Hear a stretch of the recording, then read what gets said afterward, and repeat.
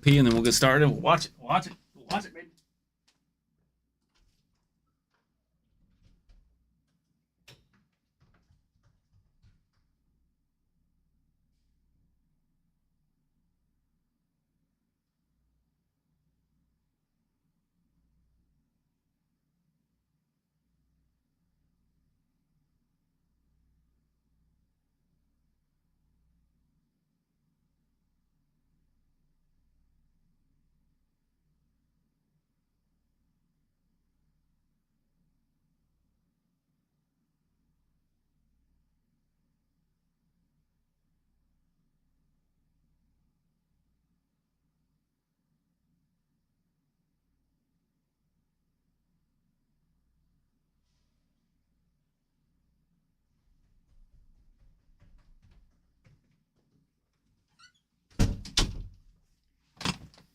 All right, 15 seconds for the ads, and then we'll start it up, baby.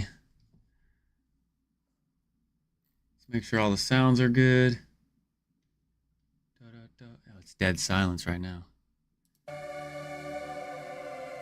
Hi, I'm Jonathan Rogers, Game Director on Path of Exile 2, and welcome to GGG Live. We have a huge amount of stuff to share today, so it's going to be a good one. Twitch drops are enabled on today's livestream, so you'll be able to claim the Red Queen's font hideout decoration by following the instructions below. Okay, so with that out of the way, time to roll the trailer for Path of Exile 2, Return of the Ancients. Those in darkness,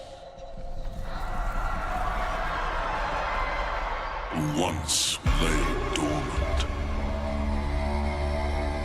now return.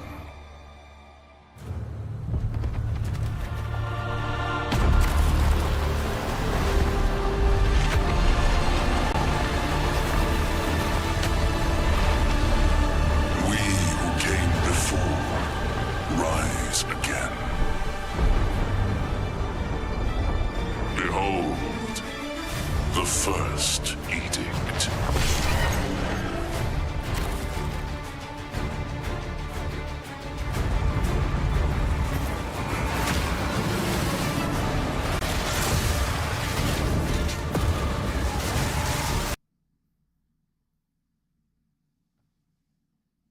Hello? The mechanic of delirium has been overhauled and expanded.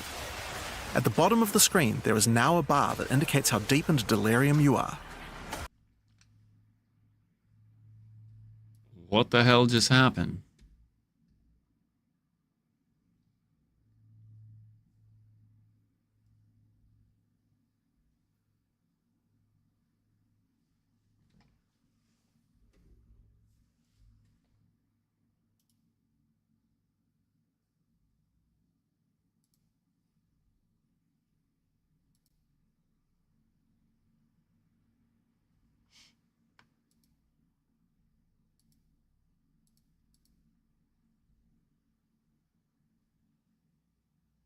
Hello?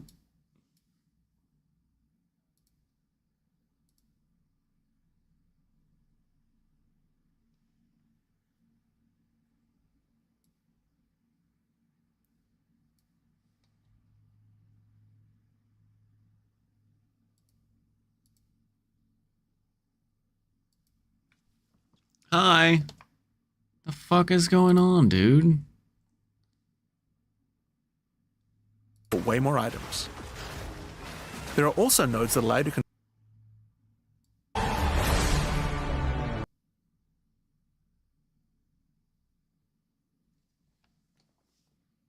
you doing, Evil Leia? Ow. The first edict. I don't know if that's me or Twitch.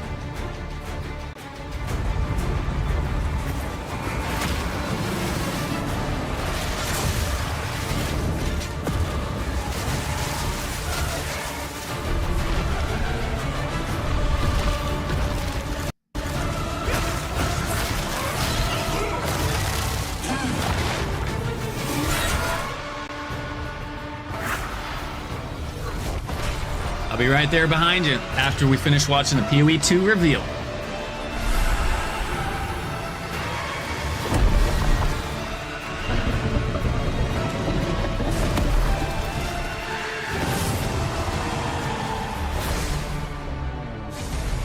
Hang on, we're gonna pause this for a second. Is it bad that I'm more excited for this to end so that I can play some D4? I mean, is that bad? Is that a bad thing? I feel like that's kind of a bad thing. Oh, Genesis Tree is coming to PoE 2. Breach reworked again. We become one.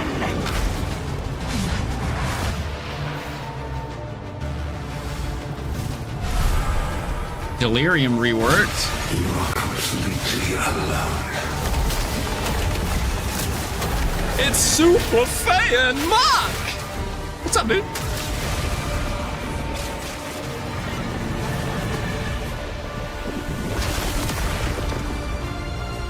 Runes of Alder.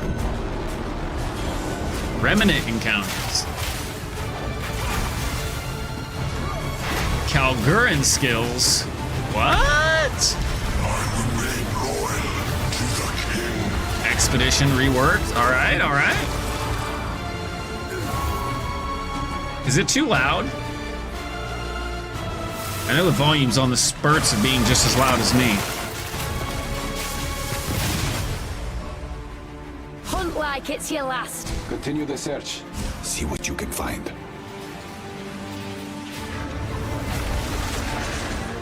Ball Temple goes core. Okay, okay. Listen, 15 new bosses and pinnacles. New Atlas passive tree. Ooh, that thing's looking pretty. New crafting systems. Spirit Walker Ascendancy. Is that for... Is that for Amazon? Martial Artist Ascendancy? That's for Monk. 40 new uniques.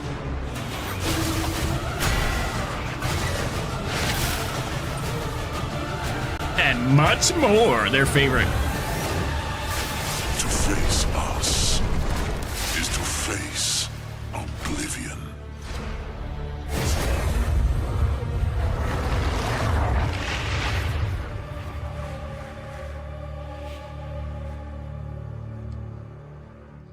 May 29th.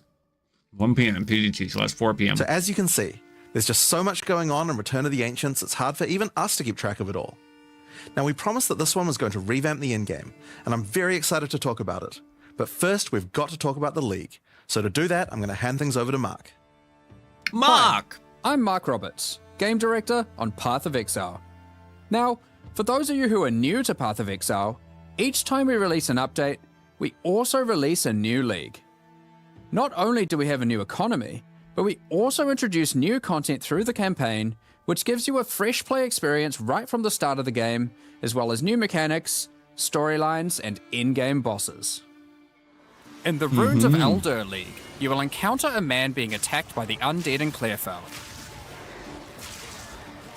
After saving him, he introduces himself as Pharaoh, a young blacksmith trying to bring back the ancient art of Ezomite runesmithing. He has been collating his discoveries in a tome and is keen to show you how runesmithing works. By inscribing symbols on these ancient Ezomite remnants, you can create all manner of old magics. Unfortunately, on doing so, the corpses of the nearby undead are revived and infused with some of the latent power, making for a difficult fight.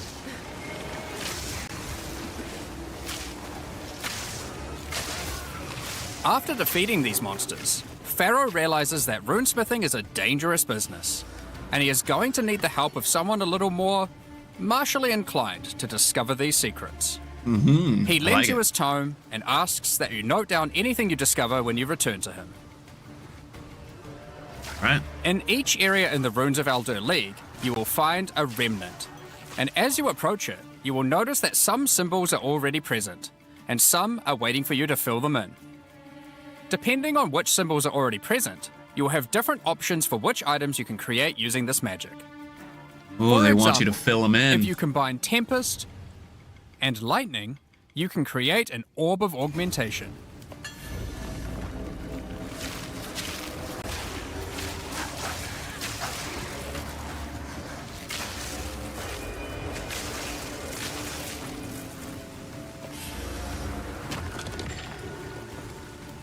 But be careful. The symbols used to craft the items also empower the monsters around the Remnant, who will be revived as undead to fight again with different properties depending on what runes you used. So, if you use a fire rune in your recipe, the monsters will be empowered with fire. Or if you use a moon rune, lunar beams will rain down as you fight the monsters.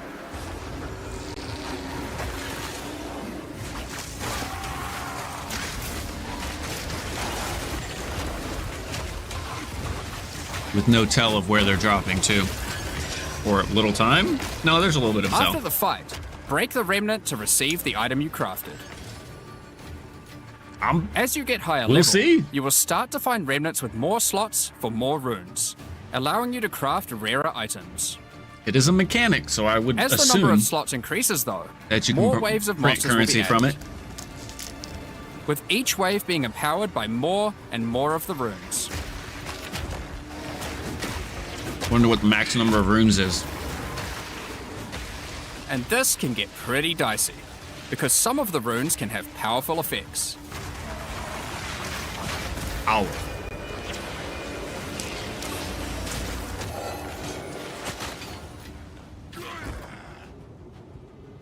Like the Oath rune, which will cause one monster to be nominated as a leader, spawning waves of minions. The leader itself will be invincible, but killing its minions will deal damage to it.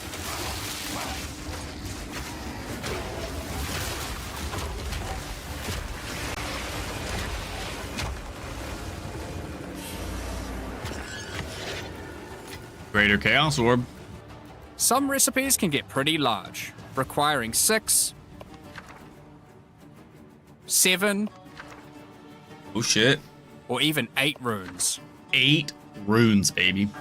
But don't worry, you won't have to remember them.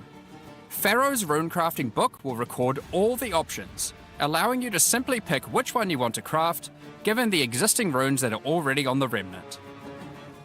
To expand your knowledge and to allow you to craft more items, Pharaoh has asked that you keep an eye out for signs of runic magic around Rayclast. He wants to document anything you find in order to rediscover the secrets of Ezomite runesmiths of old. The first of these can be found in Ogham 6-7 and reveals to you an ancient secret, buried deep underground. The runic magic which the Ezomites believe to be their own is actually of Kalguran origin. The real question is, why is 6 afraid of 7?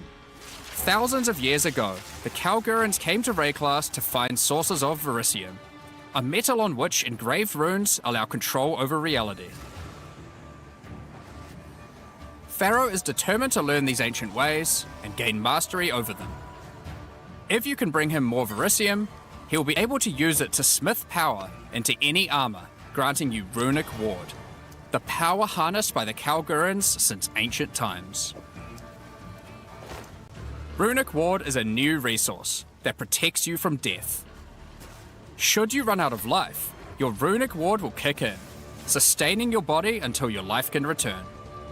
It effectively acts as an extra life pool. Of course, should you take enough damage to run out of that, you will still die.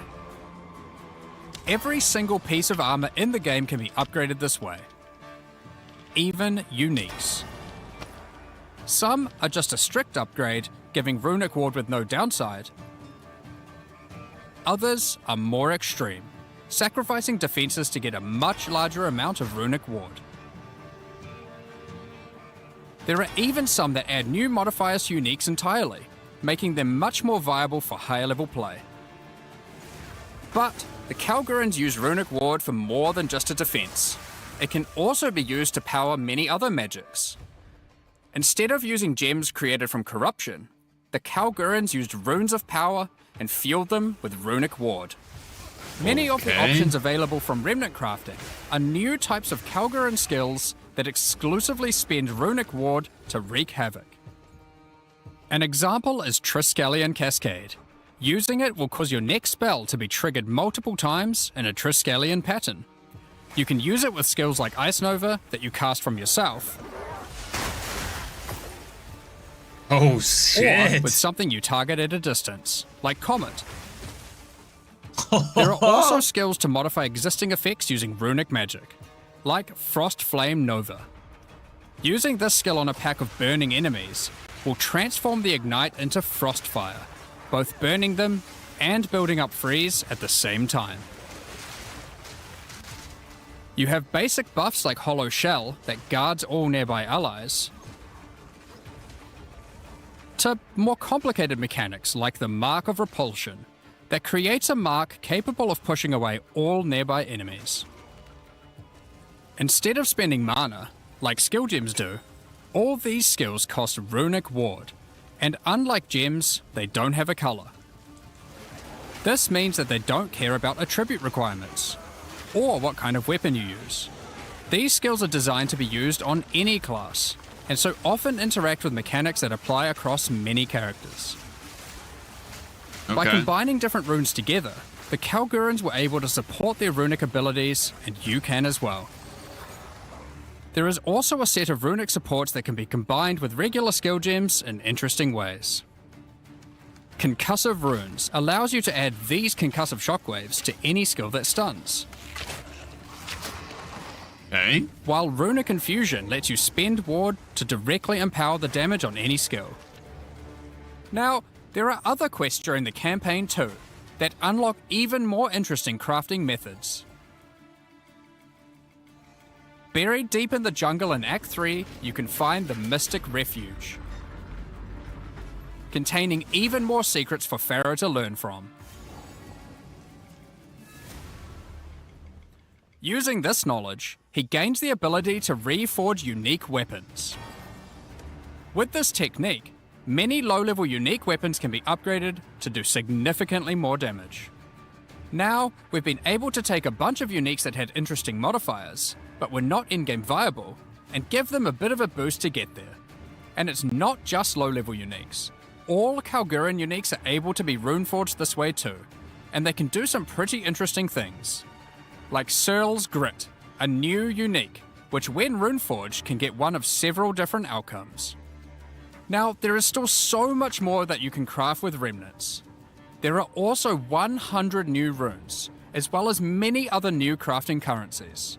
This is the runes of Eldur after all, and some of these runes have quite powerful effects. Alright, runes, For baby. example, this elemental conversion rune will convert all the existing mods on a non-unique weapon from one element to another.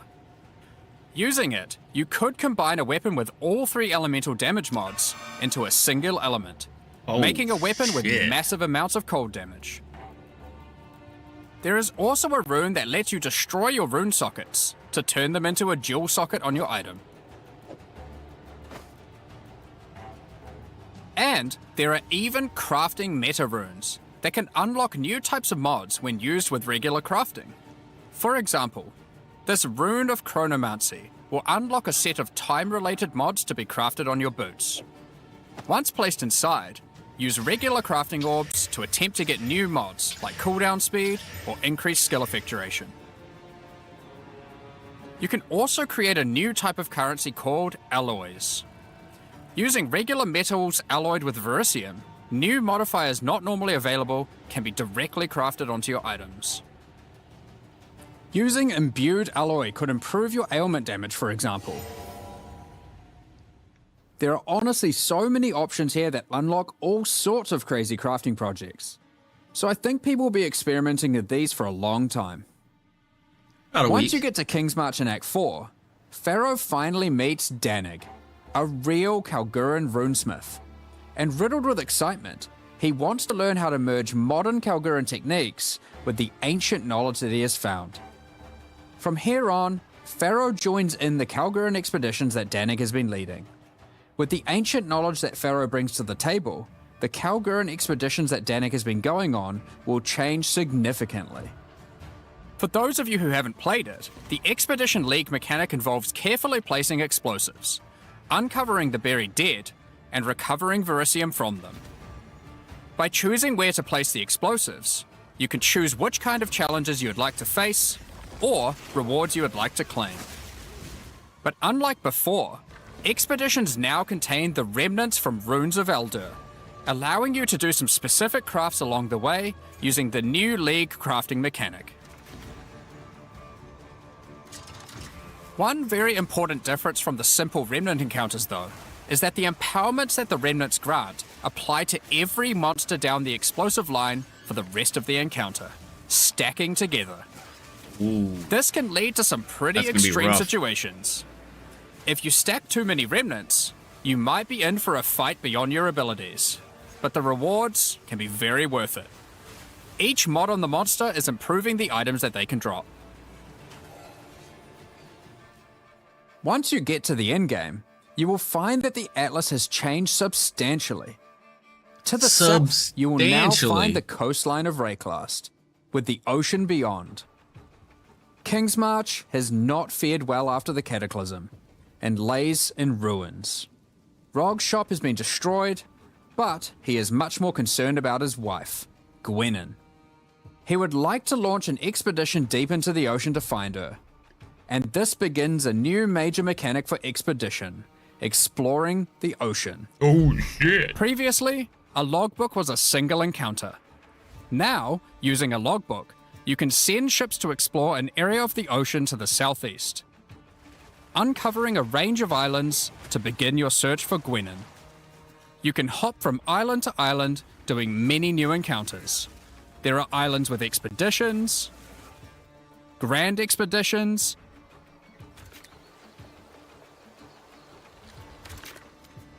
new bosses, and all sorts of other unique things to find. Eventually, you will find the island that Gwenyn has been holed up on. It turns out that she has found the tomb of an ancient Kalguran, Medved. While she appreciates you coming to her rescue, she is still keen to blow open the doors of the vault and take whatever you can find inside. We're going down a hole again. It's just a shame that Medved isn't as dead as you previously assumed. Ooh.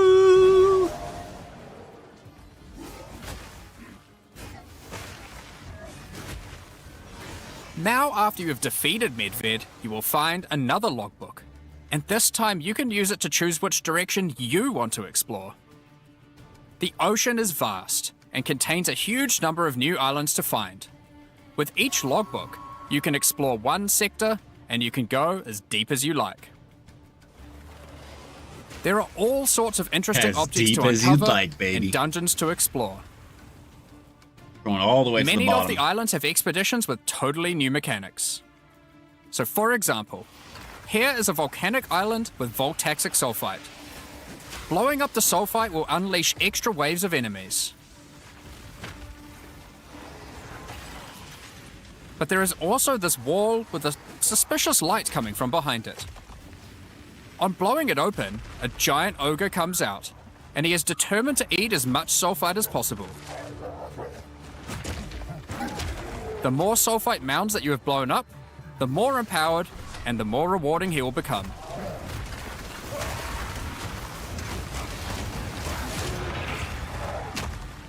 These islands contain all sorts of little secrets that you can find and blow up. Hell yeah. Free trapped wisps, blow open root doors, even raise ancient precursor technology. And of course, more bosses. There are more and further vaults to blow up, and one of them in particular is pretty important. The Tomb of Uhtred, the Star Drinker.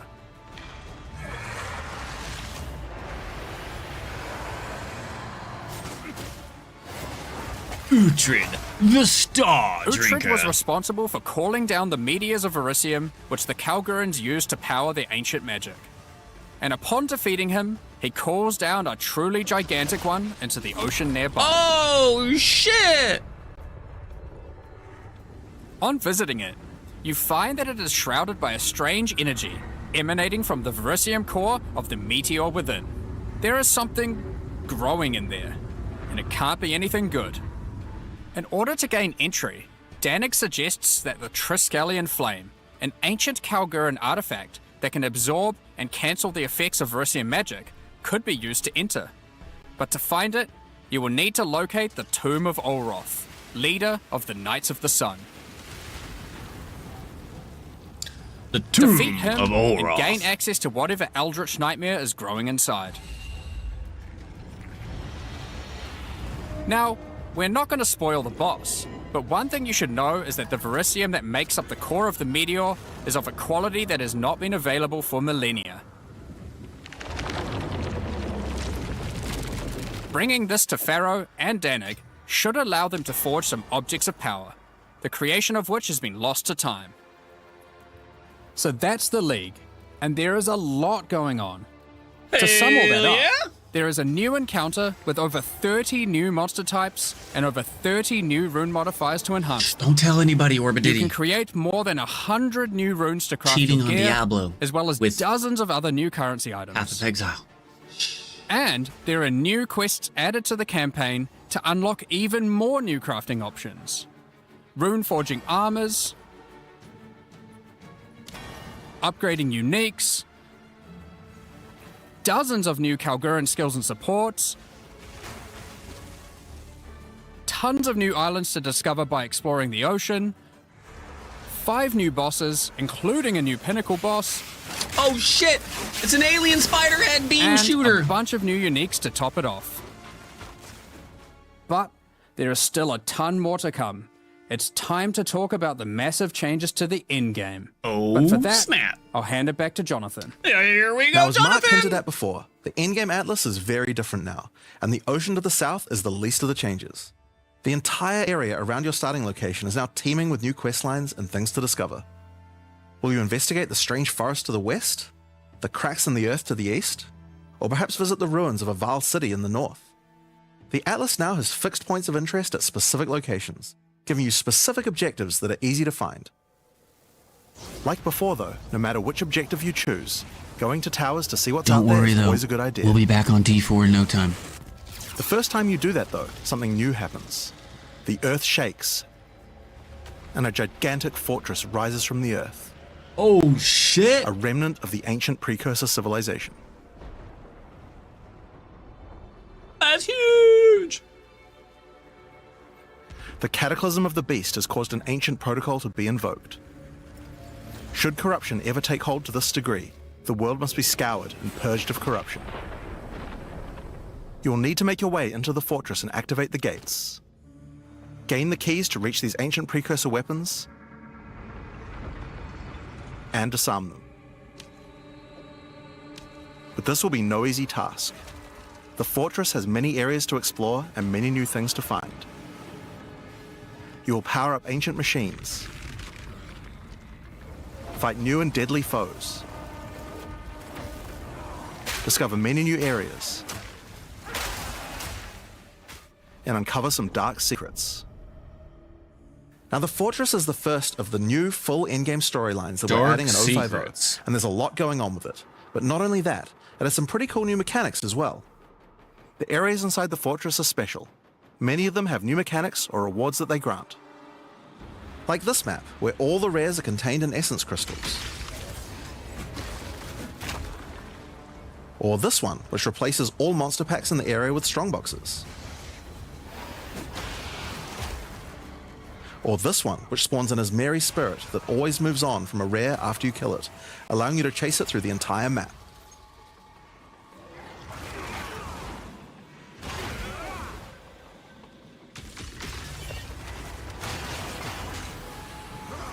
Now, just like the normal areas of the Atlas, you'll need to fight the map boss of each area to complete the map.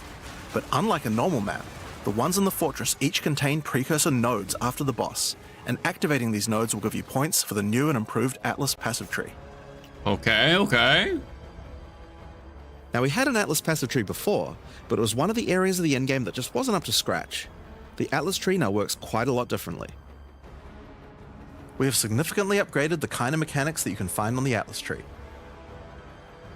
Like this one, that gives a chance to make rogue exiles you fight retreat from combat and move to an adjacent map.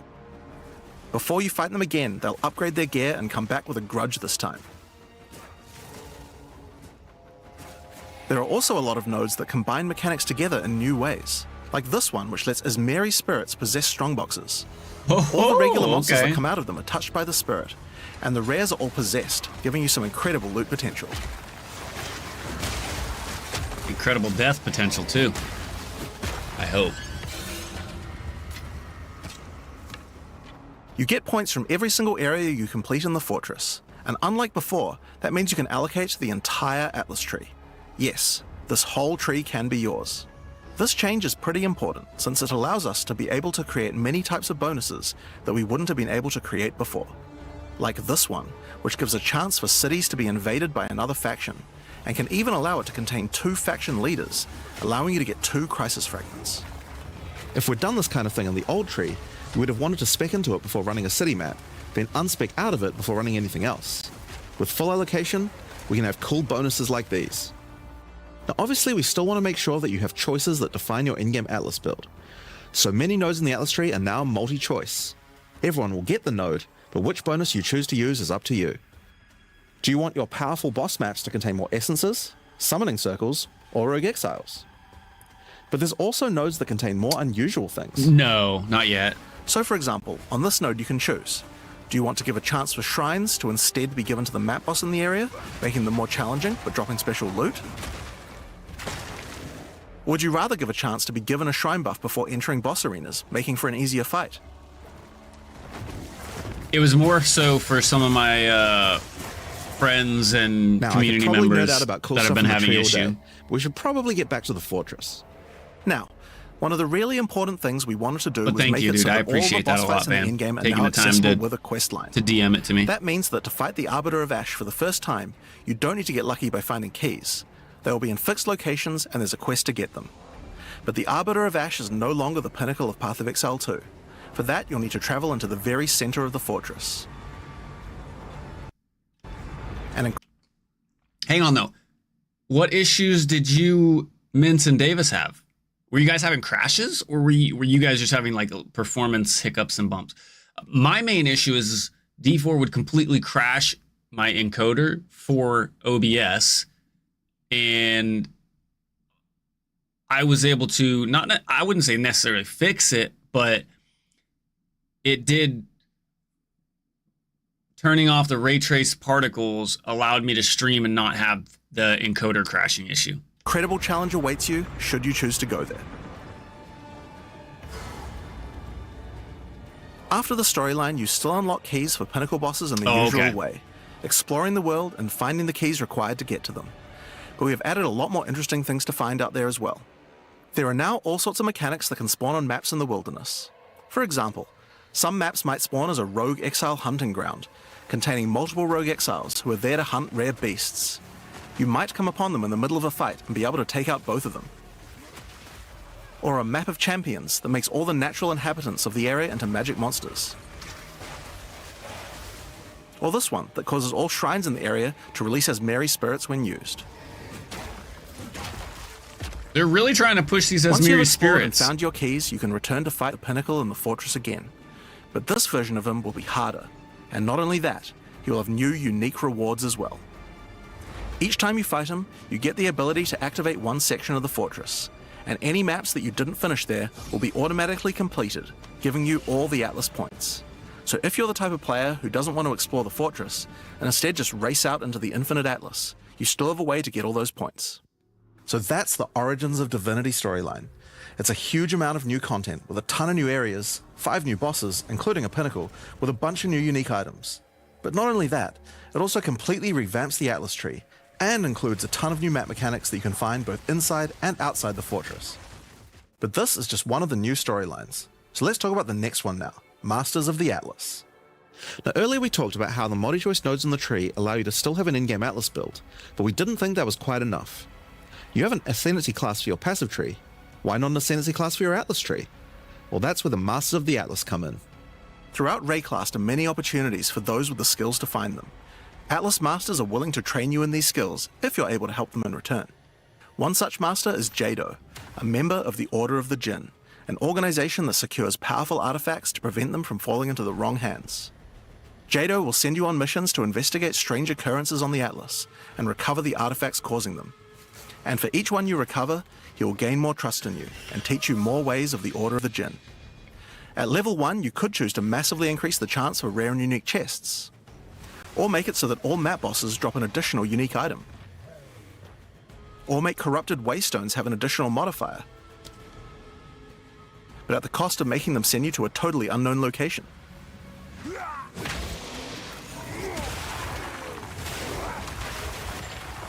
Each mission you complete for Jado will unlock another row of abilities and give you another point to allocate, letting you choose how you want to specialize.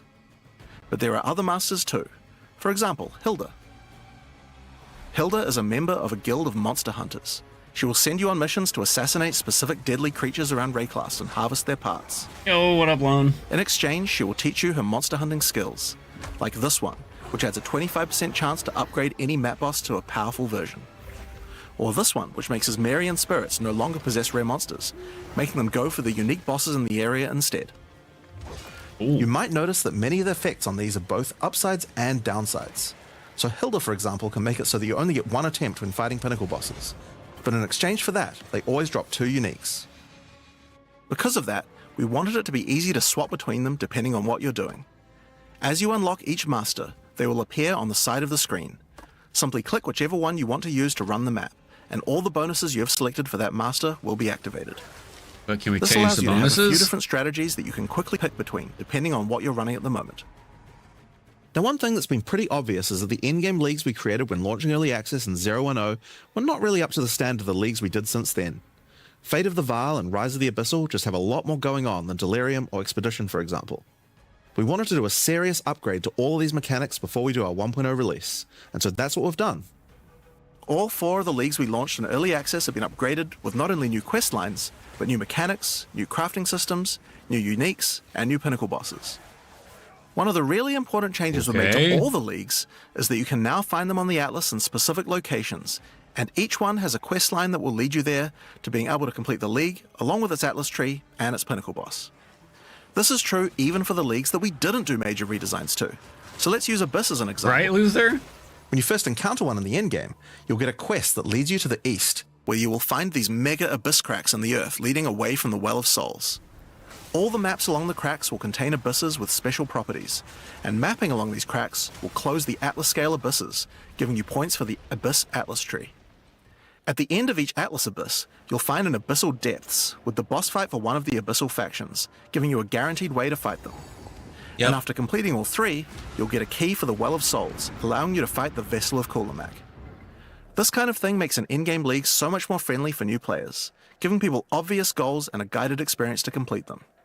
Alright, so let's talk about This the happened first in of the PoE upgraded 1 leagues, too. Delirium, and its new storyline, The Hare and the Raven. As you may remember, during Act 4 you were tricked into releasing an ancient entity from a Karui prison known as Tangmazu, the Raven Trickster. Tangmazu delights in breaking the minds of those who step through his mirrors, and when touching one, he will attempt to destroy your mind with twisted abominations generated from your worst fears. In Return of the Ancients, the first time you approach one of his Delirium encounters in the endgame, you will find Elder Maddox locked in a trance. His mind is trapped in one of Tangmazu's delusions, and you will need to free him.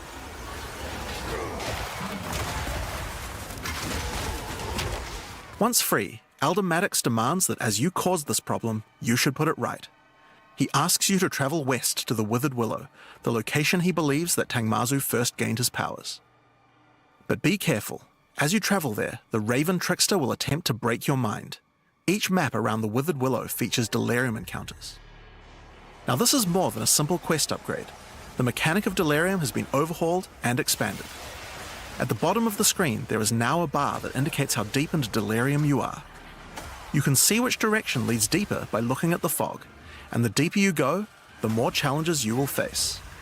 By looking at the bar, you can see how long you have until the Delirium ends. And you can also see special encounters that you will face if you're able to go deep enough into the fog. At the end of the bar is always the boss of the map, but we now have a variety of other encounters that you might find as you explore the horrors of your own mind. For example, you might encounter a purple mirror shard that when shattered will cause all the enemies to become more nightmarish. After hitting this, you'll notice the Delirium demons are enhanced, significantly more powerful, larger, and scarier in general, along with more rewards. Or should you encounter a red mirror shard, you'll be sent into the depths of your mind.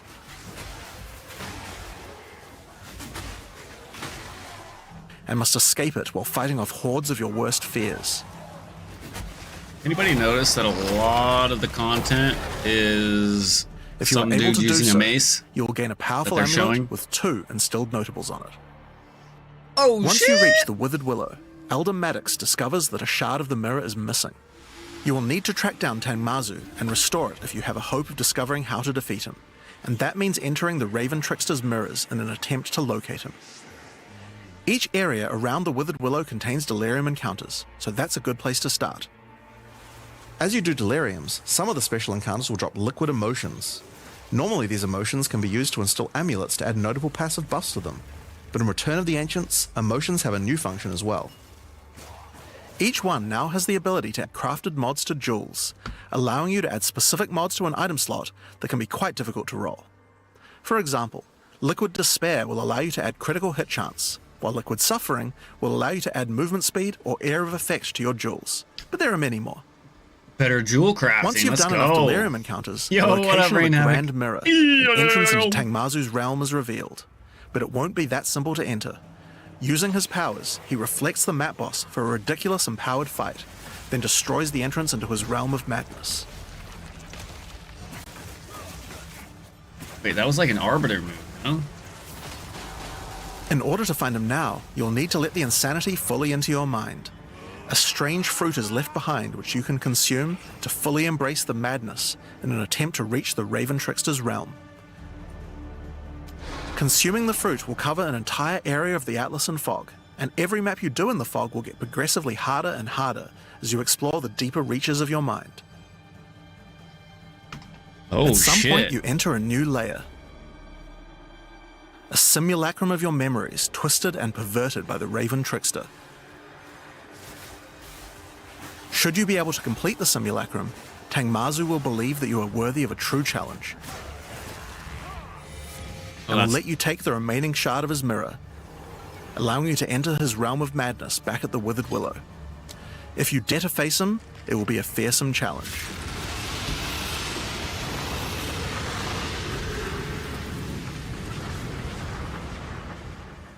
So, that's the new storyline of Delirium. As you can see, it's not only a questline, there are new mechanics, new crafting options, and new boss fights. But one question you might have is, Sweet. what happens after? Well, once you've completed the story, grand mirrors will start appearing on the Atlas sometimes after completing Delirium encounters. After doing the grand mirror, you can select where on the Atlas you want to do your fruit-induced drug trip and get another key to fight Tangmazu. But this time, the fight will be quite a bit harder, and not only that, the fight will be able to drop a bunch of new uniques that were not available in the questline version. We'll show some of those later. After doing a grand mirror, the decision of where to spread the fog can be important, because there are some potent emotions that only come from certain map bosses affected by Delirium this way. Like all emotions, they can craft special mods onto jewels, but these potent emotions can create mods that you can't get any other way. So for example, Potent Liquid Melancholy is an emotion that can only come from human bosses, and allows you to add a variety of on-hit effects. Also, you might want to try instilling amulets with these emotions. They could have some interesting effects, with some powerful notables that do not normally exist on the tree. Like Storm's Rebuke, which makes armor break boost your cold and lightning damage. But also notables from a clearly deranged mind, like Calm's Blessing. This skill allows you to ancestrally boost fire spells after using a Warcry. How about using an Ancestral Flame Blast? Now, just like before, Alright. you can also upgrade the League by getting points for a dedicated Delirium Atlas tree. But this now works in a much better way and has much cooler effects. Already 6 The maps points. in the Delirium area of the Atlas give you Delirium passive points for completing them, so it's easy to see how to progress. Some nodes will add new types of mirror shard encounters to your deliriums. What you mean, Like this Orbidity? one, which will pause the Delirium for some amount of time, allowing you to more easily get to higher depths. Or this one, which adds extra Delirium modifiers to monsters when you pick it up. There are also nodes that can add new types of drops, like this one, which modifies Simulacrum encounters to add special liquid emotions, which can craft time-lost jewels. Yeah. and nodes that apply to the Atlas mechanic. This is the reveal for the next season drop, basically the new content drop, which isn't until the 27th or 28th. So this is just the reveal of what they've done to it and what's going on, what the basically the TLDR of the new stuff. Of the League, like this one, which causes the Grand Mirror to spread delirium fog over a larger area of the Atlas, potentially containing multiple simulacrums. Appreciate that, Rain. All right, so that's the changes to delirium. The core mechanic now includes a bunch of new things to find, new monsters to Thank you, kill, Gurney. and has new mechanics on the Atlas. It also has new crafting system for jewels, 18 and over 20 months, new dude. unlockable notables for A year and a amulets. half. Not only that, but you have a new pinnacle boss what's with the a new bunch of baby's new unique name? items and a massively upgraded Atlas tree just for delirium. But there's still a lot more to come, so let's talk about Breach next. When you first do a Breach in the endgame, you will find Aelith, one of the Keepers of the Flame, an ancient order of monks dedicated to preventing the Hiveborn from Steve. entering the world. First name Steve. As you seem to be a keen slayer of demons, Last name, Aelith wait a would minute, like to boy. recruit you to the Order and asks that you travel to their monastery to the south. On the way there, you'll start to encounter more breaches, and will notice one of the first changes to the breach mechanic. You still have to kill monsters as fast as you can to keep the breach open, but now you can visibly see how much time you have left to keep it open, and how each kill extends its duration. Once you've reached the monastery, you will learn more about the Keepers. In the 25 years since the events of Keepers of the Flame in Path of Exile 1, the war with the Hiveborn has not gone well, and they have managed to establish a foothold in the world nearby. A gigantic area has fallen to the Scourge, and the Keepers are unable to get inside. Inside the monastery is the Genesis Tree, a powerful asset to the war effort, stolen from the enemy and gifted to the Keepers by the Dreamer himself. Using the tree, Aelith could create a breach stone and penetrate the Hiveborn foothold, but without Hiveblood, the tree has withered. To get Hiveblood, you will need to take advantage of another new mechanic of breach. If you can keep the otherworldly portal open for long enough, the breach will stabilize and will enter a new phase. The Hiveborn will send their toughest miscreations to defeat you, and the breach will not close until you can annihilate them, dropping Hiveblood that you can use to restore the Genesis Tree.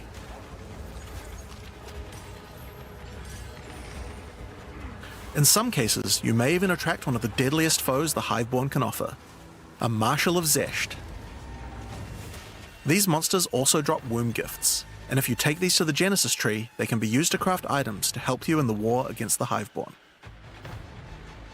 Given that 25 years have passed since the beginning of the war, the tree has grown and withered many times, but with each cycle it learns and expands its abilities.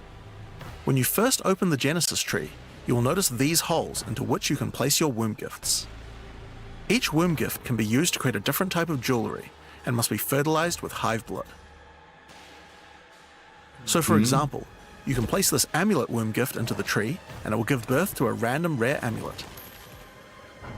But the Genesis Tree is capable of much more. As you continue to feed the tree, its branches will regenerate and allow you more and more control over what kind of items it will birth. So for example, this branch of the tree will allow you to control which base types of amulets can be birthed.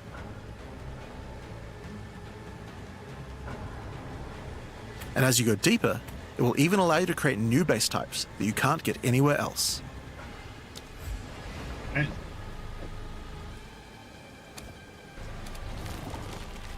Two new. Like this one, which gives you an entire spirit skill for free. Or this one, which has a rune socket in it.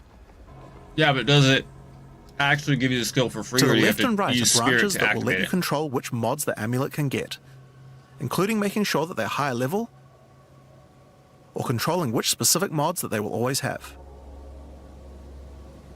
With 15 points to allocate, you will have to choose wisely how you want to specialize your crafts, but it's worth noting that this tree doesn't have any cost to respecking it. You can enable or disable the nodes at any time by clicking on them. On rings, we've also added some really interesting new crafting options as well. You have a bunch of new base types like these, but you also have entire new classes of mods that can be added. The right-hand branch of the ring tree adds an entire new set of caster mods to rings. From basics like extra elemental damage for spells, or more niche options like this mod that increases the rate you gain seals for Unleash.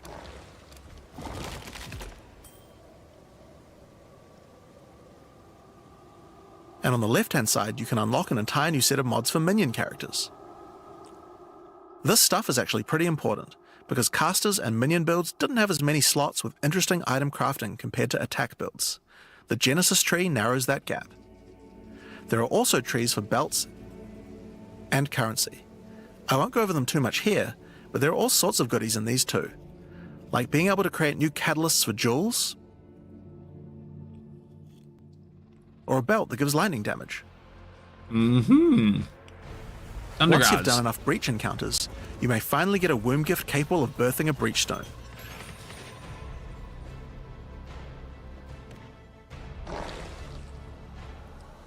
And you can then use it on the Hiveborn incursion.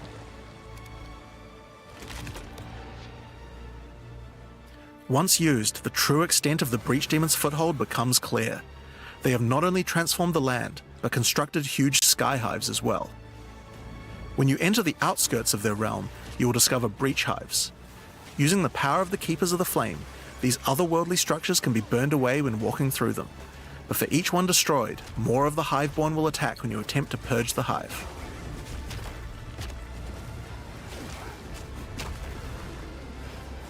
What if you take the time to clear them all out? I mean, These encounters are particularly rewarding for womb gifts, so you'll want to do as many of these as you can. Or not.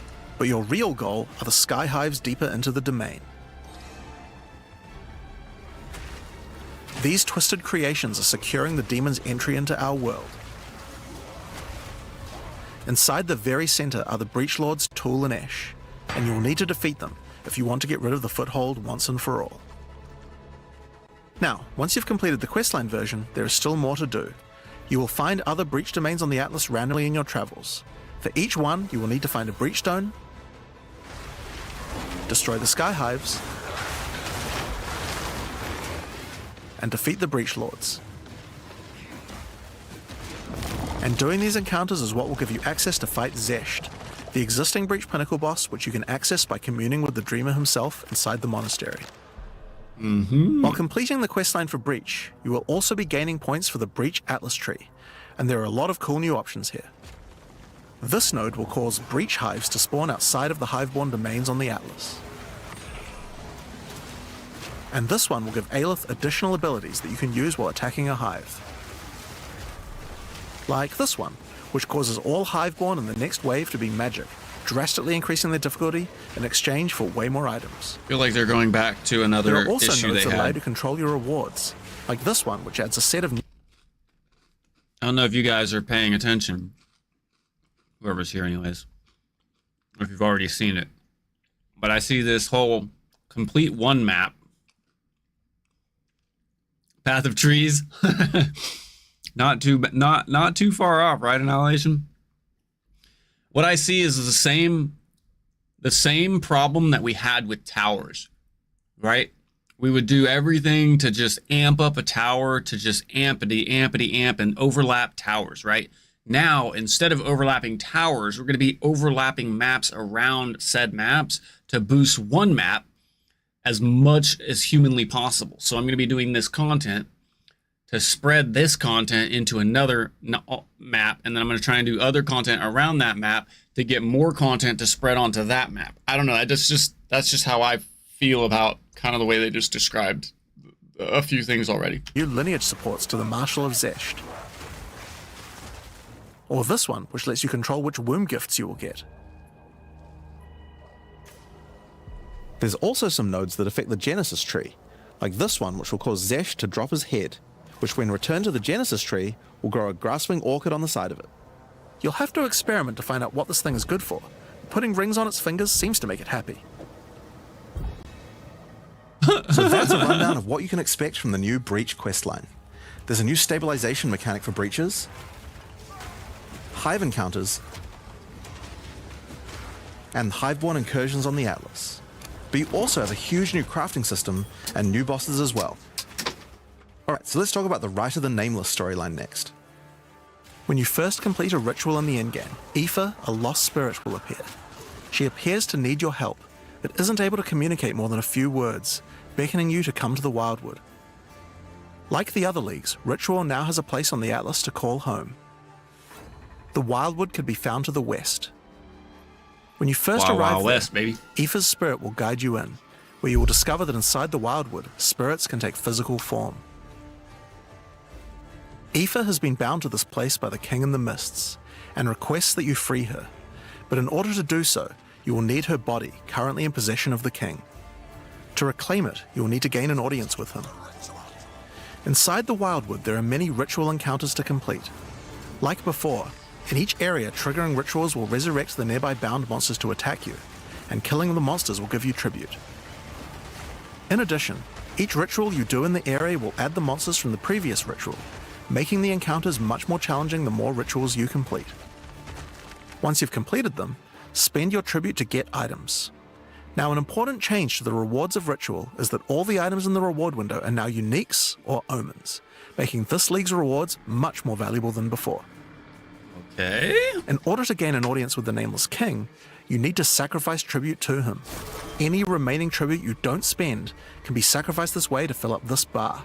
Okay. Once you have enough tribute for an audience, return to the Wildwood to divine his location with the Nameless Shrine. His location will be revealed deeper in the Wildwood, and you will need to make your way to him, kill him, and get Aoife's body. Using her body, you can attempt to release her spirit, but this is when you learn about the true threat of the League. The Wildwood is built on top of an ancient prison. The King in the Mists didn't gain his power out of nowhere. He was granted it by an ancient being of darkness known as the Bodark, and the Nameless King's use of this power has been causing the prison to weaken. In order to prevent the Bodark from entering the world, a champion will need to enter its prison and beat him back, but those with a name are unable to survive there. In order to do so, you will need to transfer your name to another with a new mechanic in the Ritual League, the Rite of the Nameless. Transfer your... The rite will begin in a nearby forest. At first, it appears to be a regular ritual encounter, but that will soon change. The final ritual of the area will include the map boss. And defeating him will give you a piece of the effigy onto which you will transfer your name. But the ritual is still not complete. Once the map boss is defeated, the atlas will open, and you will need to pick another adjacent map to continue the ritual. Yo, what up, Noodles? During the rite, each adjacent map will have different rewards to tempt you. So for example, if you go in this direction, you gain significantly more tribute. But if you go in this direction, the uniques in the reward window will turn into currency instead. You can also sometimes get offered specific items that will be added as rewards. So in this case, you'll have to choose if you want to get 5 Chaos Orbs or a Mage Blood. A difficult decision, I'm sure. Now, as this is one continuous ritual, Mage the Blood? encounters in the next map won't start from scratch. Did they contain just say all the Mage monsters that Blood? were gathered from the rituals of the previous map as well, making them harder and harder. And that includes the map boss too. You will need to defeat both map bosses in the final encounter for your next effigy piece. And it still doesn't end there. Pick another map. So are Mage Bloods just going to make your charms always active?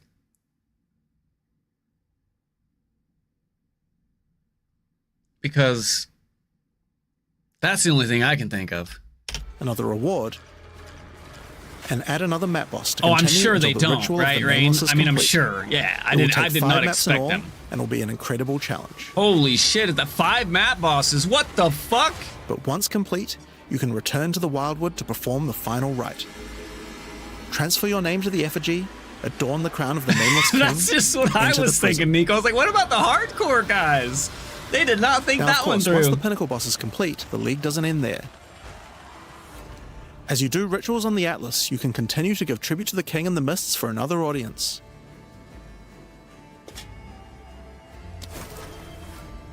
Pick another forest to begin the rite of the Nameless once more, and this time with a harder pinnacle boss and new You see unique that? items to One find. divine orb.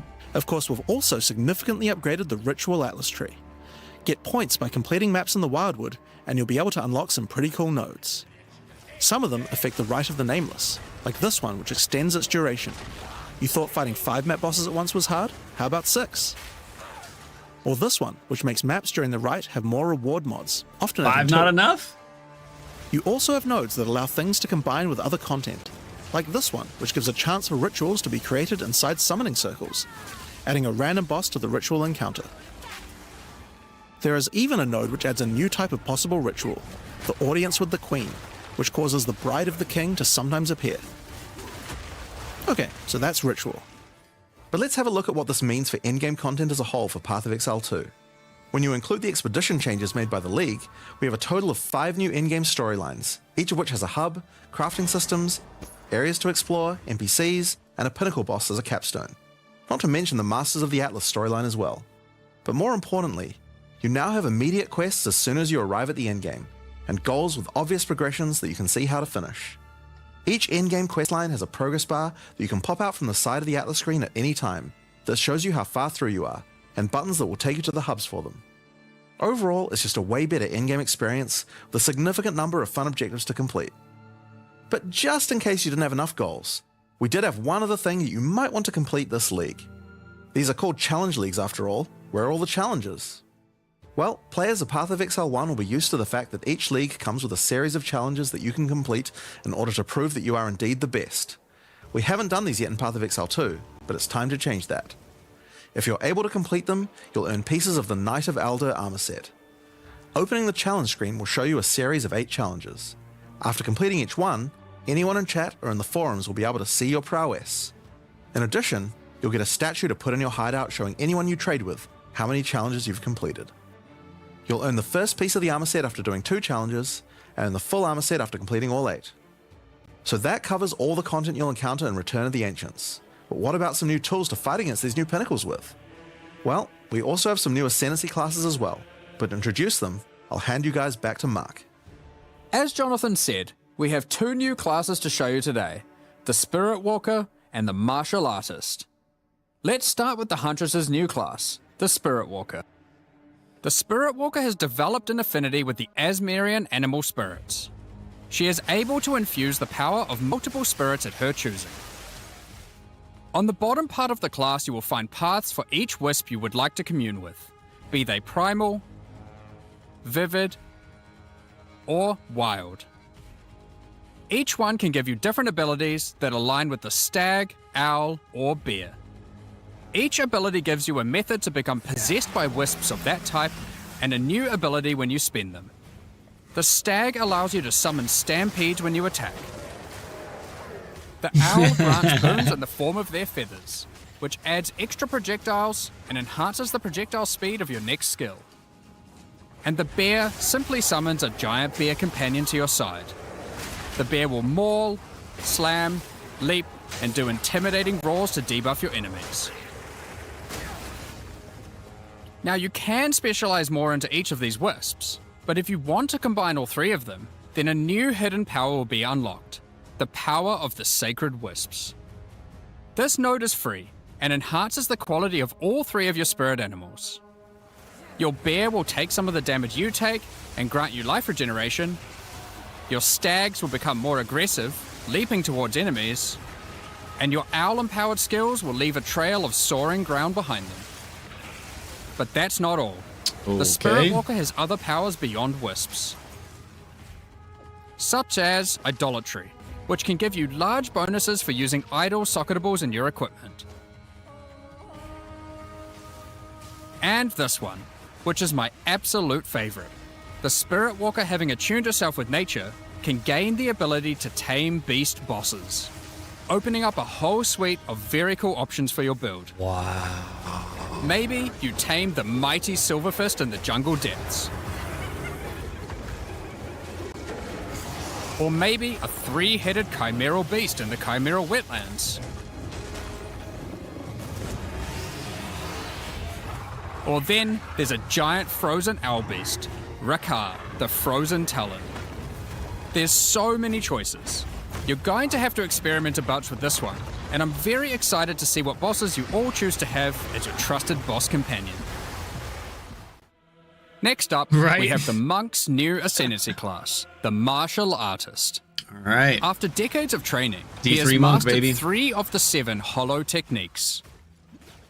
Channeling hollow form technique allows the martial artist to create illusions of himself, which Hollow then use a palm. skill of your choosing.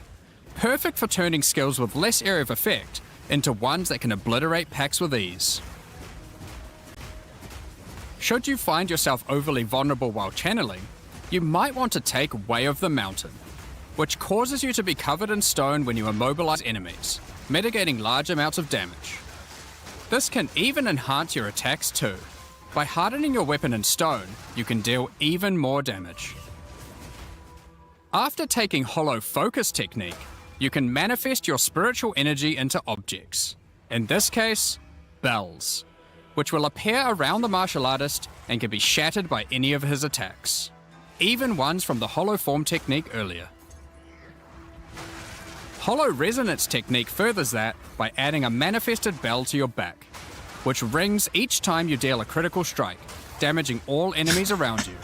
Fuck placing the bell. I'm just gonna Through all hold the it on my martial back. artist's thorough training, he has mastered the flow of internal spiritual energy too, and has engraved runic tattoos around his meridians. By doing this, he can gain the benefit of extra runes. Just open your inventory and add the runes. There is one that counts as a helmet, 2 as a body armor, 1 as gloves, and 1 as boots. Finally, your hands. The ultimate expression of a master of the martial arts. You gonna catch these hands, Taking boy? Way of the Stone Fist will cause your gloves to become a new base type when equipped. Each modifier on the original pair of gloves has an equivalent, more powerful, and more impactful modifier. For example, these gloves add some physical damage, cold damage, lightning damage, some resistances, and life gain on hit.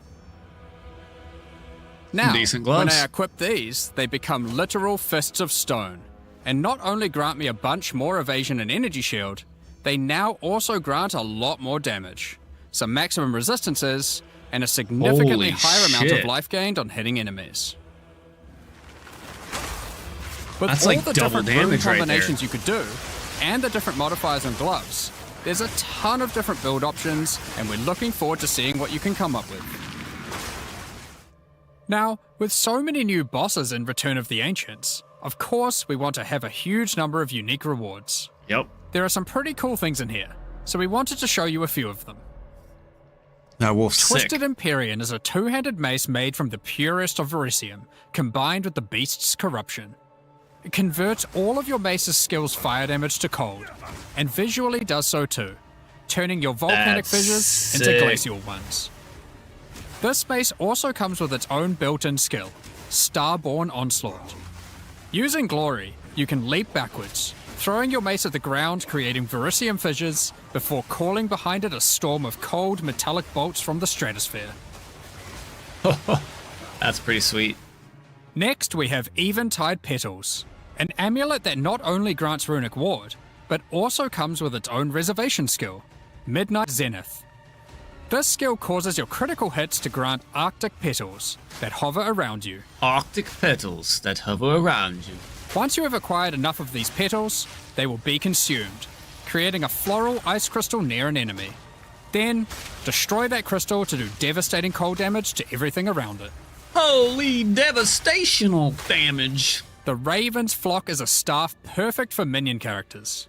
Ooh. Not only does it grant spirit reservation efficiency and minion damage, it also allows your minions to inflict grueling madness on hit, slowing enemies and making all other slows on them more powerful, for maximum crowd control. Maximize. That's not where this CC. item shines though. It grants a skill called Spiraling Yay. Conspiracy. This skill causes a flock of ravens to circle you, dealing damage over time to anything near them. Killing enemies, or just by standing near unique enemies, causes the flock to grow, getting Righteous larger fire, baby! and larger. For your PoE 1 players, Log you can in, think Righteous of this just like Fire. a raven righteous fire. That's not all, however. These ravens are also minions, so they fully scale with minion damage and come with their own command skill, Mad Flight. Well, we know what This Pox is command playing skill this causes season. your flock to create a tunnel of deathly damage between a set of illusory mirrors, obliterating anything in between.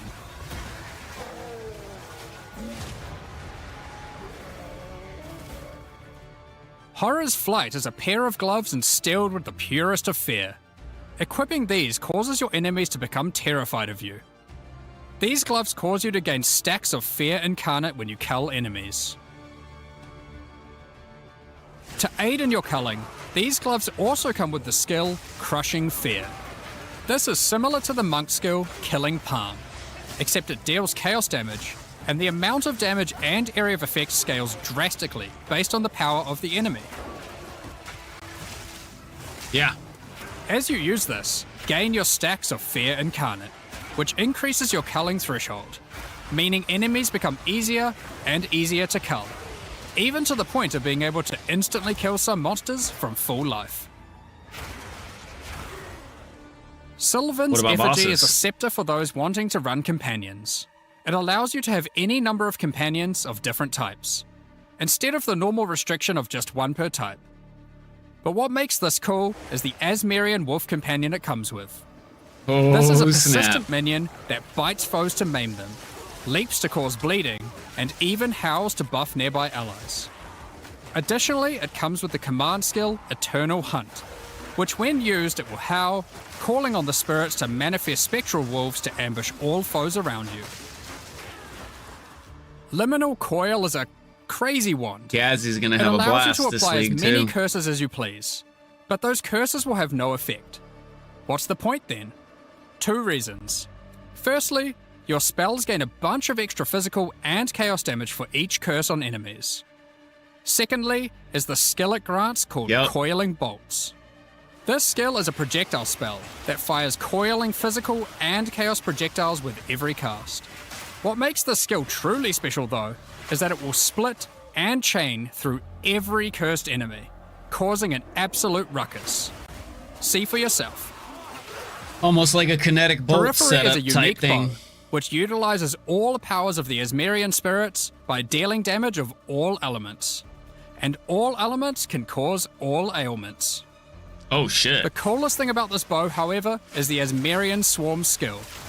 These are minions that are summoned when you kill enemies. They will pursue all nearby enemies, damaging them and inflicting a debuff on them that boosts your elemental damage even further. So how Watch many as can you we mow have? enemies down, and the swarms of Asmerian wisps aid you, melting enemies one screen at a time. This looks like one enemy at a time, not one screen. But sure. Okay, cool. The Ordained is a new spear, mastering in physical and lightning damage, with high critical strike chance too. This spear allows you to leech life not only from physical damage, Right? but lightning too. It also creates a fragment of divinity nearby periodically. What are those? Well, this spear has the skill Righteous Descent, which is an epic, divine leap, aided by angelic wings. If you use the skill when a fragment of divinity is nearby, it will become empowered, dealing significantly more damage, gaining massive area of effect, and bypassing its cooldown. Looks like When a fighting Spiritborn boss, skill. let a bunch of the fragments spawn, and then just unleash your divine havoc, obliterating them. Last, but not least, we have a new unique jewel, Voices.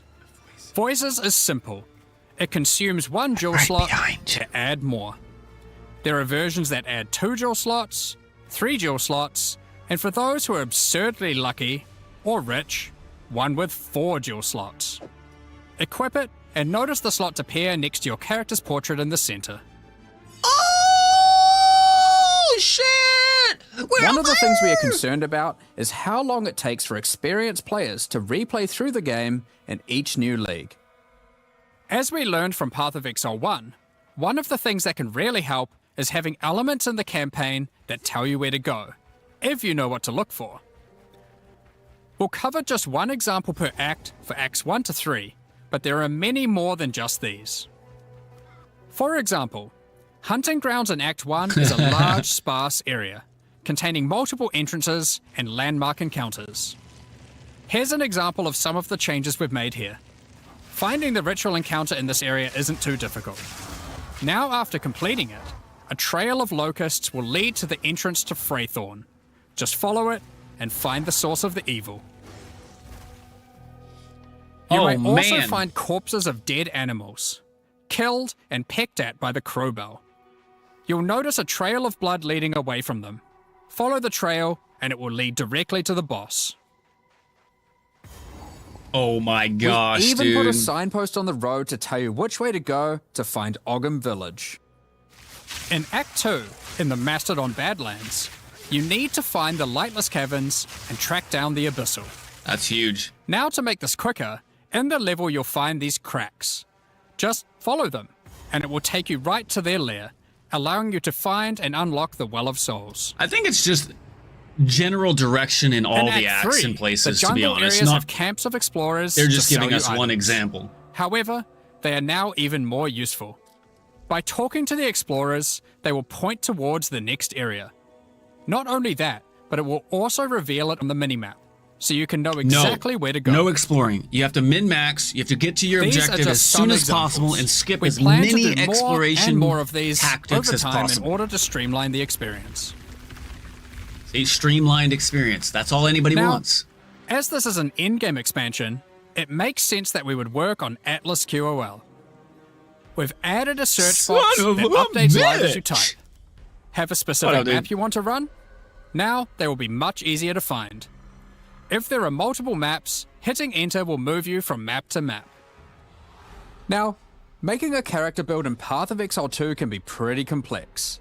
Yep. And instead of designing a build yourself, many players enjoy following online build guides. Uh-oh. We have a pretty awesome community In-game that has build built many guides? tools over the years for designing builds. But we wanted to improve the experience of following them. So, we are introducing a new build guide system directly into the game client. Here's how it works. Right, Community Grand creators Wheels? who write build guides can now create a new file format, a build file. Once downloaded, the builds appear in the in-game client, and selecting one will show you everything you need to know to make that build. So you can see all the passives you need to allocate, Damn time! ascendancy points you need to take, Log in D4, skill gems baby! you need to equip, and recommendations for all the support gems you need to use as well.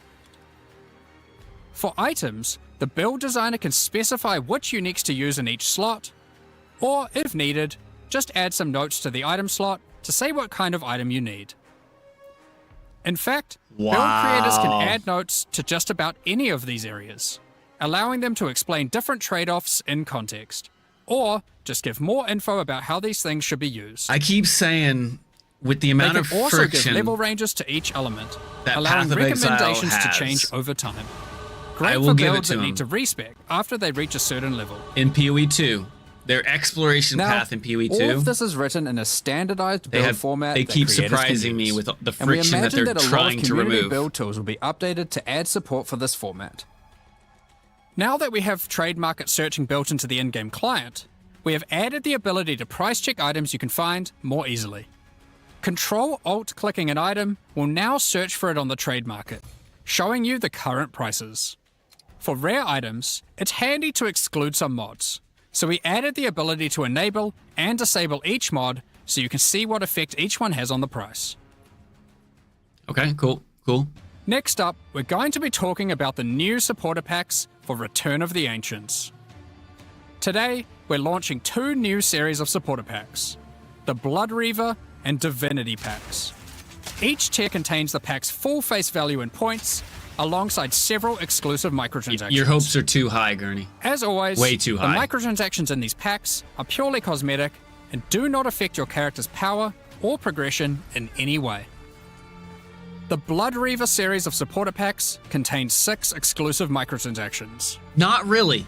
Let Not really. blood fuel You're your locked bloodshed. into one or the other. The Exsanguinator Until you weapon stop effect pushing a draws button the on blood one of or the enemies other. of slain and funnels I it into try to your toggle my weapons. mini-map in D4 while running. Turn the Nope, appearance I gotta of your stop endurance, and then toggle, frenzy, and then go back. power charges into But you're right, you orbiting can globules of blood simultaneously with the switch, Blood Reaver which charges. they should have. While your charges are active, these blood orbs will grow in size. In fact, when you I'll make you a absorb more deal. blood If they from don't nearby add it enemies. this patch, I won't There play it are all, options right? to have pure blood charges, they better be in or here. charges that still display which kind of charge they are at their core. A taste for blood doesn't negate a taste for style. The Elite Blood Reaver armor features crimson leathers and golden accents to set yourself apart from uncivilized leeches. It also features a back attachment, fashioned out of the wing of a colossal bat. Alongside every Blood Just Reaver what I is needed. their trusted gargoyle pet.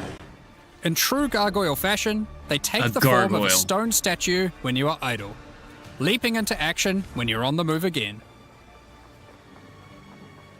What good is immortality if you don't have One a of my vast favorite mansion to TV come home to shows, at the end of the day? Gargoyles. The Eternal Blood Reaver supporter pack contains the Blood Reaver Manor Hideout.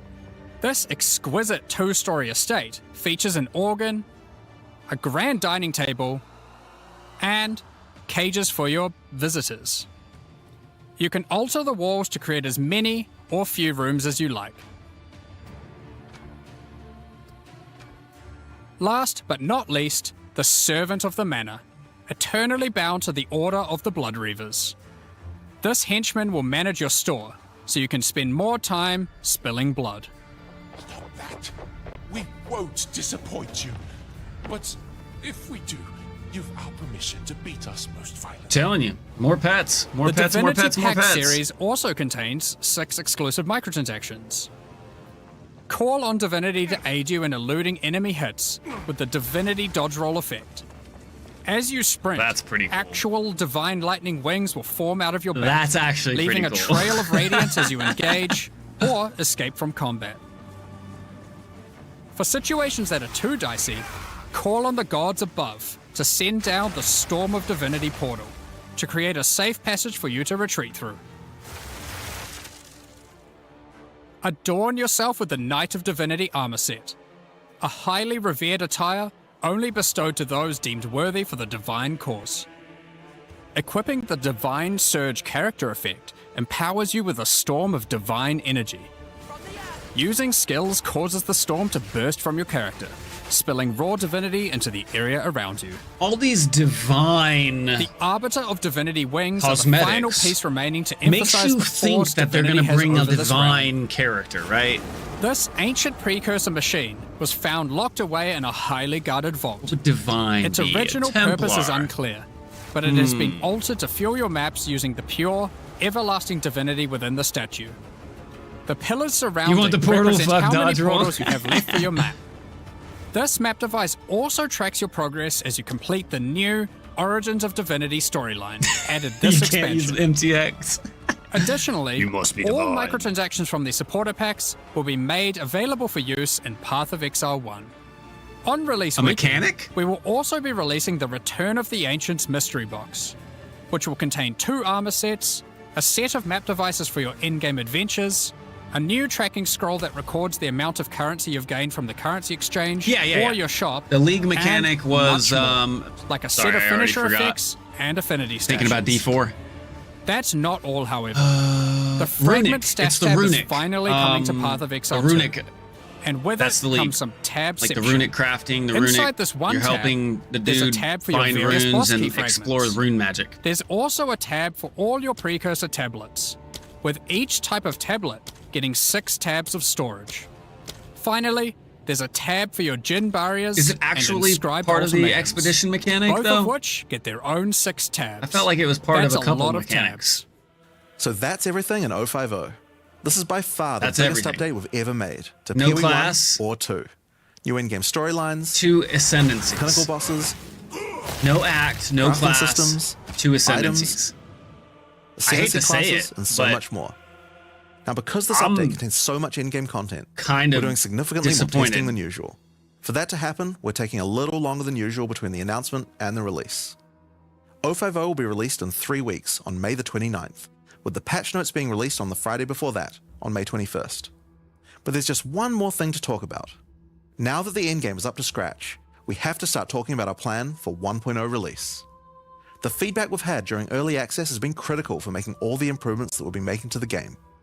At the same time, we had to create enough in-game content to make an RPG that can call itself a successor to Path of Exile 1. Well, with 050, we now believe we have Hot reached that dog point. eating And so this is content. going to be the last full-size league during early access. That's right, the next big update is going to be 1.0. Now, normally we would do our next big content release in August, but in the run-up to full release, our plans take a little longer on this one. As big as 050 is, 1.0 is even bigger.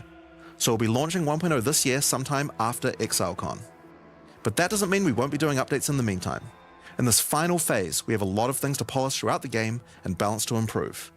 I'm sure there'll also be feedback about the new endgame that we need to incorporate too. The difference is that the focus is not going to be on adding more content like the previous updates, it's going to be on improving what we already have. But we still want to encourage people to try out all the balance changes and improvements that we're making. So we're going to be running a few event leagues during this phase alongside each update. Think remixes of existing mechanics or features. And speaking of ExileCon, don't forget to pencil it in on the weekend of November the 7th. What do you mean? in New Crafting Zealand. in PoE 2 is perfect. ExileCon is a gathering of our players, and a chance for us to showcase everything we'll be working on for both Path of Exile 1 and 2. And this one will be particularly important for us, since we finally get to unveil some of the coolest content that we've been working on for a while now with Act 5 and 6. Tickets for the in-person event are currently sold out, but don't worry, all the announcements and talks are going to be streamed online for all of you to watch. Now I'm personally so excited for this. This is the year that PoE 2 comes out. The campaign is finally finished. It's been 8 years to get here, but we're finally near the finish line. And with that, it's time to move on to our live Q&A. All right, Q&A with Ziggy D. No, thank you. All right, well, that's cool. No new class, no new act. Log in D4, baby.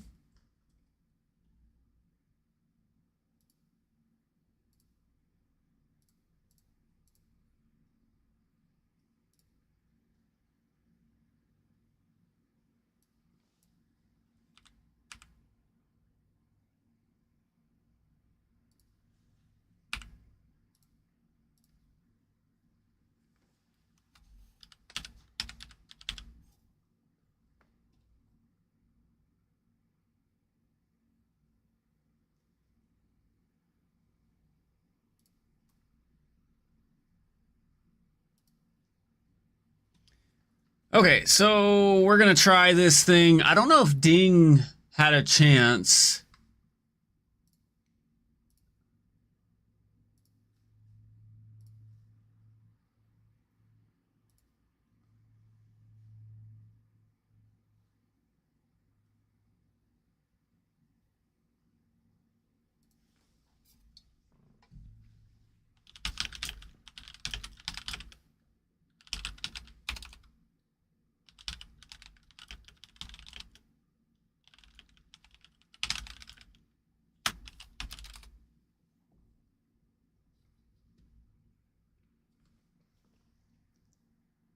Okay, well, you can't complain though, Ray. I'm not complaining by any means that there's no new class and no new act. I'm not complaining. I'm just simply saying that that's like the most requested thing from a lot of communities and internet sources that I've seen. I'm not looking for it though. That just happens to be what I see. We want Templar, we want swords, we want this, we want that, right? But in reality, there's been a lot of complaints about the end game content and mechanics, which a lot of people just don't pay attention to the whole picture because it is early access and we're testing. But I will say a lot of that shit looks real good.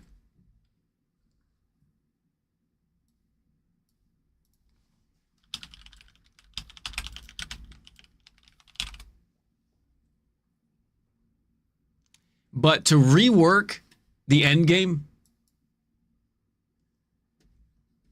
to rework the entire mechanics of the majority of your end game is going to take 6 months or more, man. So I completely understand. And that's going to give you more end game and more stuff like that a lot of people have been asking for. So I'm glad, and it is always good. A lot of games, and this is actually where I'm gonna contemplate kind of what I said. There is games that need these quality of life leagues where they don't do a ton of like additions or addings, and they rework stuff, rebalance stuff, and fix stuff. So this 6 month change of like the whole end game dynamics is good. They needed to do that, and I'm kind of glad that they did. Am I disappointed we didn't get a new class? Yeah. Am I disappointed that there's no new act? Yeah.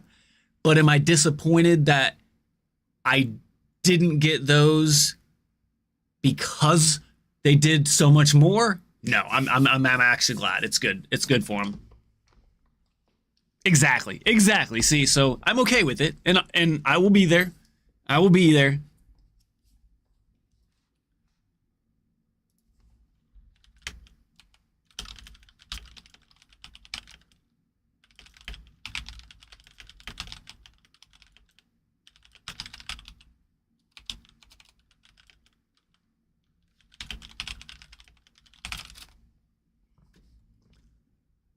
So we're going to do one thing real quick before we launch the game up.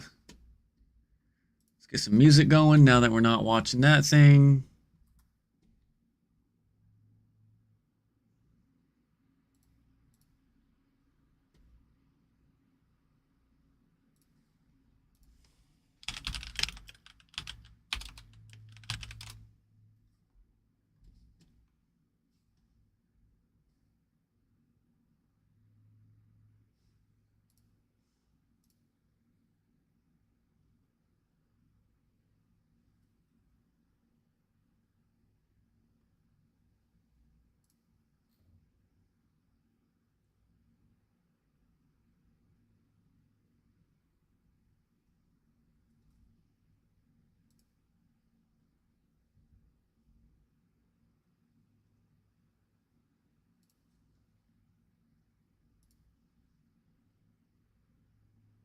Bam, bam, bam, bam, bam, bam, wham, bam. Thank you, ma'am.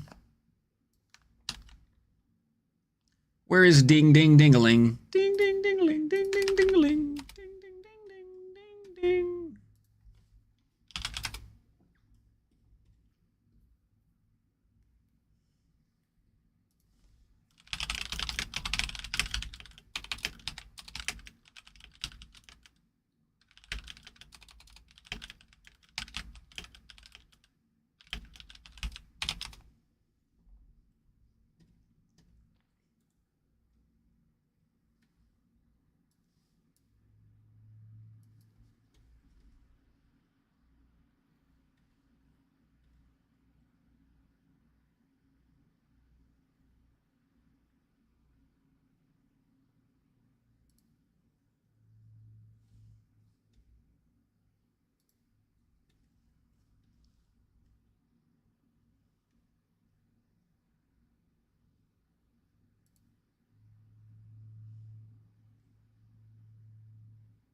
Oh,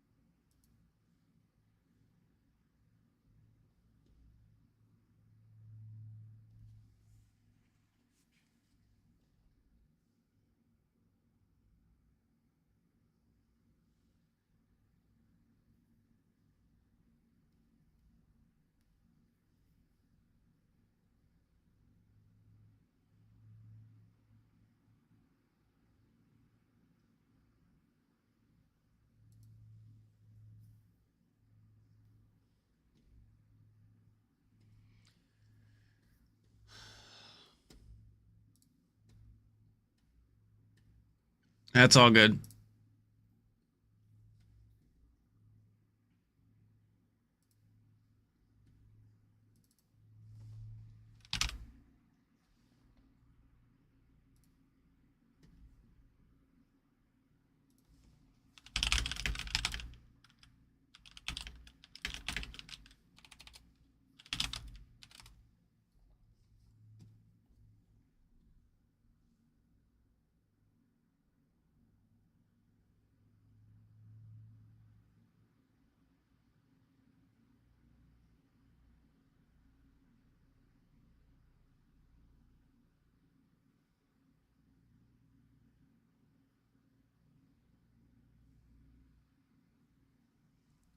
Did I?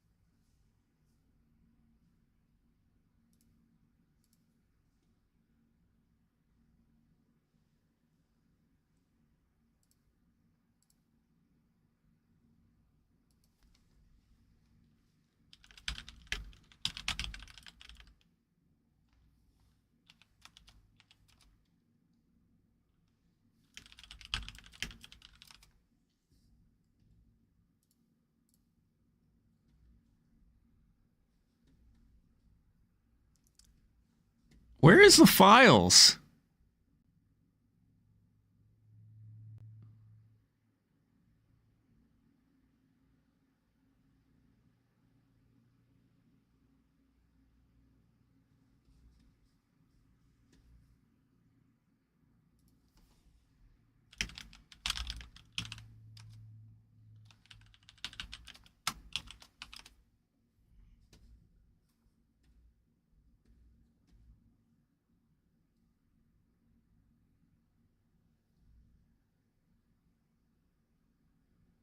Am I missing something?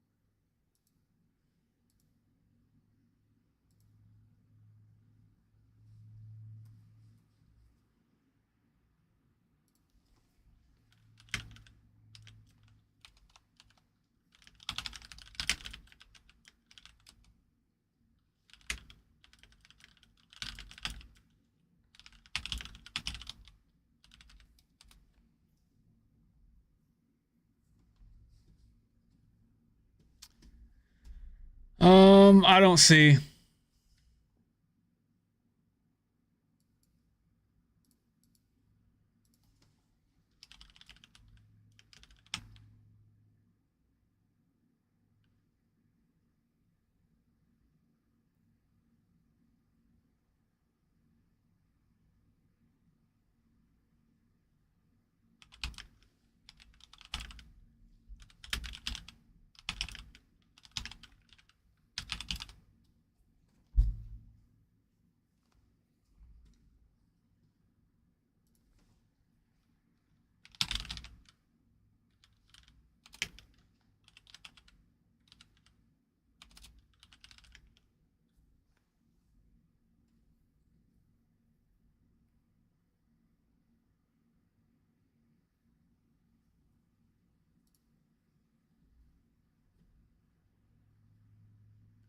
My documents.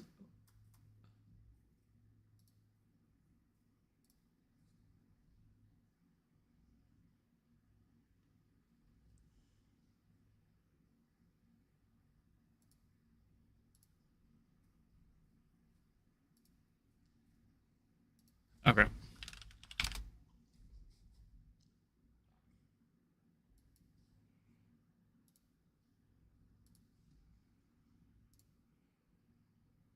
All right. My documents. Diablo 4. Edit in Notepad. Okay, so we're gonna make a short, real quick video. If you get, yo, what up, Jason's dad? We're gonna get ready to build, but here's an issue that if you're having issues with D4 streaming and all that good stuff, or not streaming.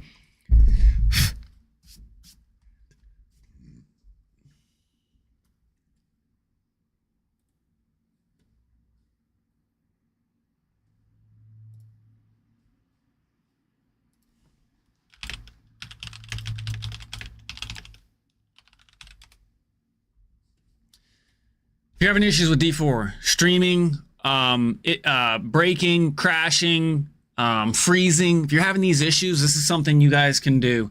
And I'm gonna clip this for anybody that asks.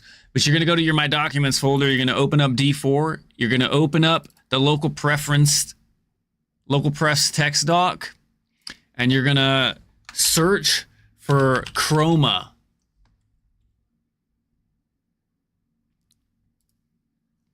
And you're going to go right here to this line right here. Disable chroma effects.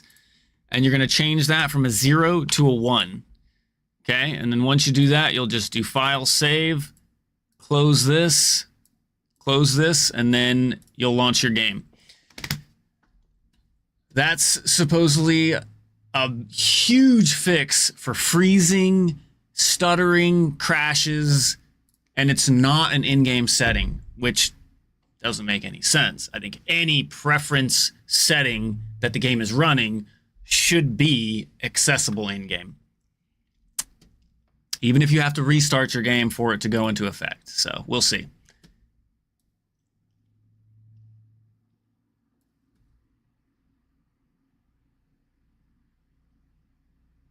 So, I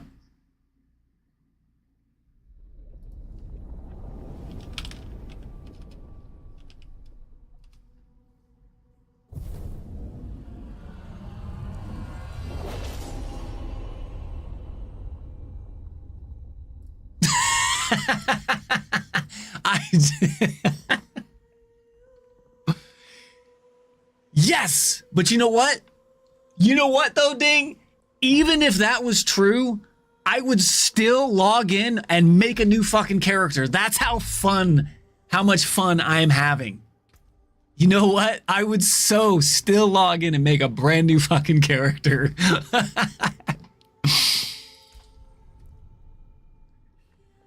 I think, yeah, that fixed Davis's issue, that fixed Mince Media's issue, that fixed Bam's issue. So if anybody knows anybody having those issues, spread the knowledge. In fact,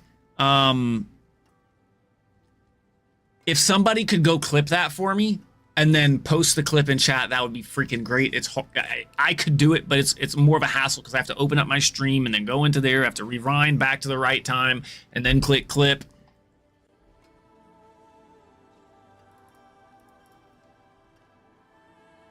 But I can do it if nobody else. Yo, what up, Aries? Aries Gaming. Welcome in, dude. All right. Where are we at? We got game capture. Where's the music? How come it never started? I'm so sorry, guys.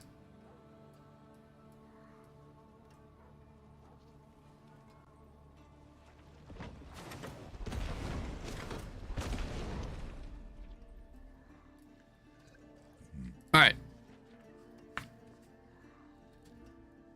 All right. I'm going to go grab my pancakes and bacon real quick, and then we're going to get to cooking all the pieces for this build together and see really, truly how OP it is.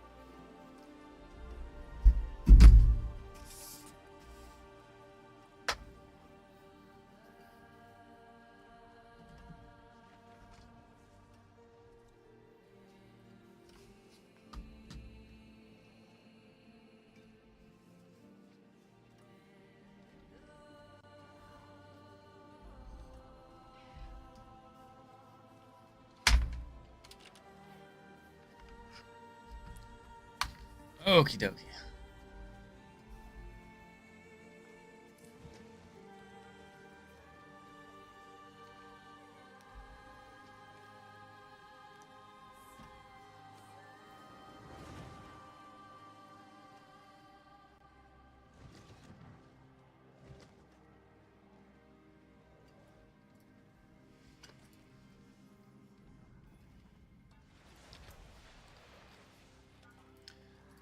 Okay, so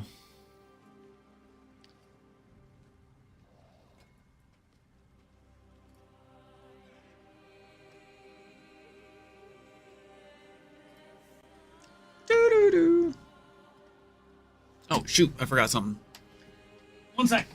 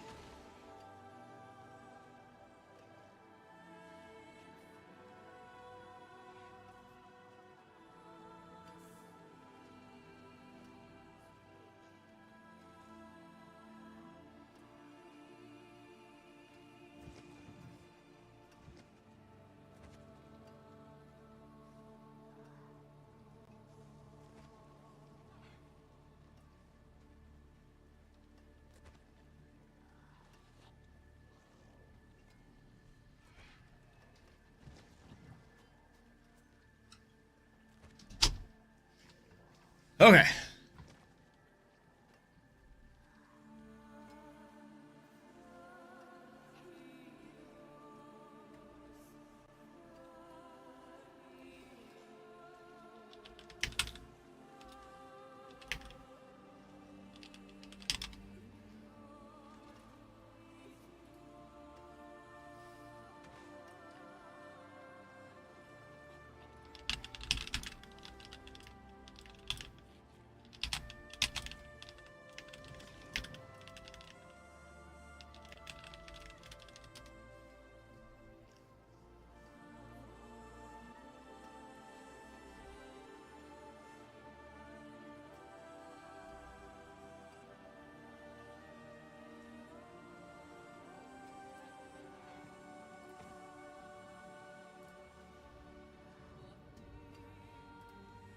Do I have another Air of Perdition?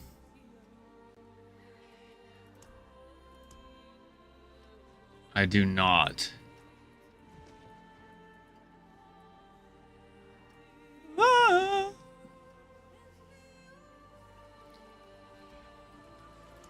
Okay, so.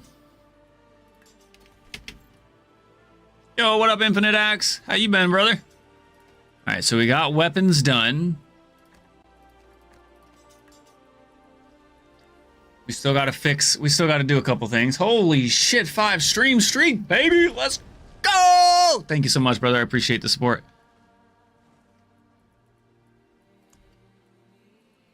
Do we even have a pair? Do we? Oh, it's the Shroud of False Death. No, so we might need to go farm for those pants first. You did a thing? Uh-oh. Yo, what up, Kelly Soul? How you doing, bro?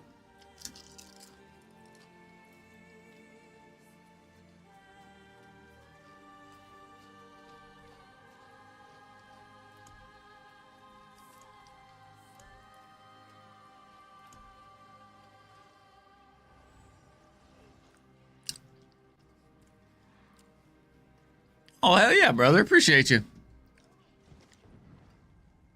In a 2-man so far. T10 Mephisto, yeah?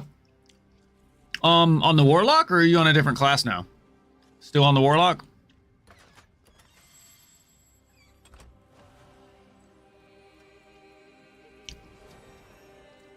Okay, so we're going to have to utilize this Air of Perdition for now. Which is fine. That's fine, no big deal.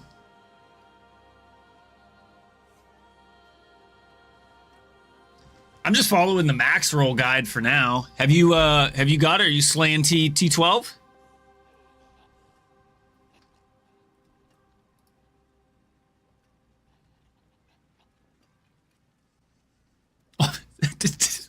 I don't even have all the parts yet. I'm literally building it right now as we speak. I was running, I am running Dance of Knives right now.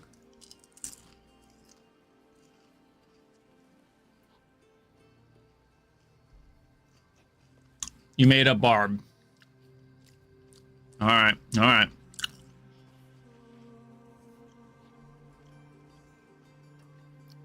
Yay!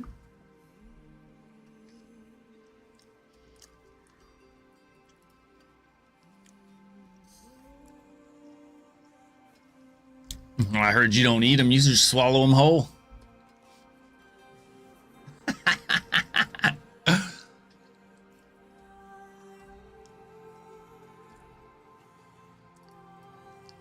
Chicken wings. Okay, so this actually calls for a chess piece. So we'll probably, what is it? Max life? This should be relatively easy to craft. Although having multiple defensive things, we...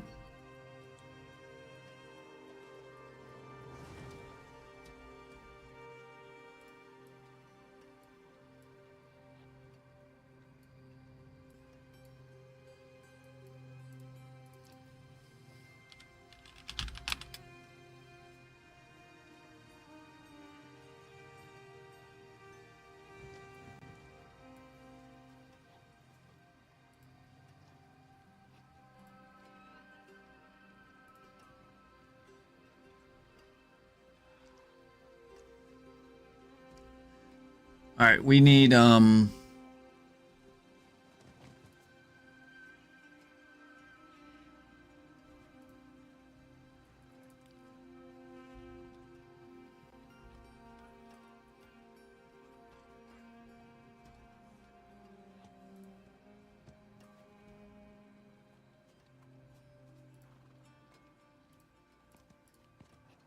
there we go.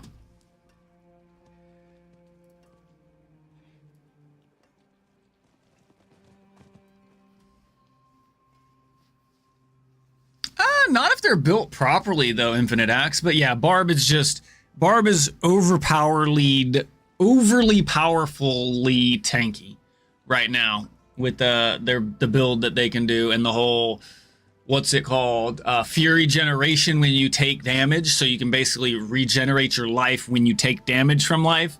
So yeah, it's great. They need to do something with that, in my opinion.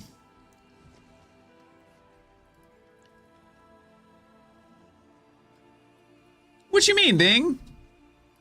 I can hear you, bro.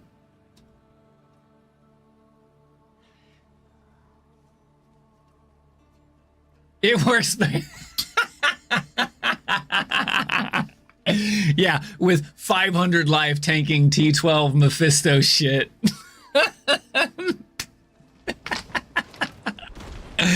Oh, you fucker. Got him!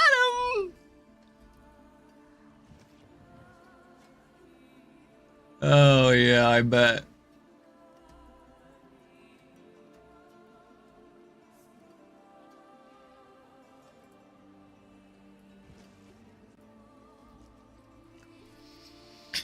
Do we attempt to brick this GA for my build? Do we have any more rares? Wait. Okay, we'll just take it. We'll take it. Craft that. Okay, so we got helm, chest. So we need gloves. Do we have gloves over here? I think I saw some gloves here. Poison damage multiplier, crit dex cooldown. I think I want crit vuln crit all damage multiplier. Crit vuln crit all. Crit vuln crit. Yeah, I'm not gonna use 3 GAs for that. Do we have another pair? Crit all. Oh, this one has all. We can potentially use those. Do we have another pair of gloves? Crit. This has crit vuln, but low crit. This has crit. Wait, is it crit vuln crit? Yeah, crit trance, crit damage, vuln all damage.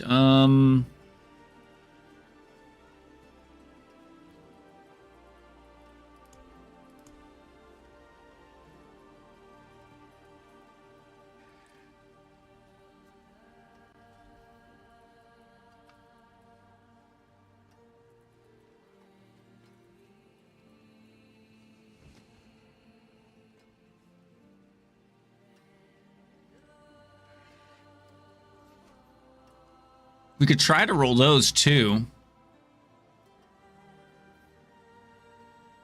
But that's got armor on it.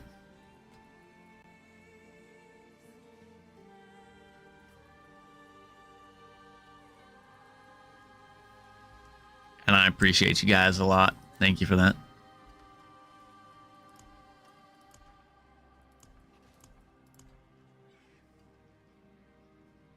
Lies.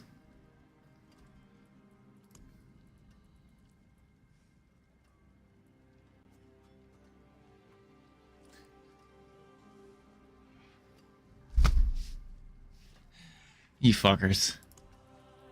Okay,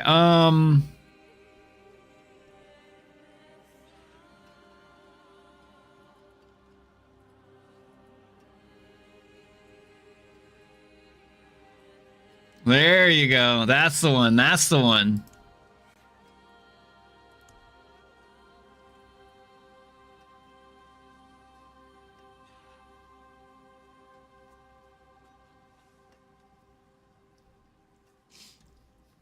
Okay, so this has crit and vuln. We might craft on those two. That has crit and all. We'd have to get rid of attack speed, which can be pretty hard. And okay, so Bobby, what are you doing? Keep your money. Keep your monies. Sheesh. Thank you, dude. I appreciate that. I really do.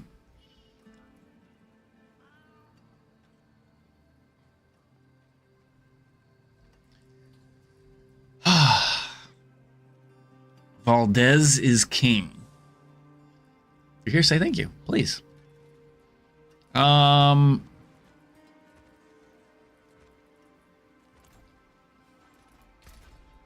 right, let's start with this. Let's add an affix. I think we have to. This is kind of where we just get. What the hell, rat hats? Why are you guys crazy? Thank you so much. Thank you for the gifted sub to Cronut15. I appreciate you guys. I'm working on getting the gear together to run.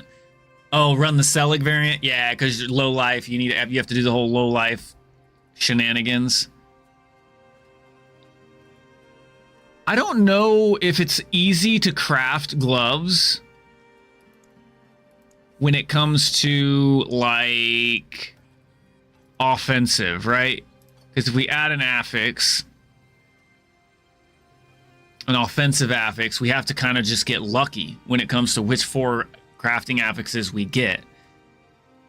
Or am I just oblivious to a better way of crafting these things? See, we got attack speed.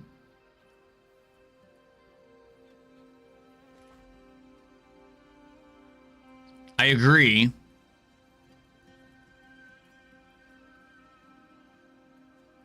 So all I can really do is literally just hit this button and see if I get what I wanted, right? And then we can just do what, a chaotic reroll and take the chance of not rolling off. See, I don't think we can use any of these, right? Yeah, so that's unfortunate that like crafting a 4 mod. Show you what, Infinite Axe. Well, it's 4 attacks, so like the only thing you can do is a chaotic reroll and hope to not hit all damage multiplier. There's no way to craft 4 offensive. You technically only need 3. I'm listening.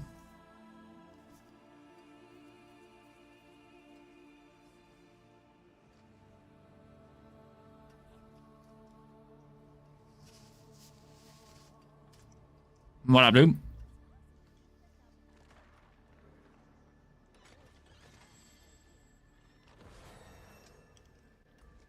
I mean, it would be nice, but it's not critical at this point.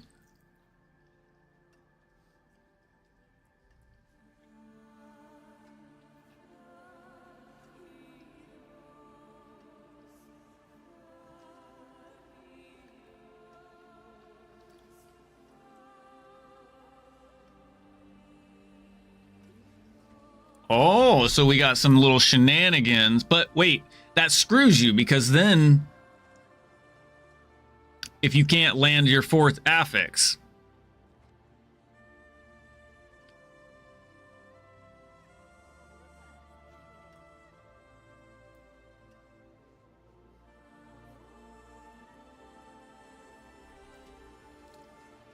So you just have to pray RNG.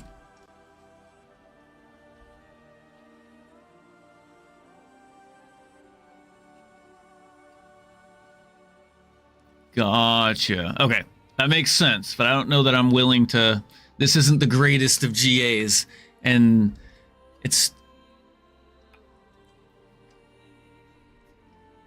Yeah, 100%, 100%. Yes, yes. Thank you. Now I know. That's awesome. That's awesome. You can lock it with the occultist, but you just don't actually change it, so you keep the GA roll. Gotcha. Nice, because it's not going to change whatever the occulted affix is. That makes sense. Thank you.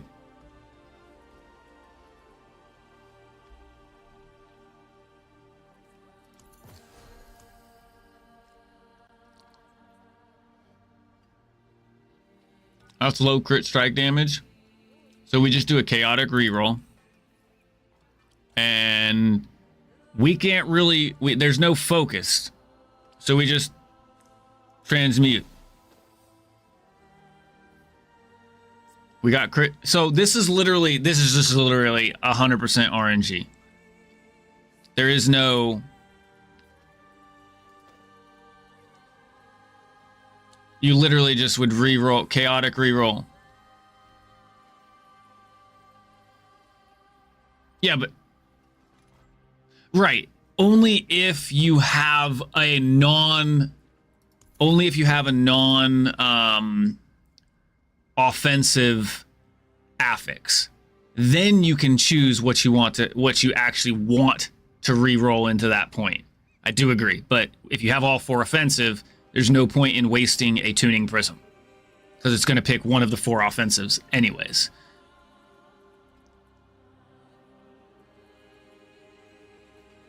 So we just pray that we don't hit the GA, which we...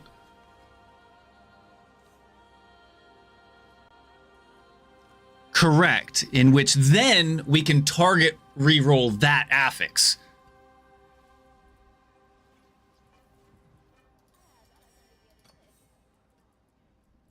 See, like now we can target cooldown, but when it has all 4, we don't use a tuning prism to...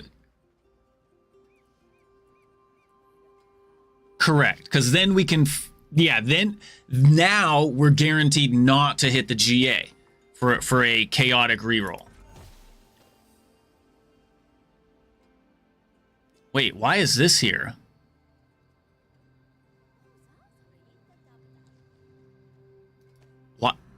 Upgrade to legendary. Why did it click that? No, fuck you. What the fuck? You fucking crazy, motherfucker. I want to upgrade to... We crafting, boy. Okay, back to the tuning prisms. So primary resource would be chaotic reroll, and then this would be resource. See? So this is how you potentially save your GA that's on an offensive, and then we have crit strike chance. We just need to roll this last affix into crit damage, and then we can occultist enchant the attack speed. This just gives you a better chance of potentially not losing your GA. See, now it's a defensive.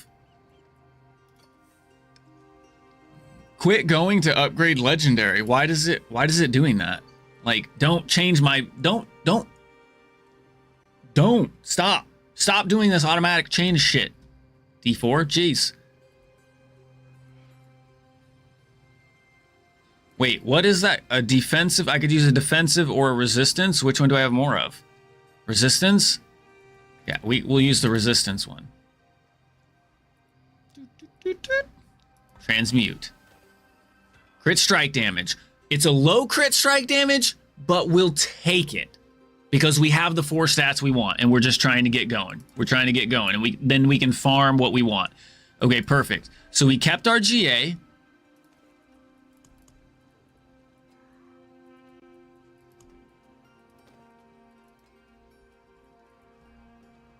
We got our gloves set. So we're gonna work on this one. I feel like the gloves, the amulet, and chest piece or pants are typically your hardest ones to roll, because generally speaking, on those pieces of gears, you want 4 of the same group category affixes. Sometimes not, but generally speaking, you're going full defensive on your chest and your pants, and you're going full offensive on your gloves and your amulet. Now, your weapon is also pretty much, well, no, because a lot of people want main stat on your weapons, but we'll see. What brings you to the Okay, so we'll move that over here. This is done. Oh no, this is about to be done. We're gonna try to make this done. Okay, so we have crit strike chance, crit strike damage, all damage multiplier. Yo, what up, spicy raptor queen? How you doing? Happy Thursday or Friday from the future. Hope you're having a fantastic day. So we have all damage multiplier. We need vulnerable damage, crit strike, crit damage. A new challenger has arrived. All right, let's do it. All right, so attack speed. Let's try to get our vulnerable damage.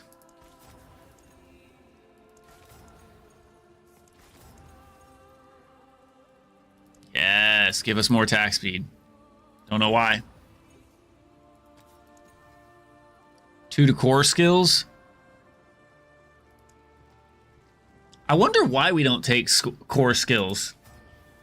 Not necessarily core skills, but skills in general, like pen shot. Why wouldn't we take pen shot? Vulnerable damage multiplier. Okay, so that's that. 24 out of 28, not too shabby. Not the best gloves, but gloves to start the build nonetheless. Okay. Now, hell yeah! Infinite Axe is awesome. He's good peeps. He helps out a lot. We like him. We need more people like him. Hell yeah.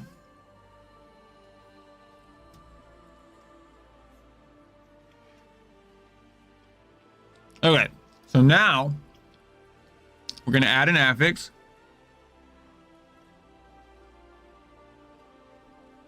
And we want 4. Now, the problem with the chest piece is it's really, really, really hard to roll all resist. Rolling all resist is really, really hard. So, but the cool thing is we can guarantee the resistance in order to re-roll it. So, that's what we're going to do. See you later, Ding. Mahalo.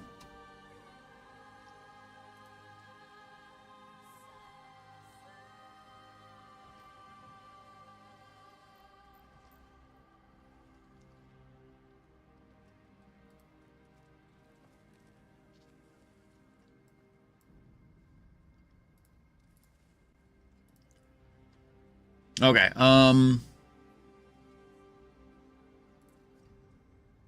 so chest piece. So we need max life, armor, and dexterity. So we can pretty much guarantee the 4 stats on this piece extremely easy, because we can guarantee the resist and the dex. So the hardest part is going to be either landing your second defensive stat. So we can just go. We can just add an affix. Actually, we don't want to just add an affix. What we'll do is we'll start. Our resist is probably going to be our hardest thing to roll. So we might. Yeah, we'll add an affix. We'll go for core stat. Give me core stat, please. Yes, I know it's going to bind it. 120, almost a max roll. Okay, that's cool. Sweet. Now, we want to add resistances. And we get Shadow Resist. Spuker! What up, Gar? How goes it? How goes the grind, man? What you been playing? How you doing? What you working on?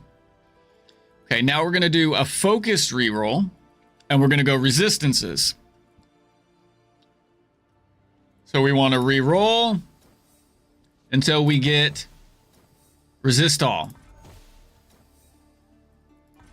which we could end up using every single one of these because I've seen it take hundreds of rerolls in order to get all res.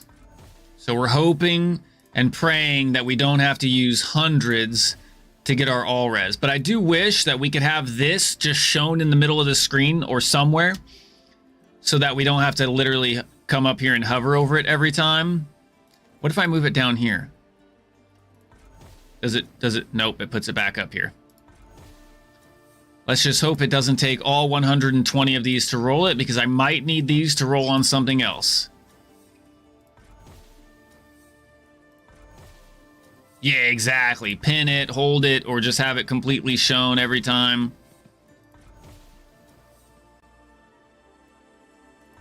And then hopefully my itty bitty brain doesn't like roll over it. That would be awful if I hit all res and then re-roll it. Whew, that's my number one hated feat for PoE.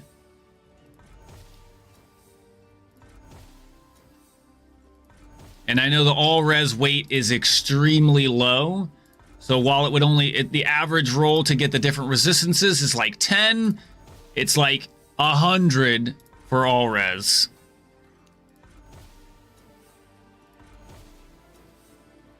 Physical, cold, lightning, reworking the barb. Nice. So you can carry Meph on T10. Can you carry 4-player Meph on T10?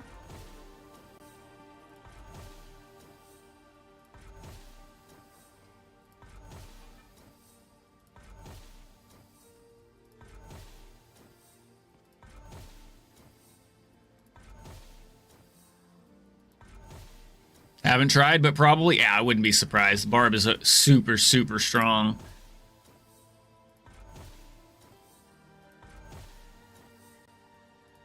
Physical, fire, cold, poison, physical. You can do 2-man, maybe 4. I mean, you don't know unless you try, right?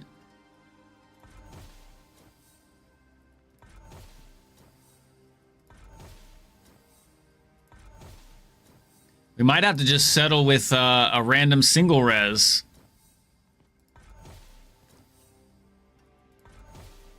Halfway through them already. Where can we farm these?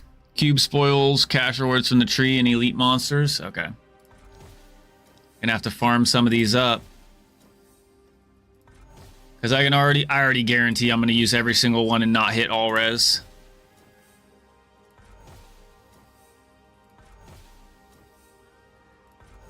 We might just settle for a single resistance that we want to start and come back to rolling this later.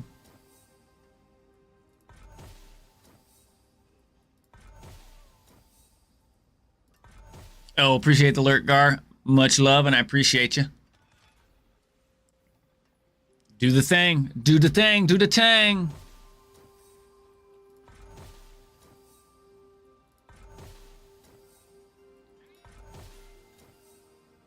Poison, fire, poison, fizz, fire. Okay, we just stick with fire. We got 43 left. We'll come back to it. And the last one we need on it is going to be armor. So we pray, we hope and we pray that this rolls armor. And if not, no big deal. Life on kill. I think that's utility, isn't it? No, life on kill is a defensive stat. Okay. So we go over here to the occultist. What do you think? We throw this over here. Oh, we throw this over here. And we re-roll life on kill to Armor.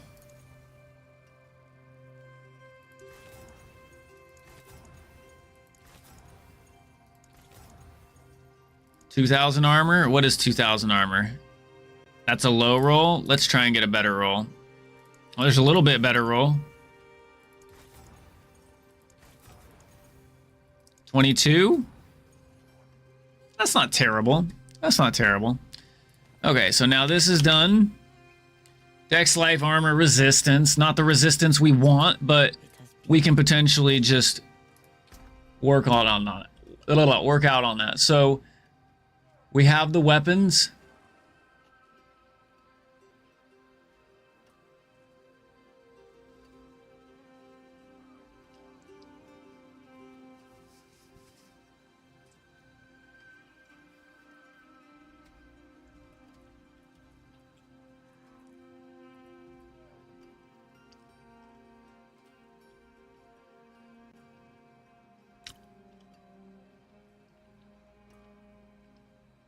Okay, so we need boots. Pants are unique. We're going to have to farm for the pants for a second, which is on a boss that I can't really kill on T11. But I don't really want to run it anything lower.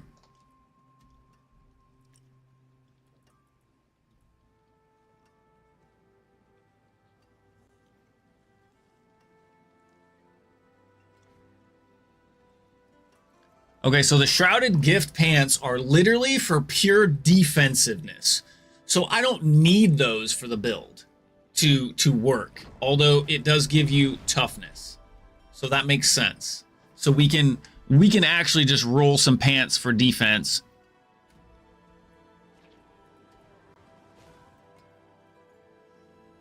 Wait a second. Wait a second. Why would we do that? Why wouldn't we just run Tyrael's Might and rock the aspect that we do on our chest onto our pants? And then we don't really have to worry about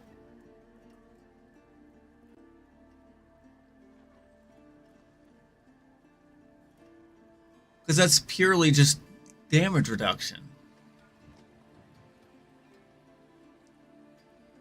And it's a higher amount, and it's all the time because we're going to have our two-handed out at all times on pen shot. This doesn't make sense. Why would you waste... What?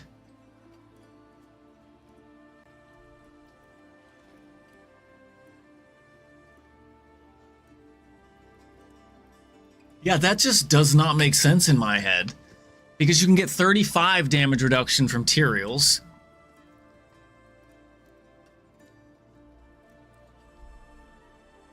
And you can only get 30 from this. And it's temporary. Huh. I think I just wasted those that chest piece because I want this on a chest piece. Max life, armor, resist all, and dex. Ah, dear Lord. Yeah, doesn't make sense. Does not make sense. Okay, so we need a pair of boots. Hellfire skills, no. What do we want? Why do we want move speed on our boots? Don't we hit cap move speed? Maybe we don't. So we want max life, armor, res, and move speed.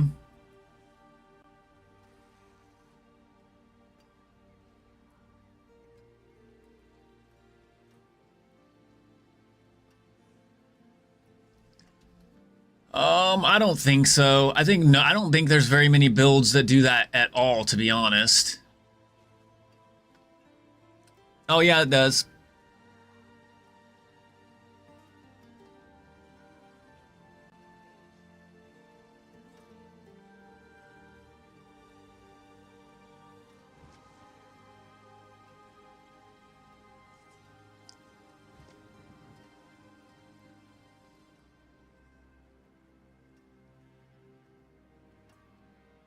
Yeah, that's what I've heard. So your amulet needs to be done before you do that, which makes sense.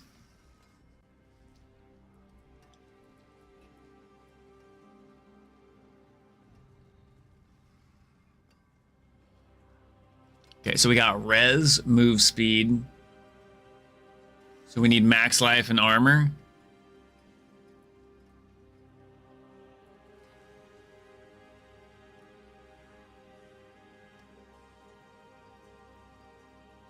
What is dodge chance under? I wonder what dodge chance is under.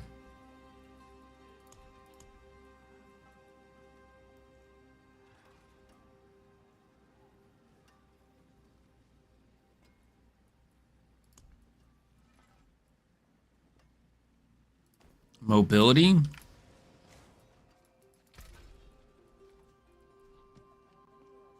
Me? I was gonna need to do butcher for the pants, but I feel like farming for the pants is useless because you can get an aspect that's better than that if you're running Tyrael's Might. So I really am questioning this build or the person, because Tyrael's Might's going to be better than what the pants give, and then I'll just rock what you would put on the chest piece on the pants. It's a pen shot build. It's a pen shot build on max roll. Yeah, I linked it in the chat. It just doesn't make sense as to why you would why you wouldn't wear Tyrael's. Yeah.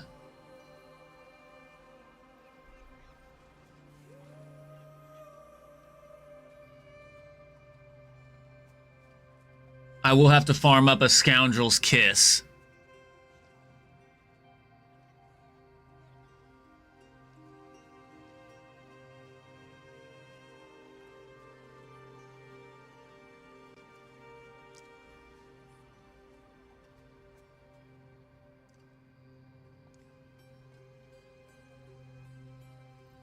Yeah, it just doesn't make sense, right?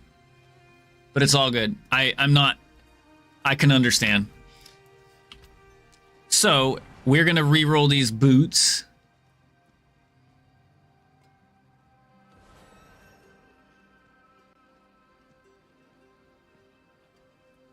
All right. I like this song, but not right now. Yeah, that's the only thing I can think of too, but it's all good. We'll just have to roll some pants. But I'll still need to farm for the Scoundrel's Kiss, which I believe is Harbinger. I think the Scoundrel's Kiss drops from Harbinger, so I will be doing that. And I'm going to have to farm up another set of the Sightless. Or at least farm up materials to recraft mine. Whoa! Now I remember why I was using the other build. Because this guy is using this one.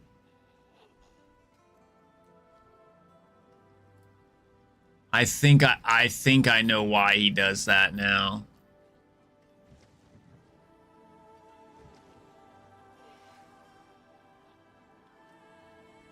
So concealment. Yo, what up, Maladar? Yo, yo, yo, yo, yo. I think with skill concealment. So when you gain concealment, you also can gain unstoppable. And then it gives you movement speed. And then it can give you resolve. So my guess would be is that's probably why. Because any form of stealth gives you concealment. I bet you it has concealment in the build.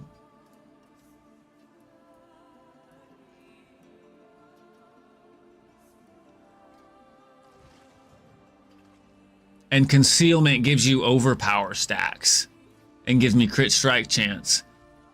So it just allows you to get concealment more often. So that I actually can kind of understand why he goes for the pants and doesn't take Tyrael's. It's not necessarily for the damage reduction from the pants, but from being able to gain concealment anytime you go stealth. And then gaining gaining concealment gives you 4 stacks of overpower. And then when I break concealment, I gain crit chance. So I'm gaining, that keeps my crit chance active at all times.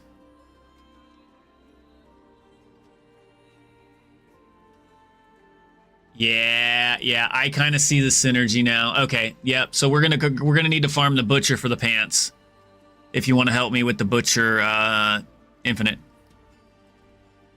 Because I'm not gonna be able to do, I can't do the butcher on T11 right now.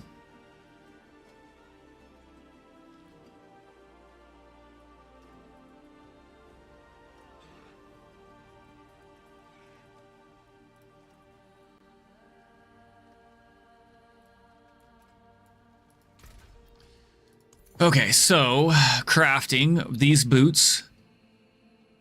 What is... Wait, move speed, res all. So I want max life and armor. So I have to hope and pray that I can hit max life or armor. Dodge chance is considered defensive, right? I would assume dodge chance is defensive. Chaotic reroll, and we want to reroll stats, and we want to transmute. Yes, I know it's going to bind it to my account. Energy retention.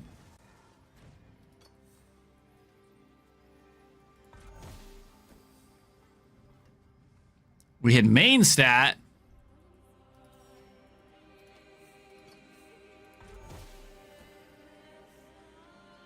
Physical resist? Oh, that hurts. Oh, now we have to take RNG. We have to take RNG on this one. Fuck. Because that's going to be mobility or utility. So that's going to reroll probably the mobility. We could try to hit the resistance, but then it might hit resist all. So to not, we have a 66% chance that this just bricks our boots.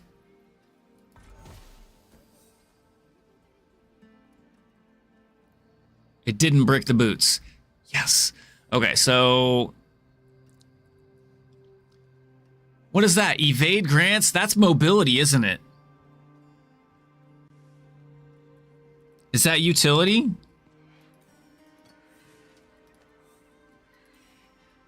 That sucks.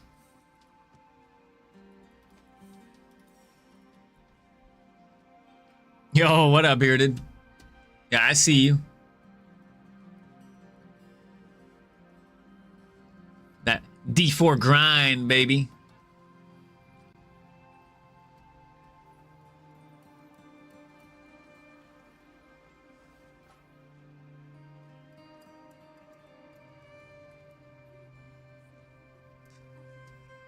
Okay, so now we just have to get lucky. We have to get lucky that it doesn't hit move speed.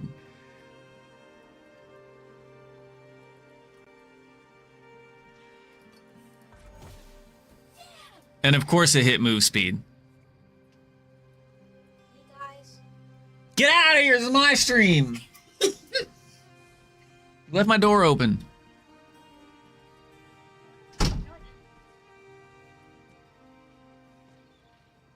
Why are your hands so cold? Don't hold cold drinks.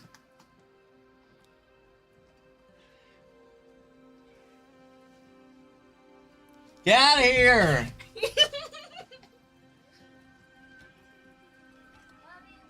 No, we muted you a long time ago there, Rain.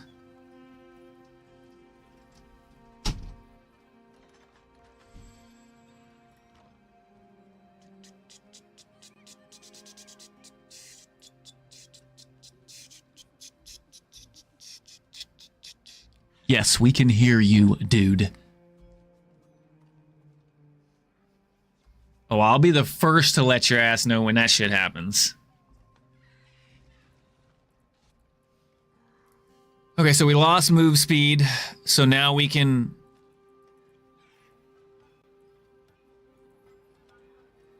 But we hit armor, right? But we hit armor. So now we just need to roll for max life, which is fine. So this actually works out better because we can do a focused reroll and reroll that to move speed. Let's get a better roll of move speed. No, not max evade charge. No, we want move speed. No, we want move speed. Fuck, it rolls lower? You son of a...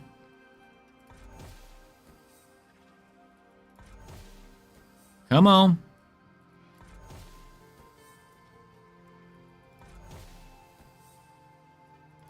Come on, baby. We got this. Oh my god. Yeah. There we go.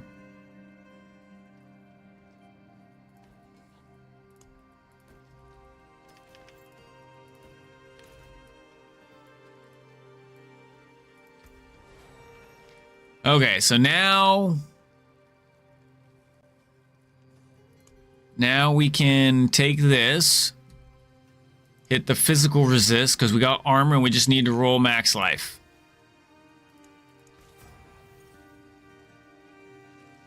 That's a low one. Let's see if we can't get more.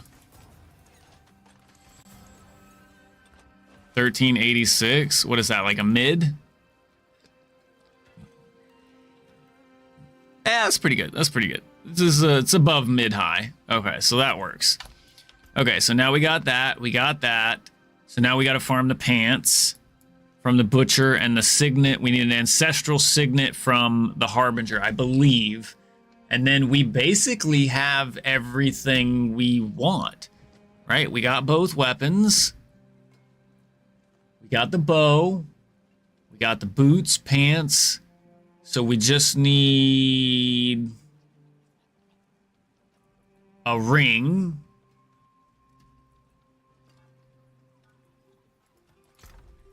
We're gonna have to, oh, we need another ring. What do we want? What do we want the GA on? Is it all lucky hit chance? No, probably crit strike chance, yeah. Unfortunately. But I'm not gonna... I mean, I could re-roll the GA if really, but...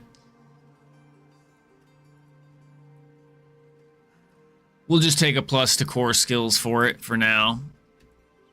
Whatever. No big deal. And then we need a ring. The ring was going to be the other hard part to craft. So we want crit strike multiplier, vulnerable damage multiplier, max life, and dex. So we want vulnerable and crit.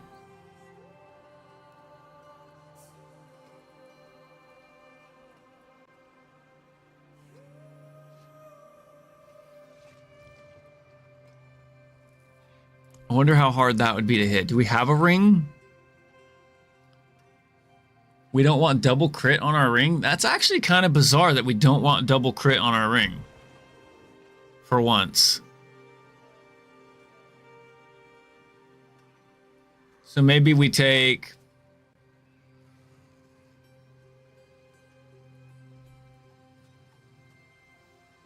So maybe we just don't take max life for this. Yeah, nah, fuck that. Fuck that. I'm taking fucking I'm taking fucking crit. Oh shit.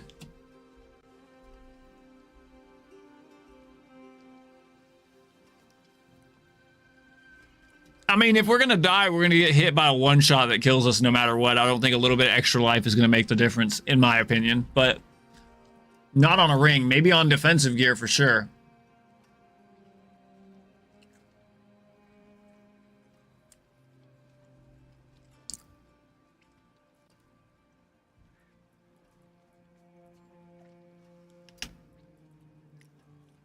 Okay, so the last piece of gear is going to be the hardest to potentially craft. The dex I get, because you need to hit a certain breakpoint in dex to get a lot of nodes on the passive tree.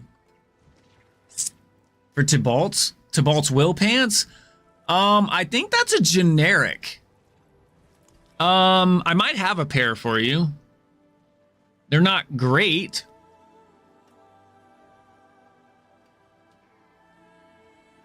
What class are you, Jace's dad? Are you on Barb?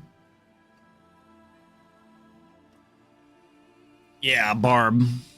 So unfortunately, you don't want that pair. Yeah, Tybalt's is generic, so it's pretty much just whichever.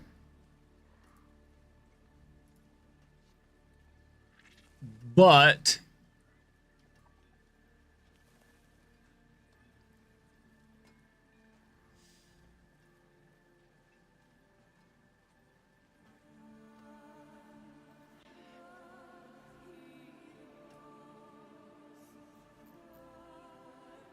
let's see if we can't. So that's the general unique pool.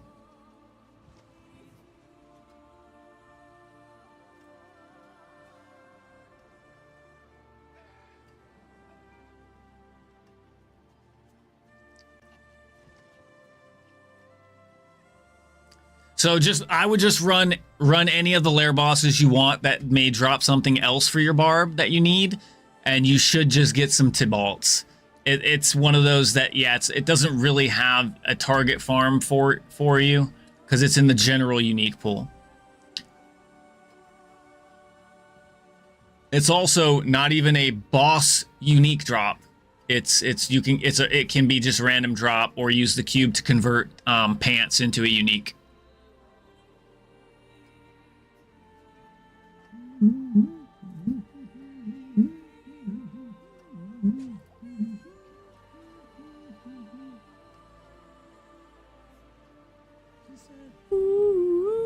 Shut up and dance with me. Okay, so we got ring, and we'll just re-roll. We're not even gonna mess with the cube. We can just re-roll. Well, we can try it. We can try it, right? Because life regen is a chaotic re-roll. And we want to target the defensive talent. And let's see if we can't get vulnerable damage. Yes, I know it's gonna bind it. Nope, it gave me physical. So not what I wanted, but it was worth a shot to save a little bit of money. Oh no, we want this. And then we're gonna reroll Fizz Dam multiplier to vulnerable. Yes, I am aware.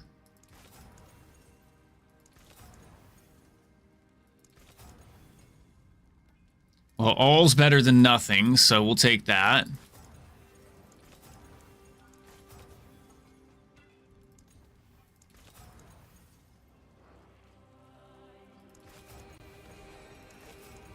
Come on. Wait, what roll is that? That's a nut low. Let's try and see if we can't get a better than nut low.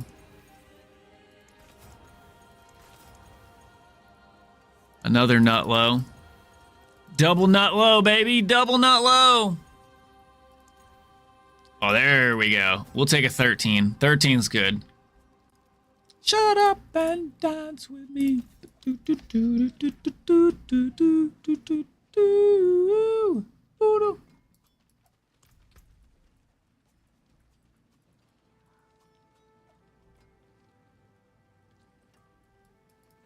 Oh, that sucks. Yeah, that sucks.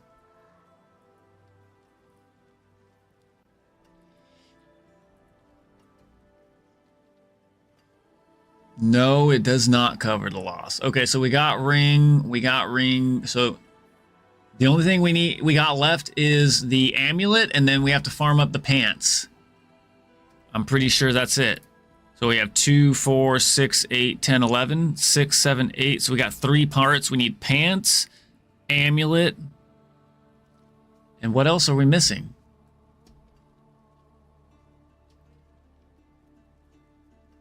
Oh, the helmet. Because the helmet doesn't change. The helmet's going to be the same. Okay.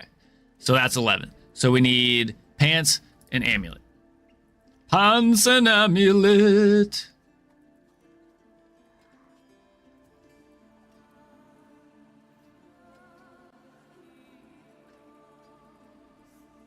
So we just need a good amulet. Do we have any good amulet?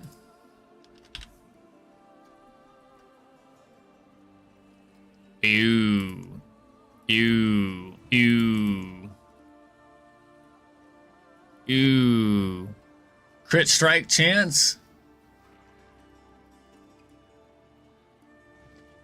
I'm guessing we want crit strike chance. No? Crit strike damage. Vuln damage. All damage and dex.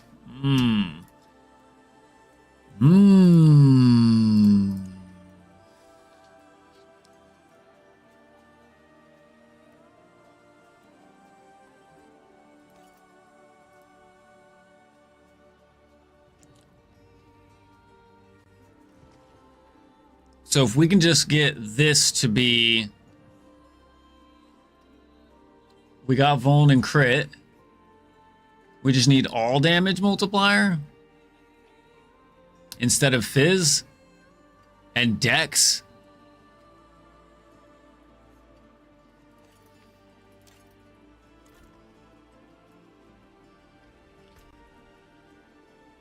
No, it's going to be cold. Because we're going to be using cold imbue.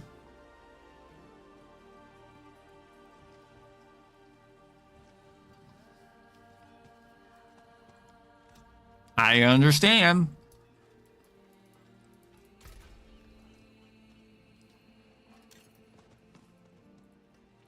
I hear you. All right, so we want to remove an affix. And we want to remove...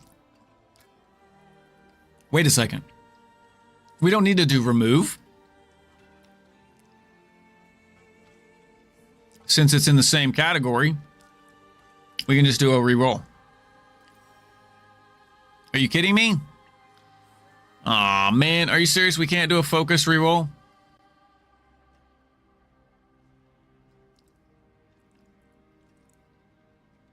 Because it's skill and core stat affixes. So why can't I do a focused reroll with this?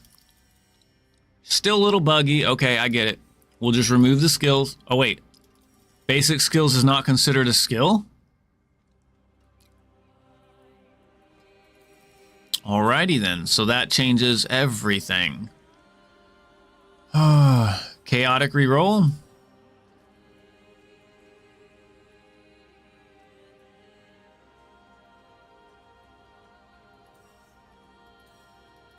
Yeah, basic skills I would say is not listed. So the only thing on this amulet is offensive. So that kind of sucks.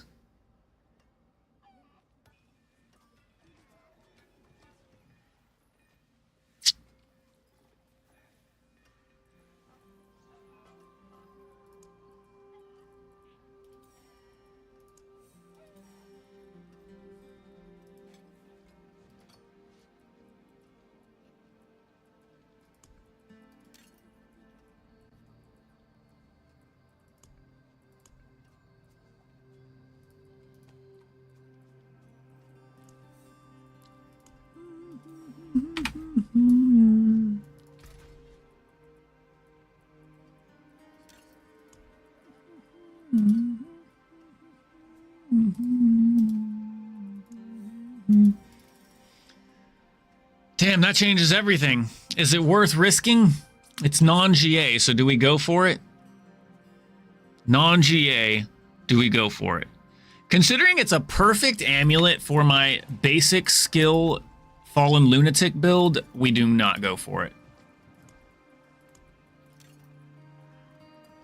Do we have another amulet?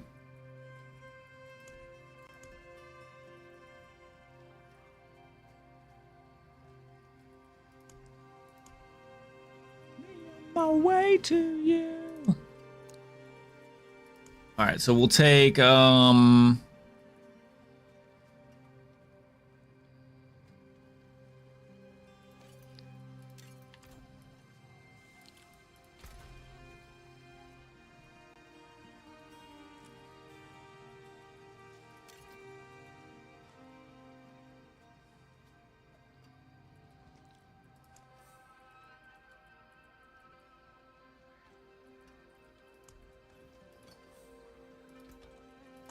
Yes, I'm aware.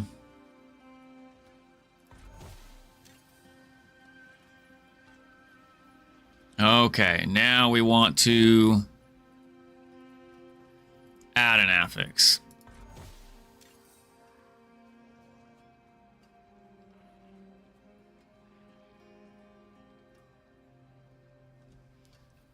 Nope, that's not how we want to do it. We don't want to do that. We don't want to do it that way, so we'll do...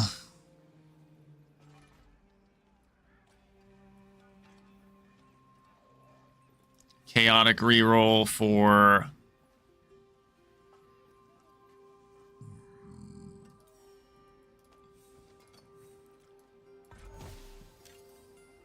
what did it give us? Lightning res? Ooh...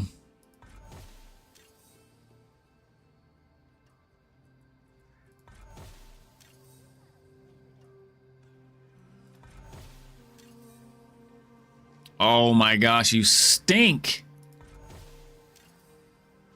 Cold damage multiplier?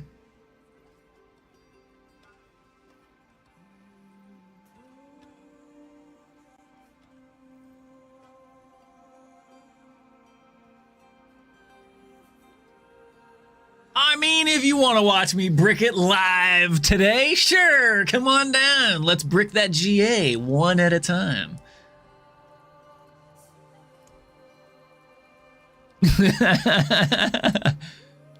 Yeet! Yeetigus Maxigus.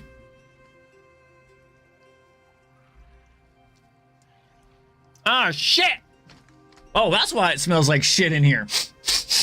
I knew it smelled like Finn. What's up, buddy? Welcome in. How you doing, Bo?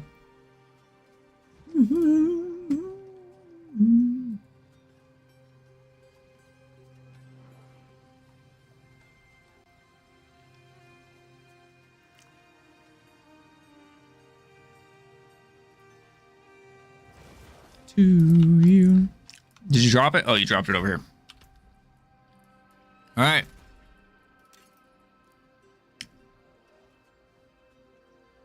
So it's got resource. So it gives us multiple times to potentially hit.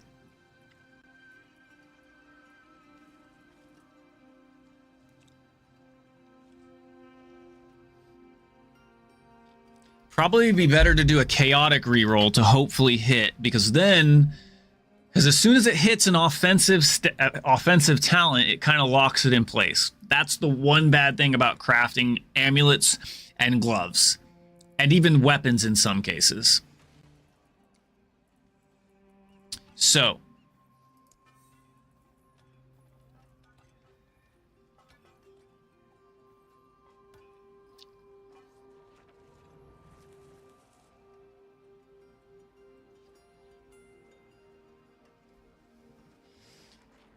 oh, but that can potentially take way more crafting mats, unfortunately, and then you can't use the occultist to finish it off. So while I agree, I don't know that like a 1 GA is worth that, though. Maybe if you don't have a ridiculously absurd amount of crafting mats, which, as you can see, I kind of don't.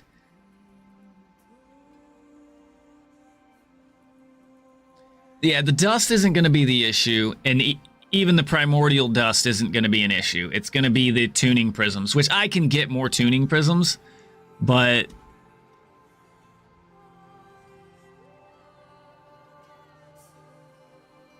you can also give me tuning prisms. So you want me to lock. All right. We'll do it, and we might be here for longer. All right. We'll lock it. We'll lock it.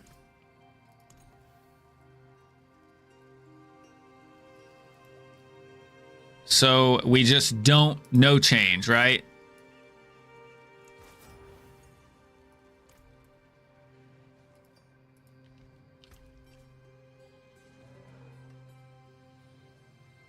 Okay. So it keeps the GA, it's locked, and then I guess at this point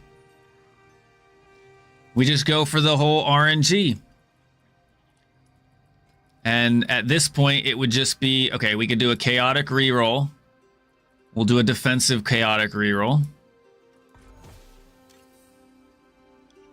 Fizz damage multiplier? No, resource cost reduction. Okay, so we'll just chaotic reroll again. +3 to shade skills. Stop changing, dude. Why are you such a doofus? I don't know. Just stop.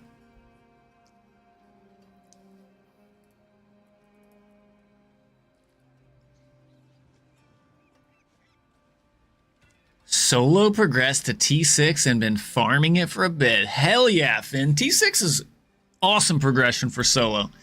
Hell yeah, dude.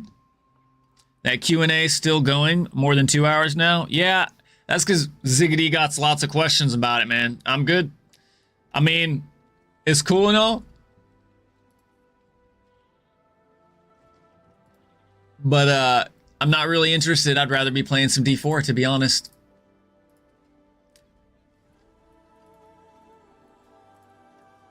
Okay, so we got Fizz and skills. Can we chaotic reroll skills? Yes, we can chaotic reroll shade skills. And what do we get? Lucky hit chance? Lucky hit chance is utility, right?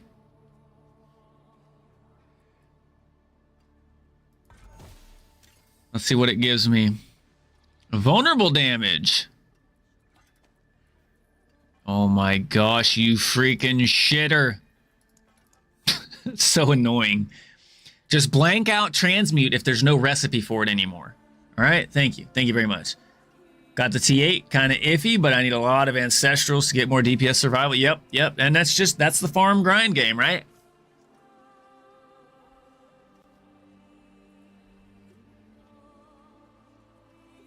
So do we go for the remove the offensive affix now? For the 50-50?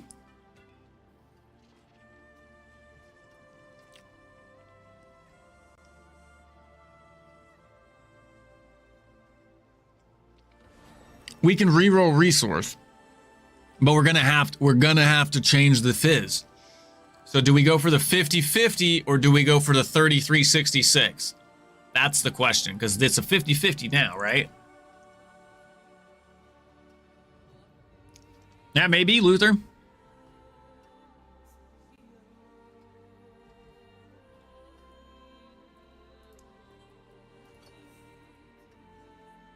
All right, vulnerable or fizz? Please hit fizz. Please hit fizz.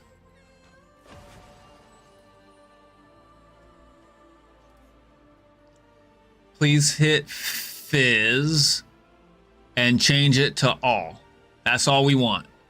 That's all we want. Hit fizz and change it to all.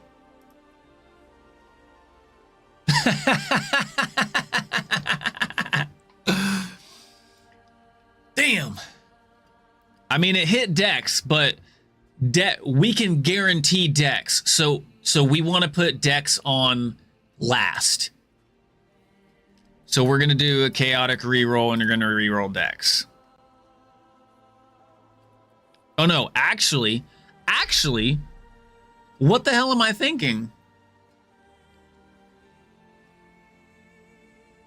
Now, oops. Yeah, it makes it easier to reroll.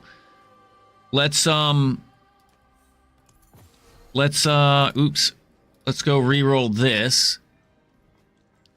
And we do a focused reroll on offensive that will guarantee hit the fizz damage multiplier.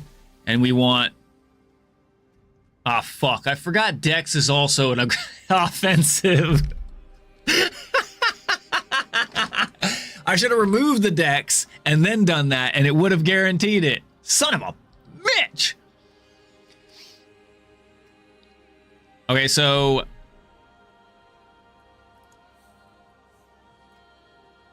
we're gonna remove. All right, it hit it. It hit it. So now here's what we can do to make it easier. To guarantee hit the affix, or not guarantee, but guarantee change an affix, we could potentially just add a random affix and then chaotic roll it. but that's going to use more tuning prisms. So there is ways to kind of finagle your odds in certain ways, which we're still learning. But here we have to go for a random. We have to go for a random and hope for what we want. And then we do the 50-50. Crit strike chance. Crit strike chance or all damage multiplier.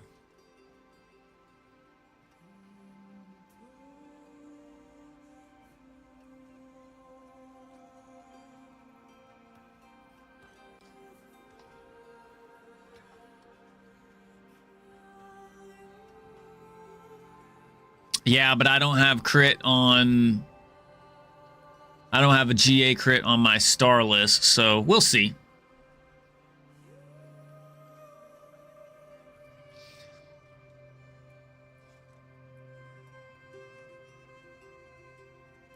Okay, so we're gonna go remove affix, and we're removing. Yeah. I mean, I don't think they have GAs on any of it. Just base skip. That's what max roll kind of does. Although in the order that you want is the importance of the GAs as well. All right, so we just take the 50-50 here and hope we hit crit chance. Oh no. We do a focused reroll. We don't want to do a remove and use an extra prism. And take the 50-50. Okay, we did attack speed. So we hit the right one, but we missed what we wanted. So we hit the 50-50 again. And it hit cold damage multiplier.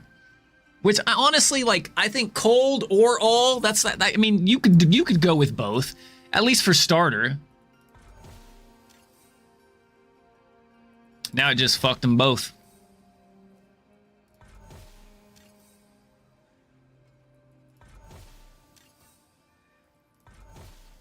RNG. All right, come on, hit fizz, hit fizz, hit fizz. Fuck! Oh, well. Now this is where we just go. We just go. And we want to hit... I could remove Dex to specifically hit it. Okay, now we want to hit crit strike chance for all.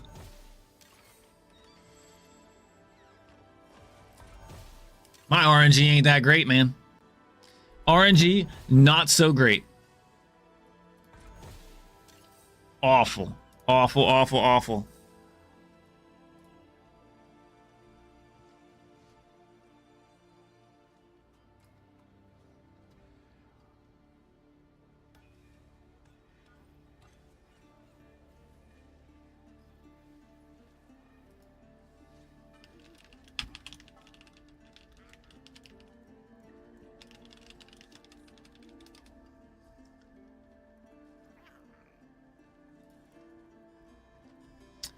All right, let's try it some more.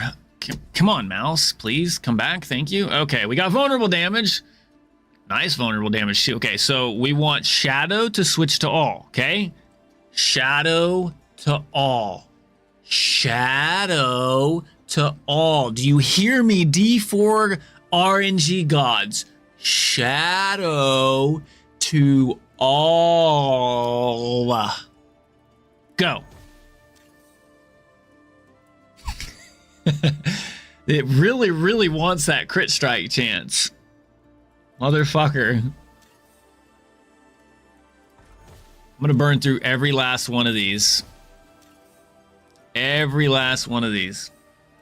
I feel like all is just not all that great. Oh, I think we hold here. We hold here. We'll come back for a better amulet later. All right, so we're going to remove resource. We're going to remove resource. And then we're going to add stat or skill. Is this going to fuck me? Like, you're telling me that the base shade skill roll doesn't count, but if I roll it with the cube, it counts. Much love, Herodric Cube Crafting.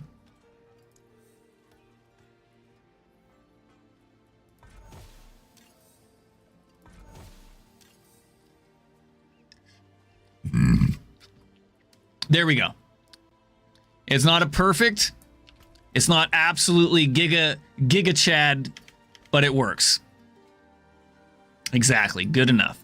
Okay, so we got amulet, both rings. The only thing we're missing, okay, so let's go over here before we start changing anything. We'll go to here, we'll save this. Okay. I think the only thing we're missing are the pants. Which we would technically need to... Okay, so if you want to run some butchers till I get the pants, because you did say you need the butcher as well, drops the Romuladnes. All right, cool. I have like 30 something. I got like 32, so if not, we can go run some more. I can go run some more regular layers. Okay, so weapons go. Weapon goes here. Then we got amulet and ring and ring. And then the only thing that we're missing, 6, 10, helmet stays the same, so we just have the 3 and the 4. So yeah, we just do this, and then we just missing the pants. Yeah, you're good, brother. We got a lot of people that just talk all the time in the background.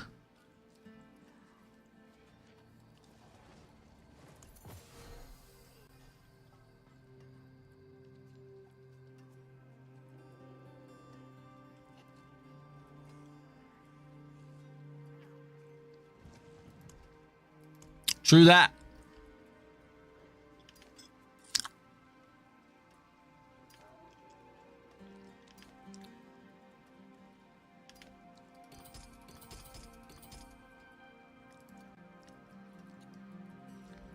Whatever you can handle, because I can't handle either.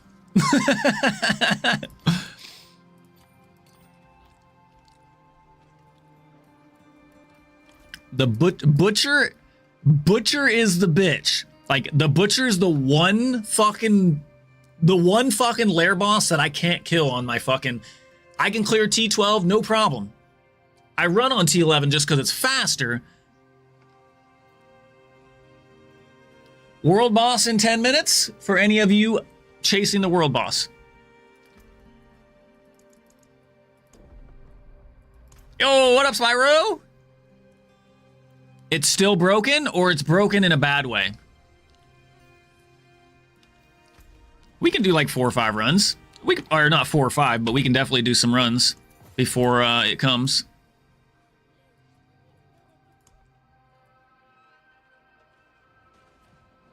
Oh, it's like stupid broken still.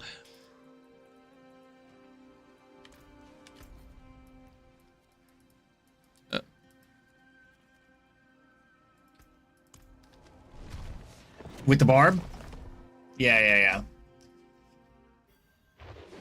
I'm surprised they didn't immediately turn it back off.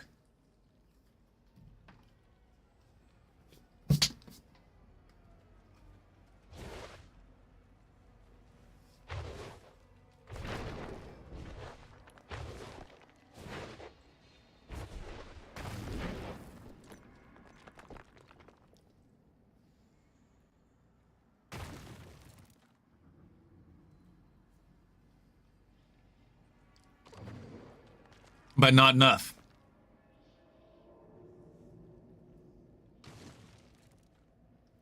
Yeah, but is the rogue actually doing 150 damage, or is the rogue still using that execute bug? From what I heard, the rogue isn't actually, the build isn't actually powerful. It has an execute bug, which is making it seem powerful.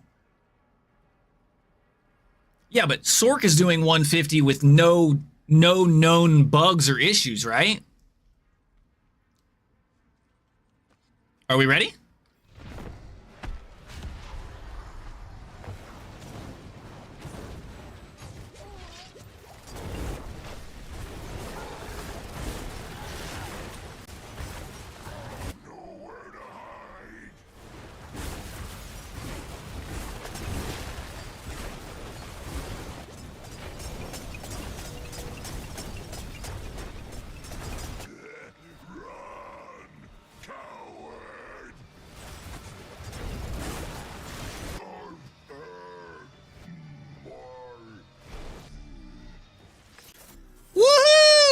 We killed his ass.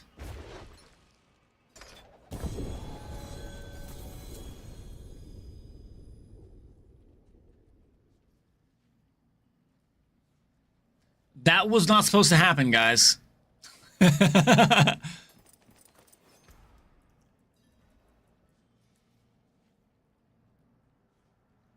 take it. I'll take it because now I don't have to worry about doing, I don't have to use the same one. I can now put this aside so that it doesn't mess with my other build at all if I decide to change anything on it. So, solid start. We'll take it.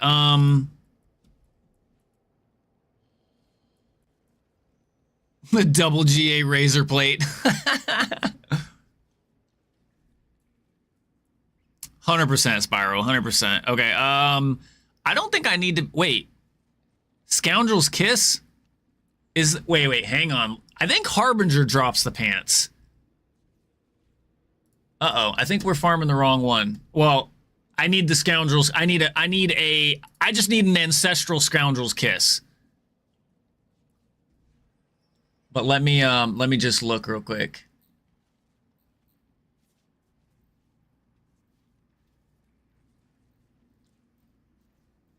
Uno momento. Duriel, Andariel. Alright, the Butcher. Yeah, the Butcher drops my Scoundrel's Kiss. So as soon as we get an Ancestral one, I'm done here, and then it's gonna be the Harbinger, which I don't know what the Harbinger drops for you, but the Harbinger is the one that drops my pants. Okay. Cool. Ready? Ready! Let's go!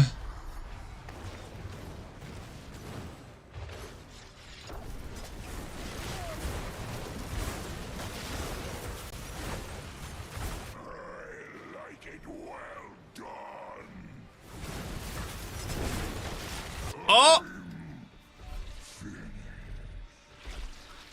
You did so much damage to the Butcher, you killed me too. Gotta be careful there.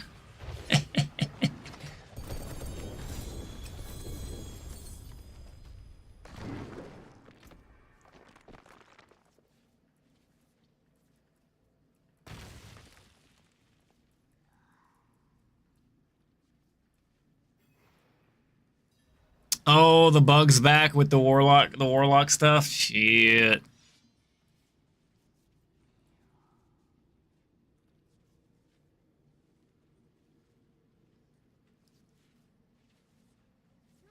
I wonder if there's a decent poison trap build.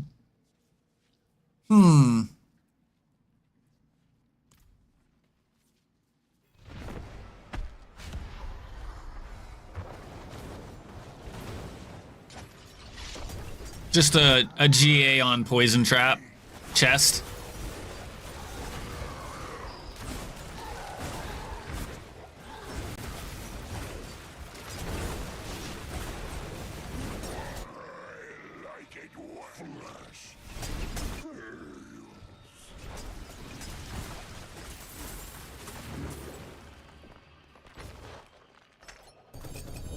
Yeah, we'll do world boss.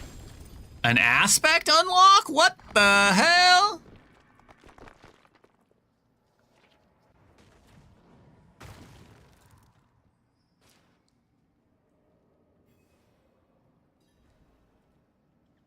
I wonder if this is actually... I know, Froggy. The Butcher is just rude. What a guy. How you doing, Froggy? I wonder if this aspect would actually be really good if... I'm curious. This aspect seems pretty powerful. 180% multiplicative, and it's based on how much stagger or chill they have. And if they're frozen, that would be maximum chill. No? And if they're staggered, that'd be maximum, obviously. I wonder. Oh, we got a Scoundrel's Kiss, too. It's not the greatest. Oh, but wait, can I re-roll? Can I re-roll this affix on it? Can I re-roll the affix on it and then still use it for a charm repeat?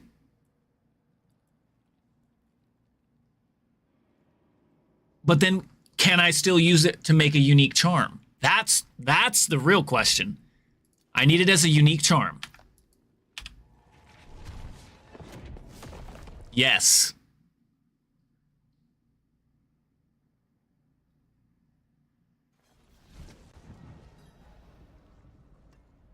It re-rolls when you put it on a charm? Okay, so it doesn't matter. Okay. That makes sense. Gotcha. Gotcha. Okay. Okay, cool.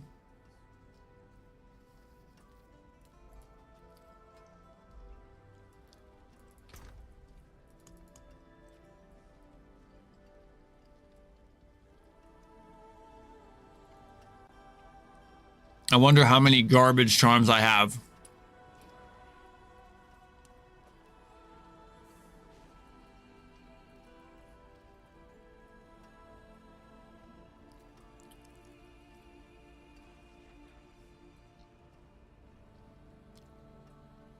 Rakanoth's Wake.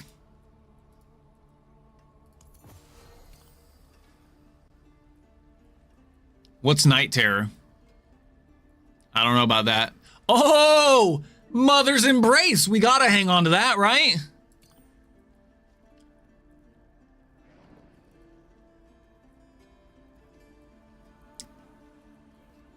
And then we got a low Fist of Fate. So that will work. Okay, so we put these in there.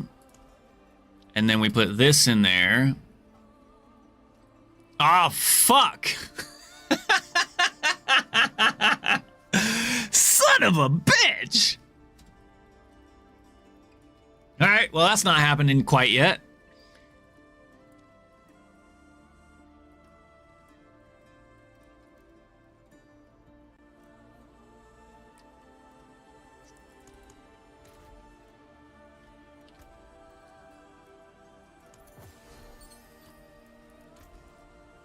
I probably have some that I can scrap, yeah, because we just got some.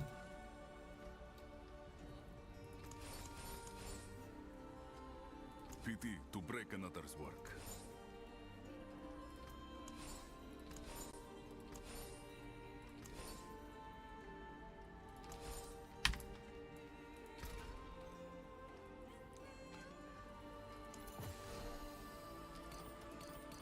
Okay, now we have enough. How much is it? How much does it take? 100, okay.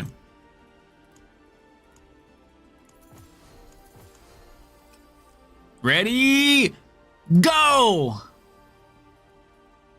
Oh, and we get +2 to cutthroat skills. What a fucking roll, baby.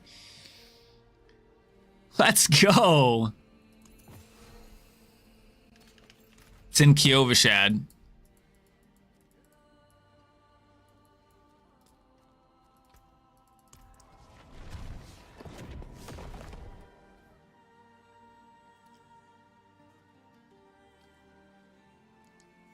Thought you were running there, bro. You were supposed to already have been there. Although, it would have been dead by the time we got there if you were there already, I'm sure. Because I could have re-rolled my charm. I didn't realize it was already damn time. It's probably already dead anyways. Oh, well. I think it should spawn one. If I'm a new person and it's not 802 yet, it should spawn a new one. But no, it's dead because there's some asshole that's still sitting here. Leave, asshole! You're not supposed to, when he's dead, you leave so I can make a new instance, you dickbag!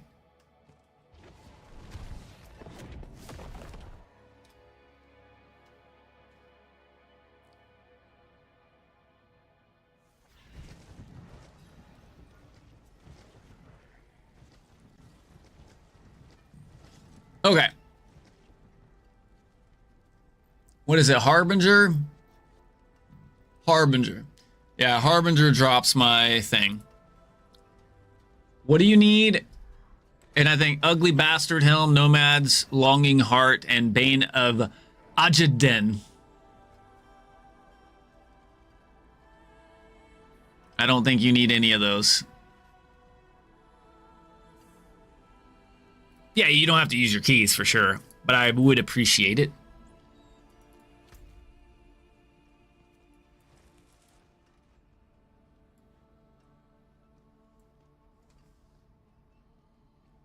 Yeah, probably somebody that isn't supposed to be on T6.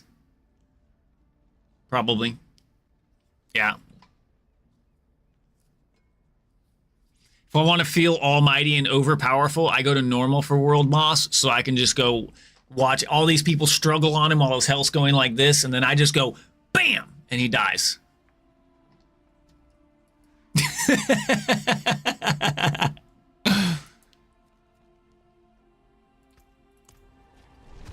Chunk dead.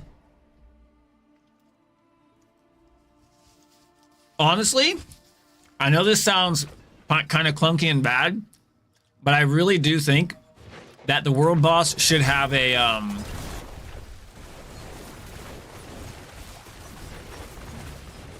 maximum percent of his life that can be done at once. So that no matter how powerful your character is, the world boss is going to still be strong.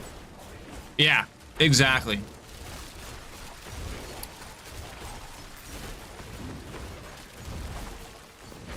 So that it does semi-force you to have some defenses to an extent. So even if I'm like clearing T12 with one-shotting world boss or pinnacle bosses at T12, when I come to you know, if I were to go to like a T1 world boss, the world boss is gonna still I'm still gonna take the time to chunk them.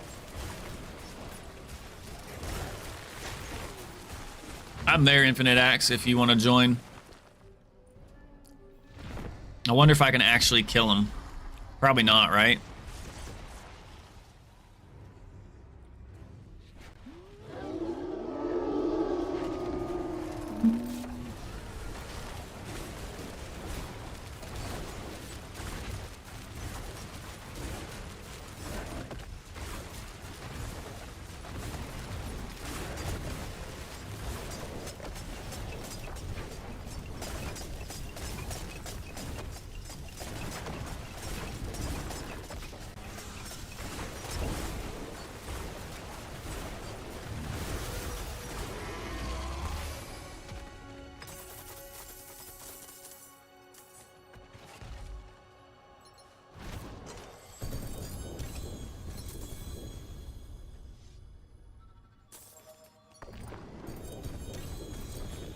Shit! I never emptied my bag.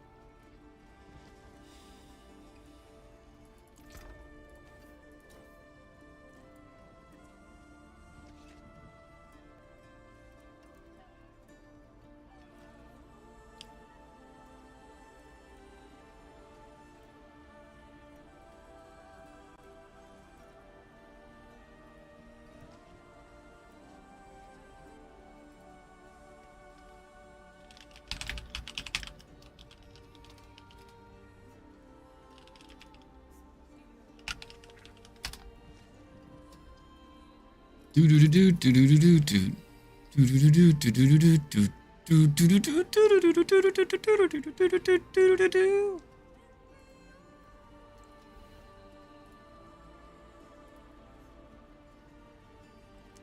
made me second guess that shit was still on PoE 2. Asshole. Good morning, sunshine.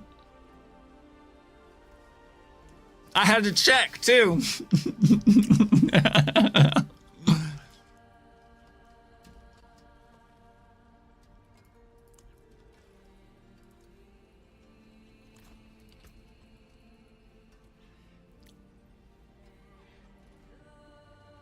Etna's Lost Dagger. I feel like I saw that being used in a build.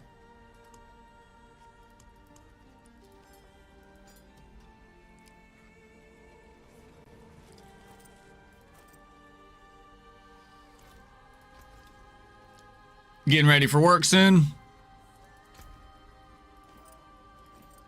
2, 4, 6, 8, 10, 11. All right, so that's all the pieces. I could technically just do it, but let's farm a couple more. I want to get at least an ancestral pair, a pair that's not like complete. What do I want? Dex, life, armor, all res, probably, right? Dex, life, armor, all res.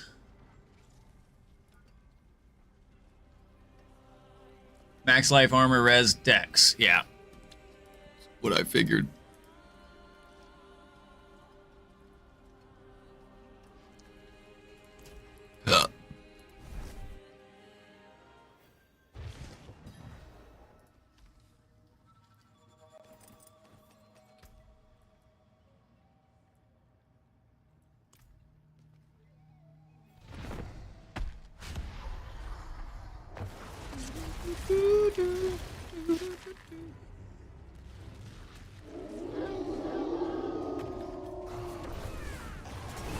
Good, bro. I will attempt to kill this guy on T12. I should be able to, maybe. It's a chance. Perhaps.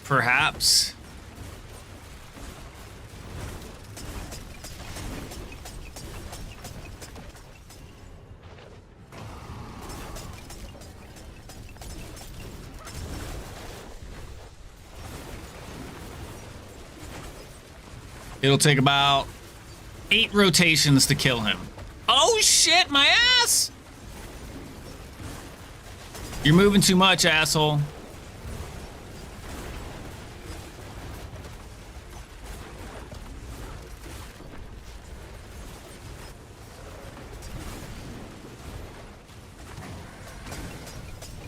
Stop being a nerd. Stop running. I'm a wannabe Barb. Don't mind me.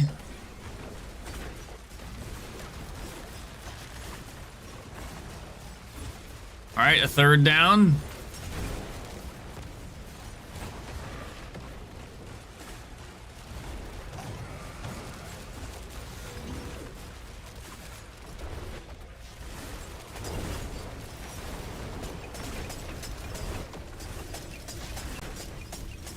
Tink, tink, tink, tink, tink, tink, tink, tink, tink, tink, tink, tinkety, tink, tink, tink, tink, tink, tink, tink, tink, tink.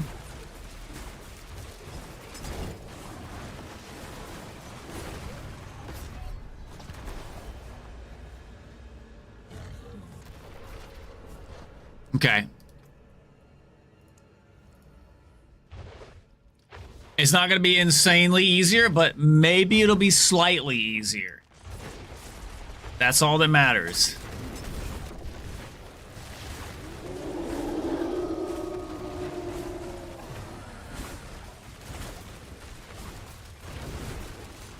It is +6.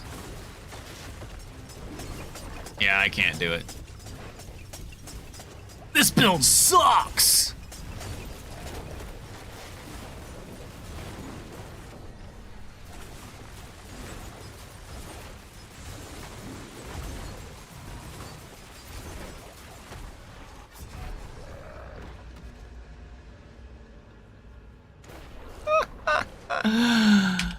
Oh my god. Yo, what up, Juggernaut?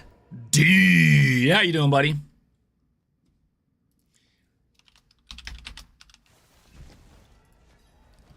you guys aren't following one of these two epic awesome dudes. Wrong letter. I need that letter. Both these guys are awesome dudes. They're also about helping out communities and stuff. Just same thing we stand for here. So if you like that kind of stuff and you want to support these streamers, check them out. Give them a follow.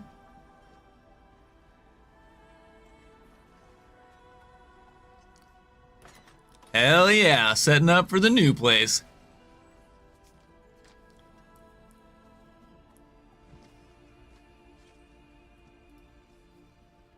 Okay.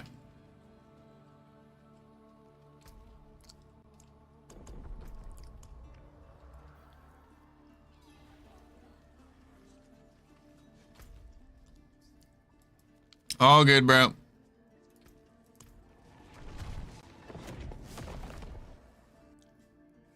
Help ourselves to the community?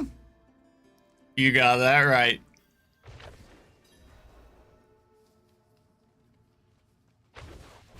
But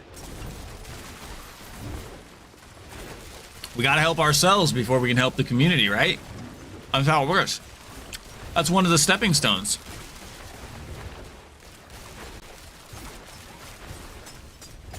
Tink, tink, tink, tink, tink, tink, tink, tink, tink.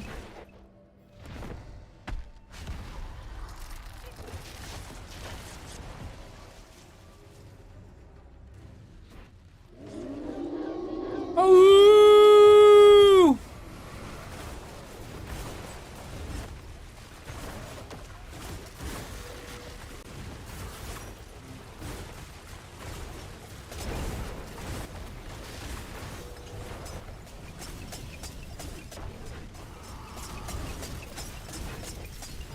Give me my thing.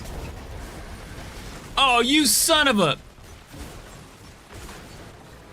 This is where I die. All because I couldn't kill him before phase. I needed to stagger him more. Yo, what up, Dogfather?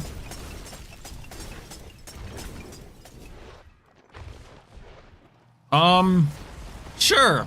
Let me make myself feel better by kicking his ass this time, though.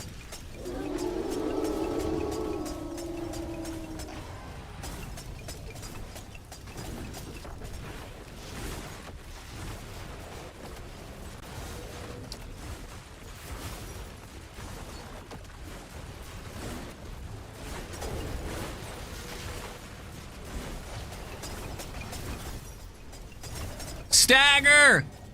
No! Oh, he died. Sucker.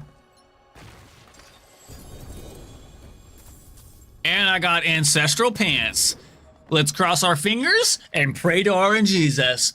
Dear RNGesus, we would like just a usable pair of pants. It doesn't have to be perfect 4GA or anything like that. Just a usable pair of pants. So if you could please make that come true, that would be phenomenal, Lord, and we would just be blessed. Thank you, and amen. All right, let's see. Let's see these pants. Fuck, they're not even the pants we need, you bitch! Fuck you, RNGesus God!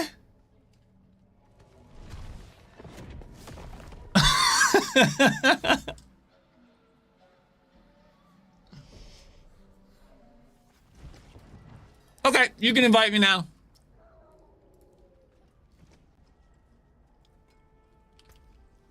I'm going for these black pants. So when I saw that the only ancestral was these brown pants, I knew it wasn't the pants I need.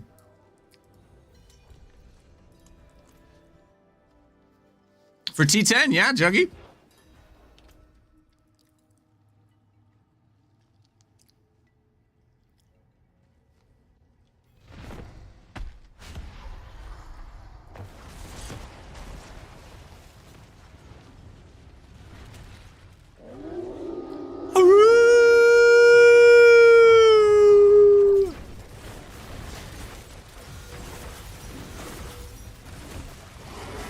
That damage is just fucking insane, dude.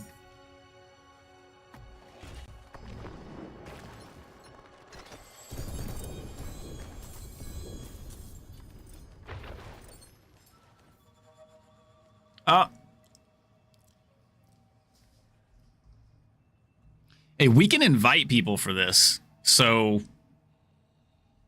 just saying. Does anybody want to join for a Nemesis lair? It's crazy good loot. The only thing is you have to have Torment 12 unlocked. That's the only downside. You have to already have T12 unlocked. Because we can't unlock it for you because we would have to leave. But if anybody's on and playing and would like to join a Torment 12 Nemesis lair, just let me know. I'll give it about 30, 45 seconds because I know a lot of you guys are lurking or in combat and you can't pause the game.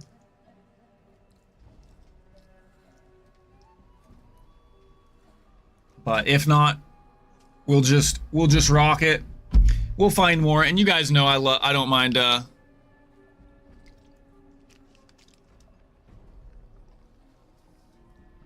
Rain. The fuck are you doing? Us. Oh, you're doing Undercity? Okay, but you heard me, right? You could have fucking just said, yeah, I'll go. Let me finish this Undercity.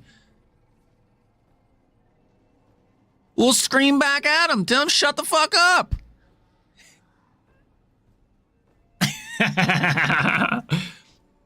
All right, buddy. Yeah, you got it. You got a minute.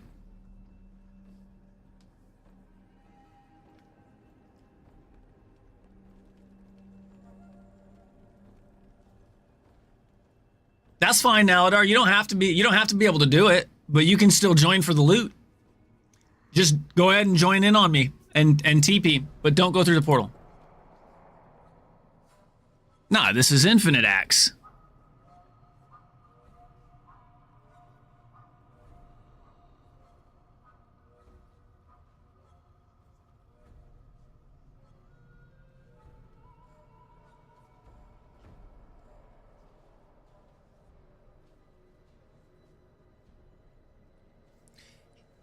Don't let him lie to you. He is not chill. He's a min-max fucking absolute legendary fucking grinder, okay?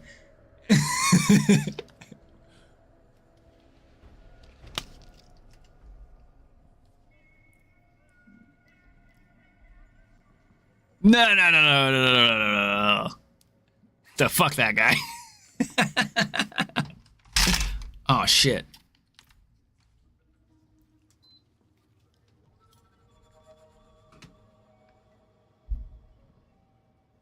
Shucks.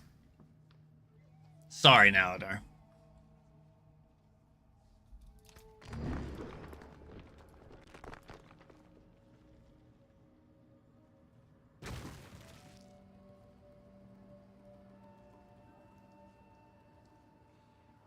Yeah, that sucks.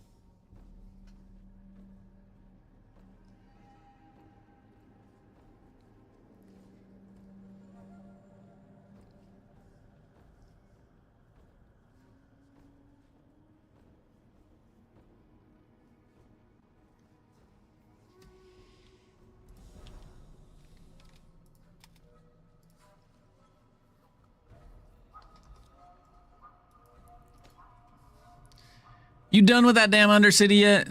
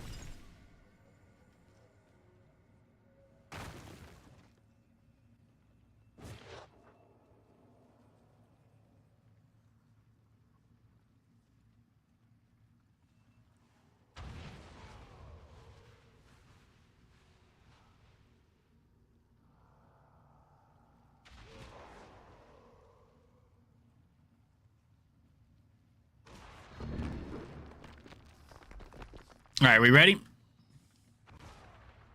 Hang on. Actually, I forgot I'm part of a clan.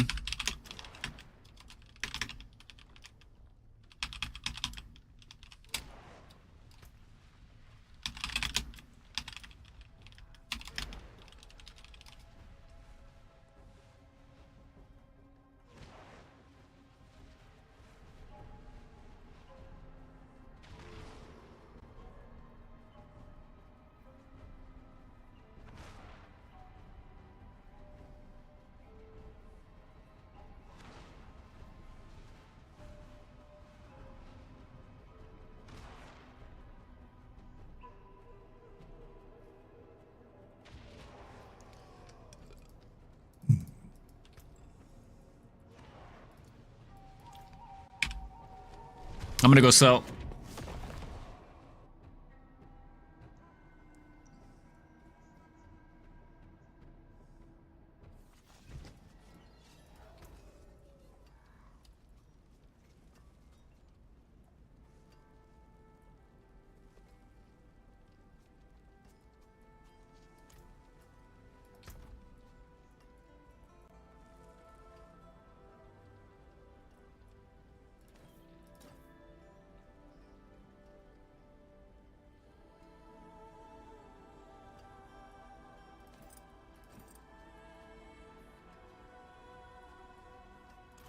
I did not. No.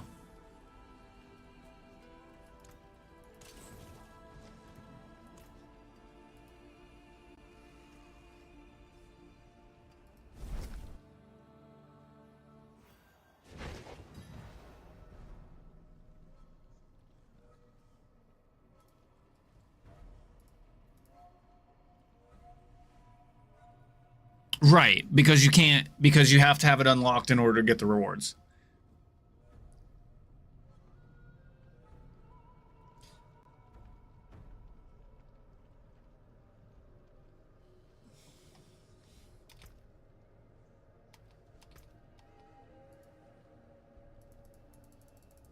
Well, I can't even go through the portal.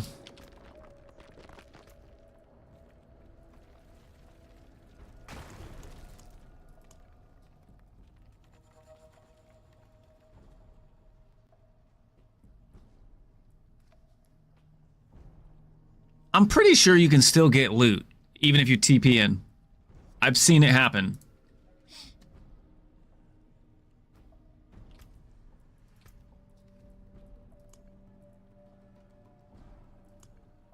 Go down the center.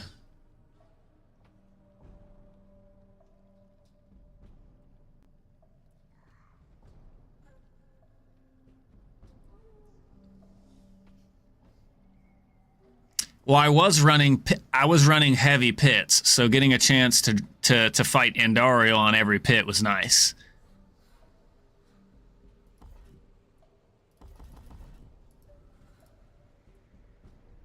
I had this fucking shit checked forever. Not one fucking Nemesis lair ever. So I spec'd out of it. Why would I spec into it if I never get it? Not once. Not once have I ever seen one proc. That's what I'm saying. Like, so there's no point for me to waste a point. That shit was bullshit.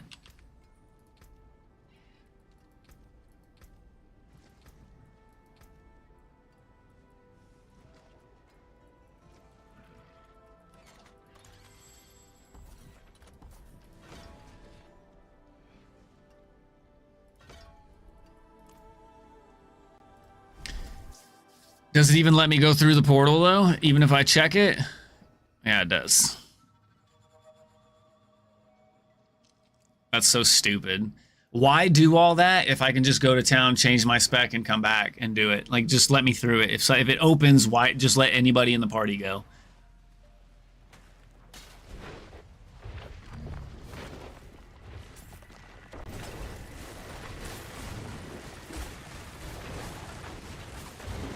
To me, knights, rain down.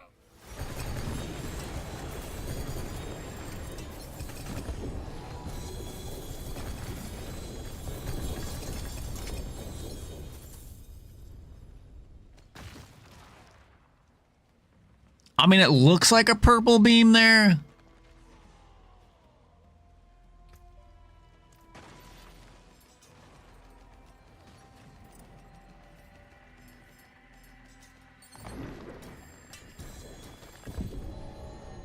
Oh, it's a sword with a GA. For what? What do we do? Oh, well, yeah. I mean, thanks for joining.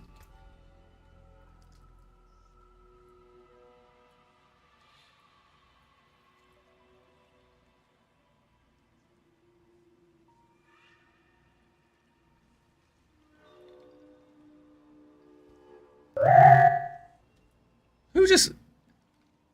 My brain hurts. There's so much... Holy shit. Traffic! What's up, buddy?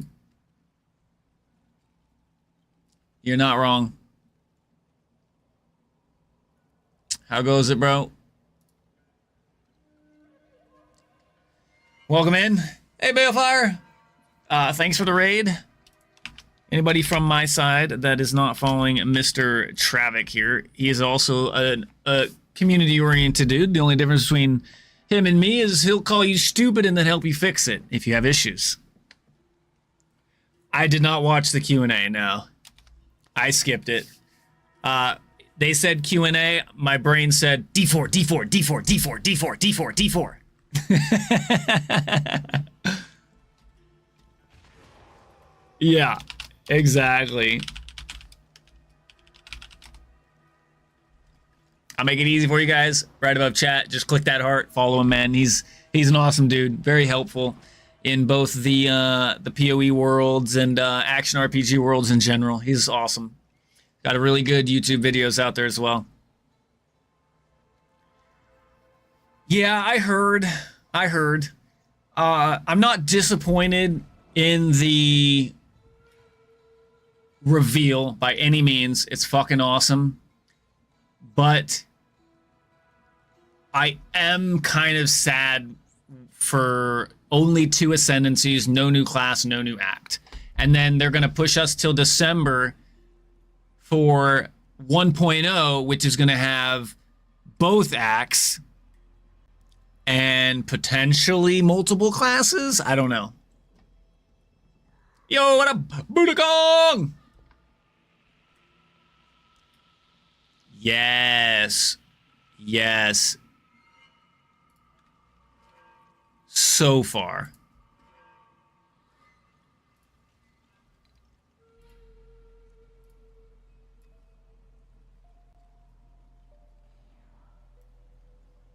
Oh, I'm still doing display capture. Whoopsie. Yeah, I wouldn't be surprised. I honestly wouldn't be surprised. But I think all that matters is that they have the whole base game there. Because it's okay. That's what kind of baffled me when they first came out with early access. And they're like, we're going to try and get all the classes in before the game launches. Because to me, it makes more sense. Focus on the core game, right? Classes can be expansions. You know, a new seasonal class or a new class when the season comes. It's awesome. Like, it feels good to get new classes. So that was kind of questionable to me, but I was okay with it. But then when they came back and changed the fact that they were like, well, we'll be all right releasing the game without all the classes, I was like, cool, that's good. That's a good move. Good move.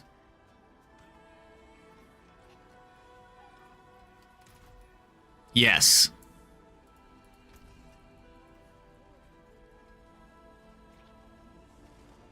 Dex, all res, life on hit. No. Weapon, crit damage, physical multiplier. Life? I don't know. Life, that one's hard. Did it just move all that shit to my stash?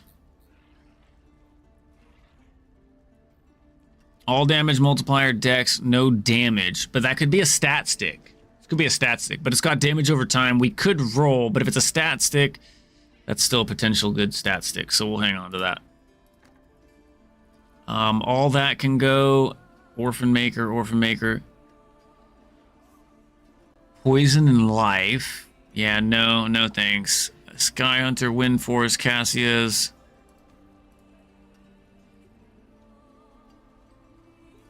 Dex, max life, no move speed. Okay, so all these can go.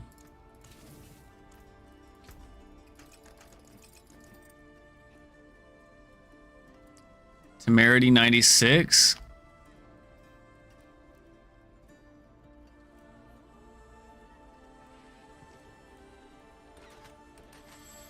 Yeah.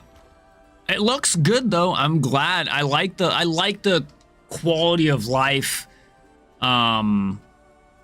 leagues.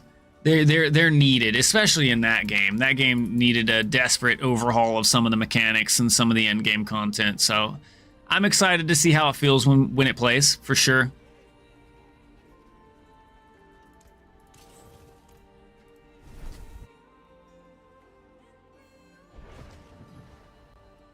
Yes, T10's a joke for a barb.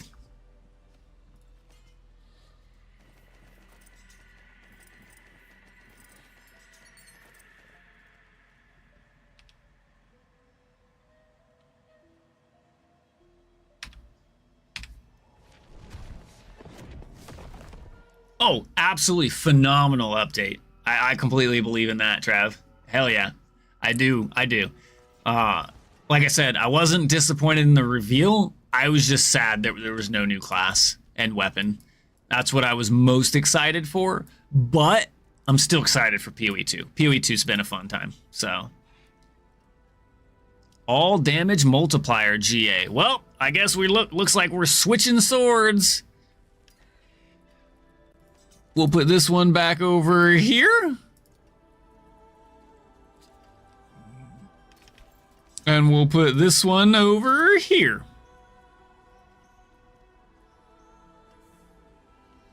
It wasn't supposed to be classes. Well, while I agree with that, they're constantly working on the classes. That's not something that they just put away and just stop working on, right?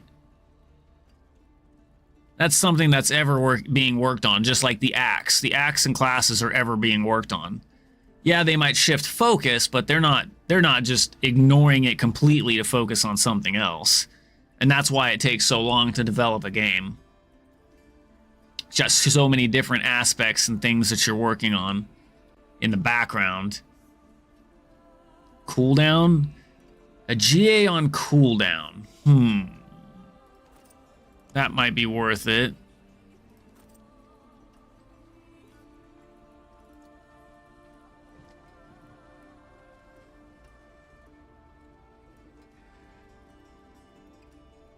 Yeah, you just kill it fast, okay? No excuses.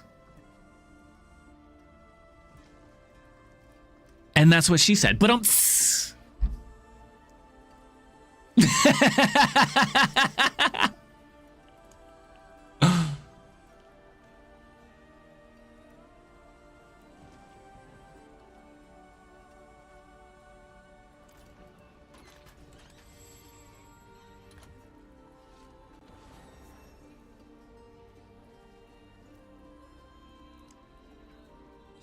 So, Trav, you still here?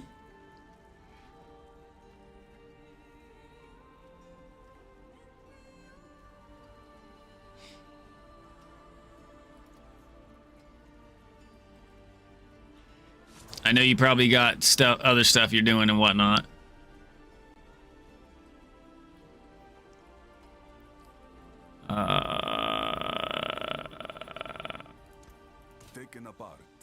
Taken apart.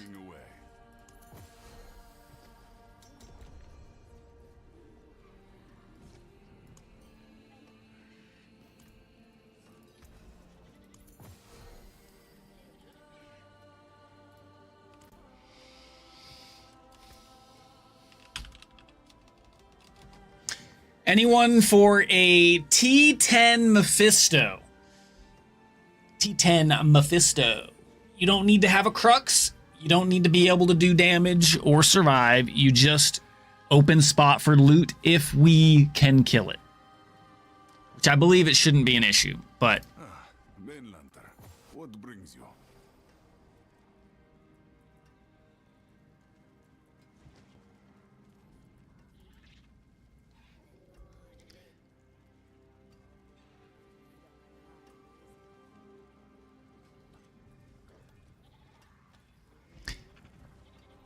I mean, if you have too much trouble, I can get a barb in here that can do it by himself.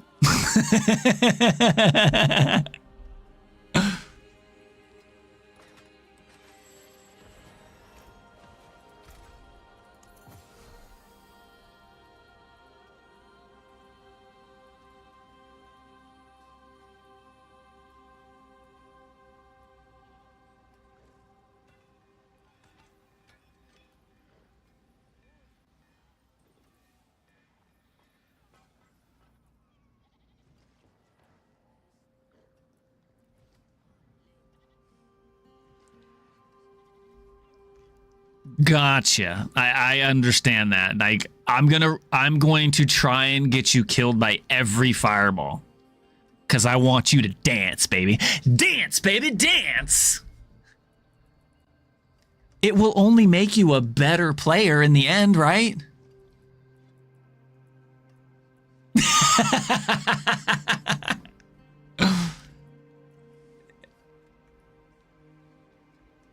Talk about Mr. Burns.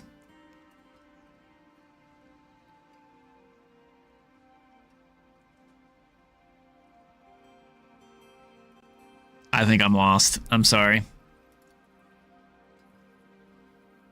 Oh.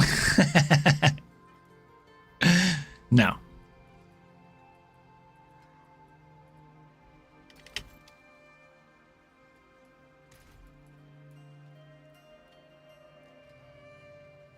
Mainlander, what do you seek?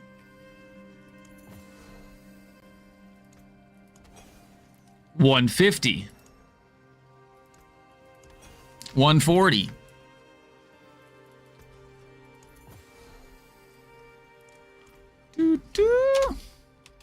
All right, if nobody in chat wants some, we'll go to clan chat.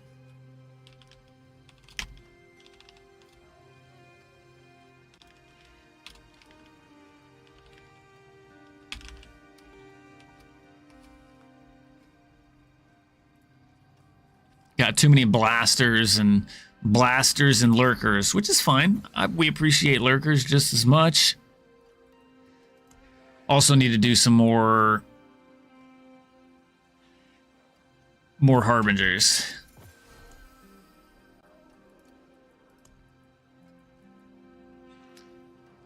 I also have a crux.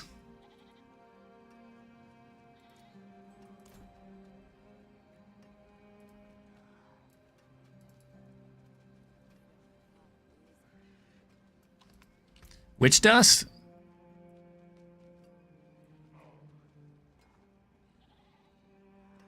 Oh, it's this one, the unique one. I think you can, but you got to spec your tree for it to make sure that like you're getting a materials cache every time, and you have better odds of getting them.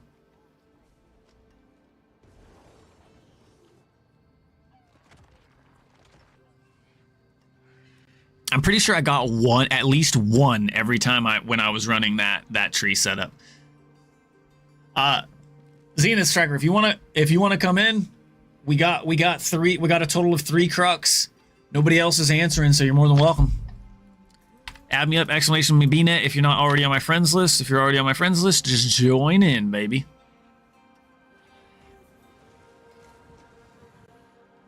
Material collection for what? Oh, are you talking about for the tree? Yeah, it's the one down the middle to the right. What?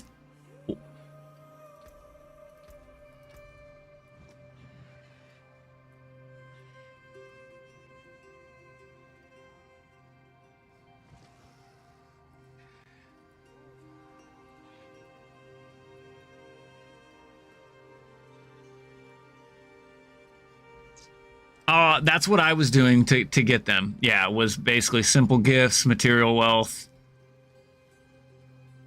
and even the chaotic favor. I took all the way down to chaotic favor because the collection of chaos just gives you a chance of everything. You didn't hear what? Oh, you said you think you could use a T10 meth if you want to join in. Exclamation mark BNet for my BattleNet ID, and you can join in on me if you're not already on my friends list. Now, if you're already on my friends list, you can just join on me.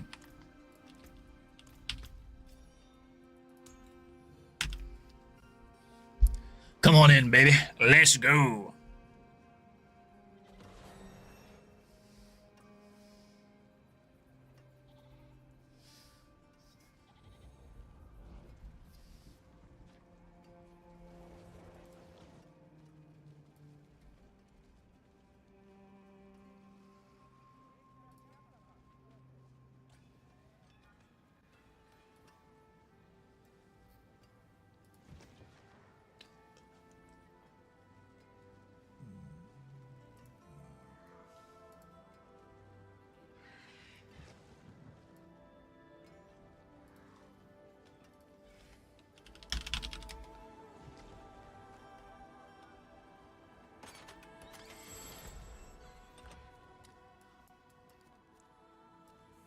You got to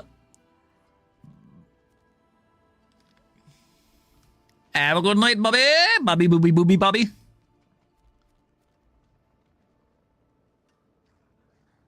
That's this one, right? The capstone dungeon?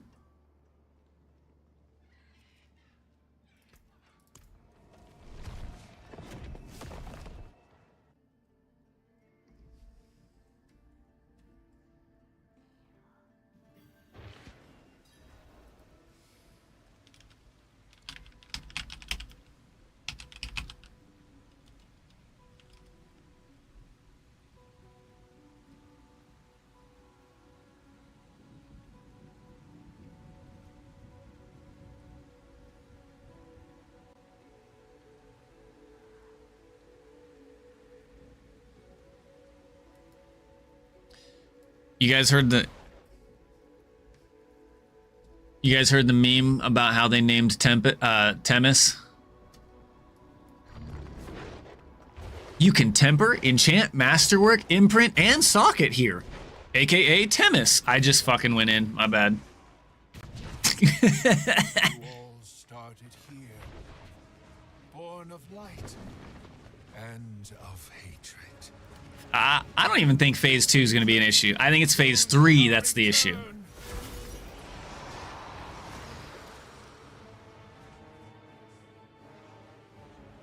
You impetuous fool!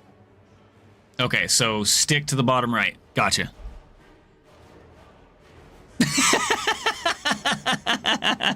So be it. You and me both, baby. Let's go handle business. What I am. So as much as I love this whole cinematic introduction during the fight, when you're farming him, it's fucking annoying. God bless it. I had a delay before it let me move. That stupid controller input issue. You got hammered!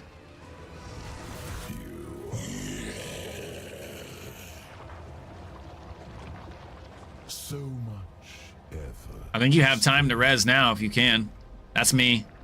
Yet still, my waters rise.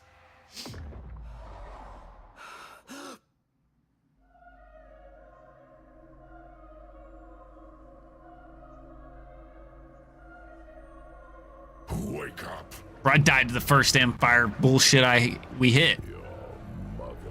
I didn't even have a chance to react. Back to the surface. Even if I wanted to. Choice but submission.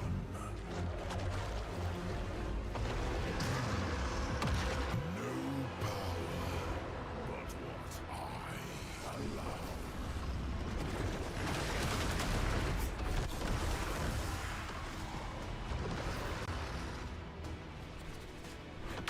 I allow. Those fireballs hurt.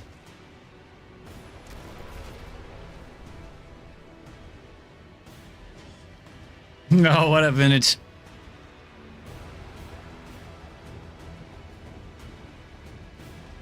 No, like he takes your abilities away from you. You have to go pick him up.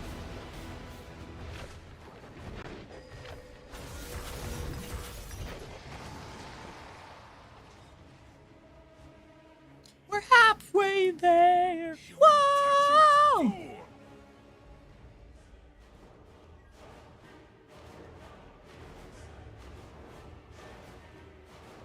Oh, you can do T12 vintage?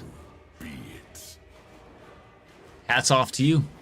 You want the truth of what I am. Let all illusions burn from your eyes.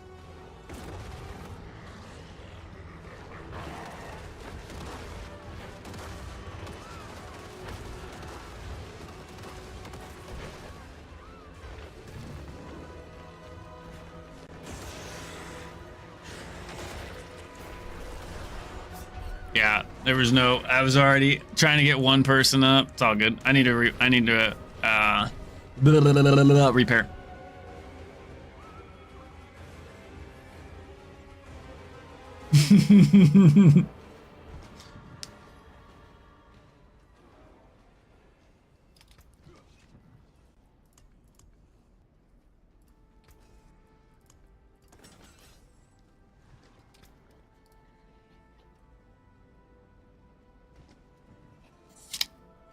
Sheesh, that's sexy. Transfigured 415 strength. On top of the strength roll you already got. Let's go, baby. Oh, I'm looking at one somebody, oh, is that the one you wished me? That's not the one I was supposed to be looking at. That is yours, though, yes.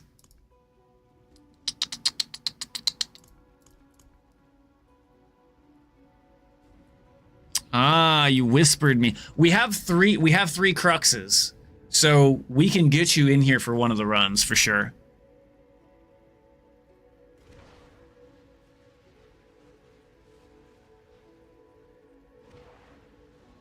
Yeah, that does suck, Janus. Yeah, I'm ready.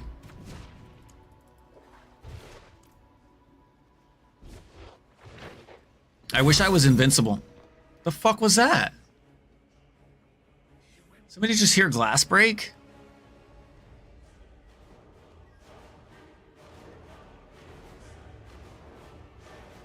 That's what it sounded like. Glass breaking. That was loud as fuck.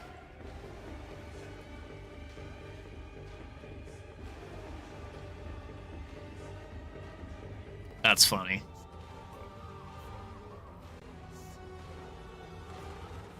Okay.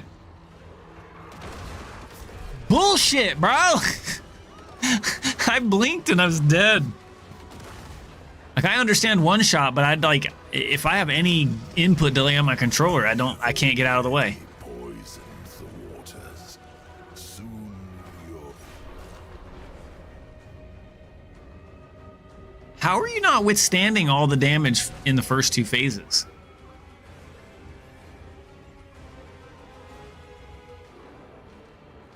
Oh, are you're not? Are you doing the Selig setup or no? Oh, that's why. Okay, that makes sense. That makes sense now. Gotcha. Yeah, no. I'm not like mocking, dogging, talking. No, I was just. That makes sense because the Selig version can literally tank everything in T10 except for some of the, maybe even some of the Phase 3 mechanics too.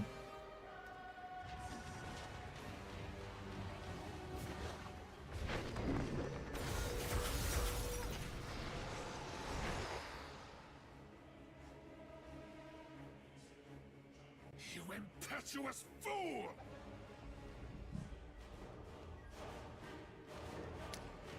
The time investment's not worth it. Unless you need a unique from freaking Astaroth, which sucks because you're better off just farming husks and killing Belial. You could probably farm husks and kill Belial faster than you can farm Astaroth. Let all illusions burn from your eyes.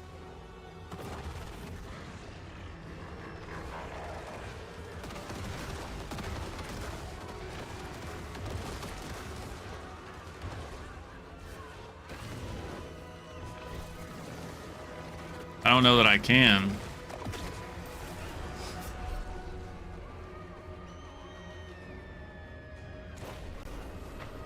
I don't think it's 4-stack. It's just damage-wise.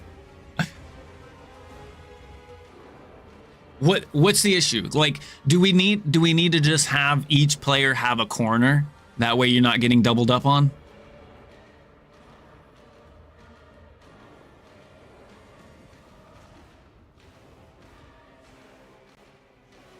Yeah, as with all of us. That's the case for all of us. So okay. So here we go. You're going to the right. You're going top right, okay? Zenith and Rain and I will not go in the top right area. That way you just have to dodge your own fireballs, and then we will get each other killed in the bottom left. Try to res Pound Town, because that's, well, I don't know how Zenith's Barb is coming, but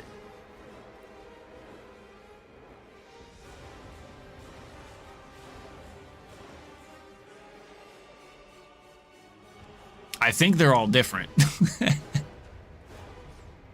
Zenith is just getting the T10, so yeah, just look. You can run by it. You can run by it and just see the name. What's your death sigil look like? You move just as fast as me.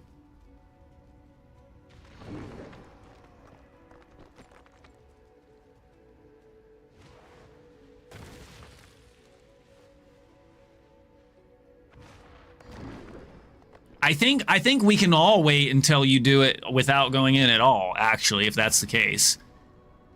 But then if you die, it's over. You don't have a chance for a res. But yeah, we can do that. We can wait outside. True. So we'll wait. We'll wait right here.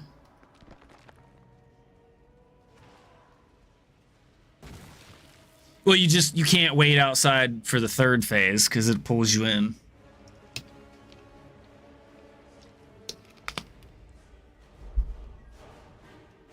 Okie dokie.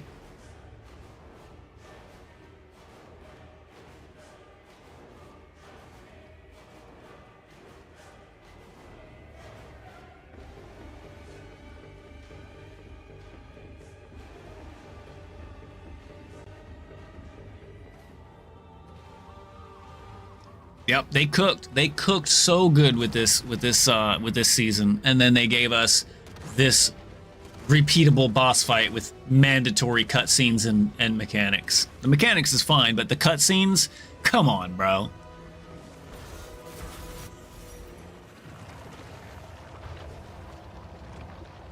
So much effort spent. Yet still, my waters rise. Ugh.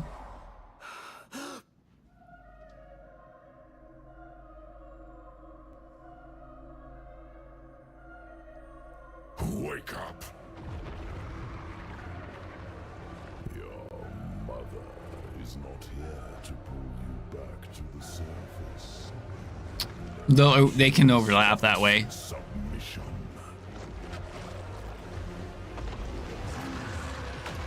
No power but what I allow.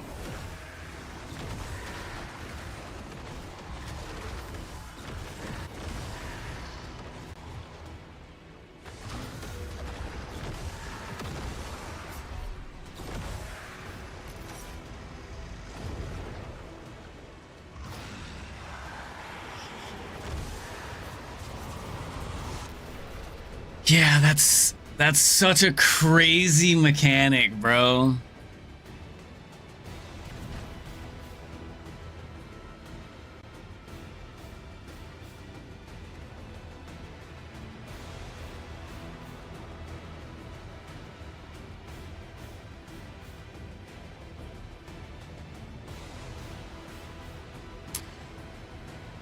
No offense, but I don't necessarily want to sit here trying to farm this forever. So I'll give a couple more attempts and I'll just bow out.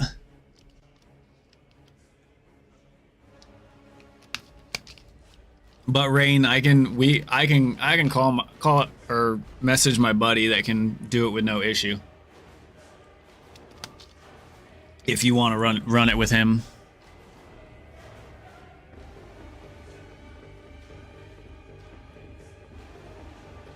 Yeah, no, you have crazy damage. Just the non-Selig version is just unfortunately not tanky.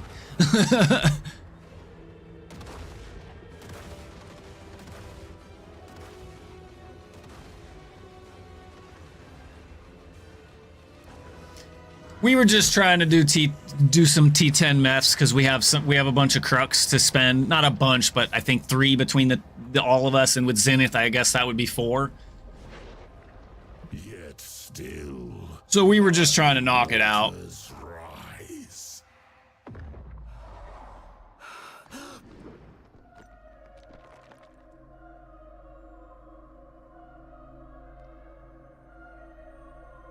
Wake up.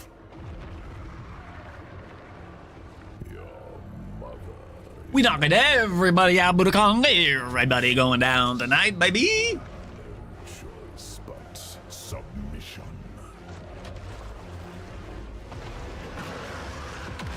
No power but what I allow.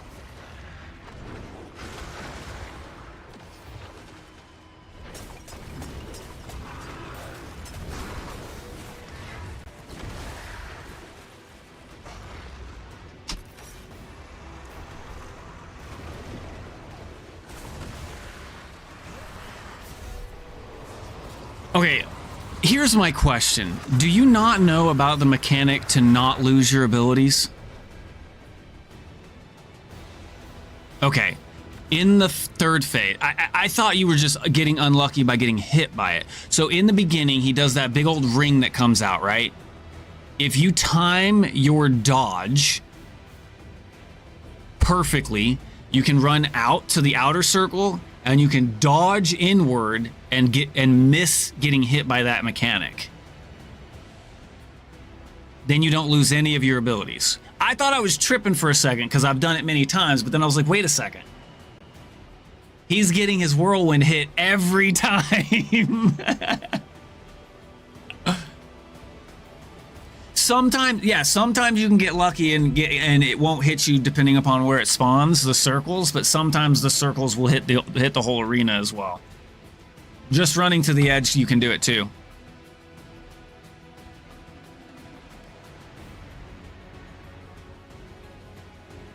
Well, I'm hearing both sides. You can dodge it by you doing the dodge, perfect timing it, or you can run to the edge. Just running to the edge should do it too.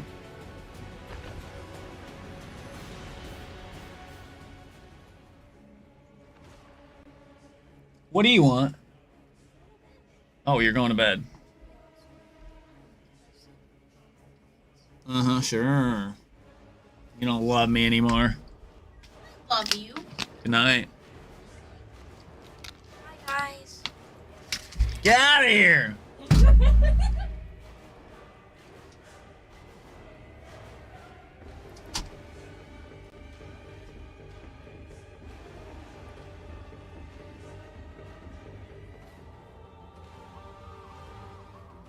Bye, guys.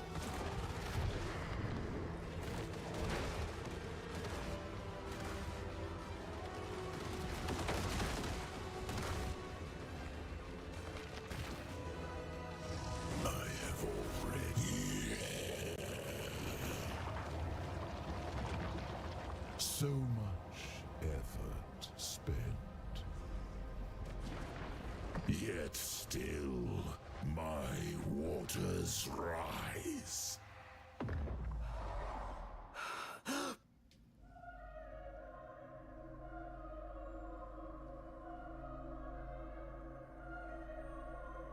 Wake up.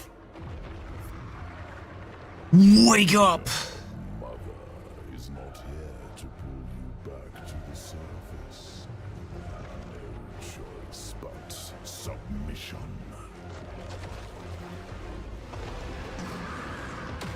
No power but allow.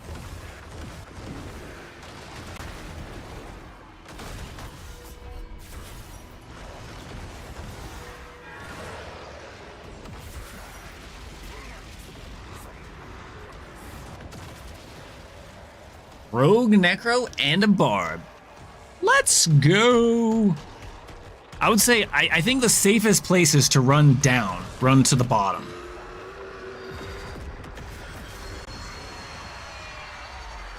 Once you hit the edge, it stops before it gets to you.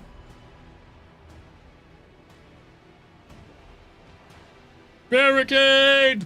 Was that you?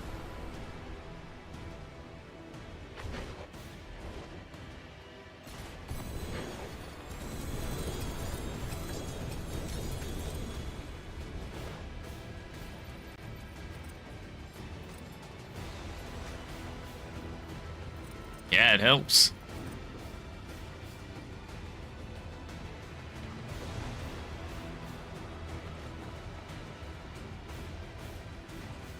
Yeah, the Temple of Union is where we are.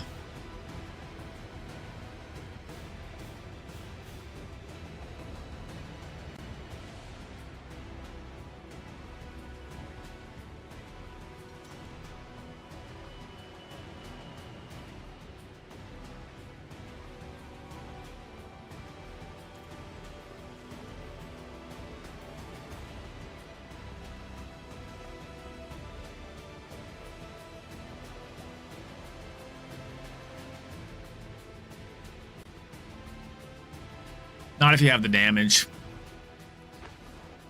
If you have the damage, you just murk her before she has the chance to do any of her mechanics.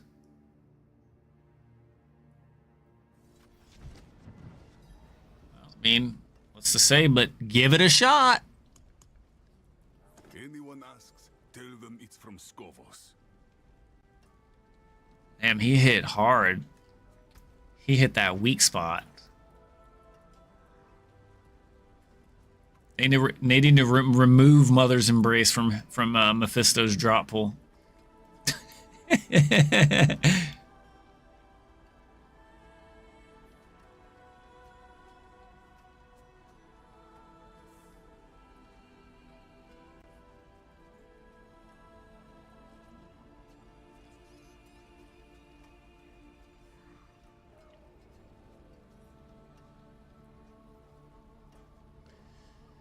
+3 to all skills GA.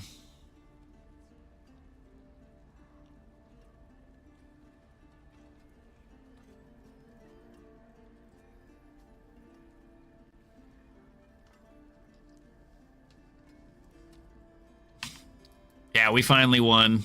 When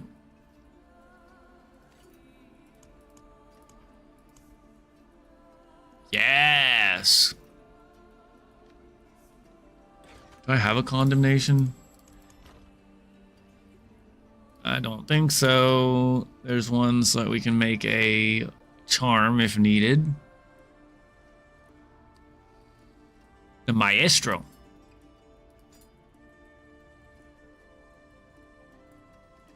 Maestro. GG's.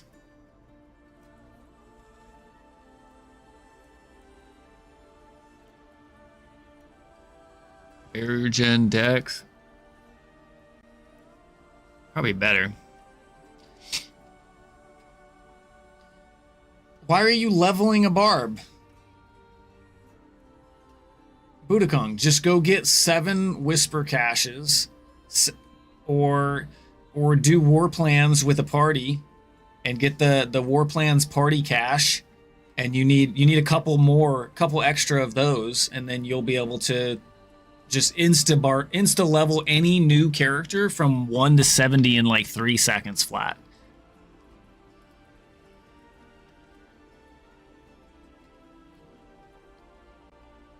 Yeah, but you don't have a previous character though, right?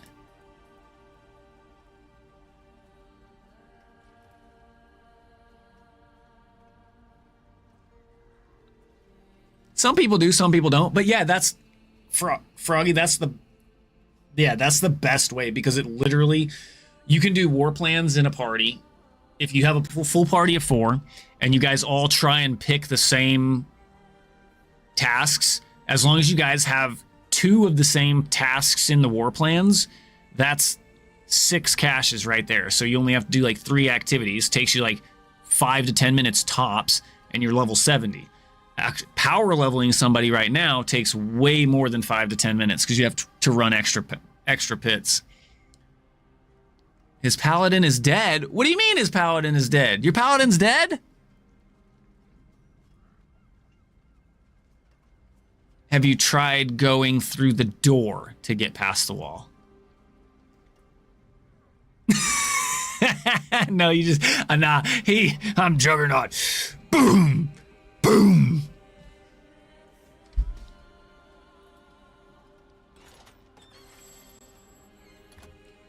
Are you following a build?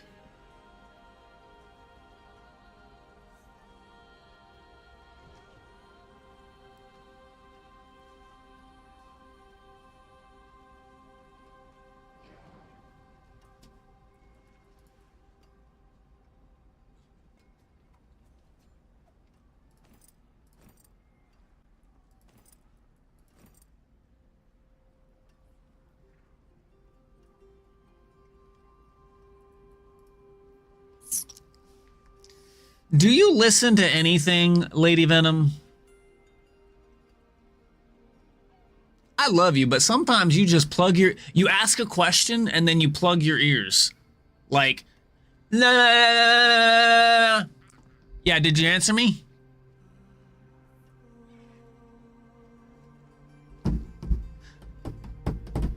Love me! Love me! You came in and said something as we answered the best way to level a new character, and then you asked me if I'm doing any power leveling tonight. Doing power leveling is not fast anymore. It's faster to farm up these caches and level up a new character than it is for me to run pits to level you from 1 to 70. Power leveling is not really the best way anymore. Yeah. Even if you're only running like T7, T8 caches, you still only have to get about 10 to 12 of them, and it will be enough to max level your character. Oh yeah, it's easier and it's faster. So if I do pits, even if I do like level 120 pits, and we do them in, we'll say 2 minutes a pop, I'm gonna have to do about 12 to 15 of them at a minimum to level you all the way up. And sometimes it's more than that. Just depends on RNG, I guess, of the number of mobs. That's the number of mobs and elites that spawn. So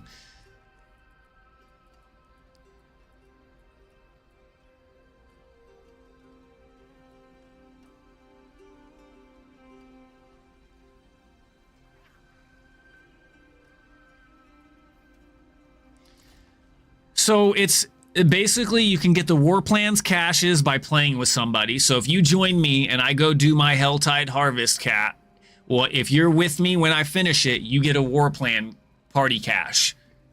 Or you can go to your map and go to the different whisper areas. Like right here, I can go do this for 3 Grim Favors and just do all the favor activities on the map and gather up a bunch of whispers to get whisper caches. When you open your whisper caches, they all come with XP. So yeah, if you plan on leveling an alt, it's faster and better to just farm up about 7 to 10 caches, If you're on T12, it only takes 7, sometimes 6, depending upon how much XP you have. If you're going to run Whisper caches, actually, there is this advantage right here. If you're going to run caches and you have at least 2 points in your Whisper tree, you're going to want to put 1 point into either one of these, it doesn't matter, and then you put an extra point into this, Wisdom of Whispers. 50% more experience orbs in Whisper caches. And then, yeah, it'll take much less.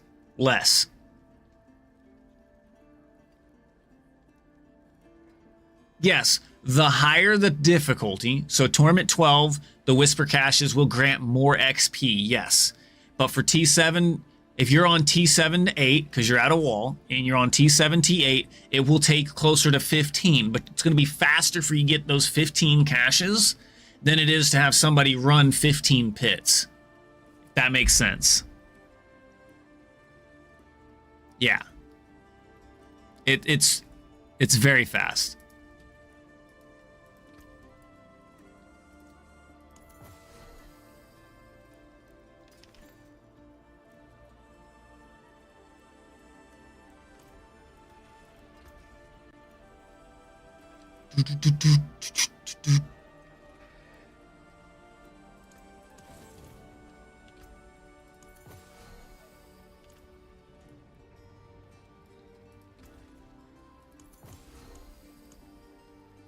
Goodbye.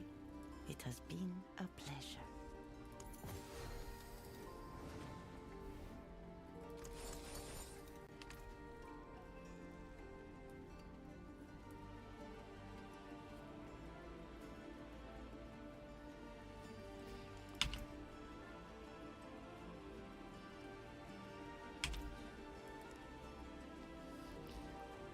So we have more cruxes, yes. Were we going to run a couple more to see if we can do it smoothly again, or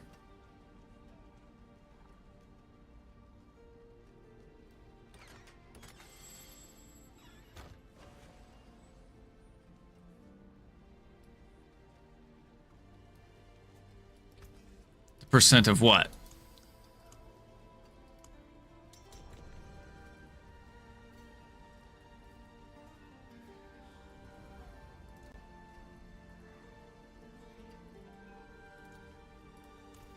Okay, I am going to... Oh, you bowed out. All right, Zenith. All right, mute me. We'll be here. Yeah, no problem, Zenith. Appreciate you. Thanks for joining. I want to run some butchers. Wait, was it butchers? No, butcher drops the ring. It's the harbinger. Harbinger.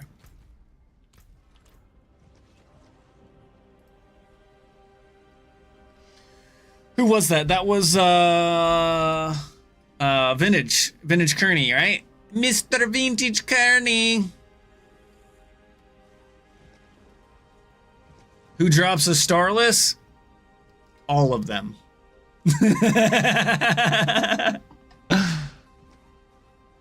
Any lair boss, my friend, any lair boss. But for the best chance possible is minimum Torment 9 Undercity run with a mythic armament tribute. Because that's a guaranteed mythic.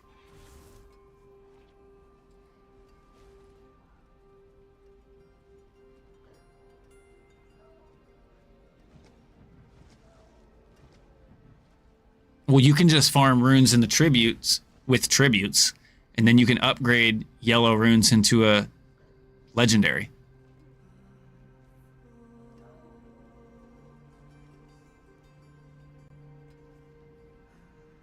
Kearney, you in here still?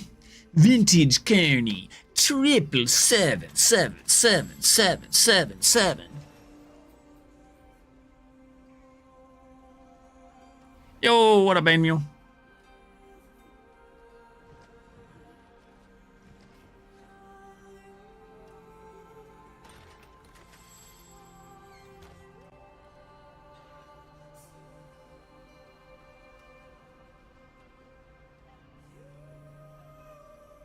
What do you mean? I'm confused as to what you're saying. Save the mythic armament 5 times for a myth prankster, and full squad, it might get 4 or 5.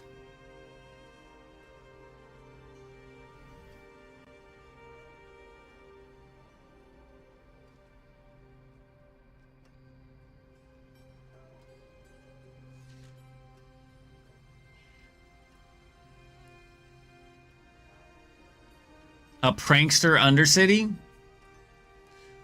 So, wait, are you talking like if I go here and I do what? 5 of these? I put 5 of these in here. You get a prankster Undercity? Or are you referring to 5 of the legendary? So you're referring to 5 mythics turn into a prankster. No, he's not saying that. He's saying something different. He's saying 5 of these mythic ones turn into a prankster Undercity.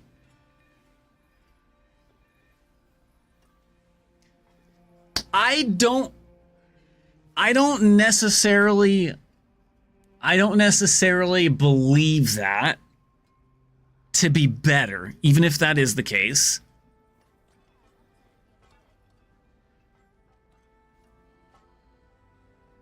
Because in one Undercity, with RNG even semi on your side, you're going to be guaranteed a minimum of 2, sometimes 4 mythics from just one of these.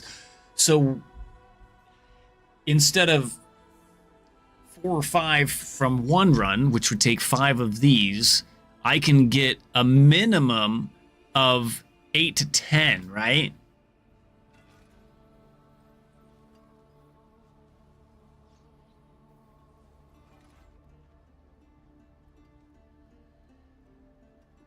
Right. That's my question. That's kind of my question. I don't know that would necessarily be worth it. I might try it just for shits and giggles because, you know, that.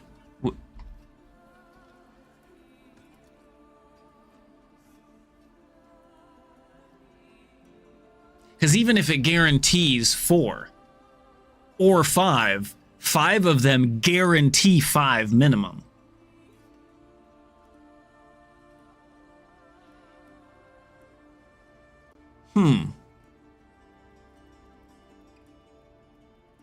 I wonder if you could get more than 7 then. If you could get more than 7. If you combine 5. Yeah, see, I would... Maybe later in the season, that would be worth like trials and testing. But that's still, in my eyes, not the greatest ratio when I can get 4 from one mythic armament. But that's cool to know for sure, though. Thank you for the information. Oh, 'tis a fortress, isn't it? All right, so Harbinger.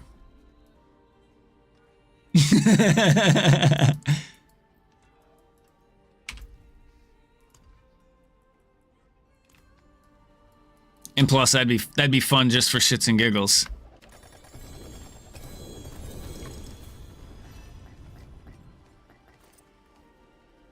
For shiggles? Is that what you just said?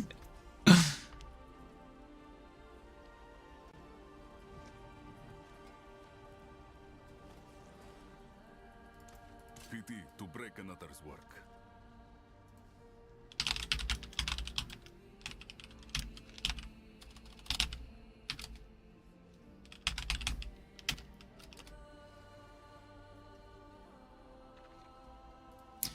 All right, so Harbinger we go. That's what he just said now, Dar. That's funny.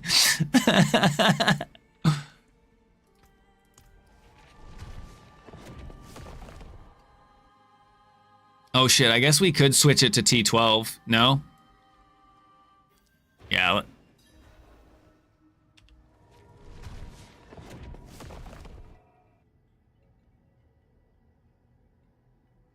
On fucking Harbinger?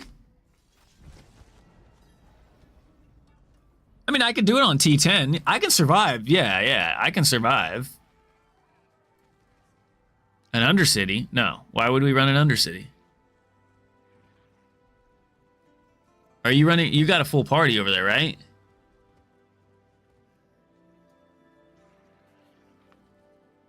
No, he's just talking shit. Are you running a mythic armament tribute and you're not running a full party, Gurney? Shame on you.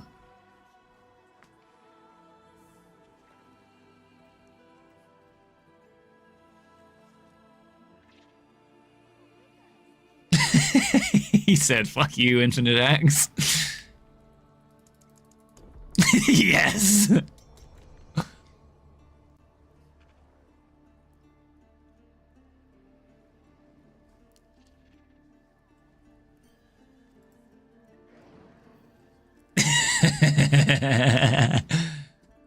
He kept it under the desk.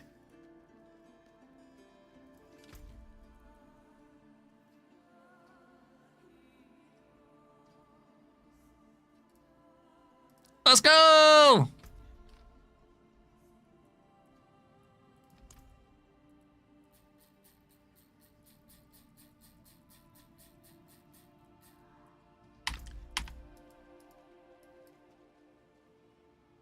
Are you guys at least on T9?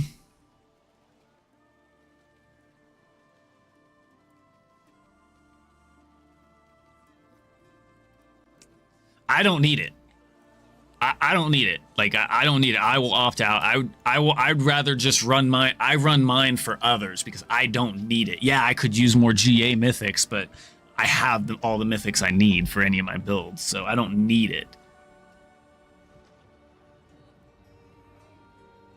Yeah, I was gonna say if you have somebody that can help you, T9, T8 is a very, very high chance of a mythic, but there is a slight chance that you don't. T9 is guaranteed mythic every time.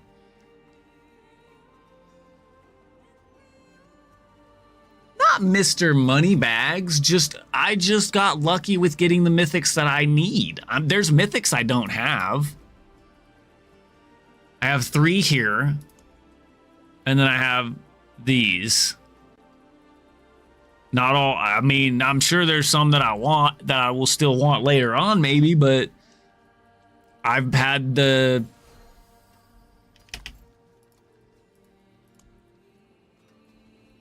I got an Igni.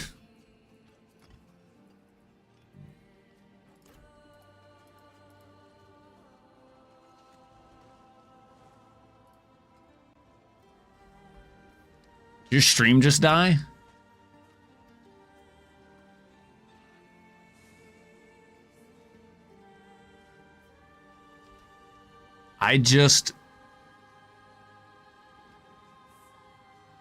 Okay.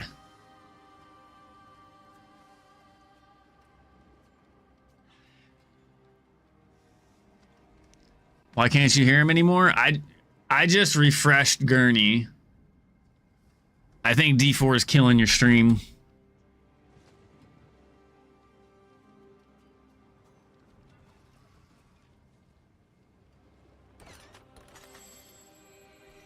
Not necessarily.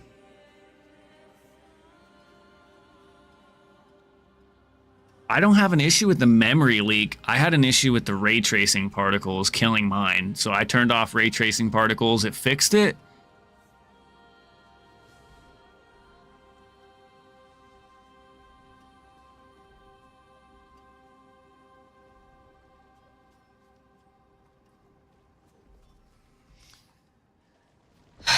Tasteful thickness!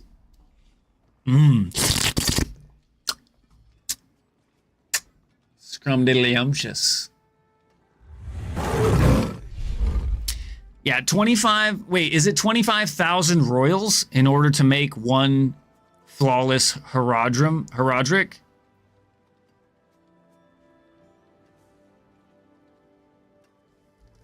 So there's 2 things you can do if it's having issues. One is obviously turn off the ray tracing particles. One of Ding's fix was turning all the graphics down to medium. There's one of the settings that medium switches something to fixes that as well. And then there's also a file in your documents under D4, you open up the text file and go to chroma effect and change the input from a 0 to a or disable chroma effects, and you change it from a 0, which is off, to a 1, which is on. So you disable chroma effects, and that will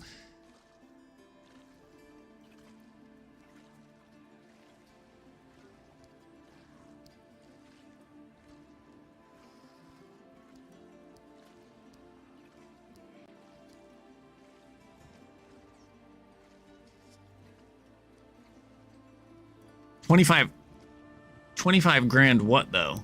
Like 25 grand gem fragments? Because it's 100 grand for just one royal. So you're saying 25,000 royal gems? Yes?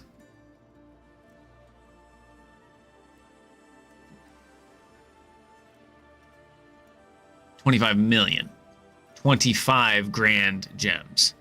So 25 million fragments. Gotcha. Okay. Yeah, that makes sense. Is that all? Fuck you now, Adar.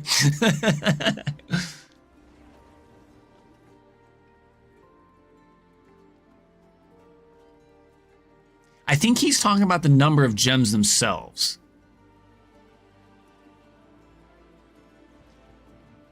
So 10.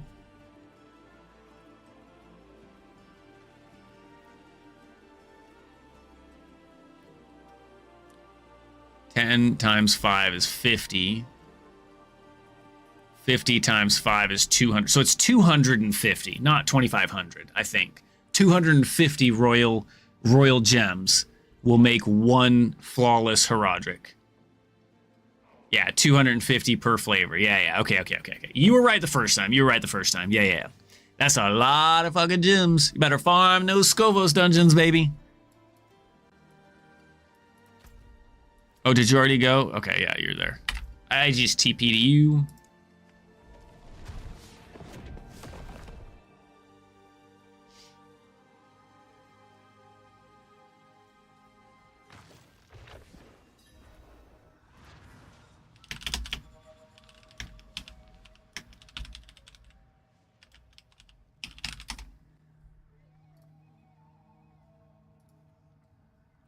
Yeah, I have a lot of crazies. No offense to people that come and hang out in the Discord with me, but I have a lot of crazies that aren't necessarily like saying bad things, but there's just a lot going on in the background in Discord at times, so I do not add it to stream.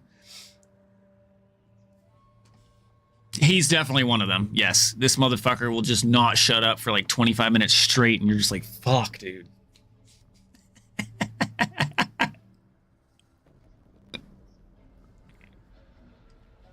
I'll punch you right in the balloon knot, asshole. Bring it on. What's that?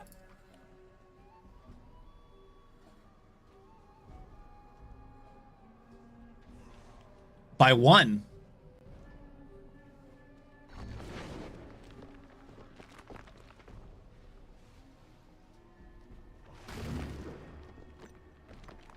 No, but yeah, he is. Butcher takes greater lair keys, not husks.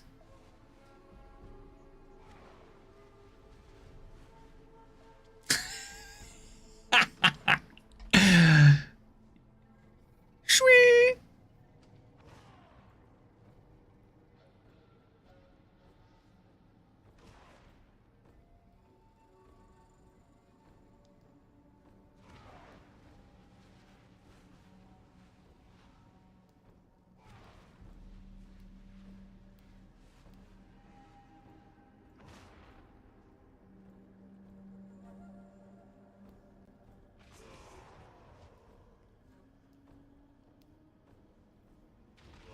He just...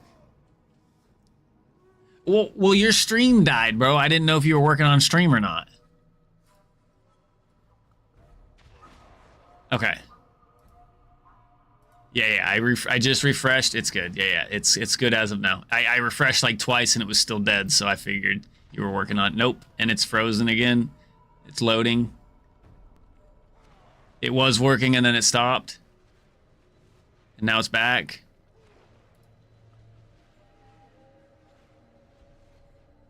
Yeah. I need Harbinger for a pair of pants. That's why we here.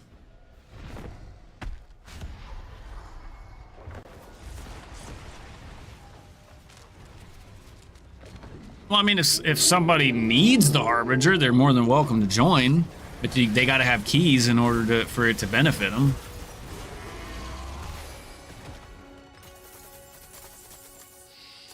You don't know what's below the desk. Yeah, it keeps crashing. Do you have ray tracing particles turned off? You turned them off. Have you relaunched your game? Okay. Relaunch your game. Turn your game off. Once it's off, go do that setting on your disable chroma effects.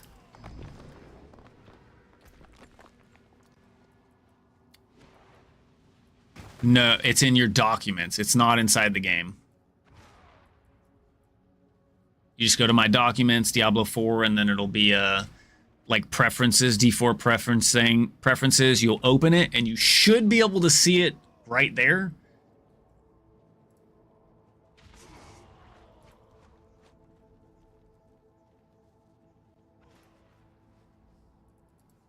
That's just because nobody's going to try other shit out when they know Whirlwind is fucking crazy.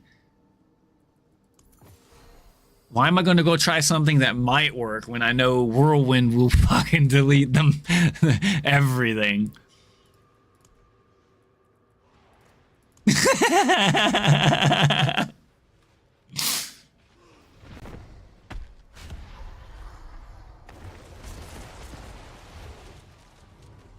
I believe it.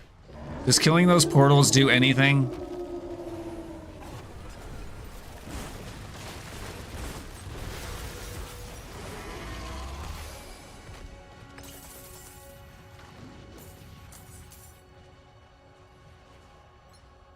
Oh, Cliptus had... Well, yeah, I know Cliptus was trying everything. Cliptus normally covers everything every season.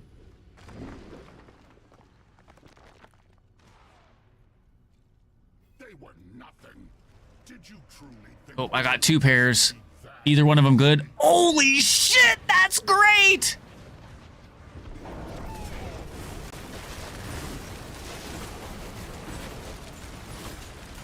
You think you've won? This is just the beginning. Don't make fun of my no DPS build, okay?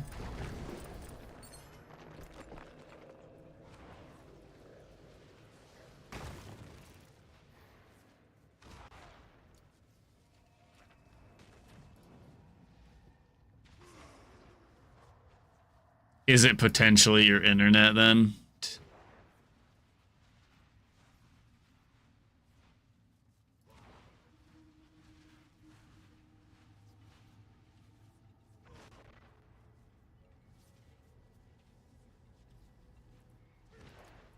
Yeah, it's definitely his end is having issues, but we were assuming it was a D4 issue because there's been a lot of people that can't stream D4 due to OBS and D4 having major conflicts. But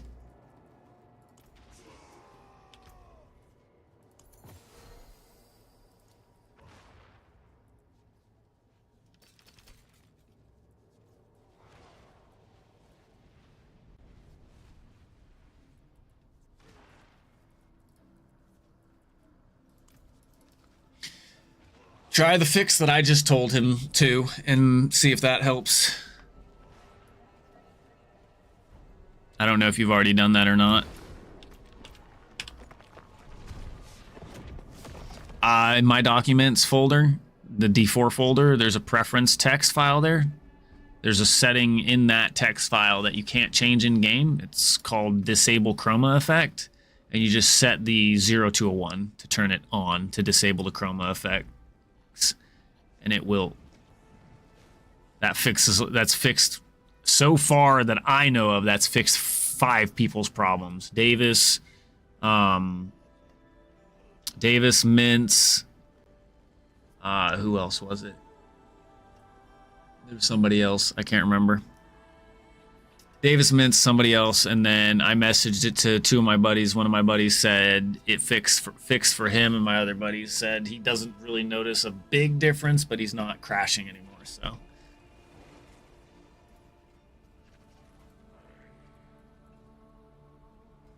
it should just be a text file. Go ahead.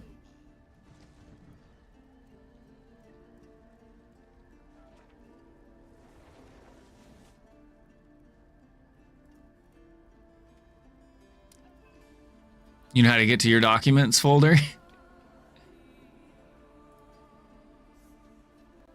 So when you go into your documents folder, there's a Diablo 4 folder, right? And you cannot see the local prefs file. Okay, so you're probably gonna need to right click on your Diablo 4 folder and go to properties of it.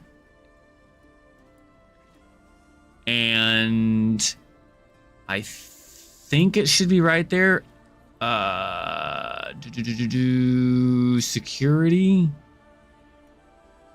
You should be able to. I can't remember where it is. Customize. You're gonna have to basically show hidden files. And I'm trying to remember how to do it on Windows 11.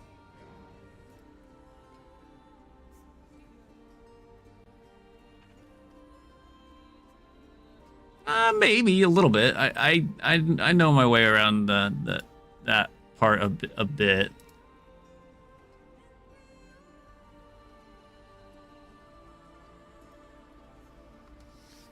What up, Bloodfords? How you doing, girly?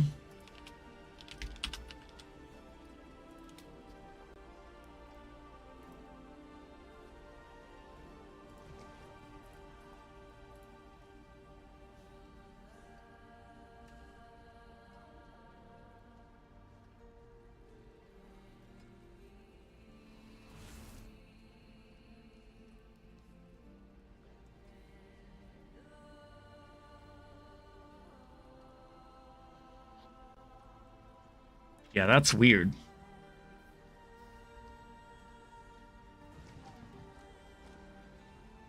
Well, it looks like you're using a virtual memory cache, is what that looks like.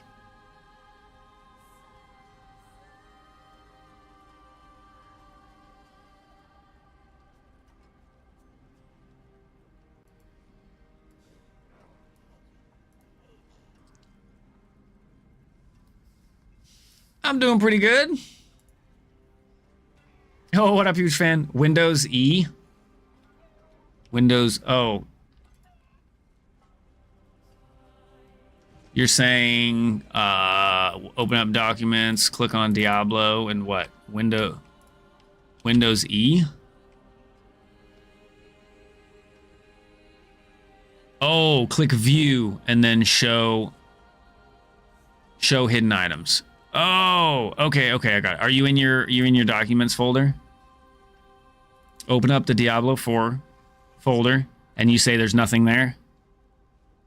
Okay, on the top there should be a view. Click the view and then scroll down to the bottom, says show, and then click the hidden items at the bottom.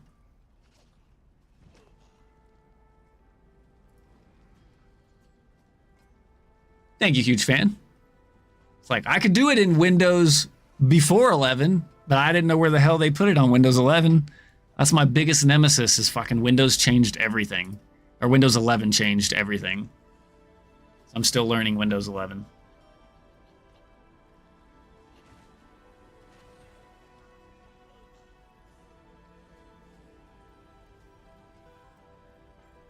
No, we're helping Gurney, because it's... Did that work, Gurney? You still don't have a preference text file there? That might be part of your problem. Your Diablo doesn't know what the fuck to do.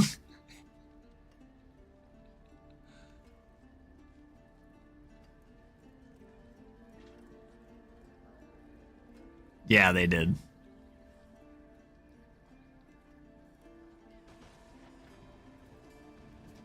I can't even catch all of your streams lately, Blood Farts, because you're like, your hours have been crazy. Well, that's a good and a bad thing.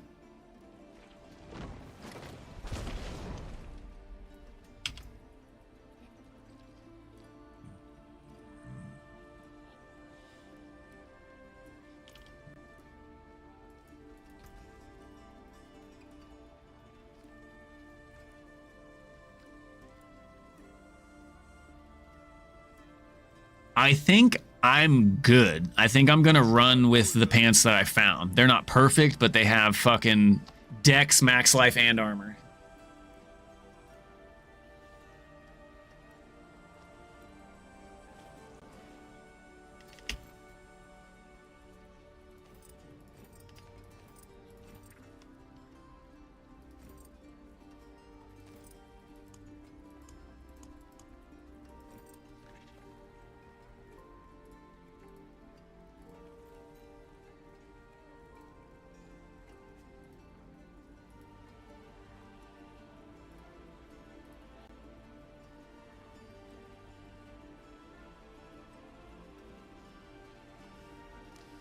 Great.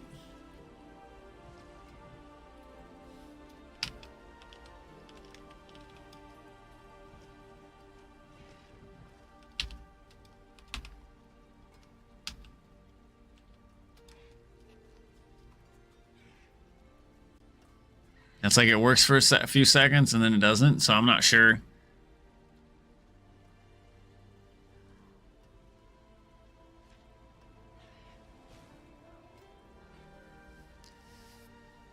Oh yeah. Oh yeah, dude. Her streams have always been phenomenal. Thank you for the raid, Gurney. I appreciate you. Sorry you're having tech troubles and your stream's just taking a dumpster dive on dumpster fire.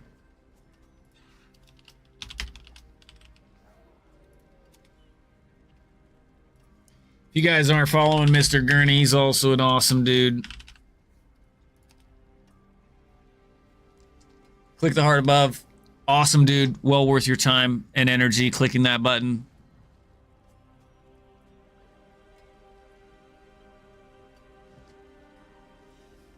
Ramaladnis.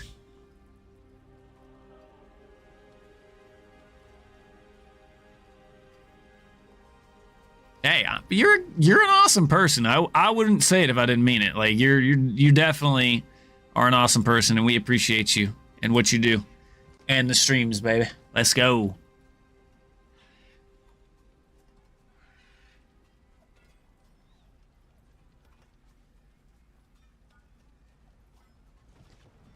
Fuck no. She's like, nah. You doing a blood wave stuff, right? Blood farts?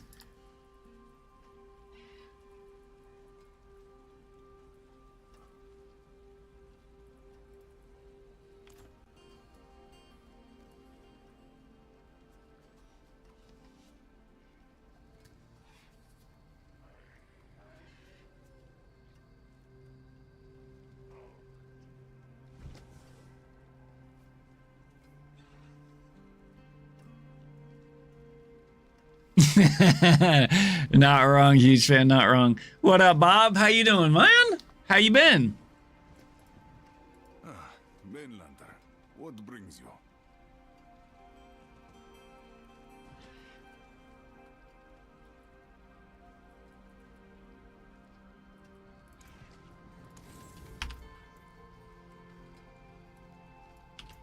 Okay, I think we saved everything, right? So far, you can clear a pit 100 with it? Hey. That's better than me. I got capped at about T9 on my build. It was a fallen... Command fallen build. And I could do much better. I just couldn't get the gear pieces and uniques and stuff that I needed, and the ancestrals that I needed dropped to be able to run it to its best ability.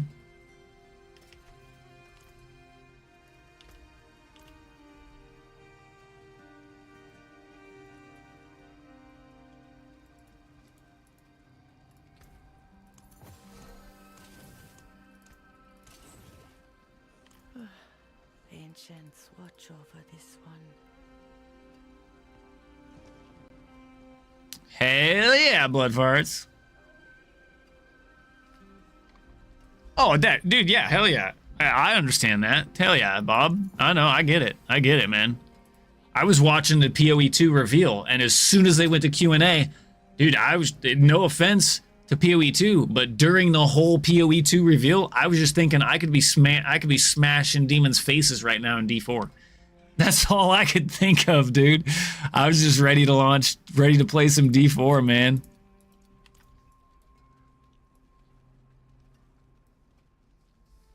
Yes.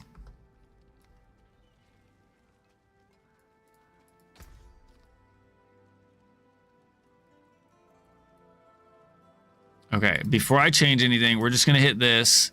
I know this isn't supposed to be poison trap or ice trap, poison trap converted to ice trap, but it is what it is.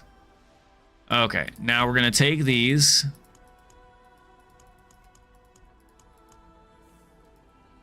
And let's find some place to put this.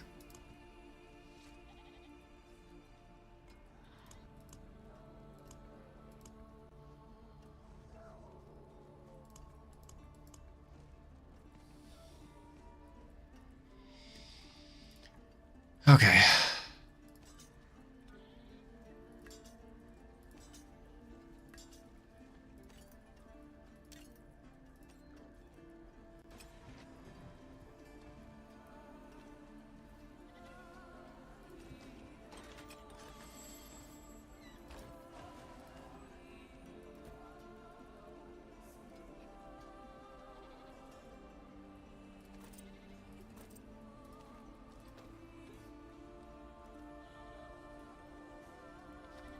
All right, and these are the shrouded gift pants. Yeah.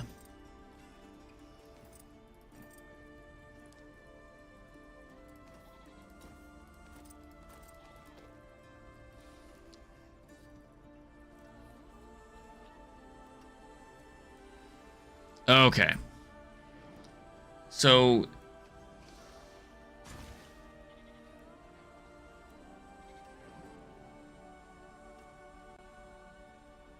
which boss, Bob? Litany Hate? Oh, that's the dagger, right? This dagger? Litany of Sable?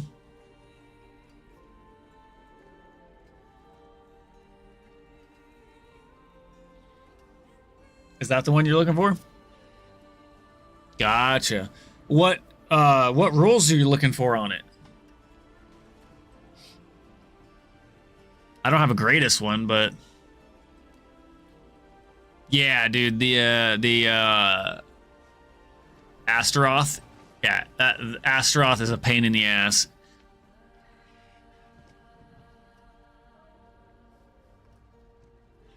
Nah, we're just talking D4 stuff. Gurney gave up, so if he needs help, I can help him later, but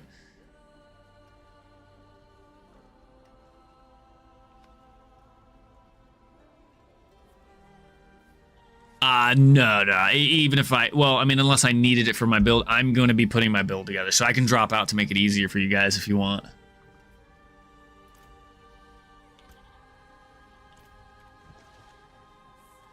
What brings you to the ancient isles?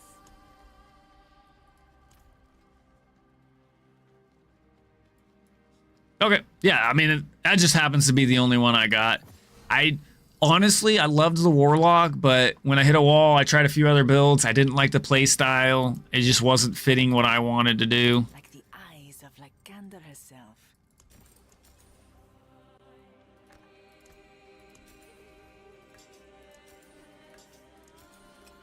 Ah, beautiful, no? But if we see one...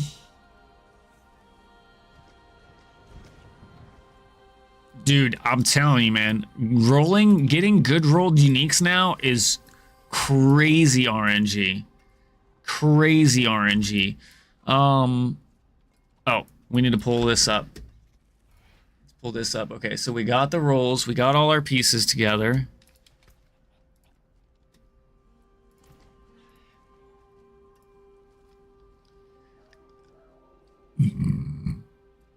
5 GA Eldruin Sword of Justice, man.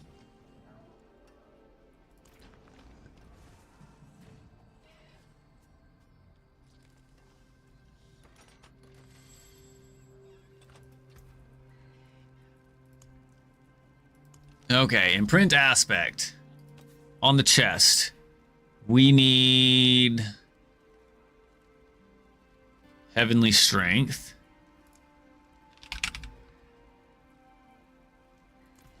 Take that. On the gloves, we want Velocity.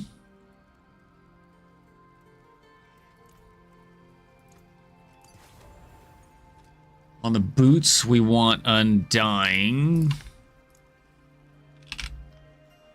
Undies, undies, undies, undies, undies. On the amulet, we want Ferocious.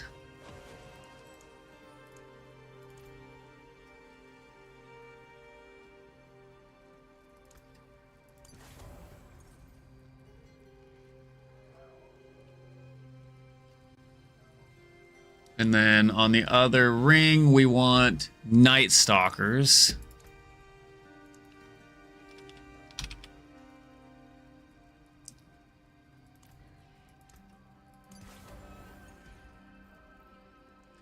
And then on the offhand sword, we want Imitated Imbuement.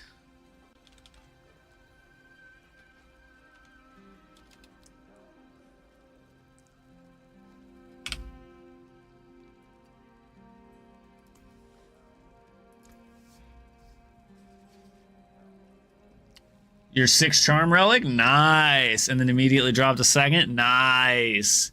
The stars align. Hell yeah. Okay, so that's all my aspects. That's all that. So the only other thing is going to be...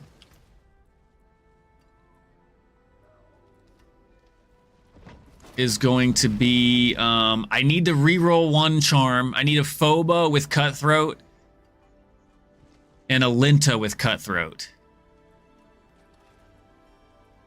Or Marksman. Cutthroat or Marksman. Or Core. They all work.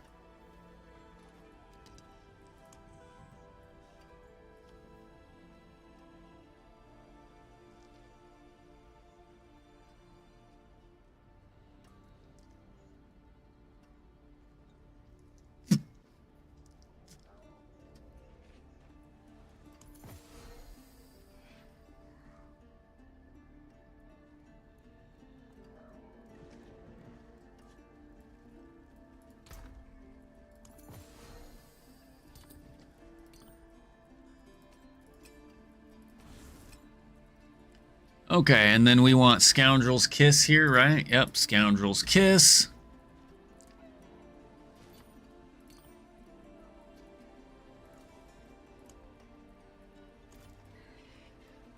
Okay, so next step is going to be skill tree. So let's respec mode, refund all, confirm. Paragon, refund all, confirm.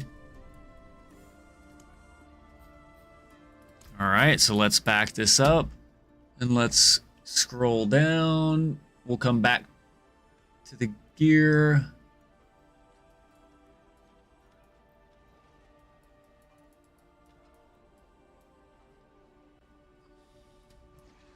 All right, so we go straight to pen shot.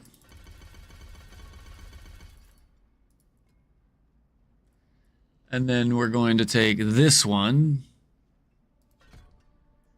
We're going to take this one and this one.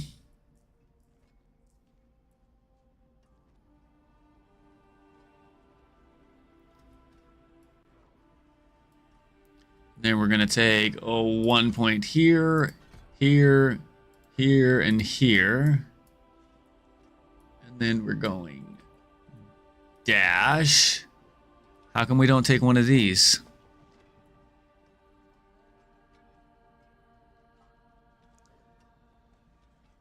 Then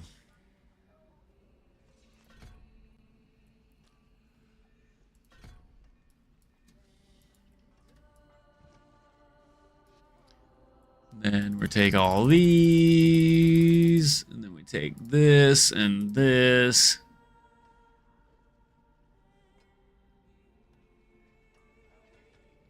Yeah, I got baited too. I think I got sent the wrong video.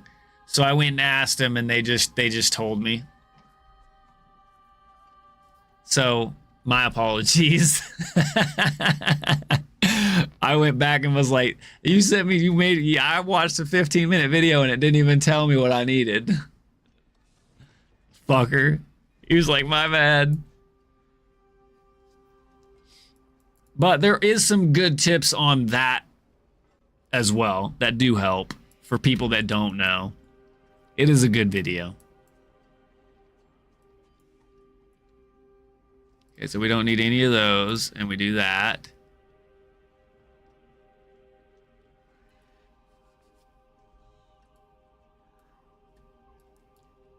We'll take 1 point there. Here, here, and here. Yeah, me neither. He's a good dude. He's definitely a good dude. He's got good content. He does good barb stuff. He does good non-barb stuff as well. And he's got a good high positivity vibes. I love it. Okay, I think we just dropped 3 points here. Am I really missing 3 points? A masterbateful plan.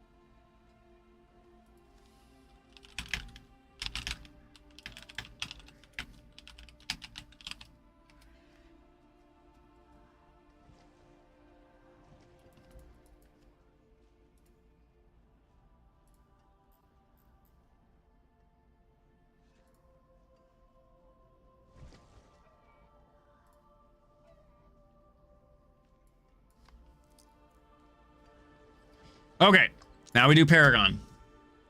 Paragon, baby. Let's go, Paragon. Paragon, Paragon.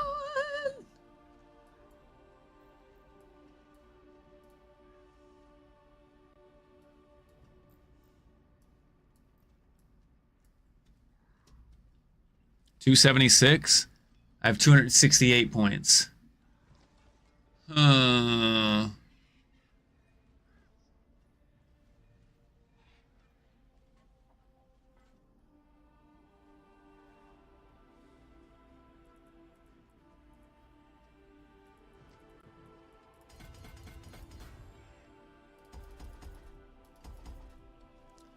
So that's 276. So that's 8 points.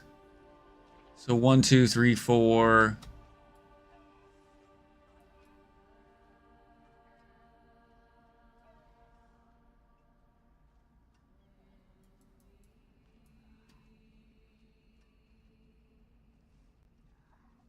One, two, three, 4, 5, 6.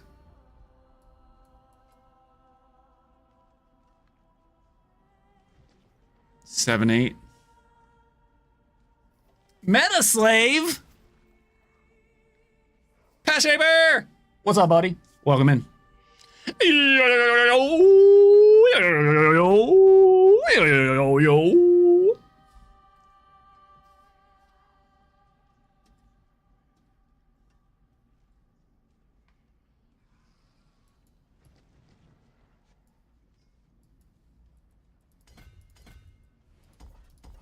let's see. 1, 2, 3, 4, 5, 6. So that's 6 right there. 7, 8. So we'll just skip that for now.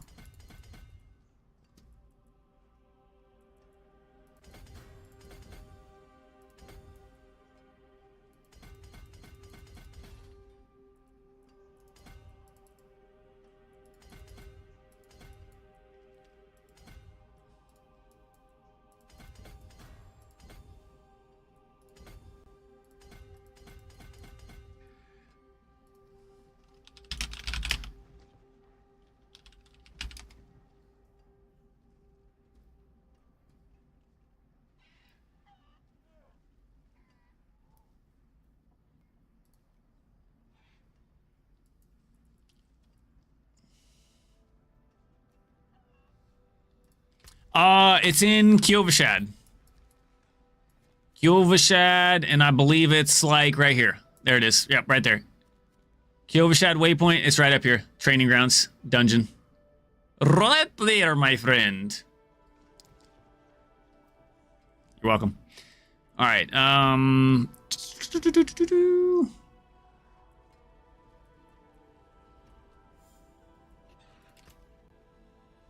You can send it in game too, by the way.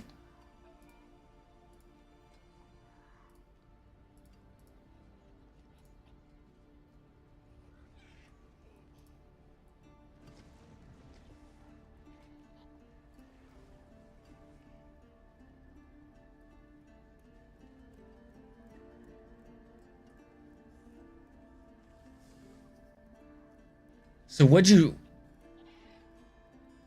Just a higher roll? Dex, Von, Cold, crit chance, crit strike. Why are they off? 1, 2, 3, 4, 5. 1, 2, 3, 4, 5. They should be lined up. Yes, they are, Jace's dad. Faded!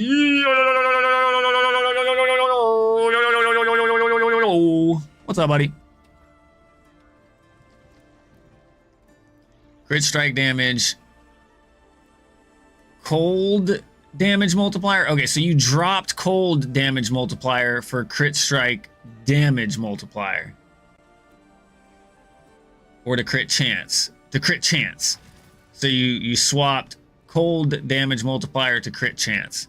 So if that ups your crit chance, or vice versa, whichever one, the cold gloves are new. Okay, so if you already have a good crit chance, the cold gloves are going to perform better. But yeah, those are both nice gloves. Oh, you transfigured the gloves. Did it brick your gloves?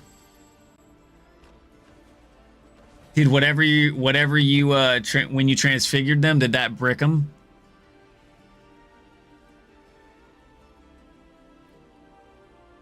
I'm trying to see what you transfigured. It normally shows you. It just changed something, I guess, yeah?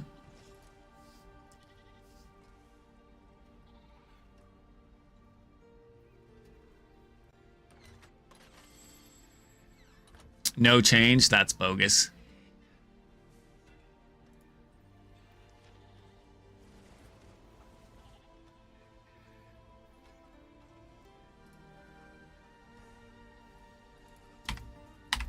Okay, not P, C.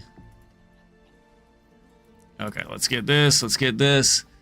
Okay, let's populate this. Let's populate this board up, baby. Okay, what was that? Assassin. Assassin. Assassin. Assassin.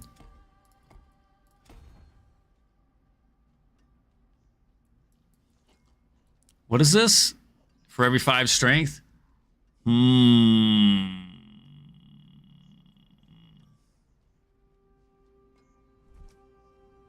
Okay.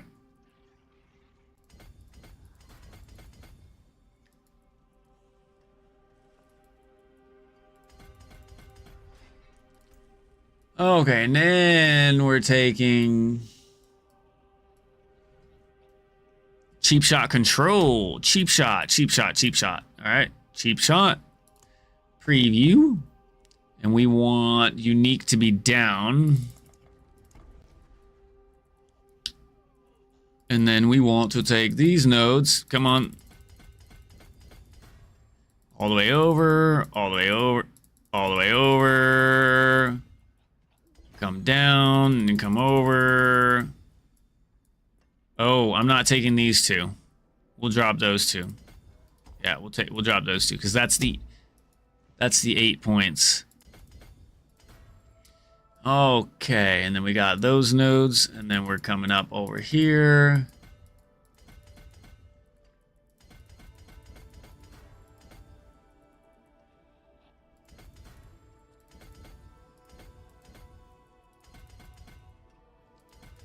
Come get those nodes.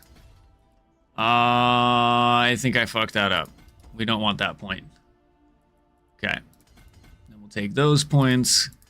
Come down, hit both blue, hit that, that. And then we're going to come up and over. And then we'll take that node. Okay, then we're going... Oh, wait, what node is that? That's control. Canny, and control. All right, control. And then we're popping next board, which is Leliana's Instinct. Leirana's.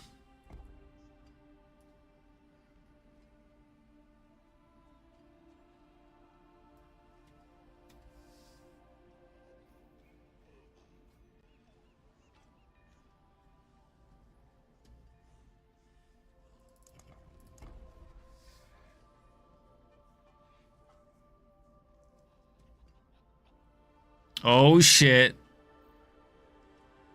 Oh, you sent it in game this time? Nice. Transfig. Oh, you got bonus for quality. Sheesh. Hell yeah, dude. That boosts all your stats a little bit. That's fucking sweet. Hell yeah. That's a good transfigure. Vol or no balls, right? Is that how you playing D4? Is that how you playing D4 now? Ball or no balls? Why should you hate it? Why? Don't hate it.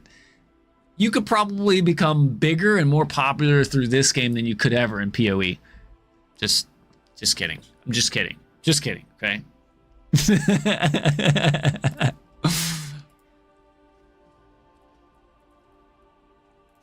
It's a trade-off. You would have different people in the community as well.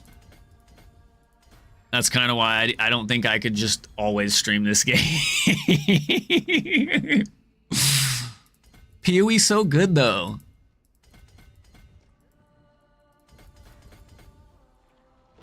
Okay, so we're going here and here.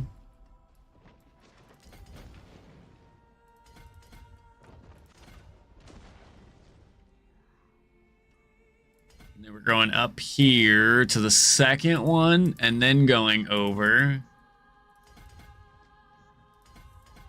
Down, and then we hit this. And then we'll go around over here. We'll hit those. Go down, over, up, left, right, up, left, A, B, A, B, A, B, A, C, A, B, B, start. And then we hit those two. Okay, and this is fluidity. Fluidity. Wait, where's my fluidity?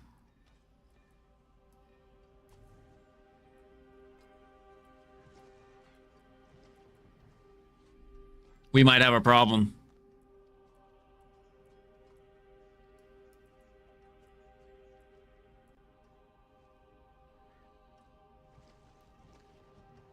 We did not level up fluidity.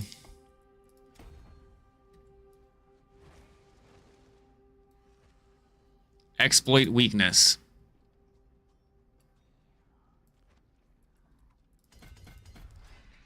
Oh. Exploit weakness. And then we want the glyph right where it's at, so we'll attach it.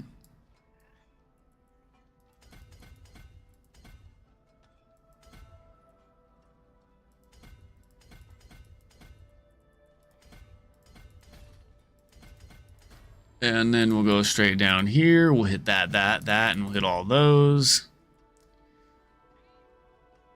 Oh, you YOLO corrupted your weapon and you hit a second GA mod, but was the second GA mod, did it just GA your... Oh, that's your boots.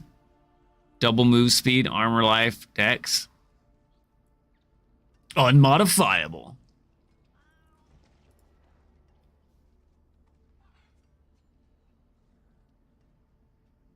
Wait, you transfigured. What'd you use? So did it just bumped? Wait. Wait a second. Oh, it changed this to a GA. That's what it did? Sheesh! You GA'd your GA earlier? What do you mean? You damn right, motherfucker. That's sweet.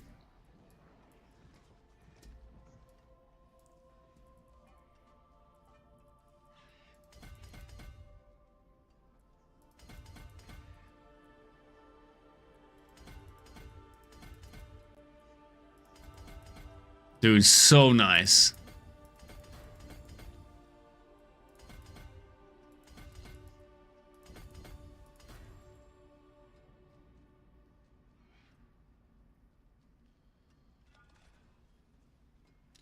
But how do you know you... Yo! What up, Dogfather? Yo! How you doing, buddy? How goes the dogs? How are the doggos? And how are you, my friend? No, I know it's not good, but it's good that he GA'd his crit damage because it wasn't GA'd, is what I was referring to. But that does suck. How do you know that you GA'd your GA? How do you know? Like, how does it tell you that or something? I don't know. I haven't transfigured anything.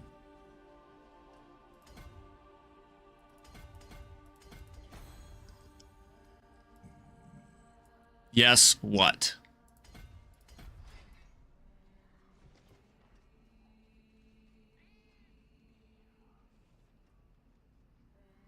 So if GA always does something,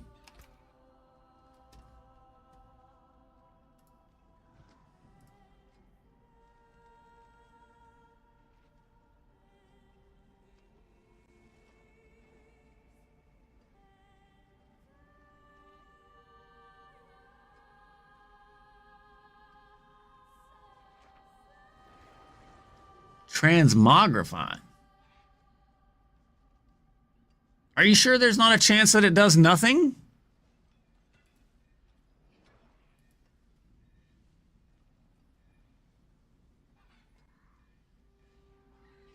Agreed. Don't transfigure unless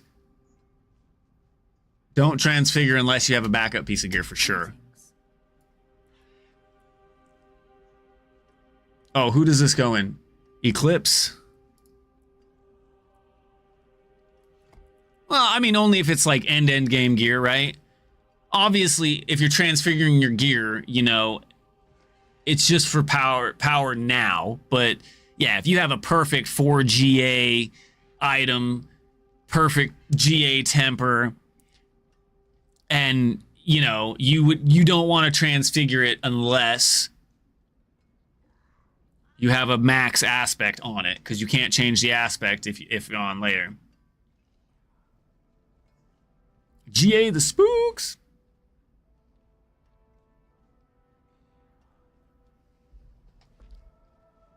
Oh, that'd be crazy. That'd be crazy to be able to like double, triple, or quadruple transmogrify, transfigure, whatever, transfigure. Okay, so what's my last one? Devious?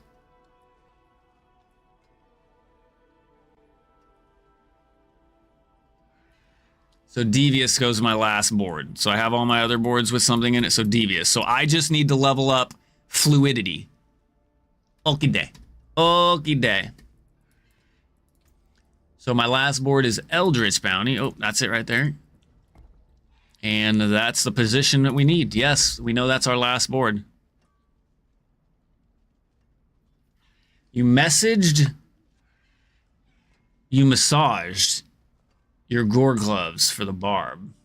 Still kind of bad, but fun learning a new system.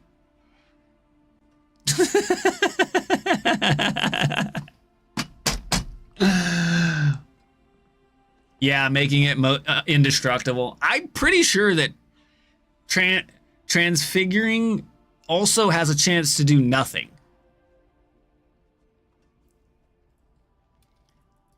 Oh, you messaged. Okay. Okay.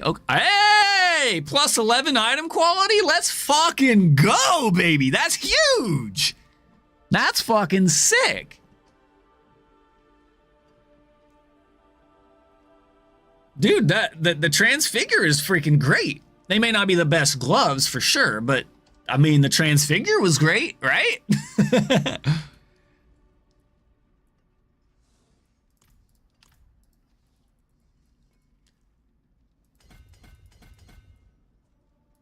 Evo Leia, can you hear me?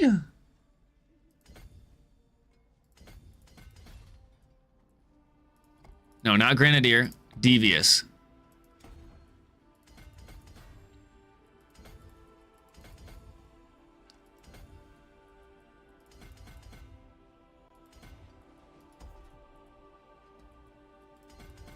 Okay, come over here, come over here, come over here. Drop all the way down to there, and then we scoot over and hit these 4 nodes. And then we hit these 9 nodes.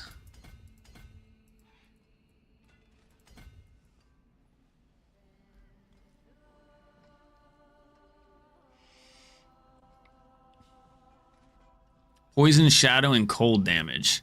So...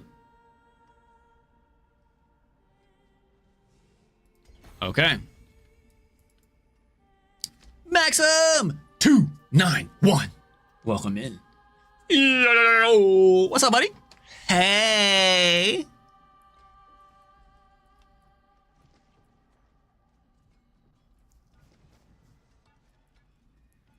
Hell yeah. I mean, that's sick though, dude. Just some of the shit you can do. Okay, so we did Paragon.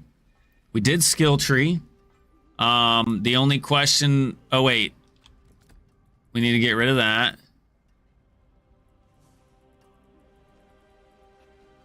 We need Pen Shot. Wait, am I missing a skill? What am I doing? What am I missing? This. And Dash. Okay, so let's just...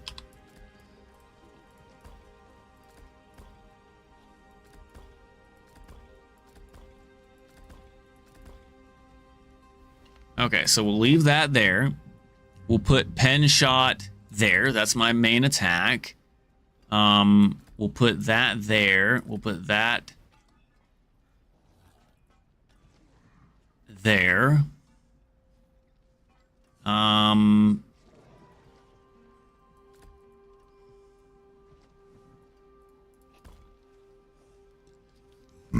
Depends on exactly what you're doing. Life on hit's going to heal you. Life is going to give you a little bit more survivability. So they both give you survivability. But if life on hit is going to be an offensive piece of gear, I believe, so you probably want to go for something offensive, more than likely.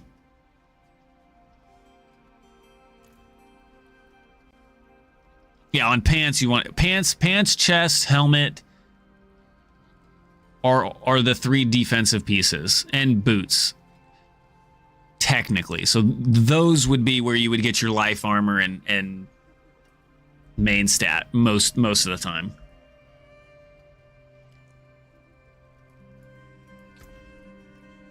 Godslayer and Soulbrand armor. I do not have an extra Godslayer. I might have a Soulbrand. It has willpower on it, though.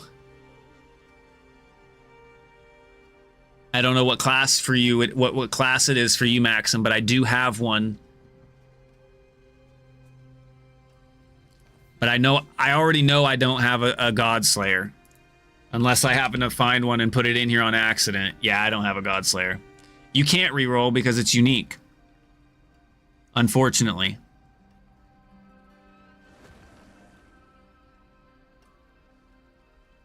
Yeah, he'll be getting on in about an hour and a half, Maxim. He's got some Godslayers.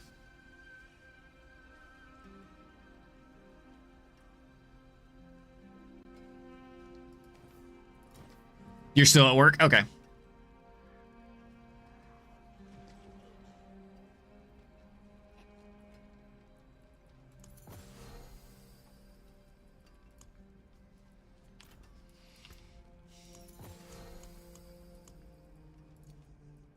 I tried to open it, but somebody else got to it before me.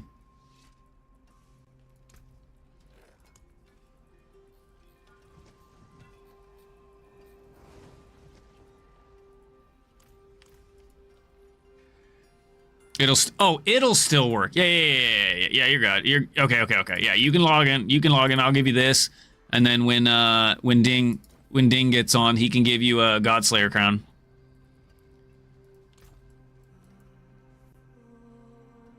Yep. DingX Games #1712, baby.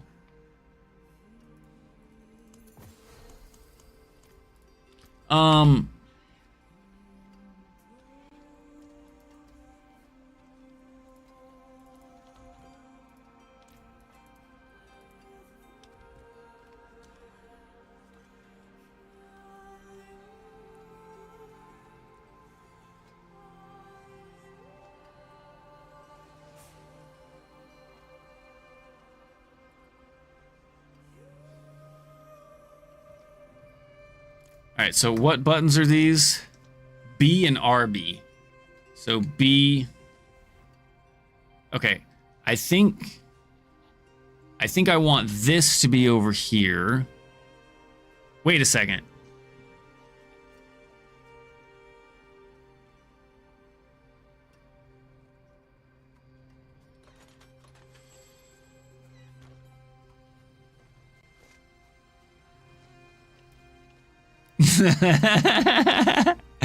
Got him.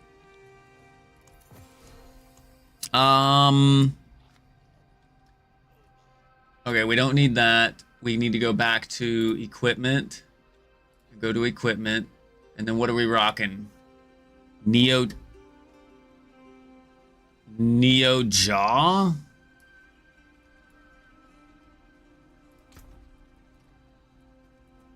Neo Jaw. Neo Jaw. Do we have a jaw here? Do we have a jaw? We do.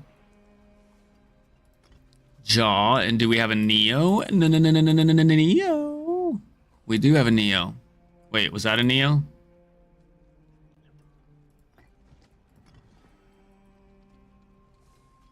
And then was it Seer Mott?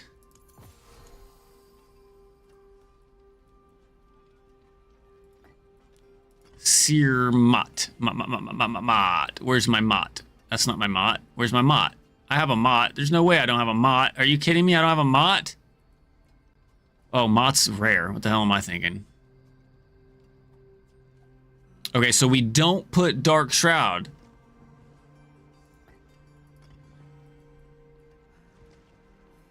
Okay, and then we put Dex gems.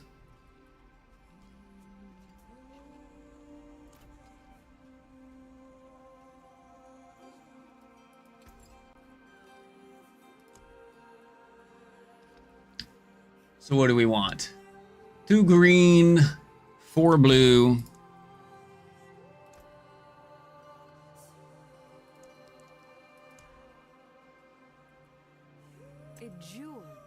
That took forever to go to my inventory.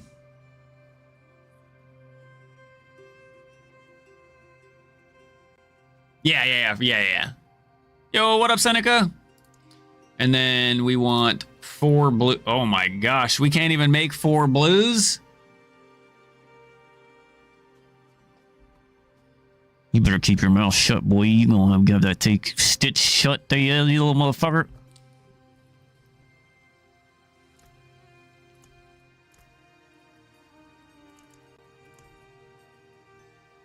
A jewel plucked from the sky.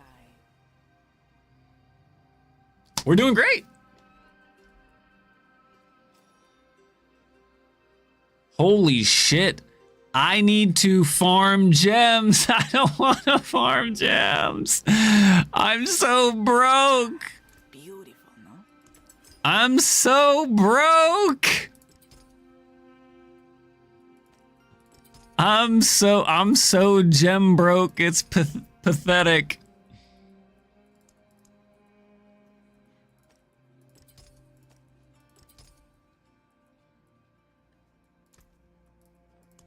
Okay, we're gonna craft one of those, and one of those.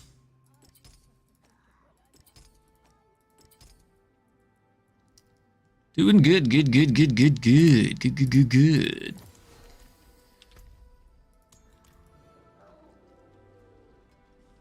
All right. I don't know if you can get to T12. You just you could join on me if you can. If not, I just need to.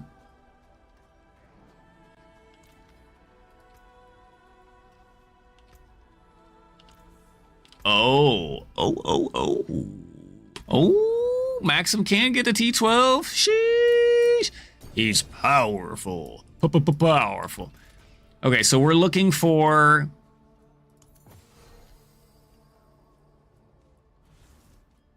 We're looking for a cutthroat Phoba and a cutthroat Linta. Linta and Phoba cutthroat.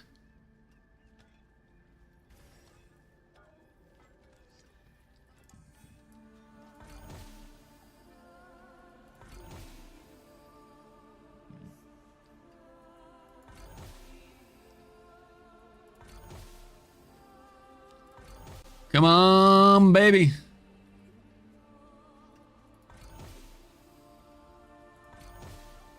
Come on, baby.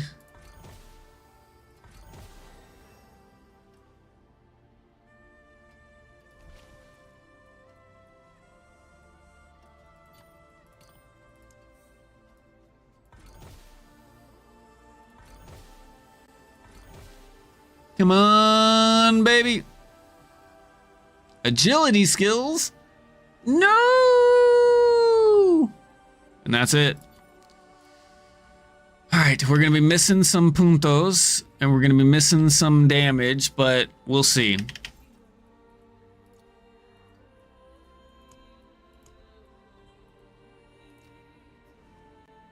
Ding, ding, ding, ding, ding, ding, ding. Woohoo! Level 70. And only 4 o'clock in the morning. Let's go. Congratulations.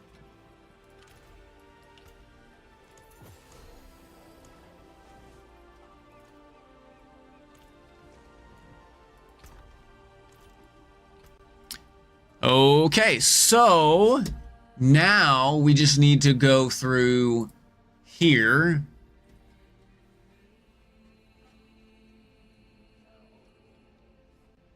I wonder how they... Okay. What is a waitress, isn't it? Tempering. So here we want max life.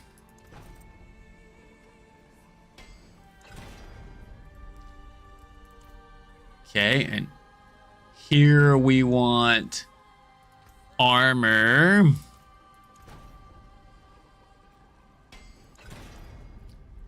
Here we want crit strike damage. Oh, is it at the top? Crit strike damage.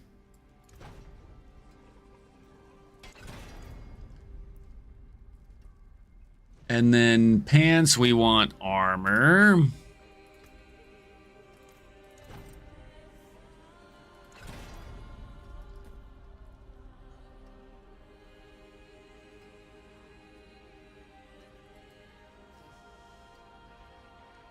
$500.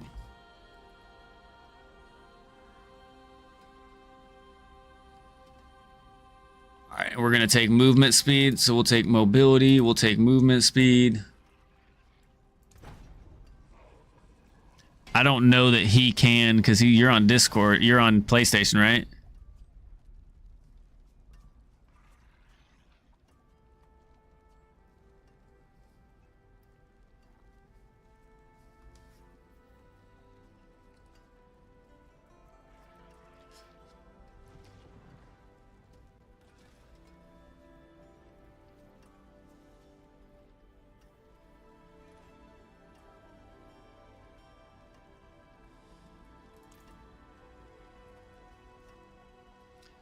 Okay, and then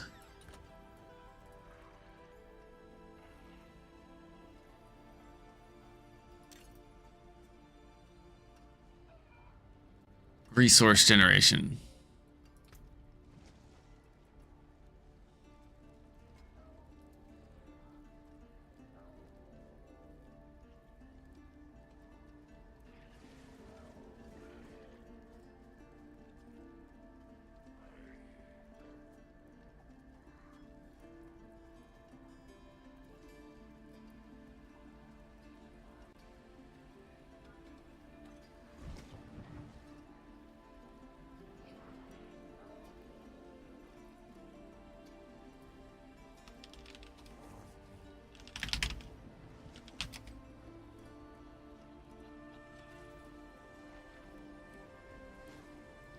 Resource gen, it said.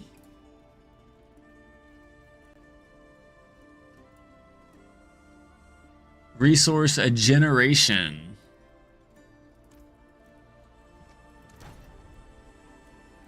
Sweet! I'll take it. And then ring 1, we want resource gen.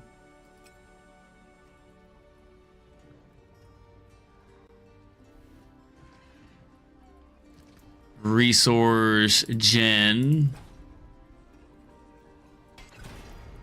And then here we want lucky hit resource.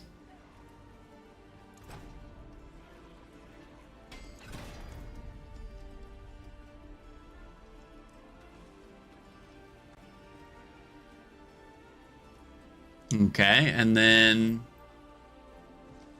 on the bow, we want crit strike chance. What's my crit strike chance at? 43? Okay, so we want crit strike chance. Nah, I'm gonna take a couple days. We'll be back.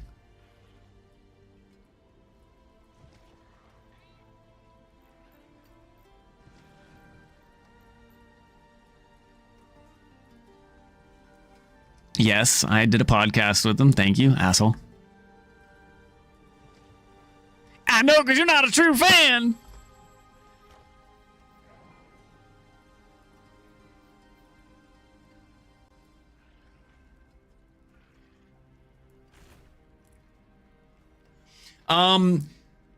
I don't know about controller, but you can set a hotkey in order to do that, but you press your emote wheel and then you scroll to the right and you can toggle loot filter one way or the other. Now you have to do this twice if you want to just turn it off and then back on. So I have it set to 6. Like my hotkey to toggle this emote wheel button is my number 6, but you can also set a hotkey on controller to do the same thing to automatically use it. But that's something you would have to set. But by default, in your emote wheel on the right, it's right here to toggle it off, and then you gotta do it again to toggle it back on. Don't forget to toggle it back on, though. What was I doing? Tempering. Temper. Okay, we got resource gen, we got lucky hit, and then what do we want on our sword? So we want crit chance on both of our, on 2 weapons, on both weapons. Crit chance, and crit chance. So on all 3 weapons, we want crit chance. All right, good night, Gurney. Much love. Thanks for hanging out. Sorry you had issues with your D4 or with your stream actually, and we'll get it figured out.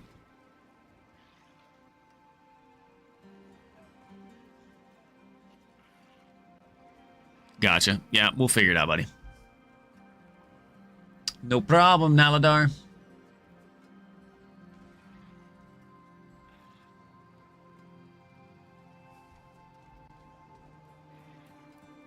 Mine's 2.5 up and down. Love you long time, Canuck brother from another mother. Oh, yeah.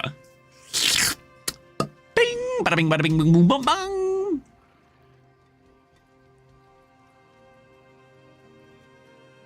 All right, so we're gonna go here. Is it weapons? Yeah, it is. It is weapons. Crit strike, chance. Chance, chance, chance. Okay.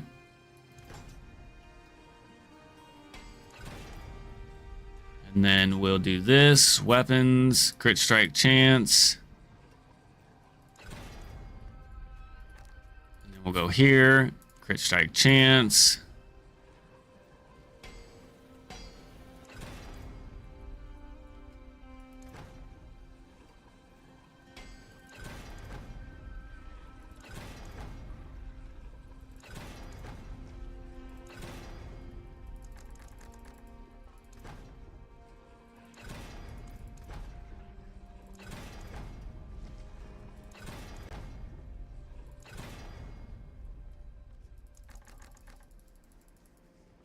Okay, how much crit chance do we have? 51?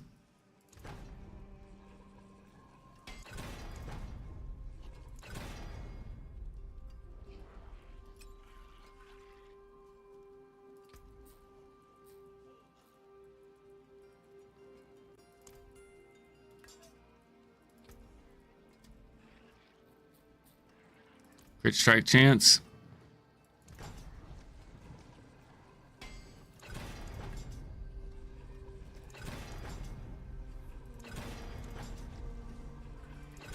Come on, this is the fun part, guys. This is the fun part. We just get to click buttons.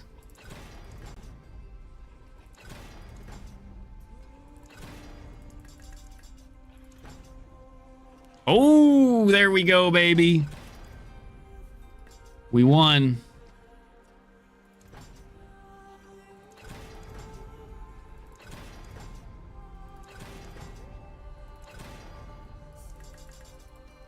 Come on, baby.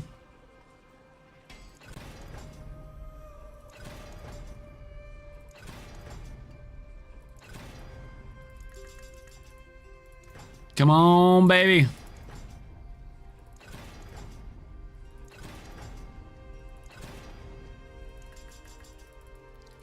Come on, baby. Yes. All right, all right, all right, all right. Now we're cooking with gas.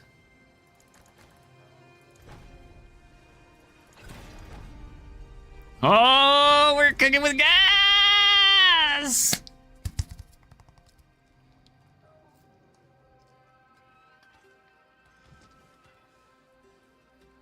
Do they actually say where you want to get your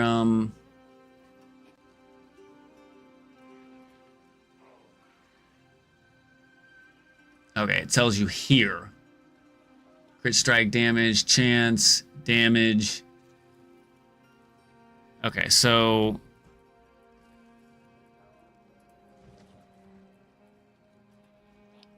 all right, what is this? Crit strike damage? Yeah. Offensive, crit strike damage.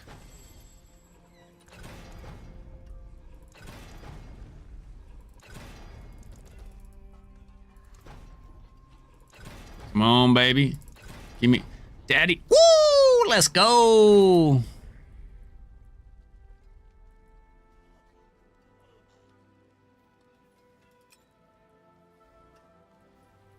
And then we want resource gen. Resource gen. Oh, there we go, baby. That's 2.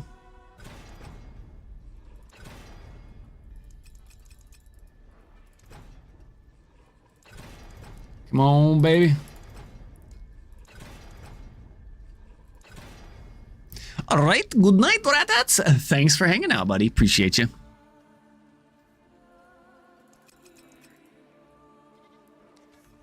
Guten Morgen.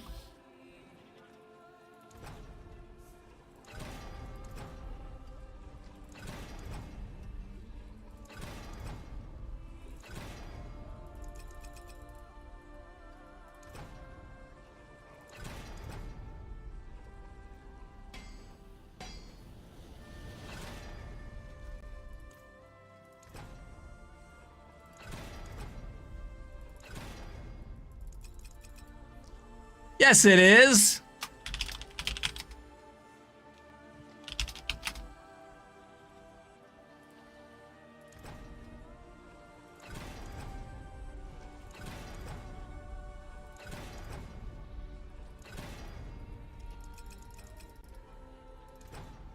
Come on. Give me a 10. Give me a 10. Yes!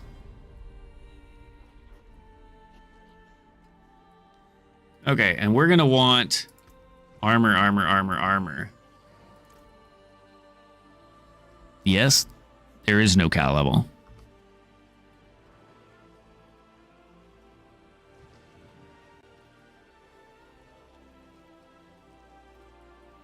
So armor, armor, armor, life. Armor, armor, life. What's my move speed? Is my move speed capped? No, it's not. So I could use a GA on the boots.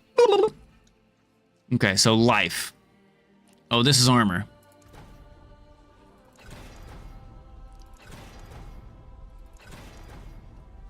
Armor.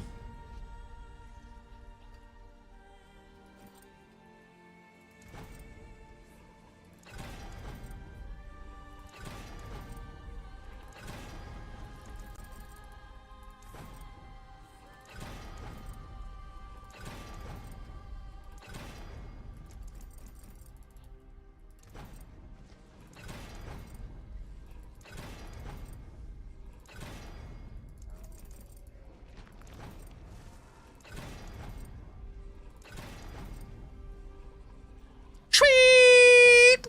Yes. All right, so we got armor, we got crit damage.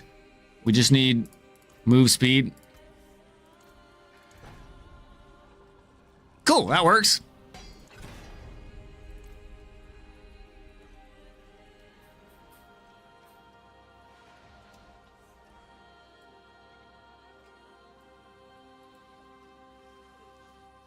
What difficulty were you farming the caches on? Okay, and how many caches did you get? Oh, okay. So you're about halfway there. Like I did say, you need about like 12 to 15 on like T7, T8. You might need a couple more because it is lower torment, but once you do get someone that can farm like T10, T11, T12, you only need like 7 or 8.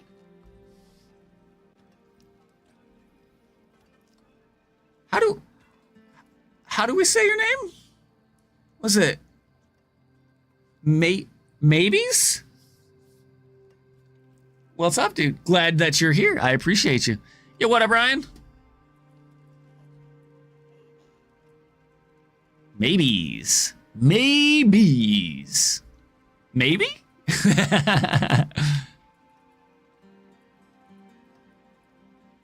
So now we just need to crit life. Damn, that actually went way better than I thought it was going to go. Okay, so life.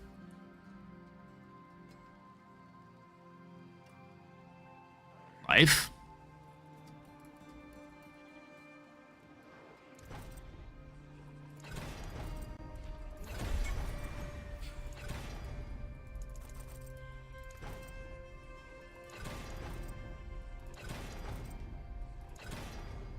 Some of them roll quick. Some of them take 20 minutes.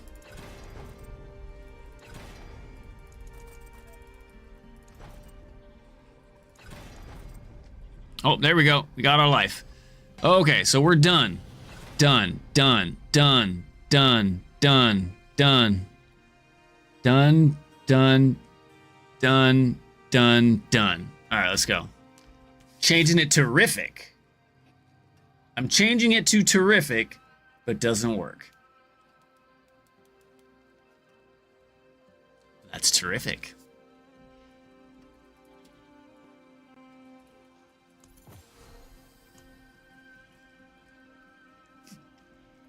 Okay, now master working.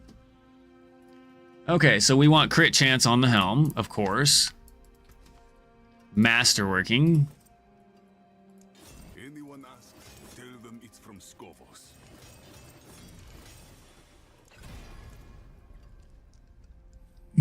Core skills. Max life. Movement speed. Max life. Give the ancients this. Lucky hit chance. Movement speed. Lucky hit chance. Crit strike chance. Okay.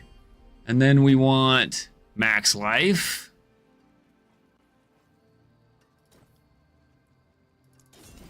That is Ascari craftsmanship.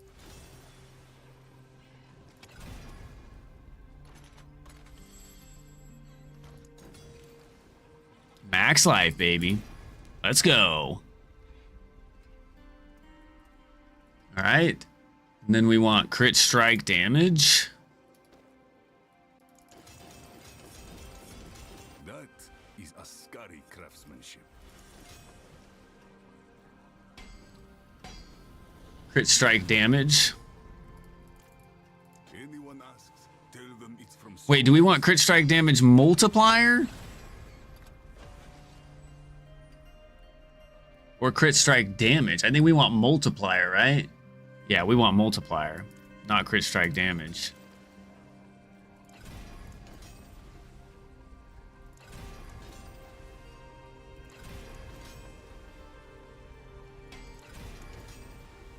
Crit strike chance. We want multiplier. Worthy of the ancients. There we go. Not crazy good, but not crazy good roll, but we got it. Need nonetheless. And then we want armor. We want this one on armor. Worthy of the ancients. This. Not healing received. Not max life. Armor. There we go. And then boots is movement speed? Movement speed? Really?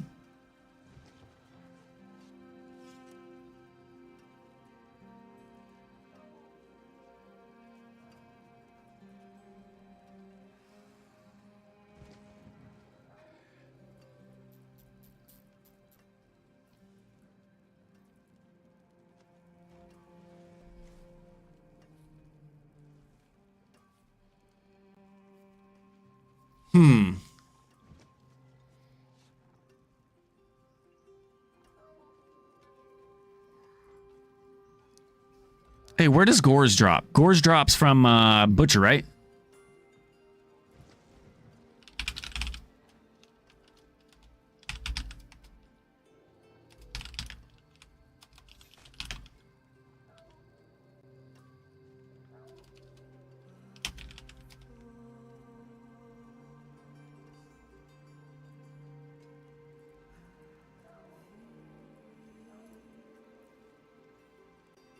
So what's my armor? 31,000? So life?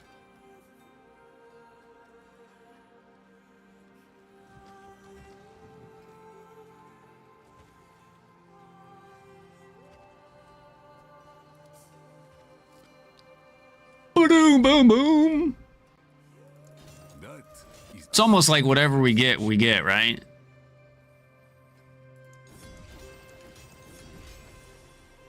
Of course it hits move speed.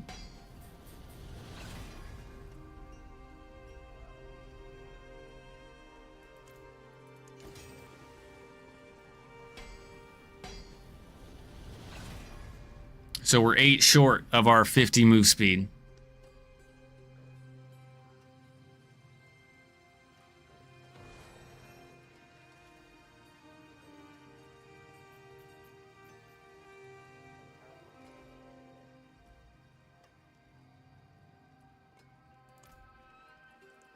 What does armor cap out at?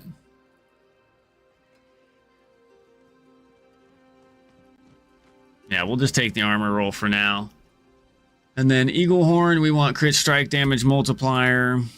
Anyone asks, tell them it's from Skovos.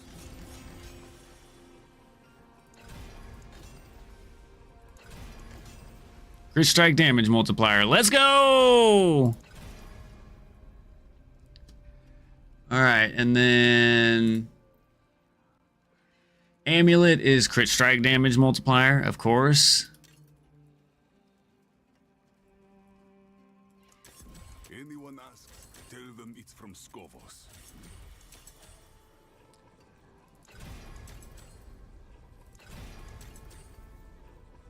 Crit strike damage multiplier. Let's go. And then rings. I'm assuming rings are both... Oh, crit strike chance, crit strike damage. Okay, so crit strike chance, crit strike damage. Okay, so we want damage on this one. Crit strike damage. Oh, let's go.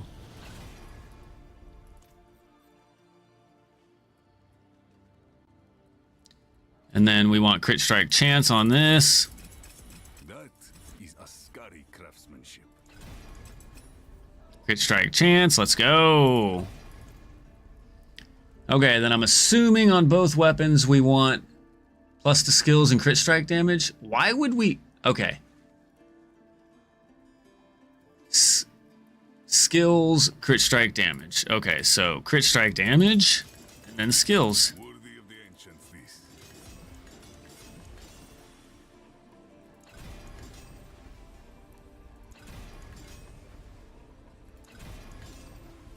Crit strike damage. Oh, let's go.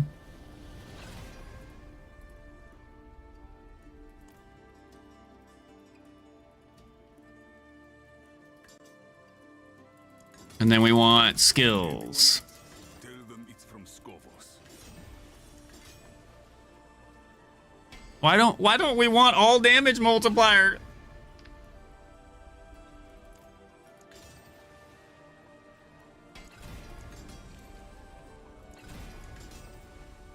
There we go. +7 to all skills, baby. Okay, so everything's masterworked.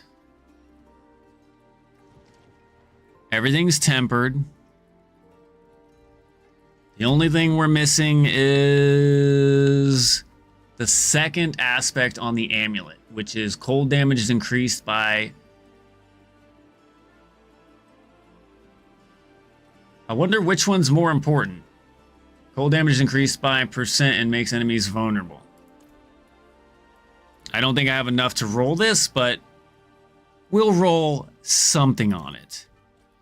Transfigure. Consumables. Oh yeah, I don't have enough. I have 6 chances to get something.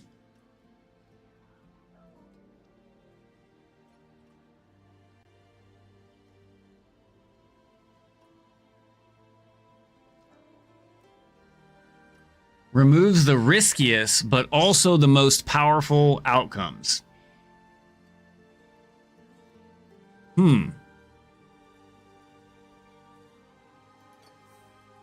Okay, so we want cold damage is increased.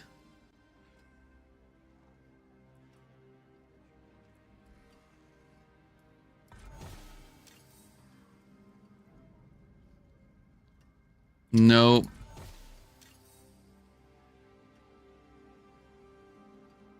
Just have the same one twice.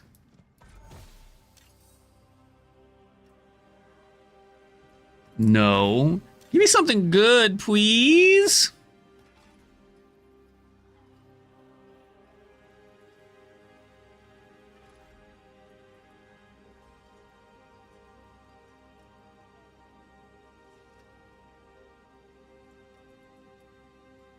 You can do it 2 more times.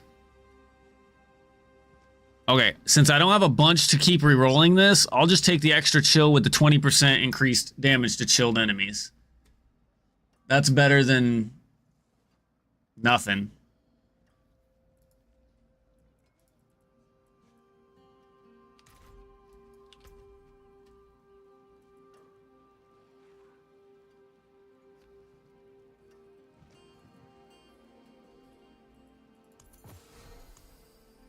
Okay.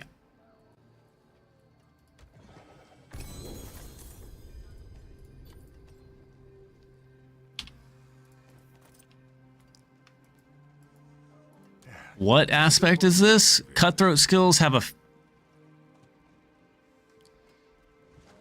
this is what those cheesing guys are using.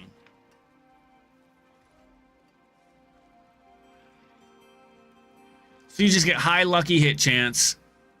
So it's 100% lucky hit chance, and then you have a 50% chance to execute enemies. That should be disabled. That is broke. Oh, unless it's... Wait, is it bugged? Is that potentially causing... Is that what the bug is doing? Is it's executing full life enemies?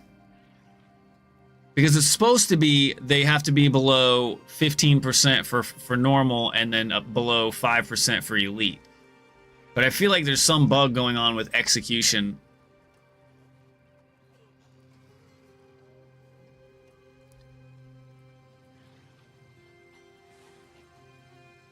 Might be. I don't know.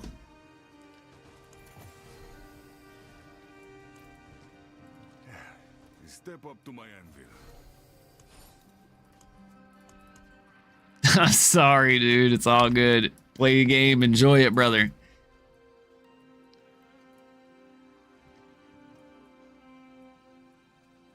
Okay, what are...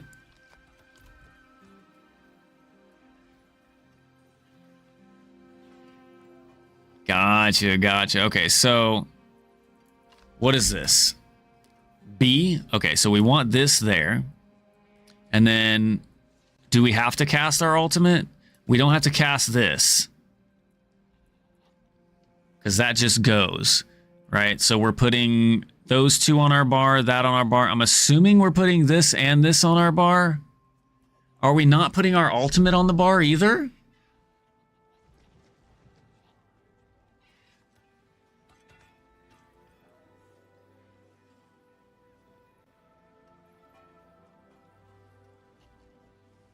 So we're not using concealment, because that's what we use the points for.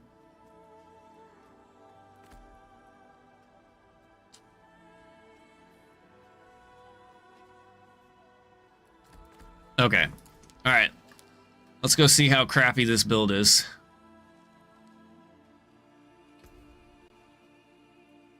All right. Let's do...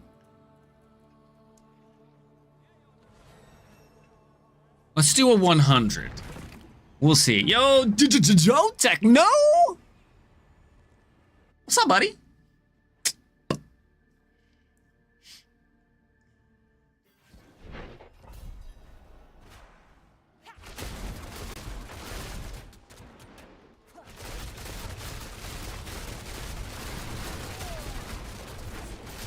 Oh, it might help if I use some other skills, yeah? Seems like lower damage.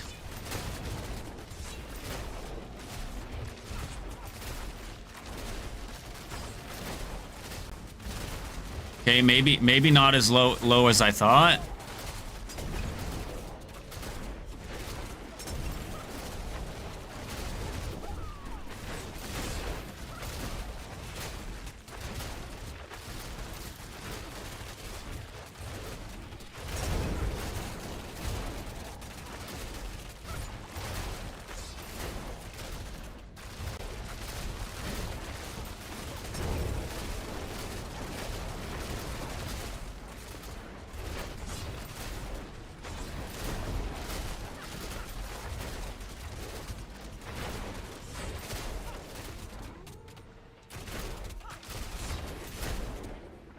No, not too bad.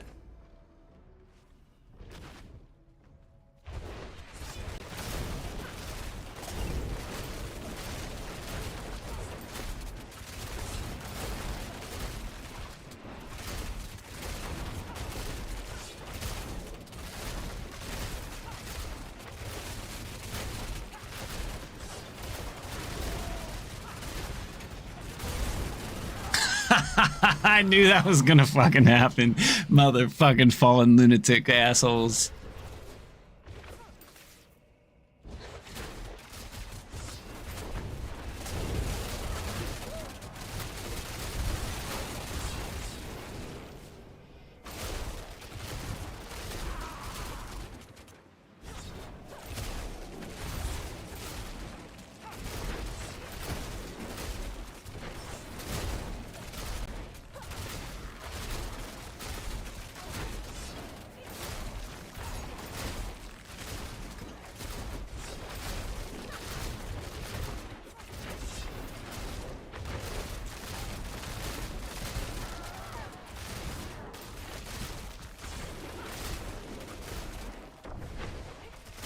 What does that number count for?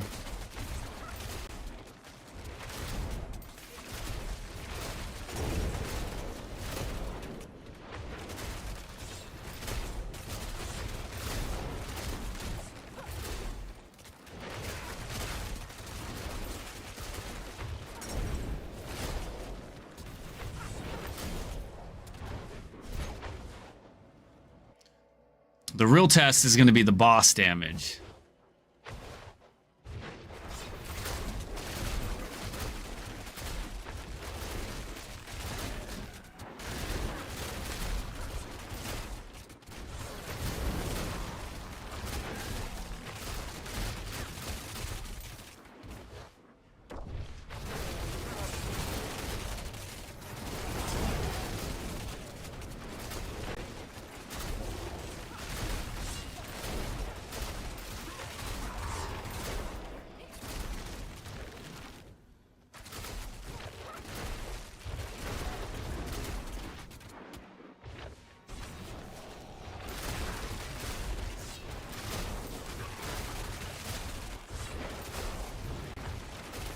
Oh, you know what I just realized? I don't think I'm using the right specialty.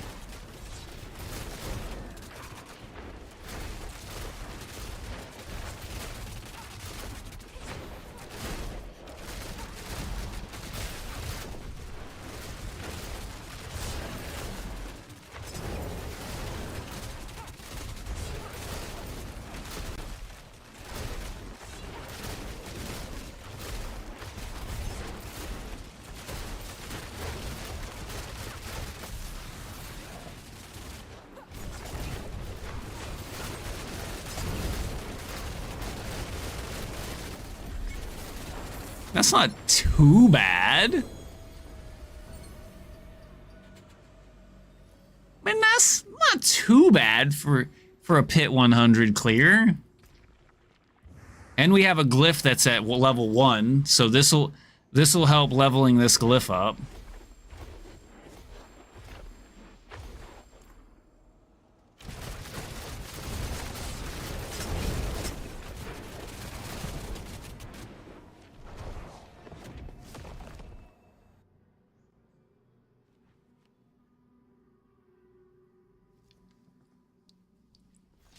Fuck yeah, baby.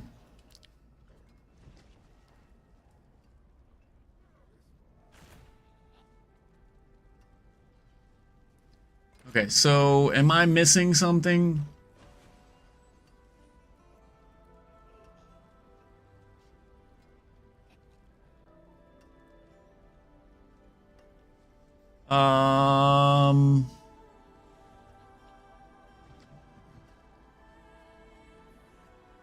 Preparation.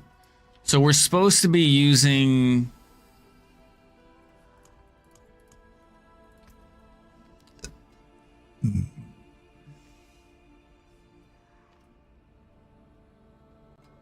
so that's for toughness.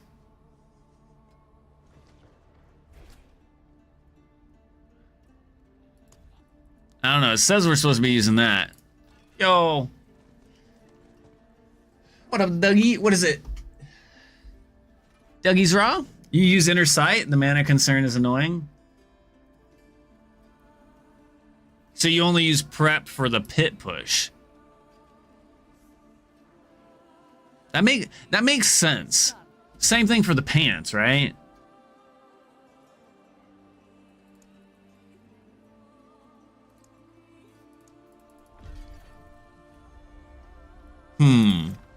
I wonder if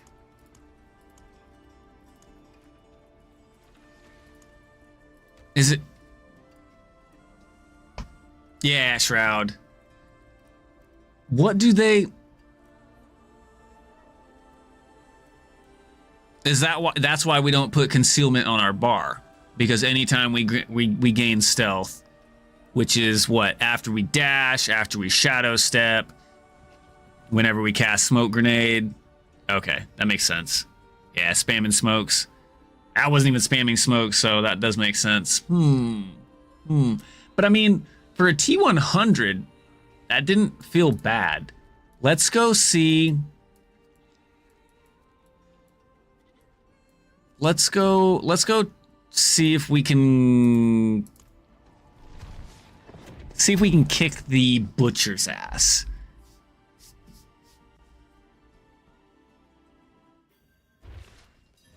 Because that's going to be the true test. T12 Butcher. I mean, obviously, T12 Mephisto would be the ultimate tier test.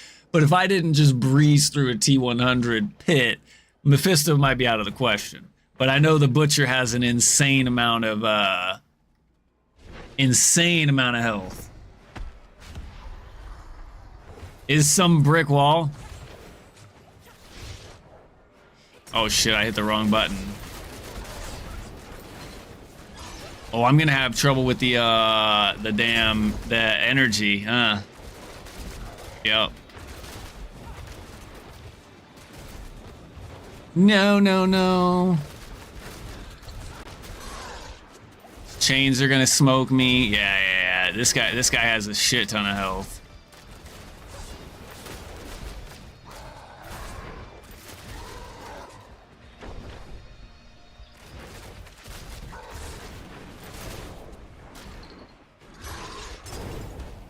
Yeah, the biggest issue is gonna be yep, that right there. Inner sight is definitely gonna be better there.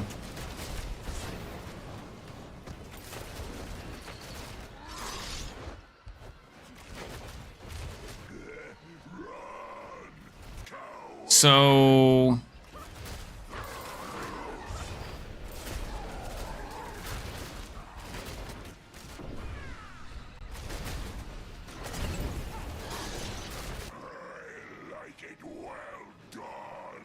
So the real thing is going to be getting energy.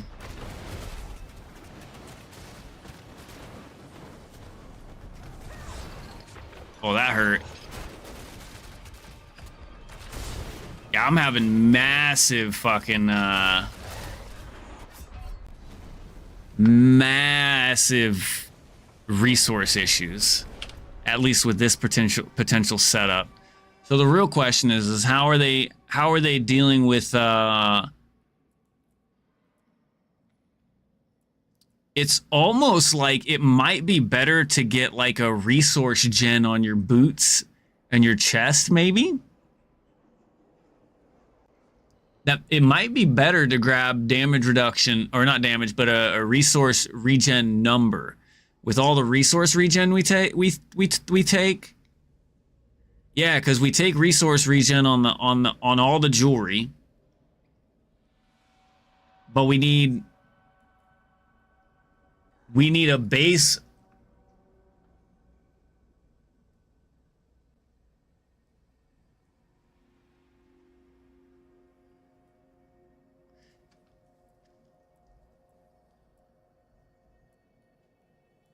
So my guess is, unless they're just like min-maxing, which is understandable, I think it might be better to give up a little bit of toughness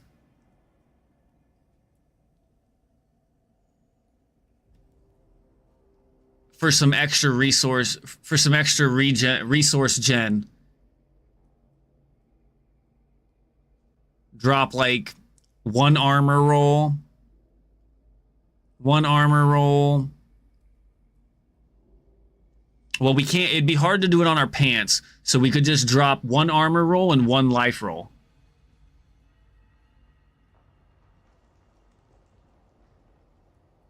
Drop an armor roll here and a life roll here. That's perfect for regen in order to run preparation. But I don't think the thing is that I think, like you said, the only reason they're running prep is for the damage reduction for the higher pits.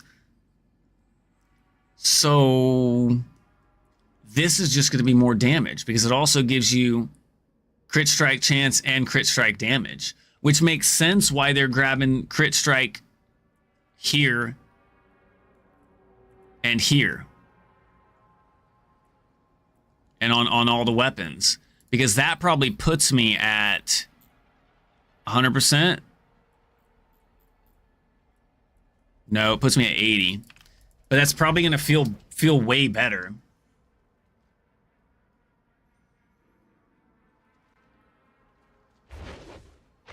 Yeah, so it really would have to just be.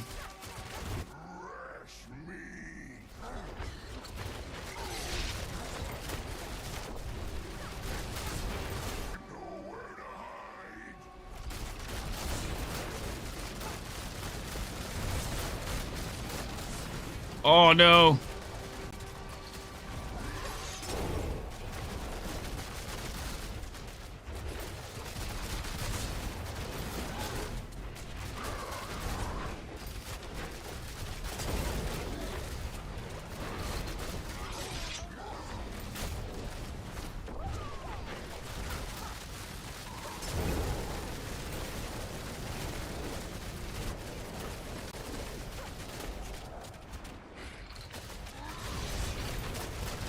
I mean, it's pretty tanky as is, right? Like it well done.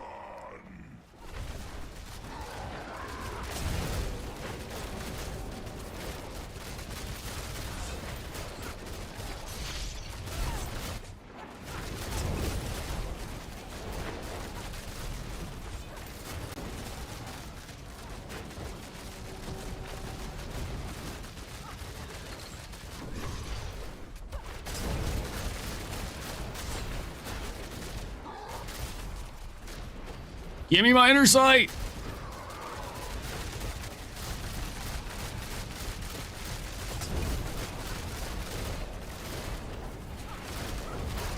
Give me my inner sight.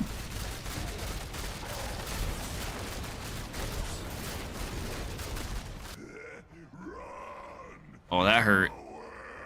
I mean, I'm doing way more damage than I was on. I couldn't even get him this far on.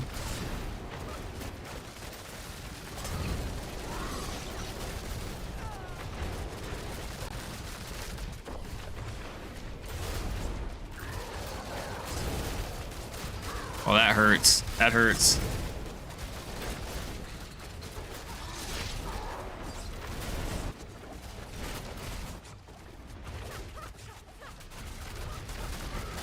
I'm gonna die from the damage over time. Okay, so getting the Butcher that far down on T12, I have to say, still good. And I have an insane amount of improvement that I can potentially get from...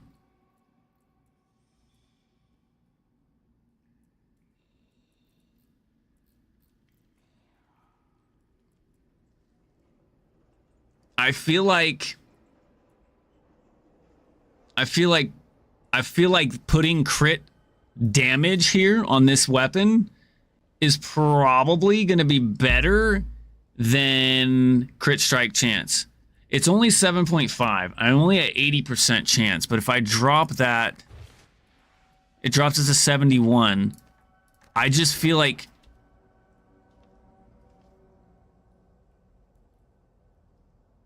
Dance of Knives. Dance of Knives was the other rogue I played. It was super good. So dump all my crit chance and just pick up crit damage, base crit damage on him.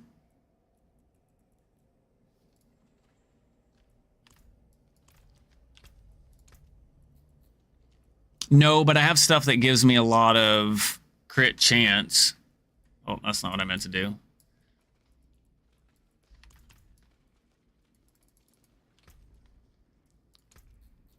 Okay, so we're looking over here. Crit chance, and what are we looking for? Oh,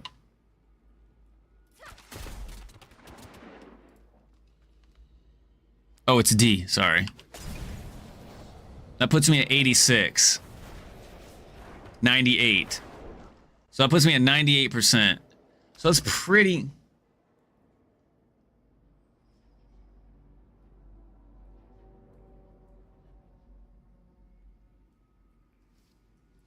Well, I just popped smoke and it only put me up to like 98.6.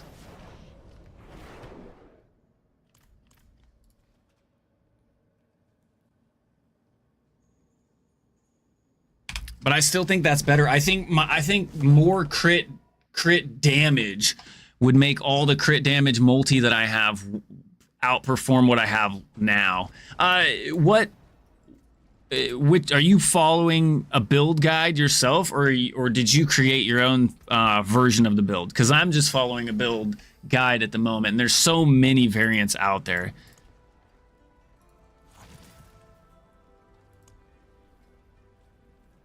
Mattias, that's who you're following? Okay, so you're following the max roll. Okay. So you're following the same one I am.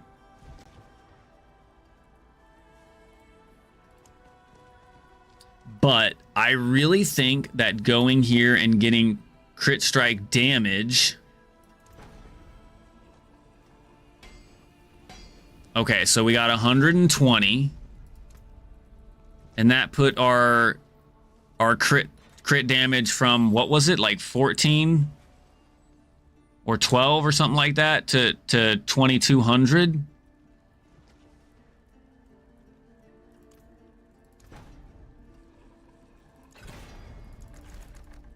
So let's see if we can... I'm gonna have to farm more souls.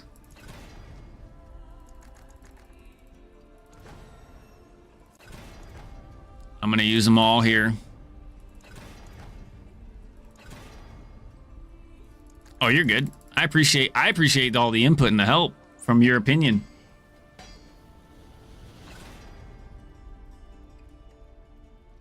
So your conceal and smoke are level 8. Oh, you were talking about the level of the skills. My smoke is level 14.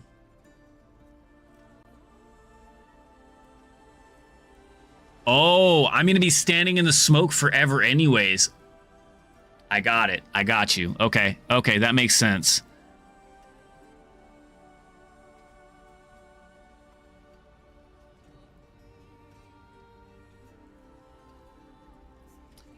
I think my conceal is...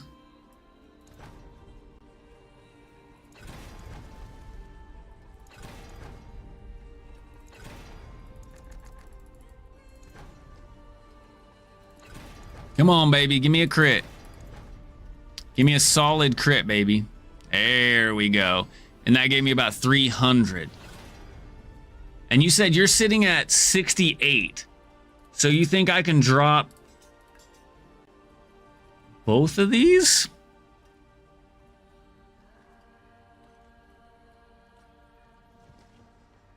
Or should I keep one? I have crit on here, which he doesn't call for.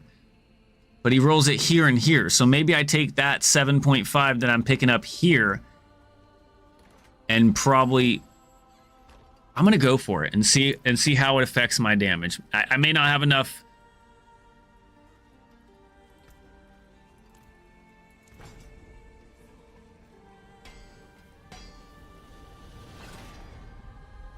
But I also have... He doesn't take crit chance on a ring, and I have a GA crit chance on a ring. So I'm thinking that might make up for both of these. We'll see. We'll see. Crit strike damage up to 3k. And that puts me at 67. So maybe I just keep the one? Keep the one and stick with there?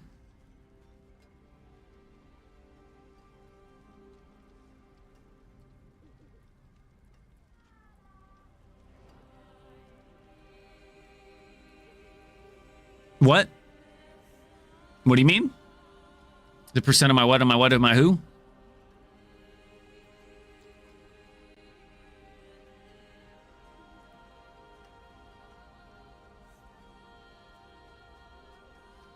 Oh, from my skill tree. From my skill tree, I get crit chance from both my concealment's level 8. So I get...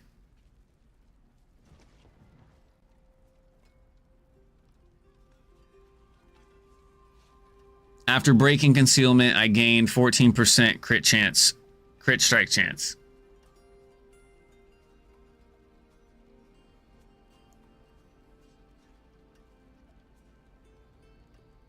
Right, and then after these, I get 6.9 per every 1 second. Right, so yeah, that I should basically be full critting.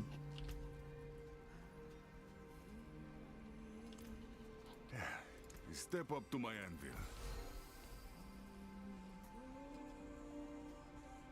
I'll be here, swinging away.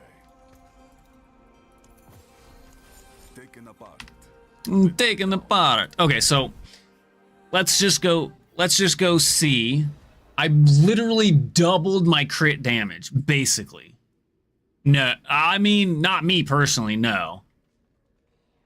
World boss in 3.5 minutes.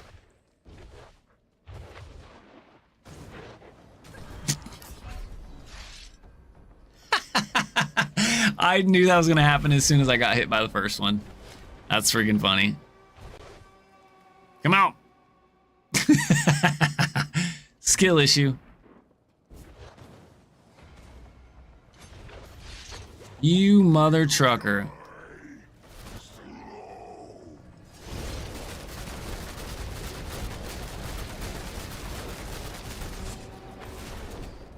He does a lot of fire damage over time.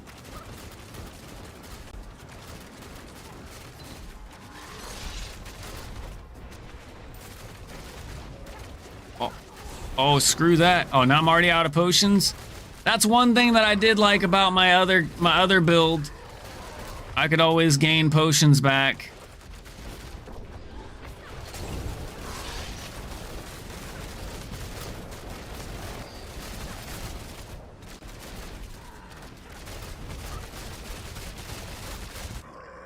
Like it well done.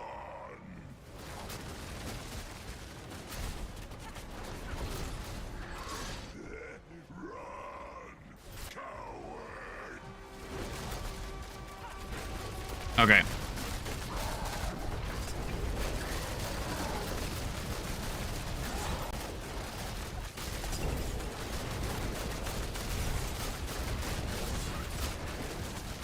Not necessarily trying to kill him. Actually, just kill me, fire.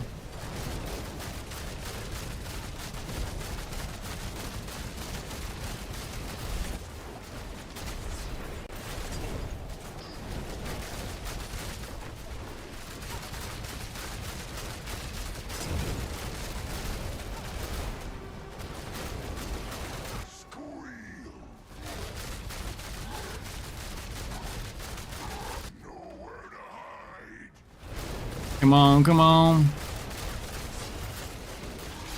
So it's not terrible. Not terrible.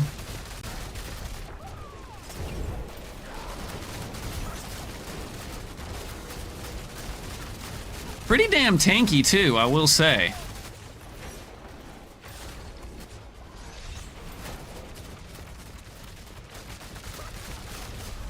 Okay. All right. That's actually, I call that a W. I call that a W. So we'll go map 2. Where's the world boss? Right here? All right, let's do it. I call that a huge W.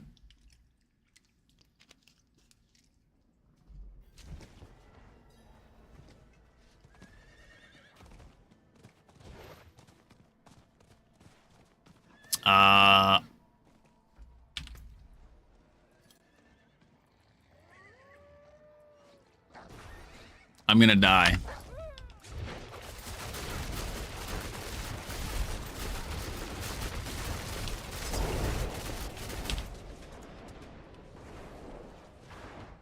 Ba ba ba ba.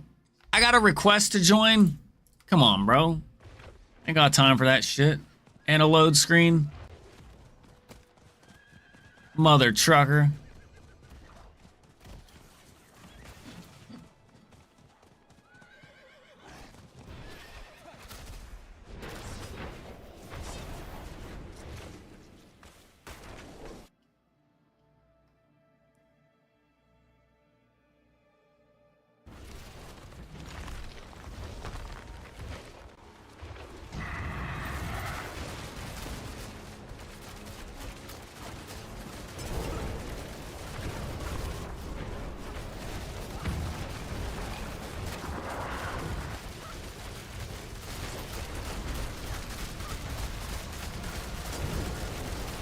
I'm doing no damage. I know it's all the barbarians doing the damage, but I'm okay with that. Hello.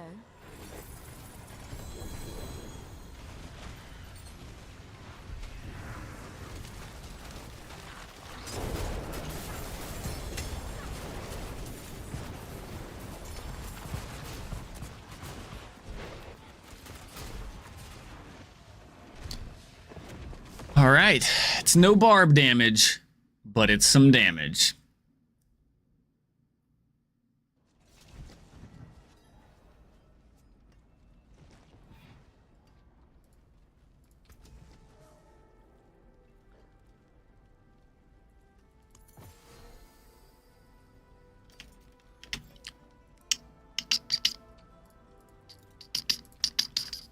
Pity to break another's work. Pity to break another's work. It's okay. We break the work to make better stuff. Okay? Okay. Thank you very much. All right, so let's just do some war plans, shall we? I gotta go to Helltides. Let's go see how this thing stands up to Helltides. What's my resist to fire? That might be a beneficial boost.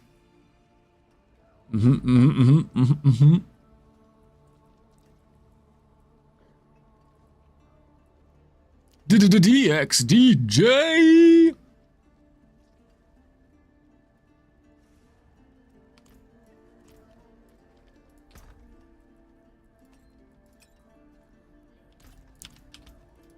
All right, let's go.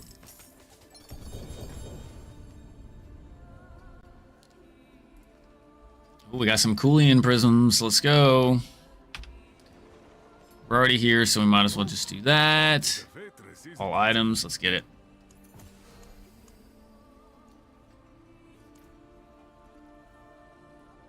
All right, so Helltides it is. I was at a waypoint. Why couldn't you just teleport me instantaneously? There is no cow level, by the way, guys. What just happened? No, it doesn't matter. I don't care. Sheesh!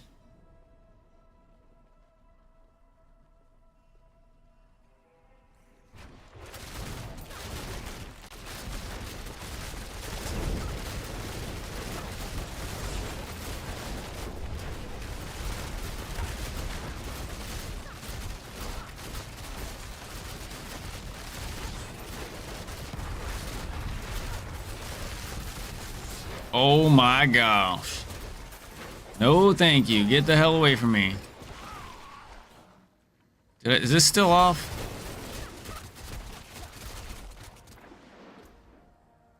It is.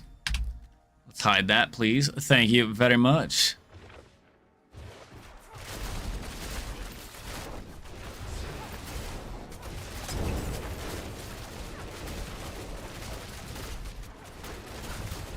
I mean, it's not bad by any means. I feel like there's a better choice of runes too.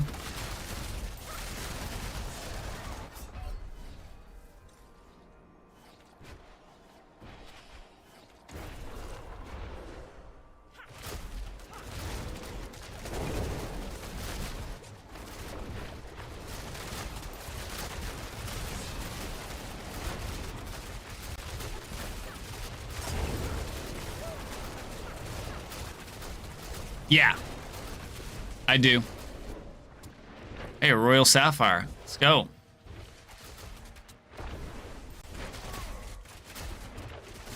I'm following the oh, silent chest on me.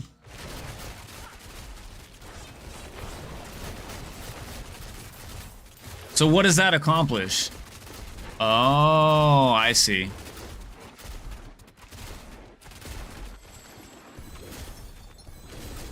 And then it keeps him up, right? And is that toughness? Okay, that's toughness. That does help with toughness. Okay.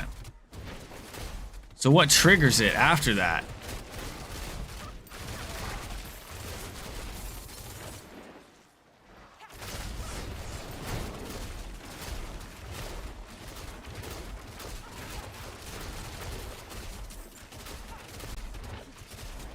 Oh, not being near enemies.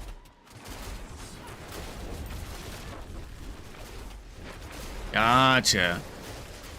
I kind of skipped the whole reading how all the shit works, which is I normally not what I do, but I did this time just to get it running.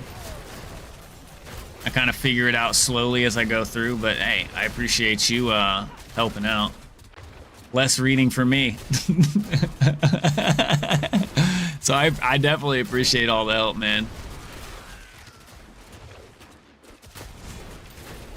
I know we both screwed ourselves because we don't know exactly what functioning mechanics are working on it.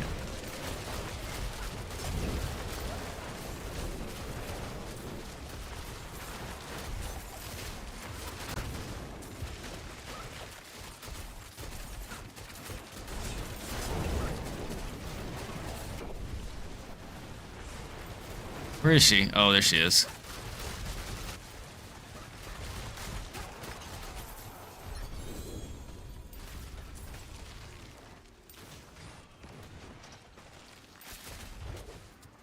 Trillions. Okay, I feel like I always struggle.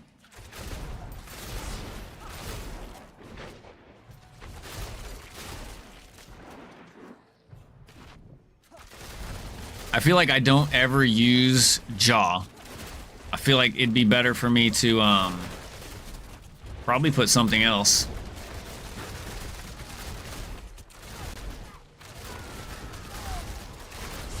Oh yeah. We've done we've done the T10 meth.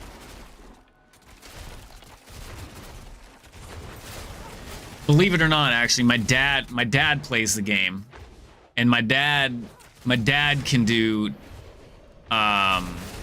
pretty much all the content in the game. His only issue with T10 meth is the mechanics. I'm missing one. You son of a bitch. But for sure, man, I appreciate it, dude. I really do appreciate the help. I'm very thankful for it. I normally take the time to understand stuff on my own when it comes to like when I'm following a build. I just didn't. I just didn't this time for whatever reason. It's a fluke. So I appreciate the help, man. I really do. I mean, it's a lot. It's way tankier than my other build. I will say that.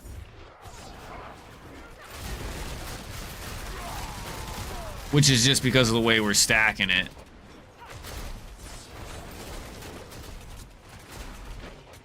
Like, I just stood in that earthquake. I would never have been able to do that on my other build. That thing just sees me, and it pile drives my ass.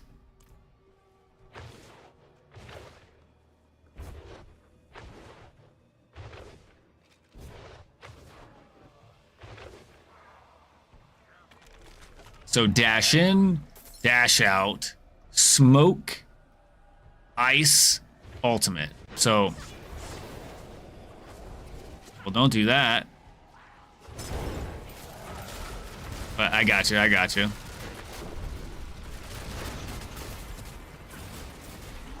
Dash in, dash out, smoke, ice, ult.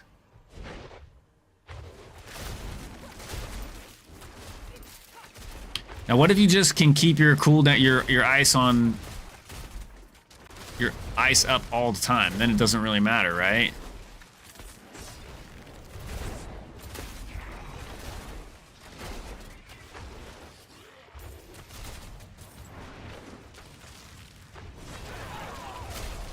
When you have a barb killing everything, you don't even need to shoot.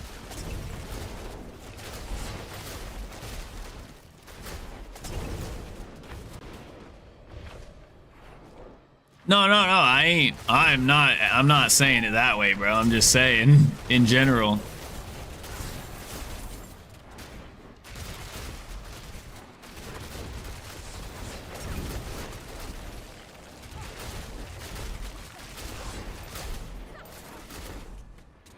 Oh my gosh, can you stop it? Oh yeah, dude. Exclamation mark BNet. If you just shoot the invite. I have no problem adding you, man. I tell my friends list is full. which I'm sure it will happen. It fills up almost every season of Diablo D4 I play. But I removed a bunch of people before and during this season, so. But yeah, hell yeah, man. The more active players, the better. I'll check out your gear after this Helltide. I just need one more chest.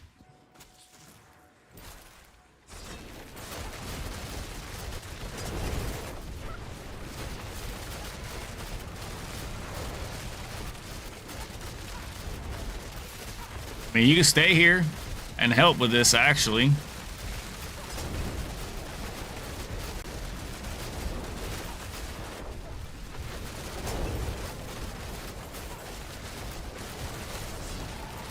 Joe Tech, no!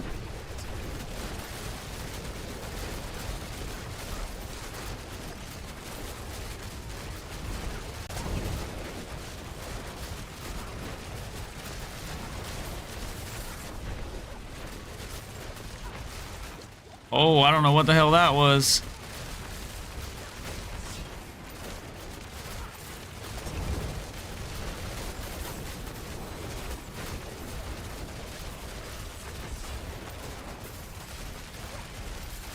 Proficient mines, what's that mean?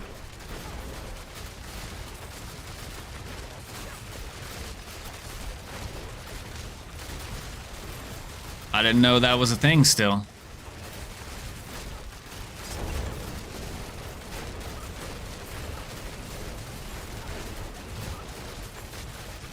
I haven't seen one. I haven't seen one, if that's the case. 6 charm slot for narrow.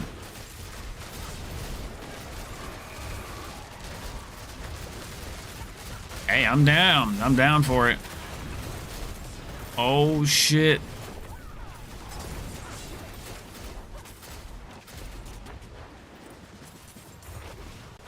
Well, it's not all powerful as I thought it would be with the way people were talking about it.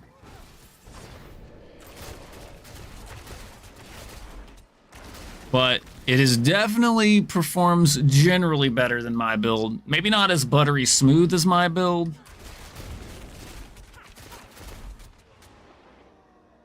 Yeah, but where did you get those? It's more of the question of where you got them. I haven't seen a single one. No, I'm not listening. I closed my ears after I asked the question.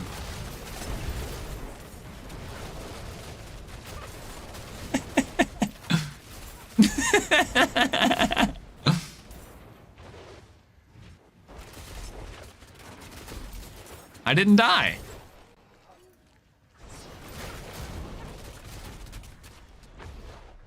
Elemental P!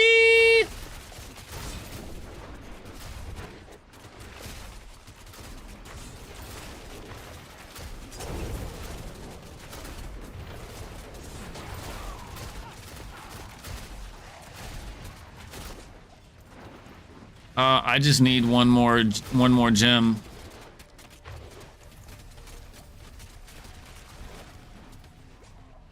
Or one more thing.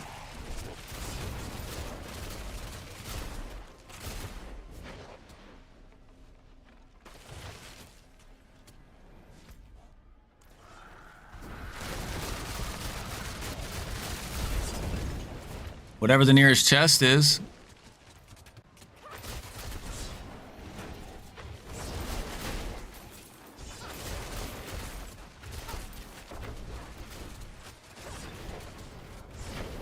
That's fine.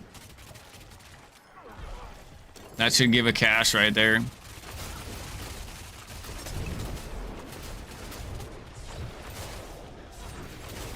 Dead goblin.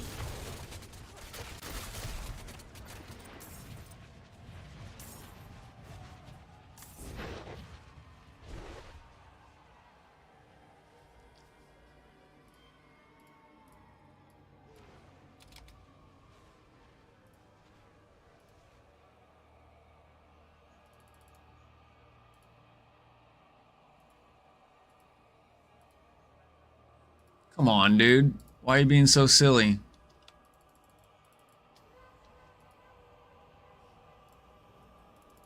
Let's go.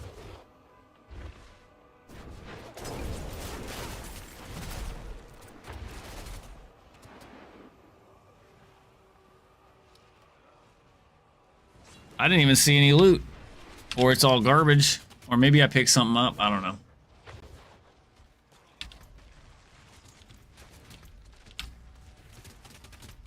Wait. Okay, that is you. LMNOP! Yo, Looty Boris, what's up, buddy? I am joining the pen crew. Penny shot!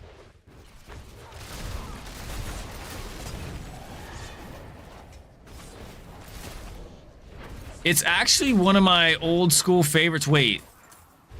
Is this where I think it is? It is. Hell yeah! It's a super fun build. It's definitely PoE vibe build. You can't see shit. Oh, I didn't just pick up your GA blue, did I? I have 2 Hell Tides, so I need one more. One more. Wait, what?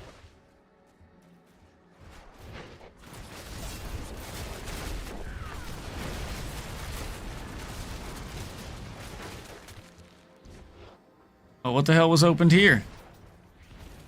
What the hell was that?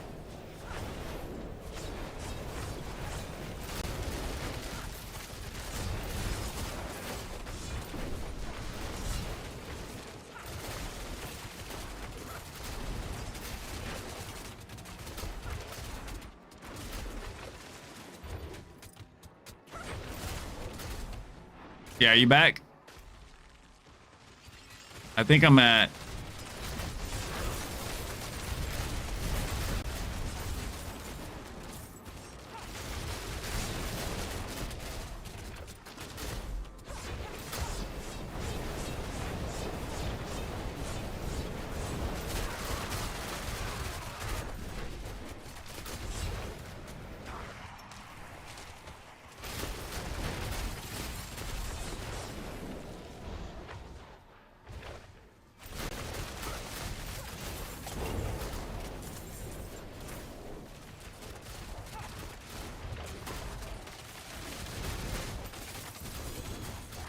Sheesh! Alright, that should be another party cache.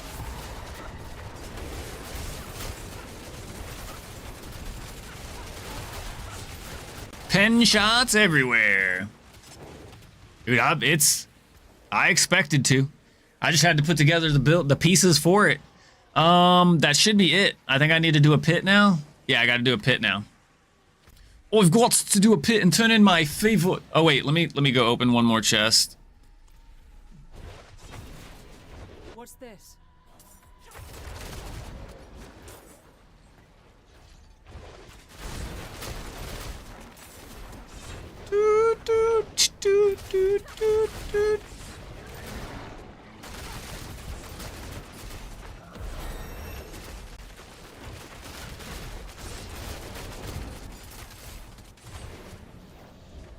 Is that not a thing? Yeah. Well, I had all the stuff, but that wasn't farming for the stuff, right?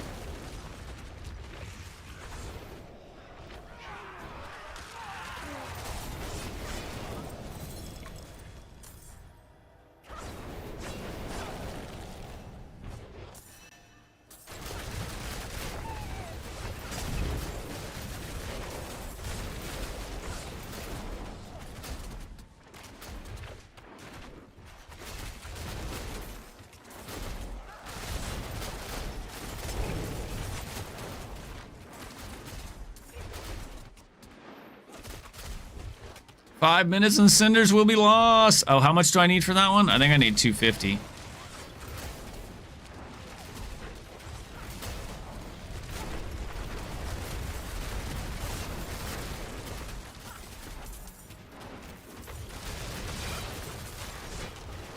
All right, here we go. Speed. See you later. See you later, nerd. Jeez. Oh, I almost freaking died. Where was that thing?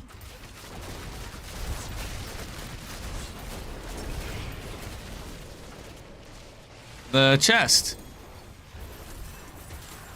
What the fuck is this? This thing spewing out so much shit? Oh, I see it. I'm blind, don't mind me. 3, 6, 9, 20 time. Suck it to me one more time.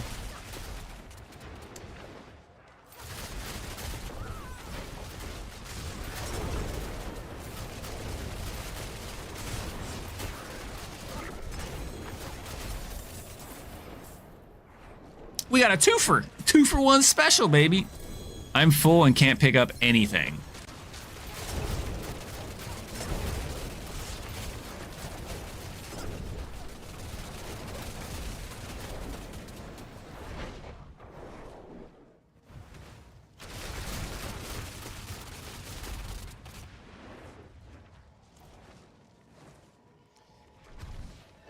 If I didn't need the Forgotten Souls, baby, we would 110% be dropping some of this shit. So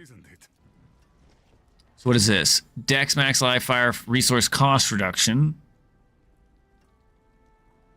Oh, these are like some perfect boots. Stat, life armor, move speed. Yeah, we'll hang on to those.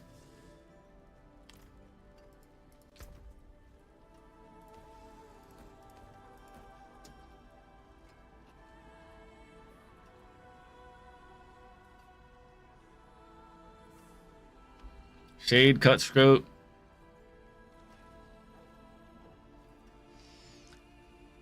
Oh, somebody dropped that. Do you want that mace back? That weapon damage GA mace to craft on?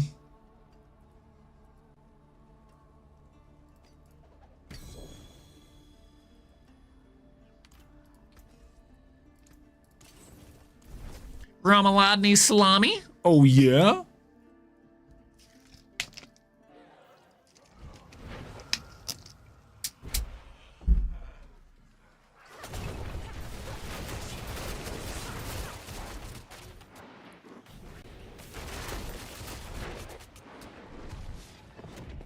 All right, so once I get used to the clap and stacker.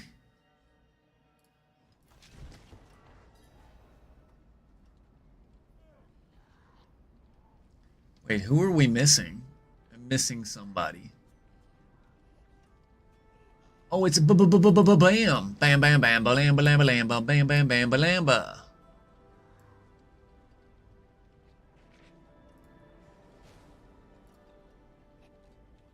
There we go. All right, so I got to do a pit. Pit. Wait, is this hell? Is this mine only for the Helltide? Open world of Sanctuary, not in dungeons. So that's basically for Helltide. Okay, that makes sense. Okay, so we got a pit and then a dungeon.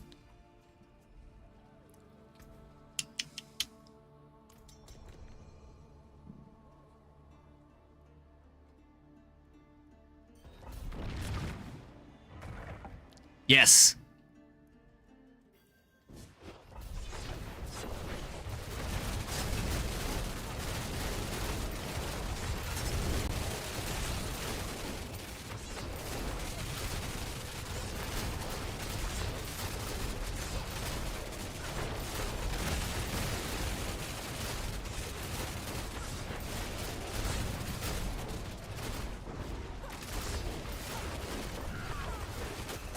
Curse this place.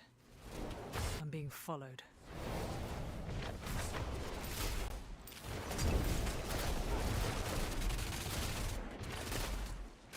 I need a hero.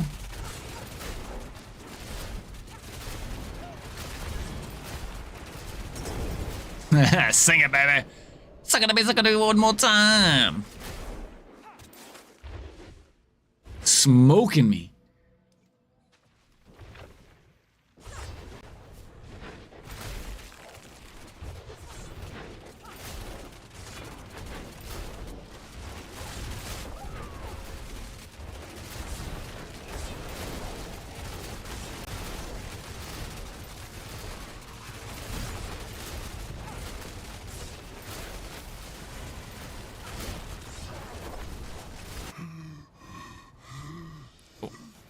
Orbs don't matter, baby. It's all about speed. Want to go fast. We want to go fast.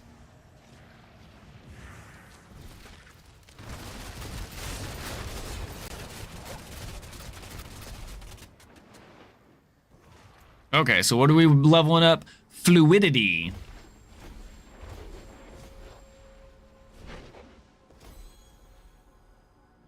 All right, so now we get even more damage and we get more energy regeneration. So, yeah, that's nice.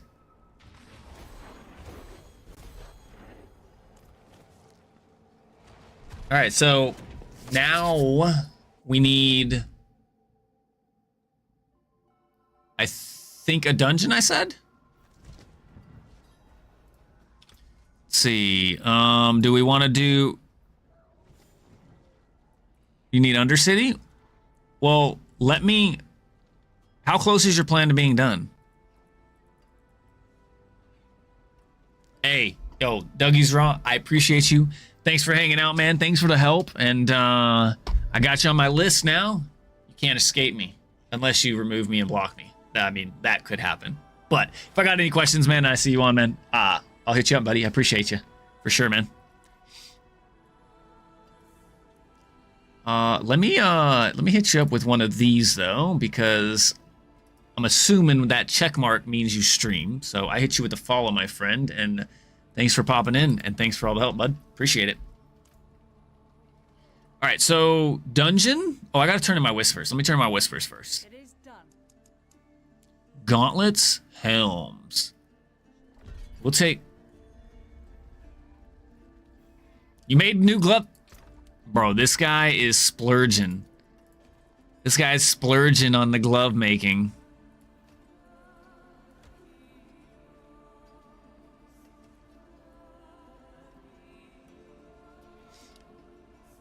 You gain 150% total armor, but your evade has 100% increased cooldown. 4 out of 5? Holy... Man's cooking with gas, bro. He can't turn it off. He's just a rolling.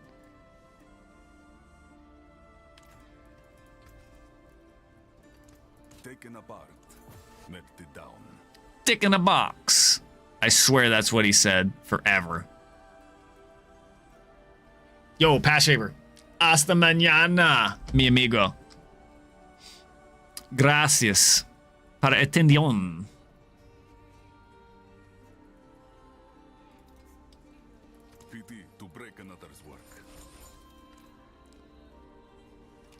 Holy shit, boy. You went with pen shot skills on your gloves? What made you go that route? Yo, good night, Pass Shaper. Appreciate you for hanging out, man. It's a pleasure.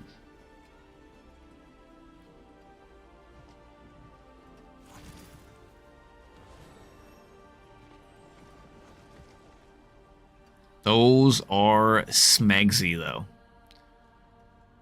But what made you decide to go pen shot? I'm just curious. Instead of like crit chance or what? Those are some nice gloves, though. Sheesh, but man's cooking. I just don't think that Jaw... I mean, Jaw is good for speed. And it allows you to break teleport. Or break CC. But I just don't know that I use it enough. I could probably use something way better. Because I just don't use evade. Oh, okay. I see. They dropped GA.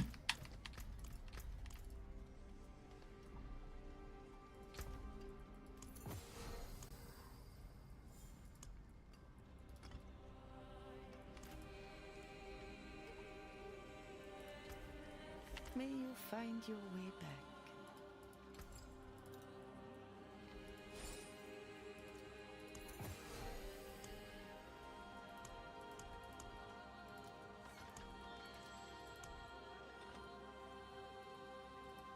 Bring me a challenge next time. Oh, it GA. The Transfigured made the GA, made the crit multi GA.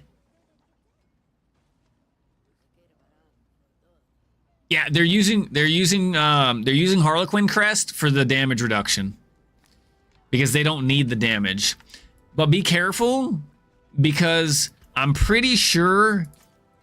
Oops, I'm pretty sure all these guys are using a bug. Their build doesn't do a ton of damage. If you notice, I don't know if this is how their gear actually look. They don't even have gems in their gear. They don't even have 900 gear. They have 850 gears. Some of them are wearing 850 gears. From my this guy doesn't even have a second affix on his amulet, or it's bugged and it's not showing it. I'm pretty sure there's an issue with something causing your something to just randomly execute full health enemies. And they're also doing some shenanigans of the oh, is that it right there? Oh no, that's just incapacitate. Yeah, there's some issue that's allowing you to use your own shadow from your ultimate, your shadow clone. Killing it gives you progress to the pit, and then eventually you just execute shit after a certain period of time. I don't know how it works, but I saw that. I did see that that bug, unfortunately.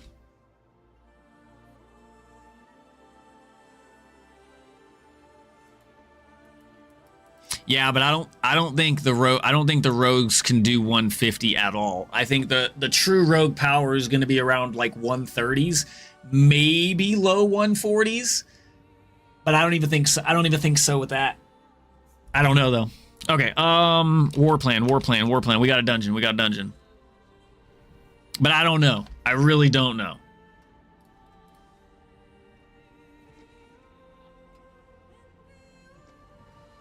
I think it just starts with gold, but okay, we can do an escalating, and then after the first one, I'll come back and swap my plan and try and get 2 more dungeons, 2 more nightmare dungeons. I'm down for that. I don't know, Travic. I really don't. I hope it is, but if it is fixed, I hope they reset the leaderboards. I know a lot of people might be upset, but I hope they reset the leaderboards because all the top leaderboard people in early on was most of them were done by bugs. I'm not sure about the Sork. I think the Sork is the one class that isn't using any like bugs. But I think they're scaling their damage for higher than they definitely intended for sure.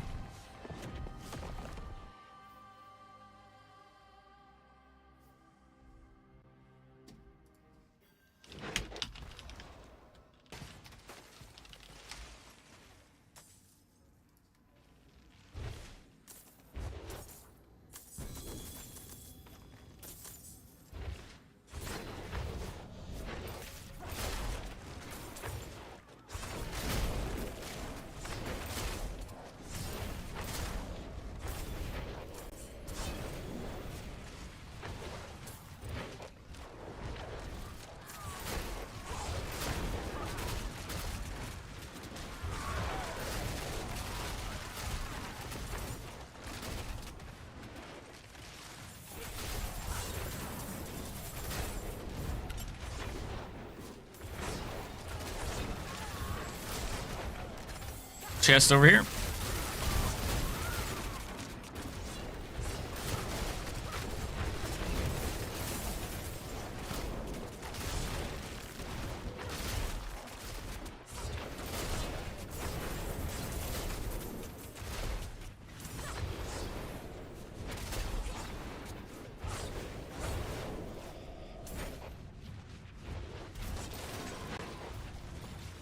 A new age is upon us.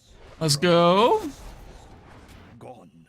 replies of our blind supplication to the three, the Horned Mother has returned, and it is in her shadow that we now walk.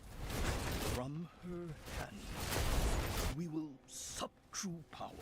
We will be reborn, not as the servants of uncaring masters, but as favored children. Go forth and spread the word. Offer blood in the mother's honor. Embrace the birthright that is ours.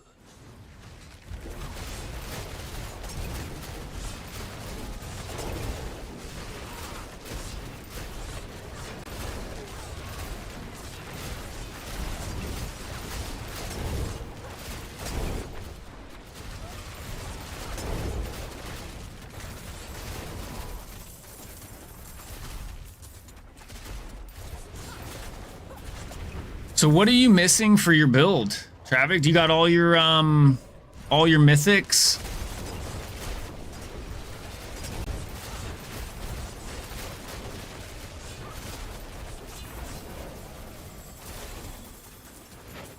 Chest above too.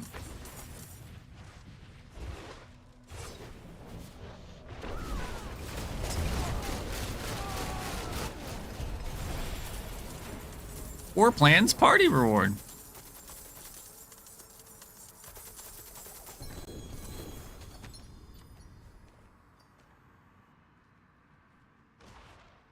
We finished. We don't have to. Don't go back. Don't back.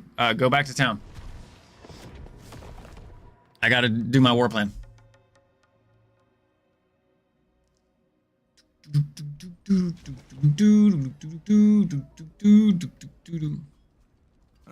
Mainlander, what brings you?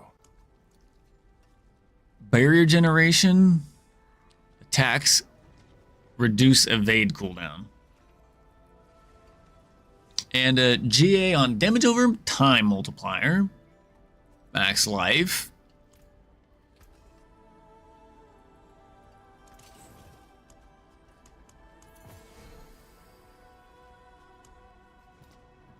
Taken apart, melted down.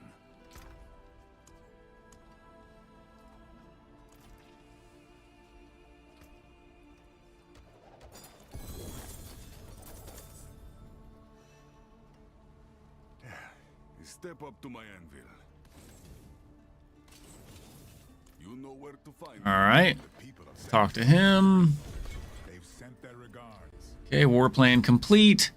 And can we get a... Wait. How do I re-roll? Okay, X.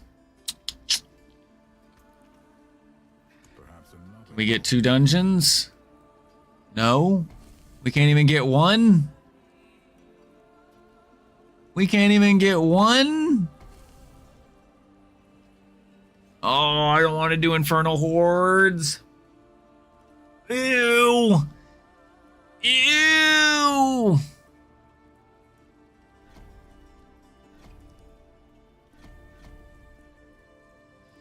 Oh, here we go. Large amount of dungeon keys? Well, we don't want dungeon keys, right? We want, like, other keys. So we're going to do Slay Andariel.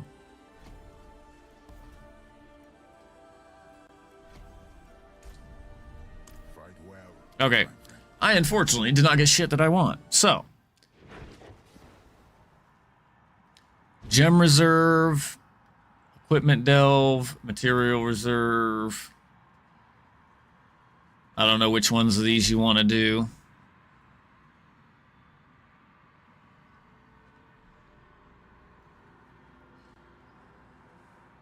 Probably Material Reserve with the Herodic Strong Room. Probably the Material Reserve. But I'm going to run to the restroom real quick. Give me about 45 seconds.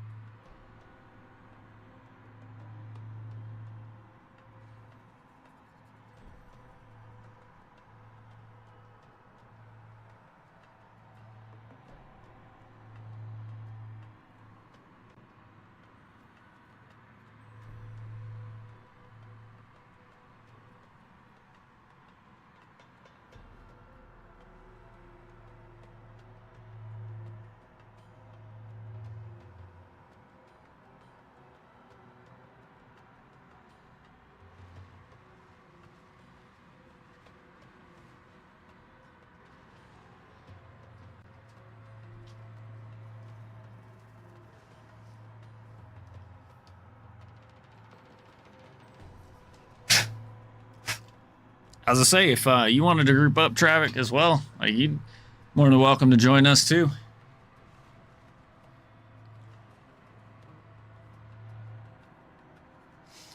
Storm, which one did you want to do?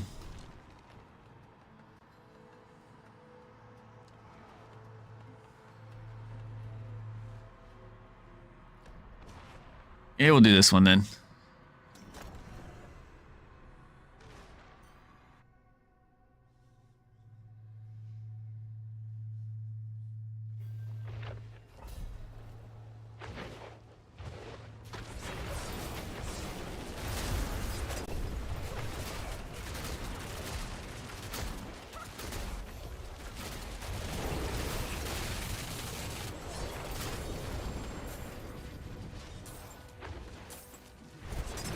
Yeah, kaboom! I'm not using teleport. That's my dash. That's why I'm confused why they take the fucking the teleport.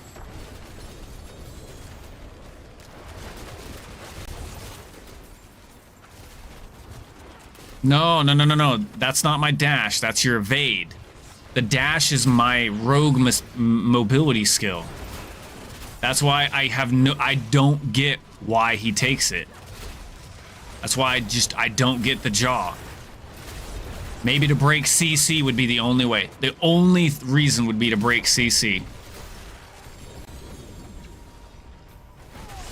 Oh, that hurt.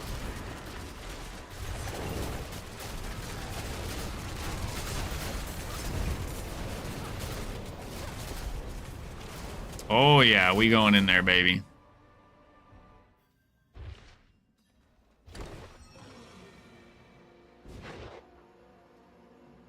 So it's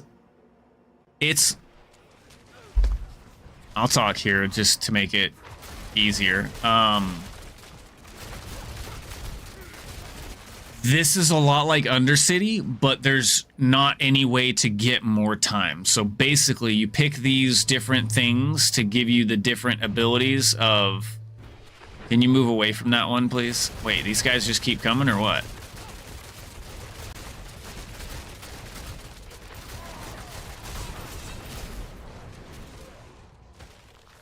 Alright, we're gonna go Lear.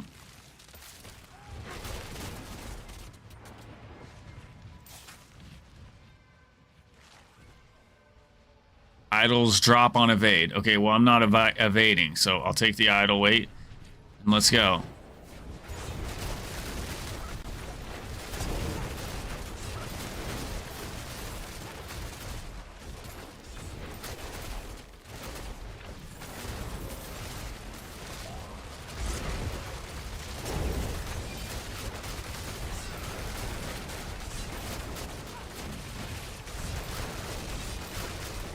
But you gotta hit the Herodric things and then kill the things around it that you need to.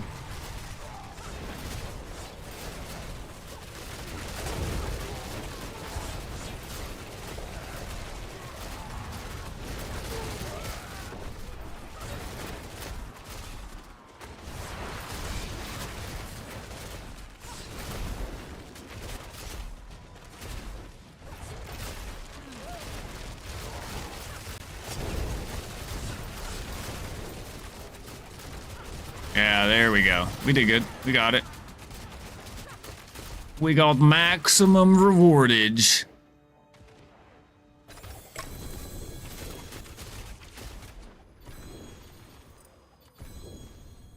I have a freaking betrayed at tomb escalation sigil.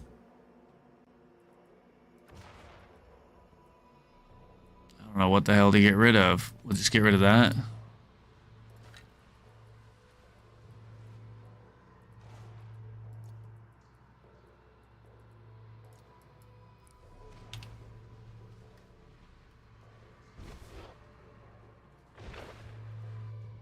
All right, let's roll.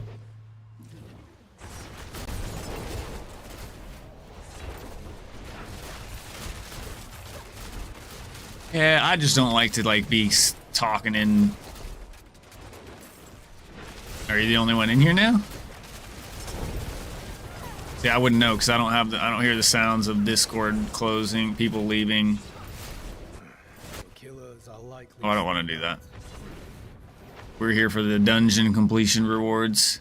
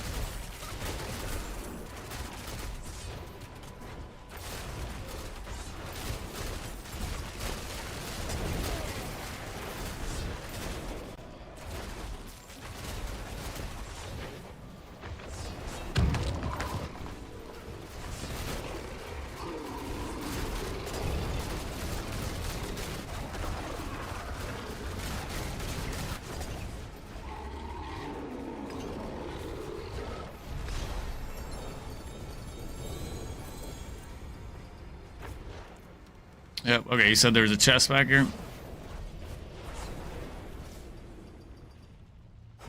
These are all cube, ooh. Oh.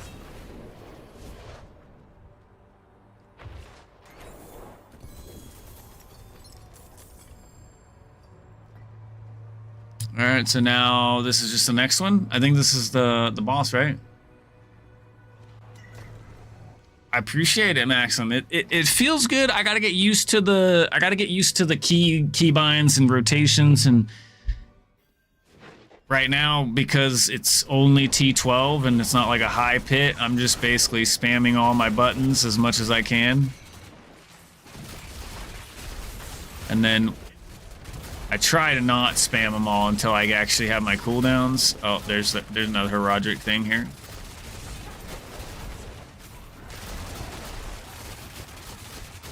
It's some good loot.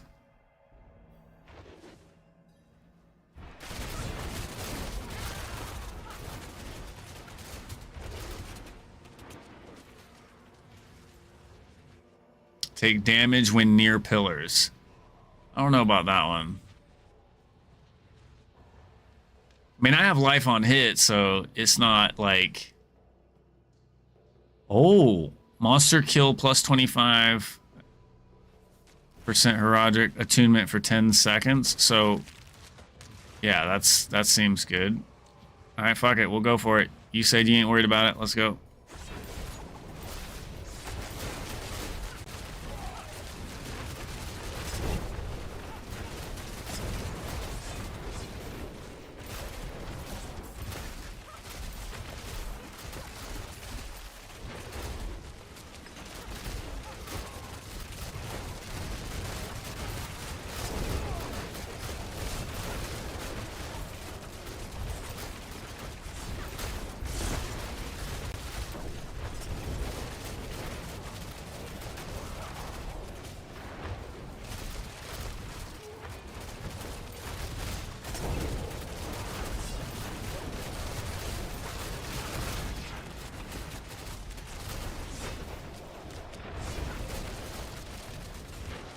Time's about to run out, but yet, like, we got 22 seconds left. What you mean?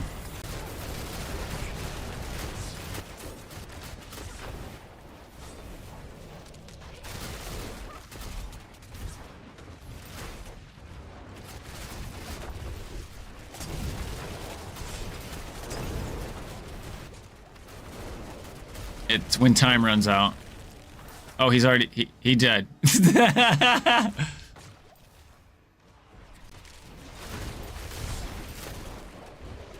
He went curse. What?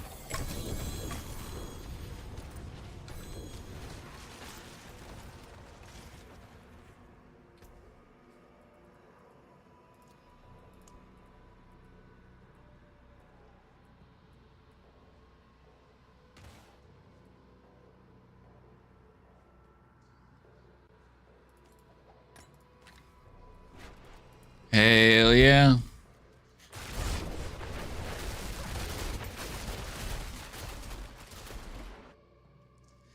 Let's roll, baby.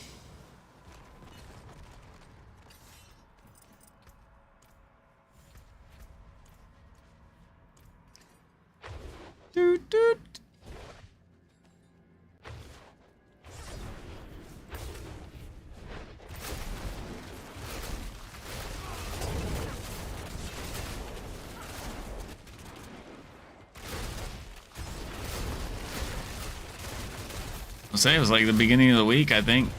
Like Monday or Tuesday, I think.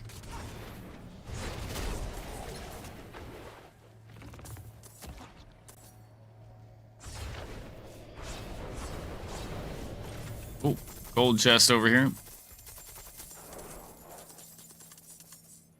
Still spewing out shit the entire time. Another one.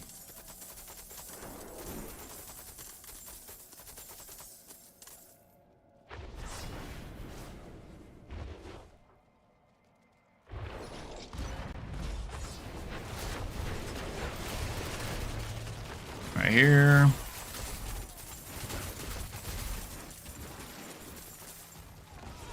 Oh, that hurt. I'll take that artillery shrine.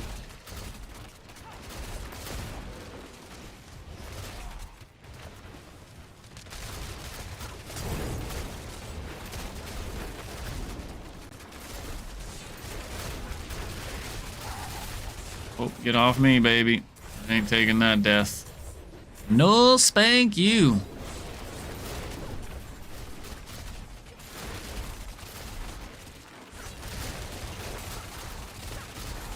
Oh, I meant to tell fucking Infinite Axe earlier too. I was gonna say the Herodric Cube material dungeons drop that the thing he's looking for too. Yeah. So I have 7. I have a total of 7. Oh no! I was just slain. I think it's the dungeon affix.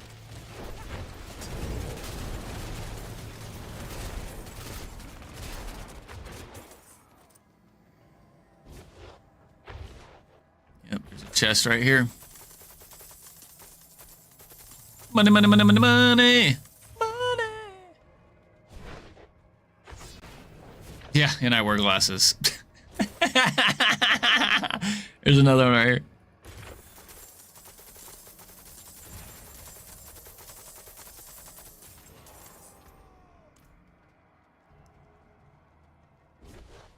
I was gonna say I'm back over a bill, baby, and I was at like 7. Oh, I missed this chest.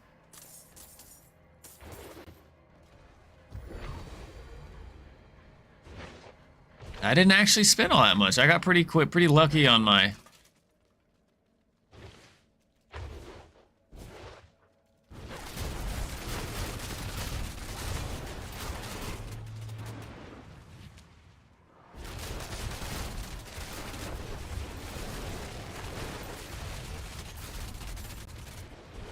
That's what we needed. A door is unsealed now.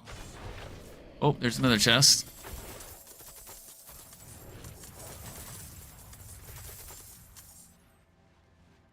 Yeah, these on T11, T12, you get about a quarter bill in one gold reserve dungeon.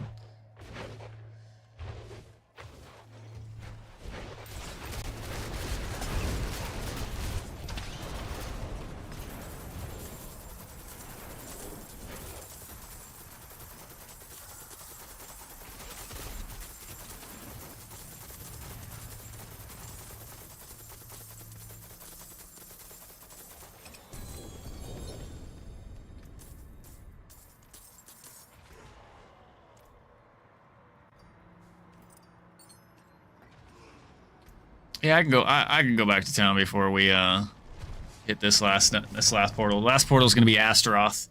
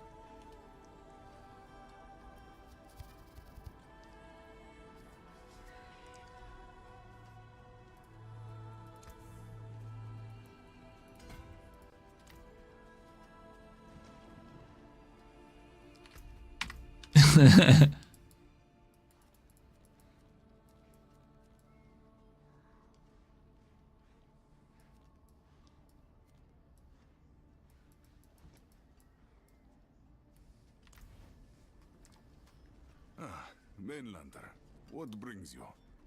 Who? Oh, I'm not a Fubgooner.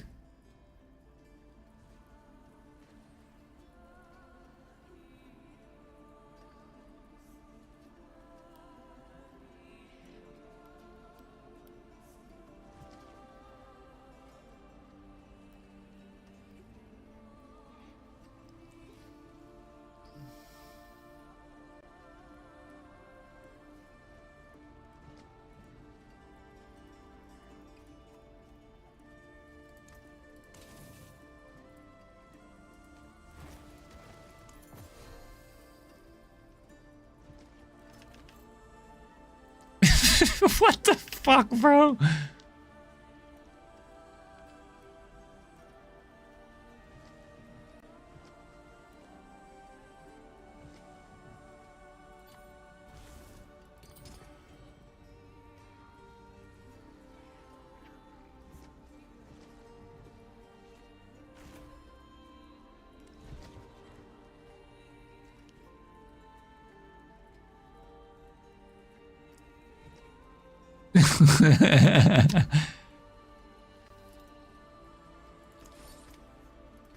That's it for that piece. Oh, that shit's funny.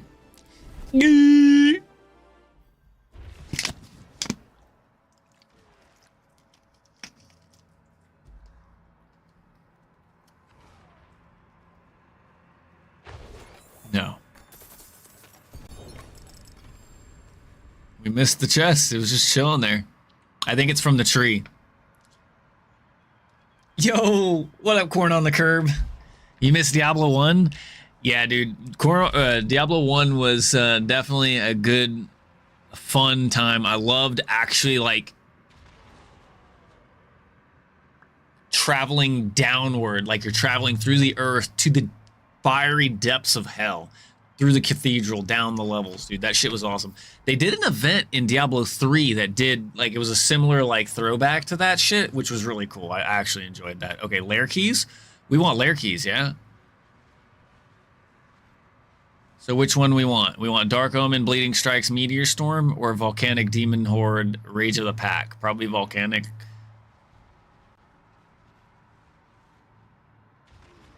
Dark Omen. What's Dark Omen? Wait, this says unique spoils. Legendary unique spoils with lair keys, or legendary unique spoils with lair keys. So why are they in a different order?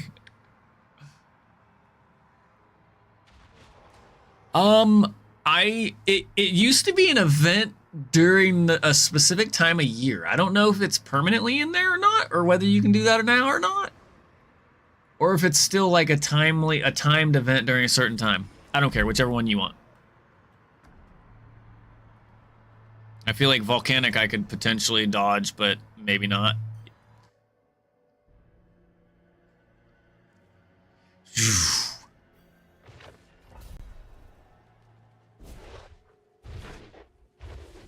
Alright, this is gonna be all you, baby. This is just a boss. It's just a boss fight. We have only a short time together. Let's savor it while it lasts. The next dude. Only just begun.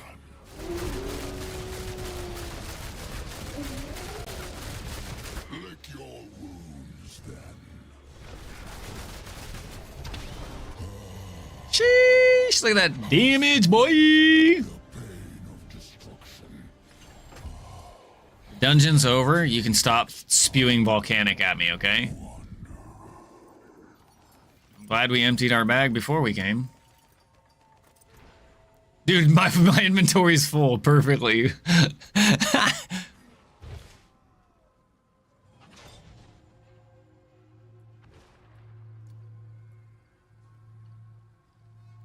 Oh, this is actually not a bad Ashira's. Unfortunately, it's low. Well, you can re-roll the unique aspect. So if there's a physical build, this is actually a really good one.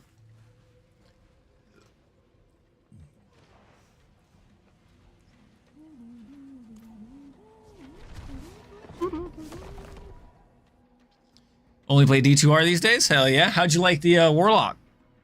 I don't think I don't think we've had a chat since or maybe you were here. I know I've seen you a few times over there on the TikTok side, but I don't know if we had any chats on your thoughts of the Warlock and the new expansion on D2R.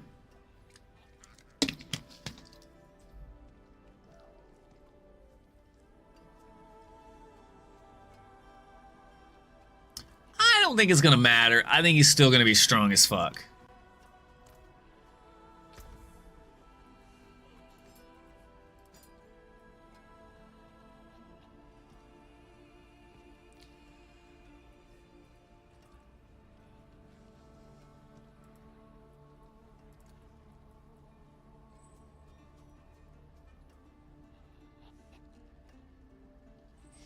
Spyro says, anyone want some T12 Mythic Tribute runs? They need one more.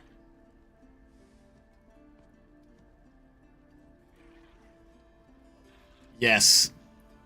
The free conviction will be missed. I bet you. I bet you it will. Or fanaticism, or what was the other one? All of any of the auras will be missed. Yeah, the Holy Freeze and Fire were definitely nice to proc his what was it? Might aura? Or not might aura, amp damage. Nobody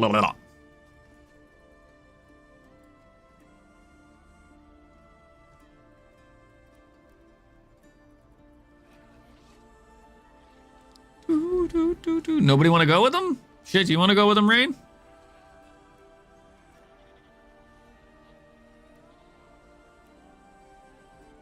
I don't think he needs to carry for sure. He's running them. Or I could join him.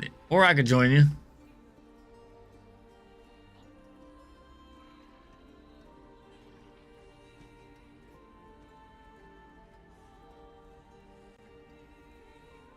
Only playing to stress test your PC. Veshuin, did you try, is it running smoothly now, or are you having any crashes still?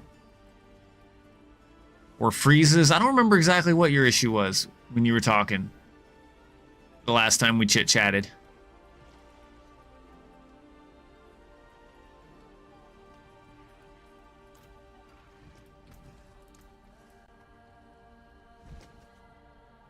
Hell yeah. What did you do differently or change?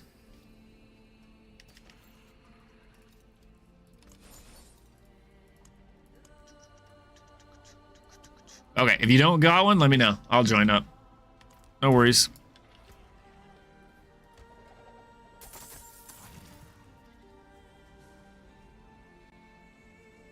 Oh, you think you were having like circulation issues?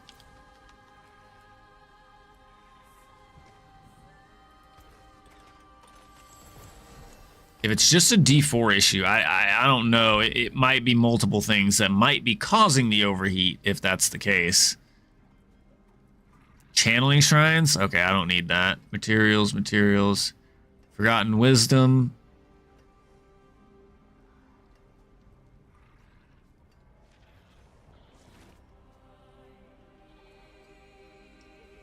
Oh yeah, that will definitely cause issues. Yeah, 100%.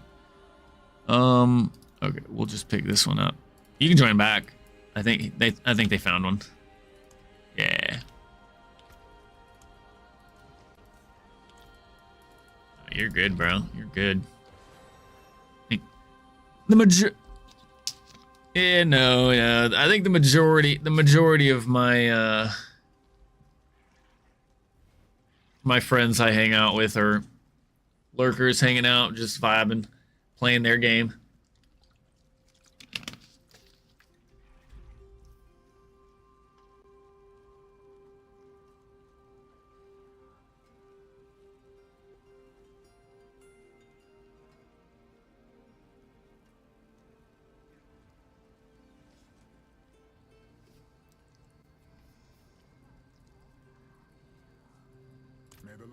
Oh, I might be bugged. I'll leave. I'll relog, baby.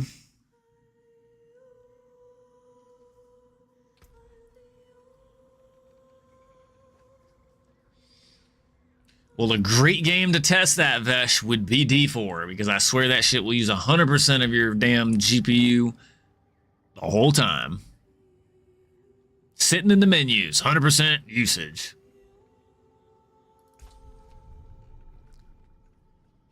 Yeah. Veshwin's played quite a bit. He just, I guess, was having an issue with black screening, which can be caused by overheating. So, sucks balls.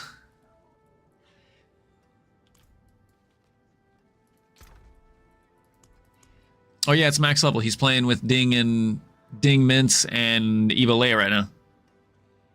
Hey, there he is. Mince Media.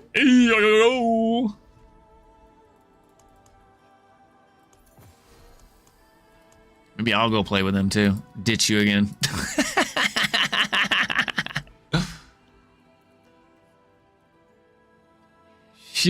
I know, bro. Work sucked, and then we did the then I had the PoE 2, which I even said when it first started, I paused it, and Eva Leia was like the only one hanging out in chat at the moment, and I just looked at the camera and I was like, is it weird that all I can think about right now is slaying demons in D4 while the damn reveal was going on, bro? I was like, don't get me wrong, I love Path of Exile and PoE 2 especially. Like they're great, but I was just like, I'm having a fucking blast in D4, and it's been a long time.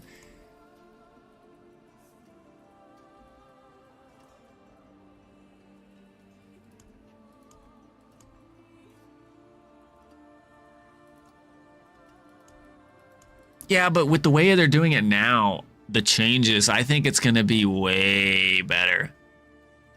Oh, what up, Darren? Oh, shit. Yes.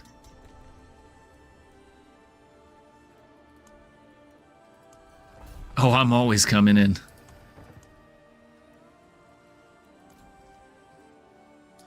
We're just doing war plans. Wait, that wasn't my next war plan, asshole.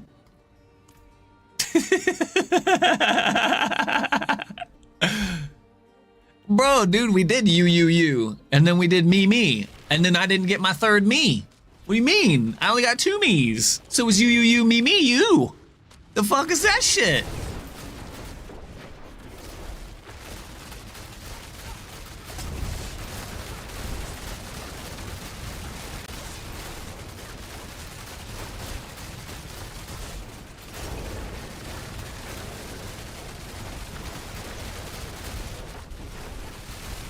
He's got some health, huh?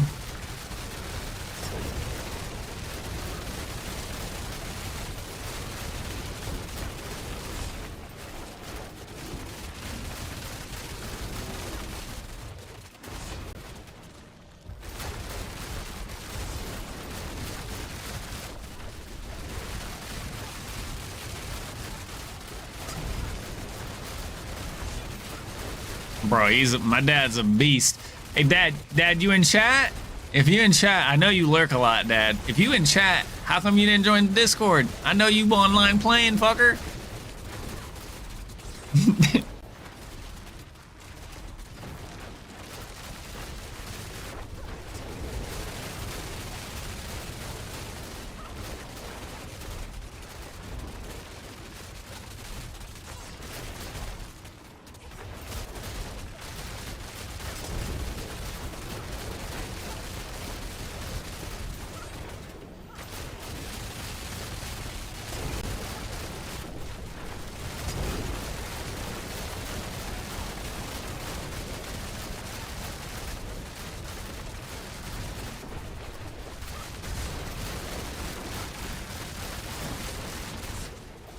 Oh, dude, I'm poisoned. Oh, get away from me.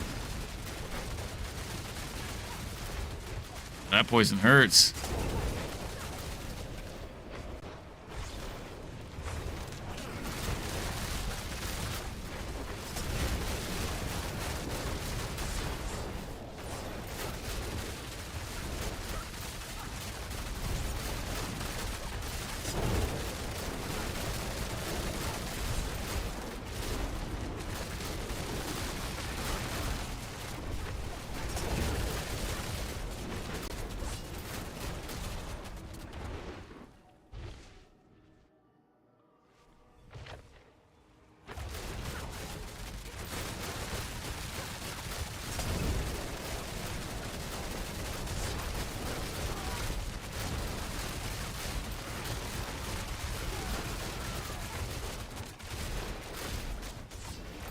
The chat cracks me up so much, dude. People come up with say the wildest shit.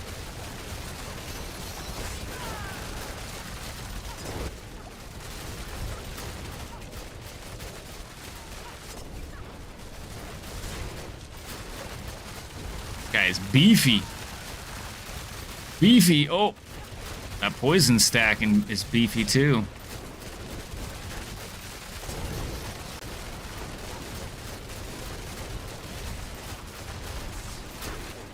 Yeah, I have that shit turned off.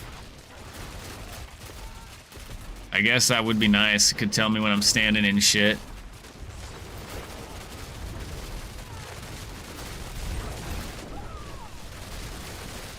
Bro, dude, your numbers?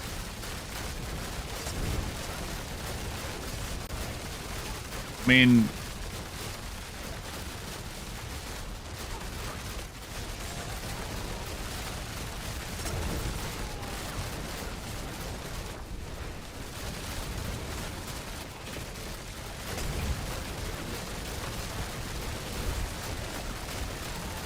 This guy freaking...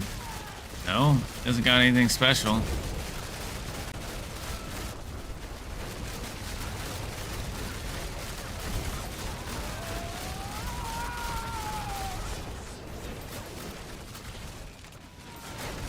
I don't have damage. I'm a ZDPS tank.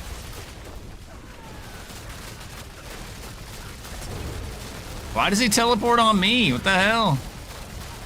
Got cooties, get out of here.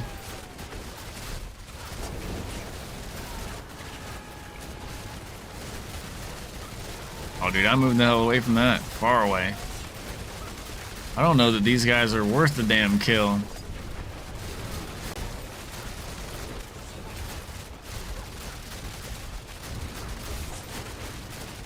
Yeah, because they're splitters.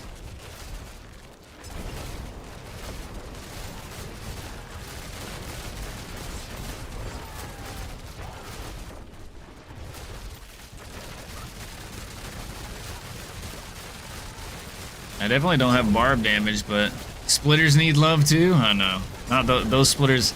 Those splitters got enough love, and then we ran out of endurance, so we moved on to the next.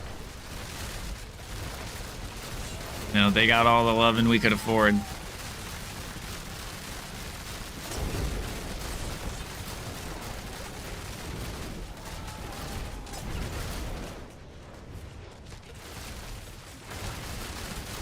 Oh, here we go. Slugfest right here, baby. Aw, dude, that fucking plague aspect sucks.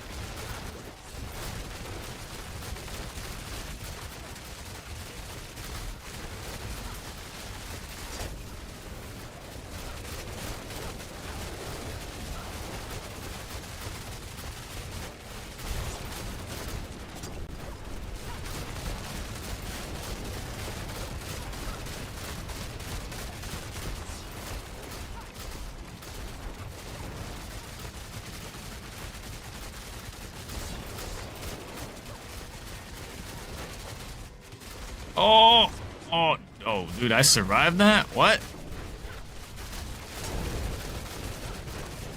No, I got hit by the ice explosions. I don't know if you saw that. Oh!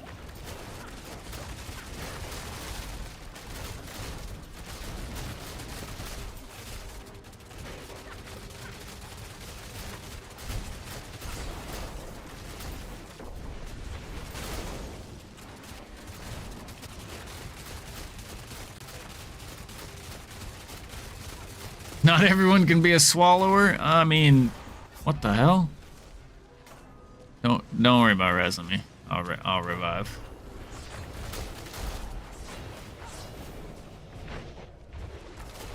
I don't even know what hit me.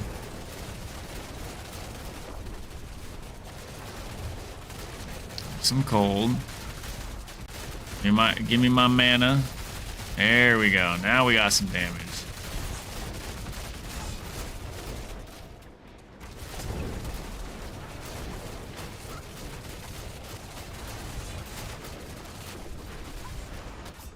What?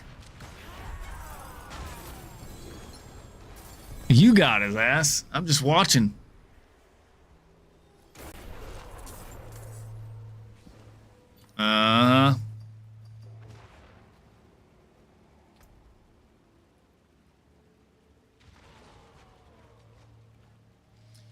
Where do I put fluidity? I put fluidity over here. Pretty sure I put it over here.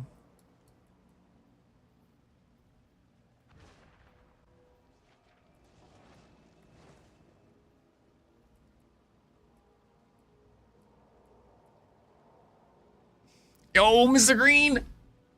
Yo. I already got it, unless you didn't drop it. How you doing, Mr. Green?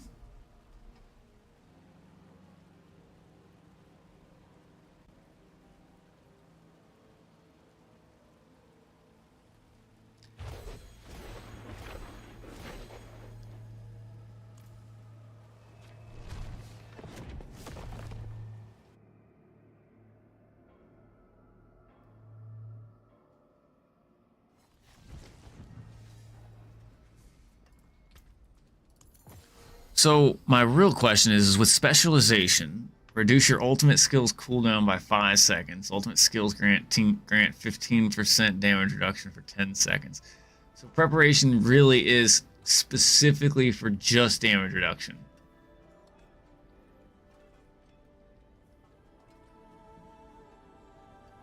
It's going pretty good, man. How's it going with you? How's the arc grind been, man? I've popped in there every once in a while. At least last time I was watching you, you were playing some arc. Huge.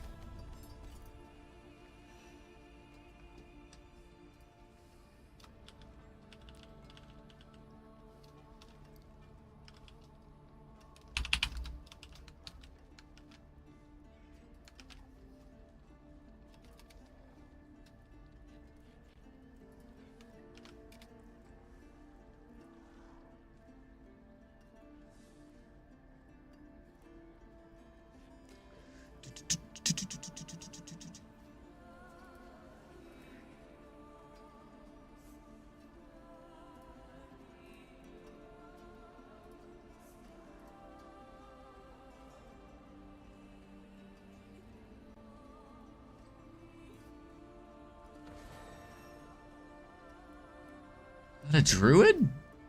Oh, he's playing a druid.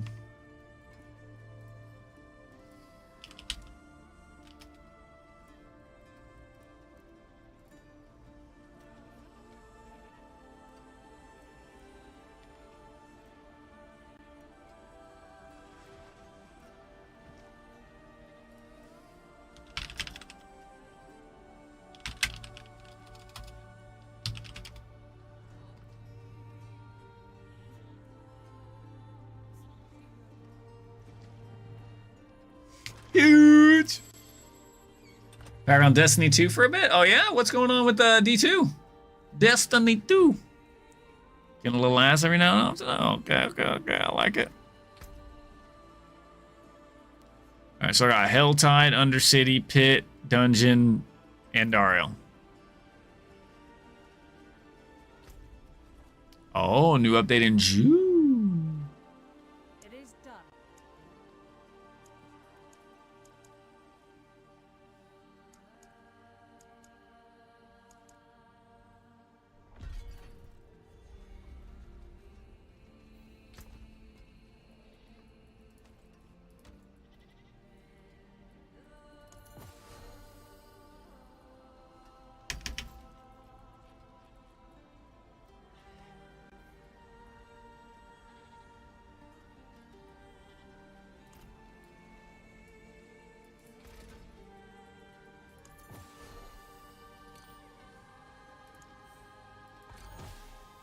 All right, what do we need? A Phoba. We need a Phoba or a Linta with Cutthroat.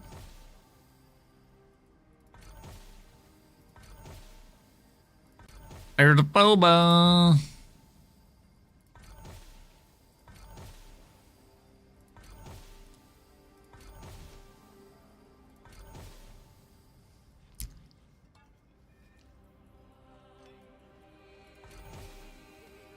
Phoba with agility. Shitter.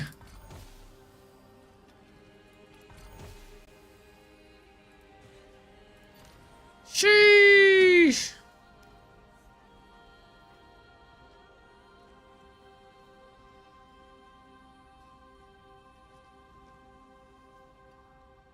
That is asking a lot, Veshuin. That's asking a lot, okay? You see mine? All I get bonus-wise is a +1 charm slot with crit strike damage. That's it. I don't get a stat bonus. Do you need a +1? Do you need a +1, Vesh? I probably have an extra. It may not be the set you want, but I have one. Do you want one? I have 4. You can't have that one. But you can have this one. Or this one. Or this one. All multi damage multi or total armor.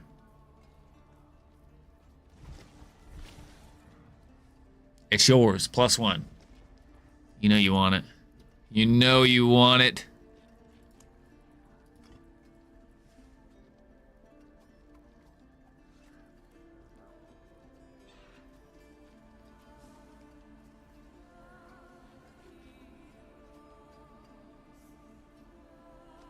What do you mean non-class based set seals?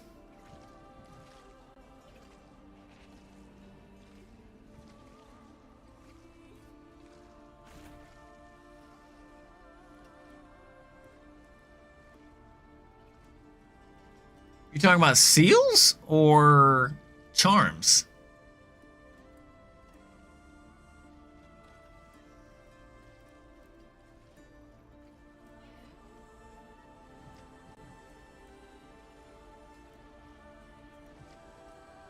Okay, you're talking about charms. Okay, so your issue is you're not in torment difficulty.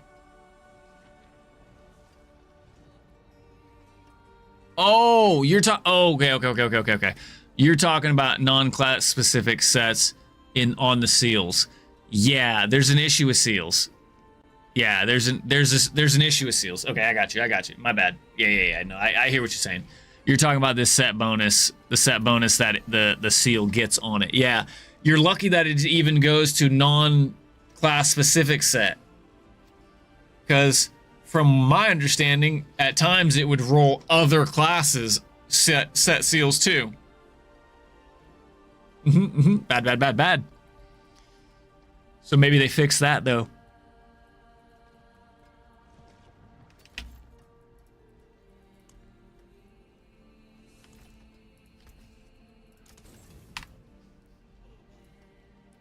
All right, what are you doing? Where are you at?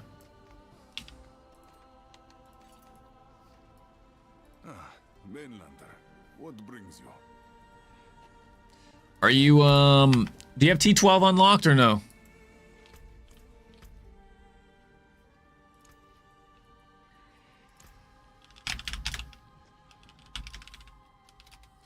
Do you want to unlock your T12? Because we could unlock your T12 real quick. We gotta swap to T10 so that he can join.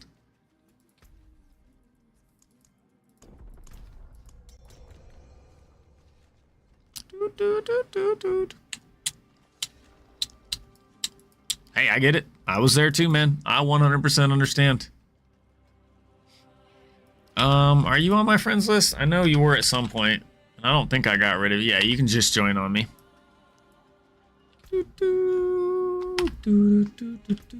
I could send you an invite too if you want. There's an issue. You might be bugged.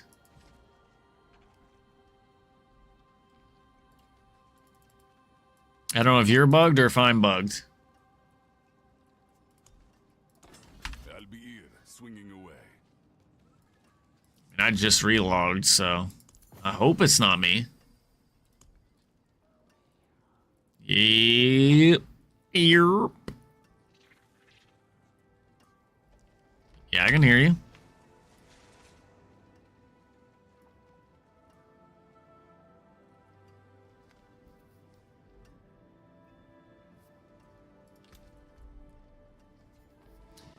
That's a big difference. Yes, sir.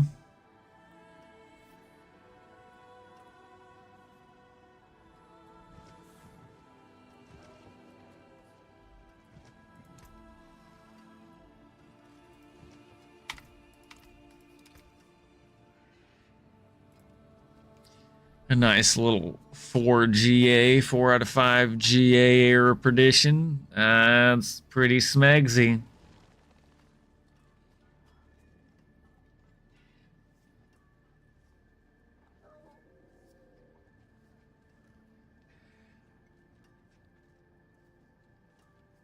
You still can't join on me? Okay, so it bugged again. Probably because you transferred party lead. You did earlier, remember? I shall relog for you, my friend. Yeah, but then you transferred party lead to me after the relog. And that can cause...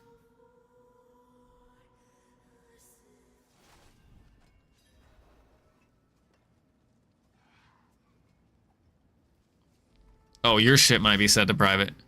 Alright, should be good to go now. Did you want armor? Did you want armor or damage multi?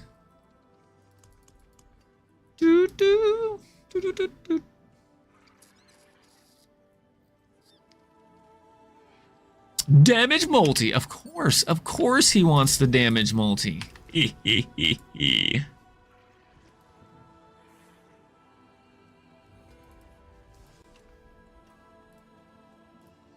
Just wait.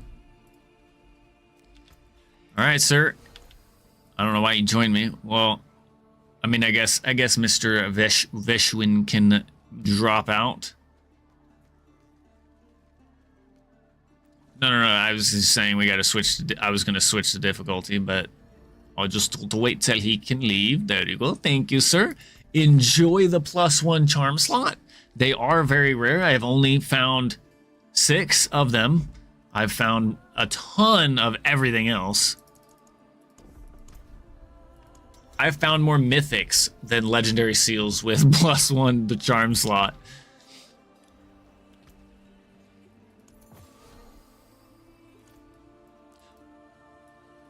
Yeah, the echoes? Yeah.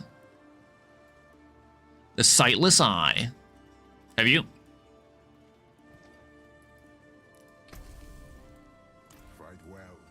Yeah, it goes all the way up to pit 150. I think the highest we've made it was like pit 130s in a 4-man.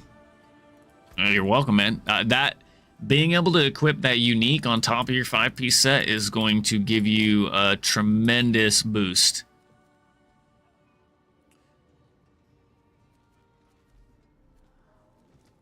A good mythic seal, or is it the shit mythic seal?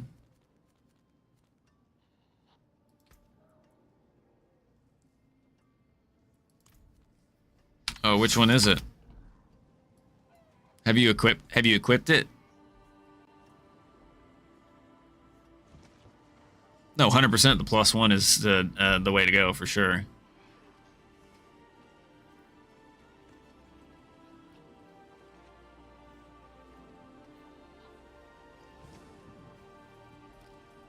Oh yeah, it's the same one I got. Yeah. But that's even if it had +1, it's still not good, because you can still only wear you would have to give up your 5-piece set, and who's gonna do that? Now, I could potentially see the other one that's better than this cannot have more than 4 sockets, and you can wear 3 uniques. But if you get a +1, it still allows you to have 5, so you could wear 2 pieces of 2 charms with 3 uniques. Which, I don't know, is there any sets that have like a 2-piece set bonus? Oh yeah, they all have a 2-piece set bonus. So you would be able to pick up one of your 2-piece set bonuses. Plus 3 unique charms. You can't... No, because you would, if you were gonna wear the charm that gives you the ability to wear 3 uniques, you would wear 3 uniques. Like, that's the only reason that you would grab that, is to be able to benefit from the 3 unique charms. Otherwise, you would maybe run the one you have and rock 2 uniques with a three-piece set bonus.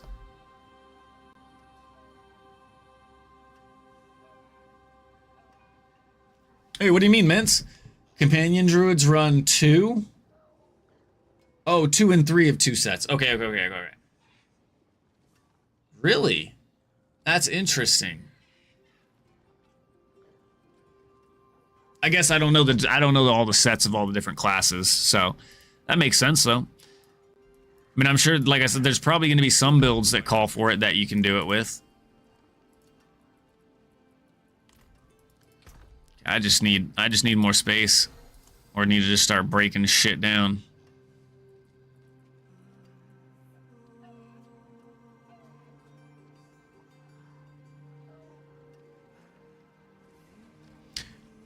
Mythic seal so you can run Banished Lords?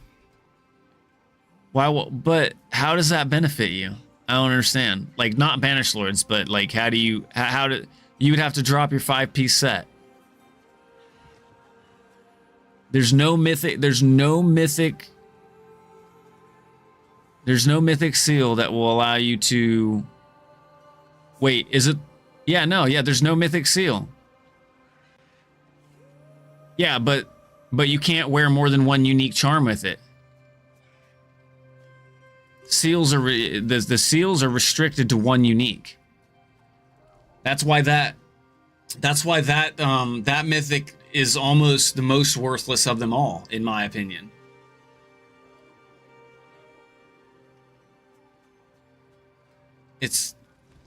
I think the whole limiting of the different things is understandable why they did it, but at the same time, a mythic seal, it's a mythic seal. I've seen 1.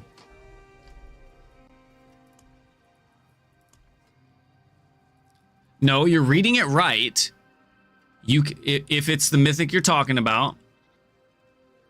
Oh, you can get a roll that reduces set pieces? I thought it was the mythic. I thought it was a mythic seal. Oh, so the mythic seal can roll it. So you want this mythic seal that turns it into, that has the roll of,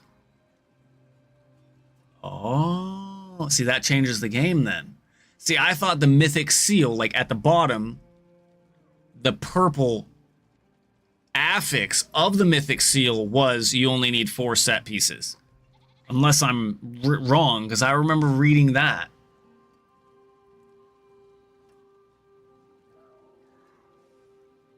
I'm telling you, Veshuin, that unique power is tremendous. So when my wife told me she wasn't even rocking a unique charm because she didn't have any, I was crazy.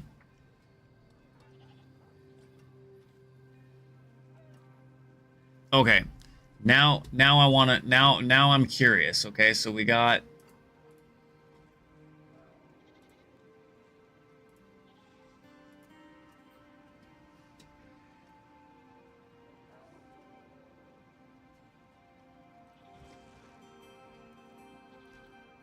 What are we pulling up? 2 seconds. Hello.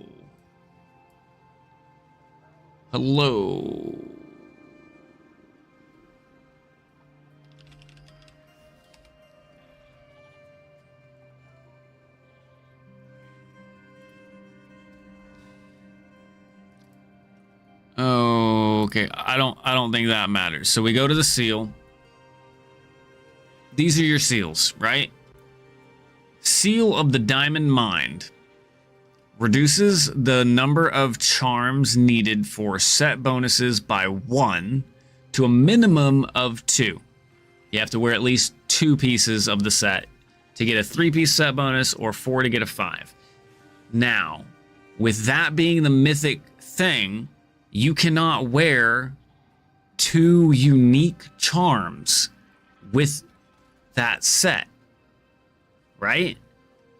So you would, the only thing that this would do is if you get a +1, you could wear 4, but you would have to wear at least 2, so you could get a 5-piece and a 3-piece set bonus, but then you're giving up your unique. Or you can wear a 4-piece and 1 unique. Am I misunderstanding that? Because with a standard seal, you can only equip 1 unique. So unless it specifically says you can equip 2 uniques or you can equip 3 uniques, you can only equip 1 unique charm in a seal.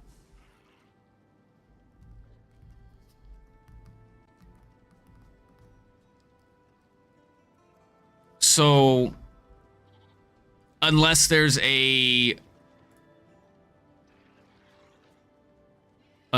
like a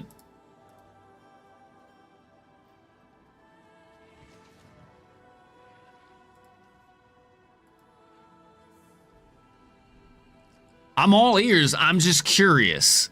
I just don't understand. Oh, you're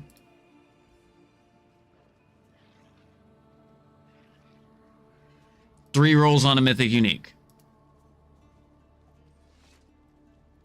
Okay.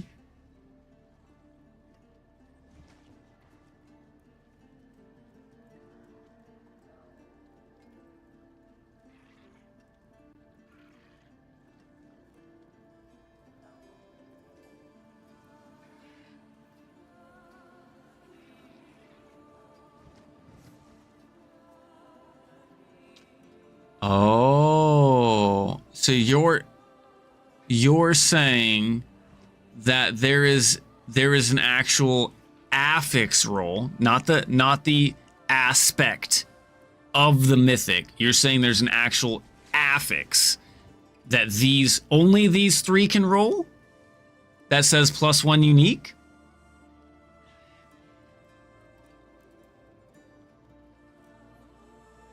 I'm just trying to see. Why can't I look at these stats?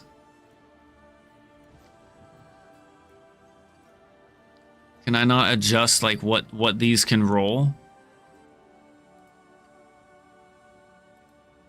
Add a modifier.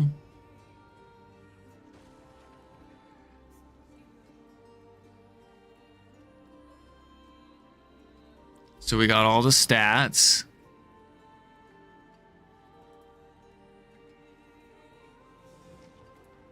One second. I'm trying to see if maybe you got swift, core damage. Okay, so you got these. Well, I'm just looking. Oh, you mean like unique? I don't think so. Okay. I'll pull that up. Let's roll it. Okay. I'm not arguing that that's not possible. I'm just saying I don't know that it is. And the only reason that I say that is because a lot of the rolls and affixes that people are putting on charms in their builds are not possible that I'm aware of. Like, you can't get all stats and plus to skills. You can't get increased % armor with plus to skills. They're on the same affix, right? Because your charms have a prefix and a suffix. I've rolled so many charms that you only get 1. So like move speed, life, armor, all stat, plus to skills. Those are all on the same affix. So you'll never get those 2.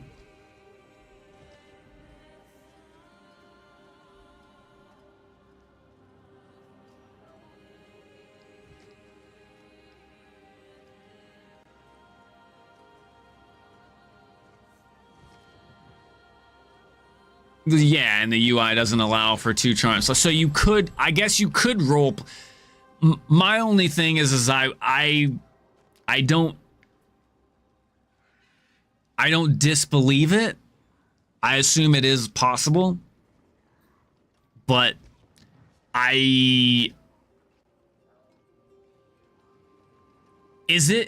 here's my real question is I wonder if if that is a possible roll, which I'm not saying it's not, but if it is a possible roll, is it a possible roll on a regular seal, or is that a roll that only the mythic seal can roll? Because I would guess that Rob wouldn't put something like that unless he knows it to be true. But at the same time, a lot of people rely on some of the data from data mining that is completely true.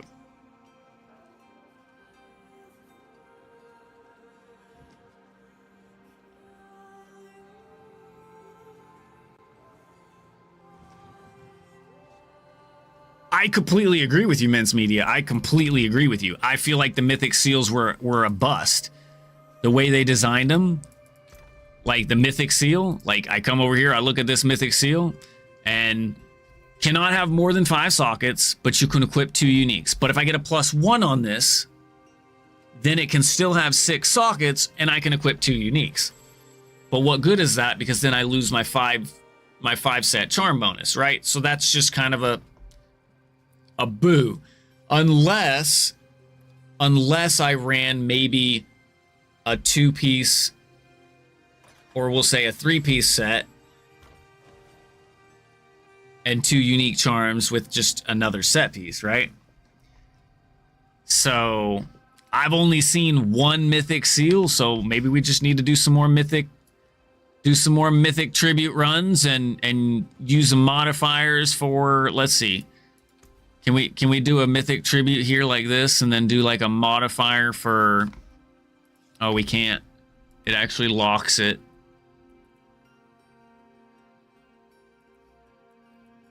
More jewelry. Okay. So, yeah.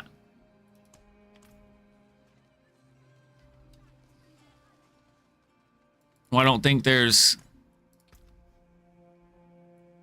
Oh, it's the tribute itself, yes, but I was looking at the modifier for the tribute.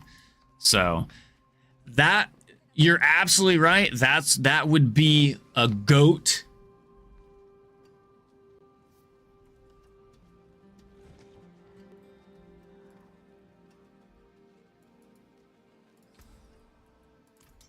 I did not mean to do that. I canceled it as fast as I could.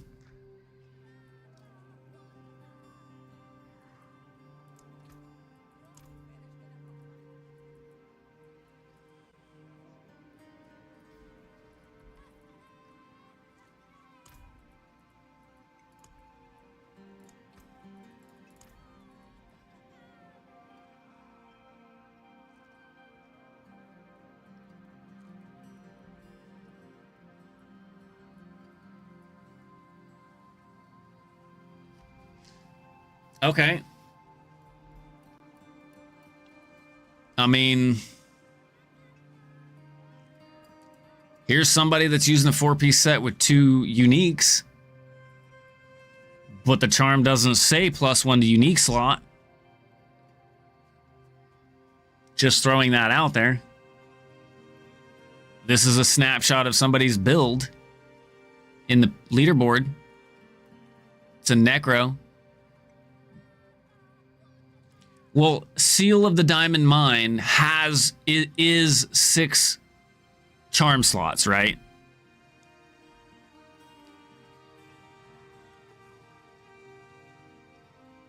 Right, because it doesn't need the +1 roll, right? But it doesn't have a +1 to uniques. So...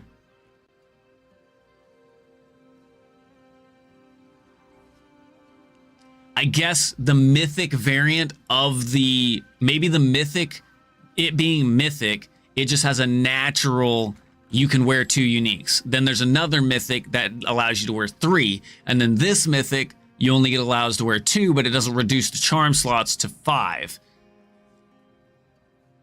I mean, this is just proof right here. He's got 2 unique charms with a set 4-piece that gives 5.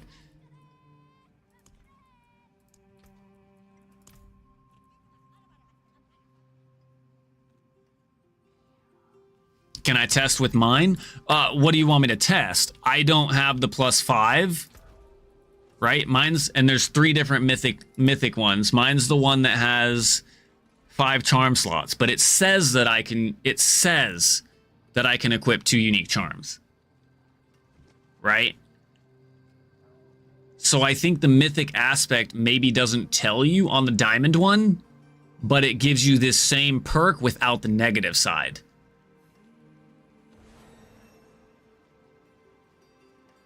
Where you could equip to, okay, then that might be the case of what that necro was doing. So they were doing like snapshotting, putting this on, equipping 2 uniques, and then putting the other seal on.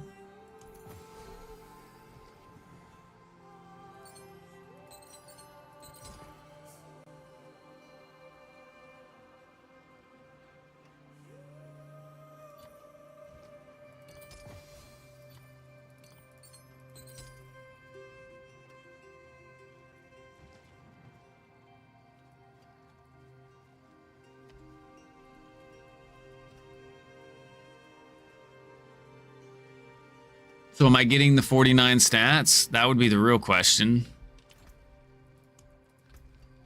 So we got 671 strength.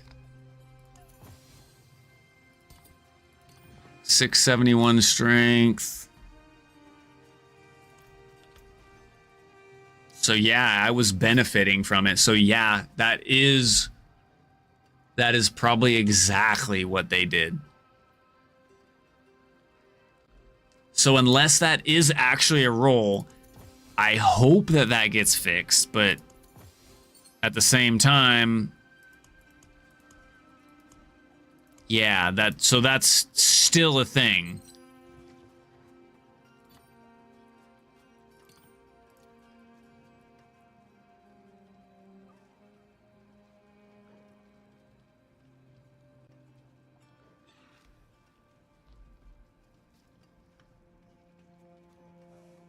Even T1 can drop Grand Jewels, Veshuant, but it's RNG. It's no different than getting a mythic item to drop. It's just RNG. You can get Grand Gems drop, but the only guarantee is Royals.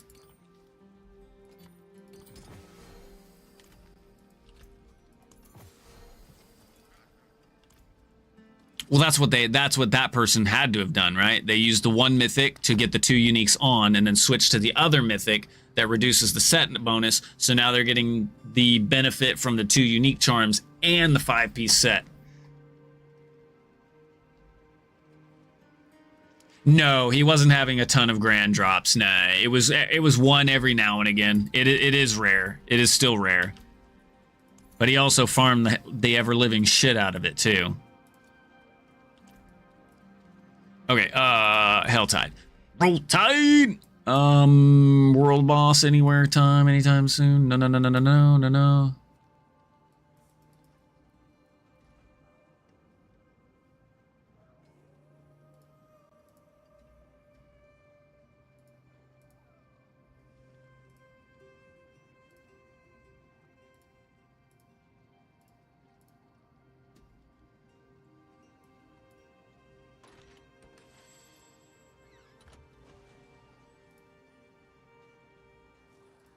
Roll Tide!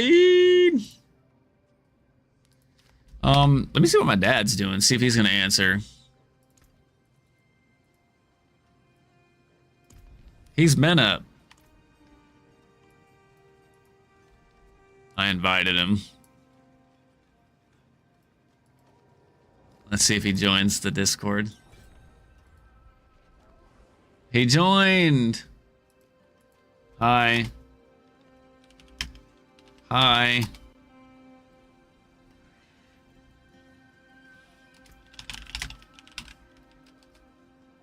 Hey!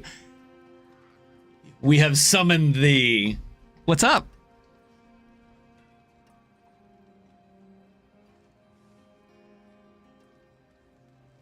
They hack.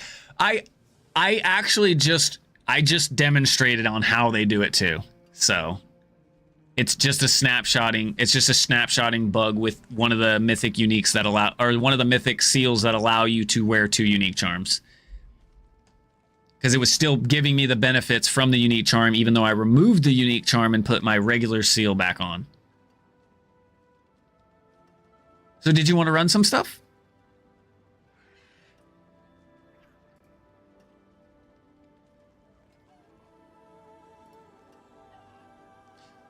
I don't.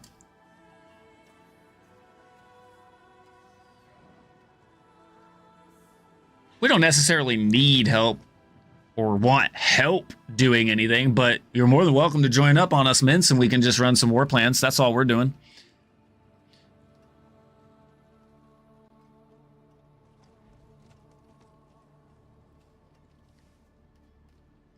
So what were you working on?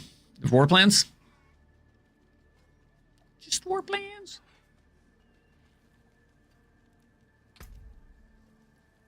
Oh. Gotcha.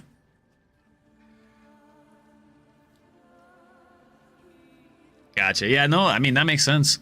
As it's you ran it the least. Well, right, now you're running it as much as you can, right? We can do your war plans. I don't care. My next war plan is Helltide. Where would you begin? Right.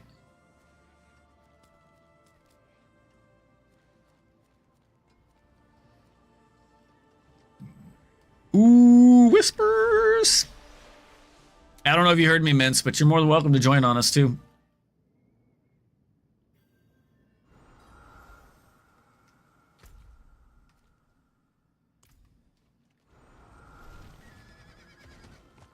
Aw, man, I need to change my damn horse. I'm tired of seeing this ugly beast.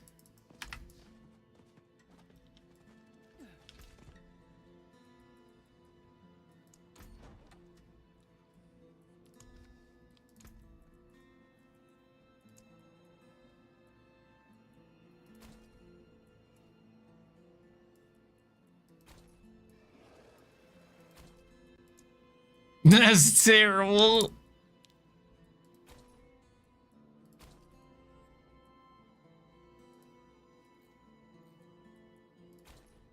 Oh, there we go. Now that's a horse, baby. We want that one or that one? Yeah, we want the flaming one. Let's go, baby. We got an armor for you. There we go.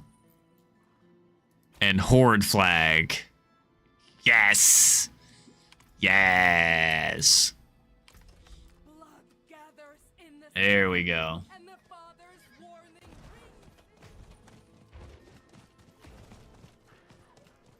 All right, where are we at? Where are you guys at?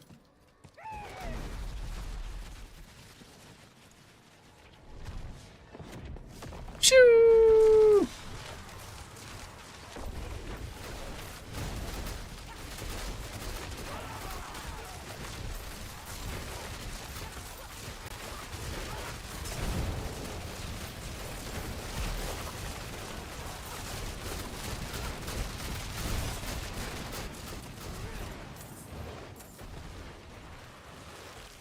What? She was so dead.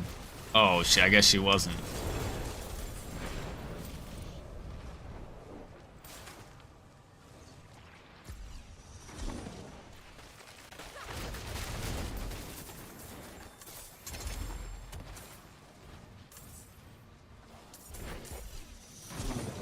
Okie dokie. Are you running another one?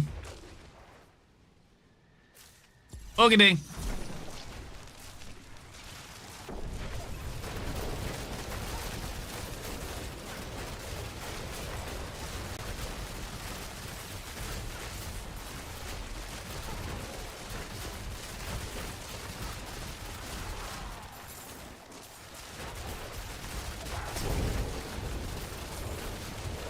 I wonder if you sitting in the smoke, sitting in my smoke increases your crit chance too.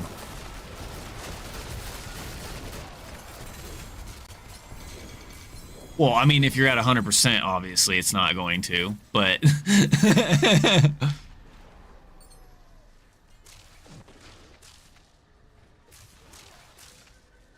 Well, that doesn't change whether or not it boosts your crit chance then. Watch out, fire.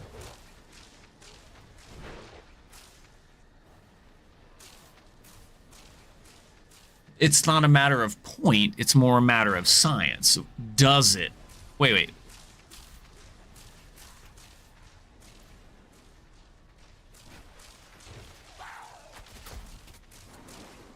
Okay, we're done here, right? So we're moving on.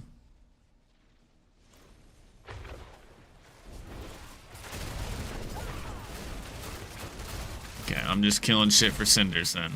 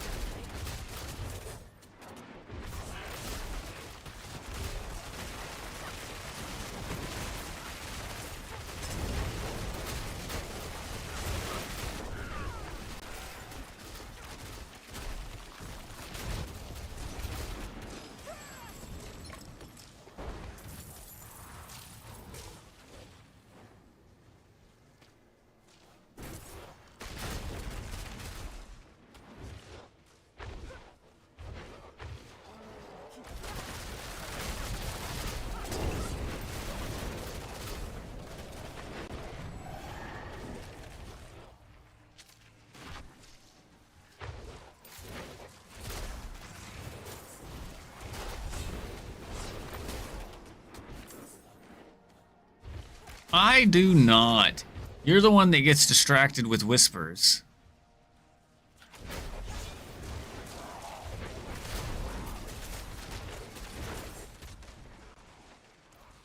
Yep. That's you, not me. I said nothing about the whispers. I was gonna go straight to the armor chest. I'm done. Like, I could go get my 2 chests. I'll go get my 2 chests.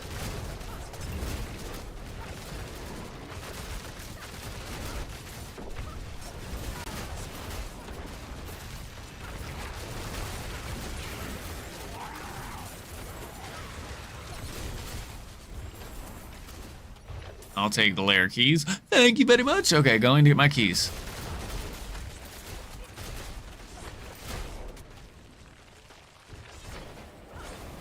Going to open my box. Sorry. Taking apart my box. Yes, this is the first chest.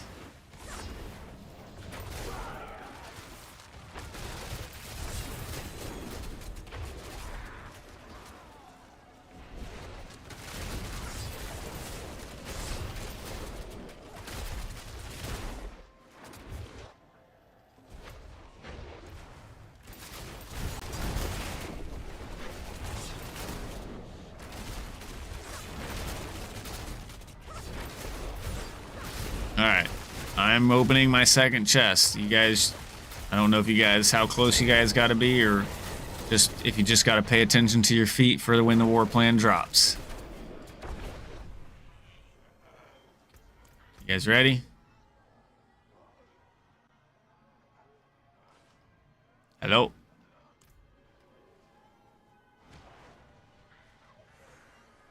Where you at, Daddy-o? You're up there? Okay, it's dropping. It's about to drop. Drop, drop, drop. Did you get it?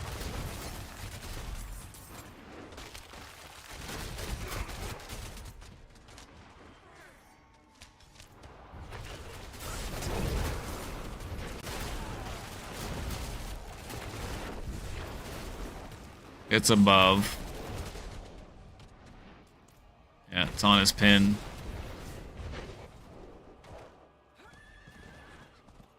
Chipalaka.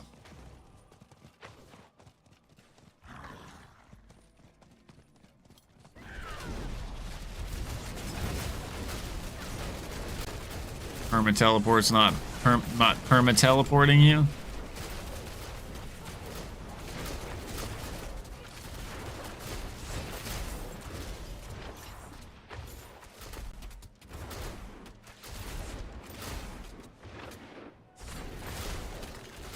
Gotcha.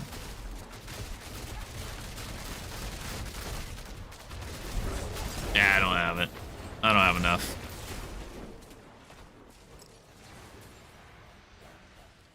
Well, for some reason, I just don't get cinders like everybody else does here. I don't know.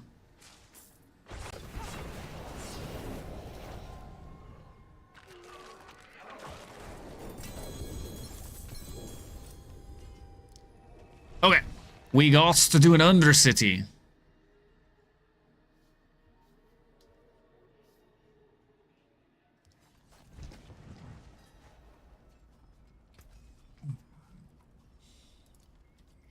Okay, what do we got? Max life, crit, multi.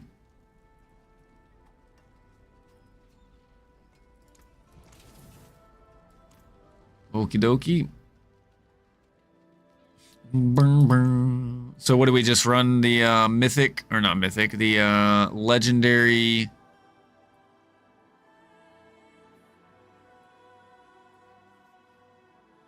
Which one is the one we want?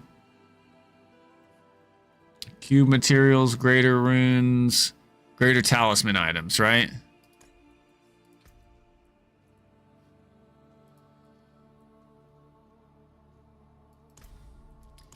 Let's ride.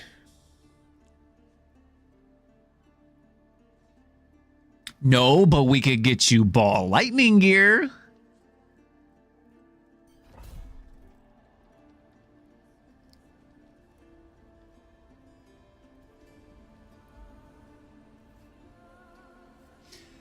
I did not know that, but did you know that you can take 5 mythic armament tributes and it turns into a prankster tribute?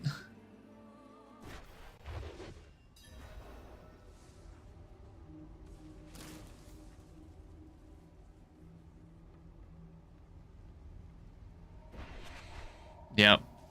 Are you coming, Mr. Pound Town?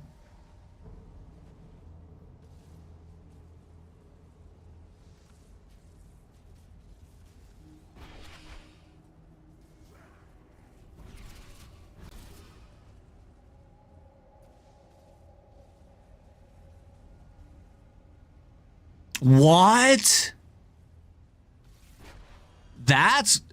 Dude, that's worth a mythic tribute. I'm gonna check it out.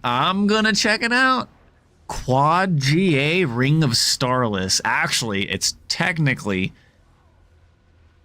What is 5? Quintuplet? So... It was a chest. You know how that node that you can take on the Undercity activity tree. There's a node that says each prankster summons a chest. Right? One of the chests that he had required a mythic. Yeah, one of the chests required a mythic tribute to open. And he opened it in a game of Quad GA Starless. All right, let's roll.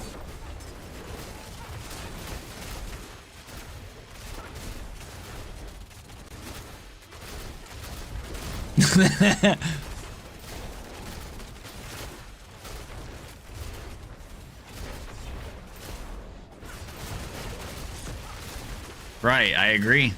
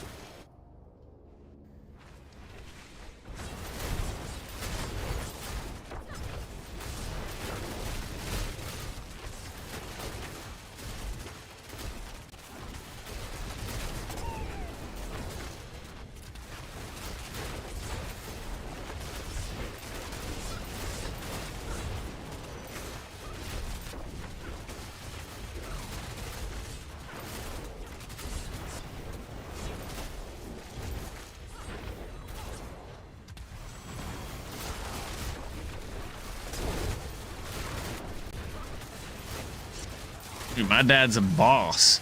He's a boss. Boss.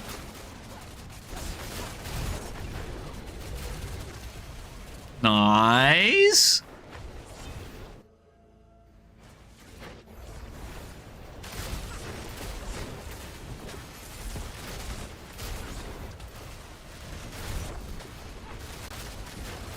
Oh. Hey.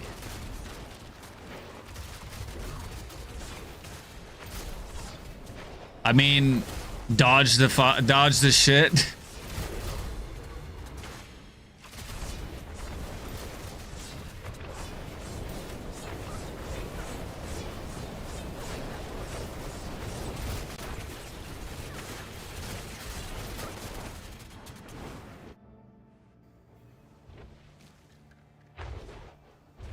Well, the problem is actually doing it.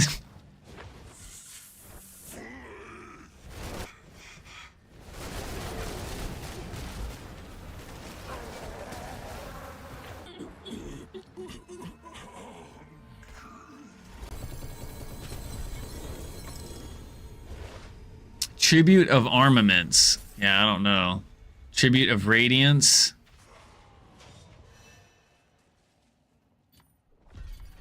That's what it said. Well, the tribute of armaments is yellow.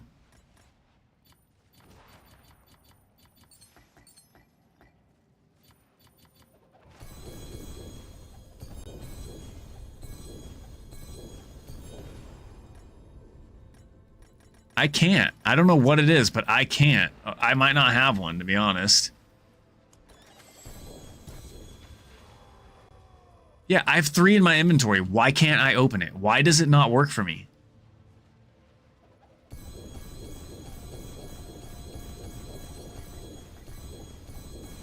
Alright, I gotta come. It's locked.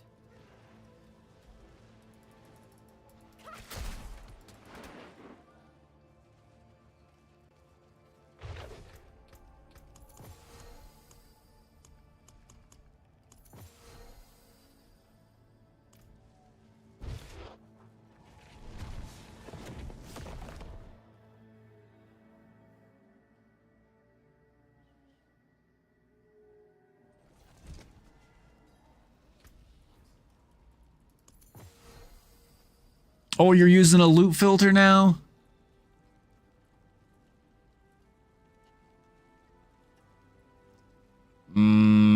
I beg to differ.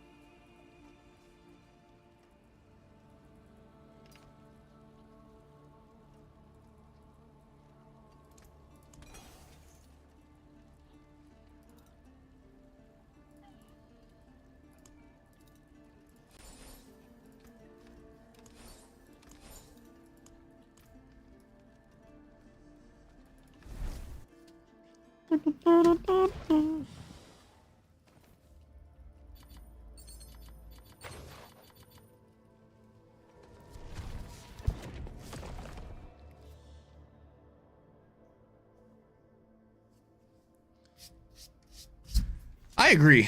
I agree. I would be okay. I would be okay with that.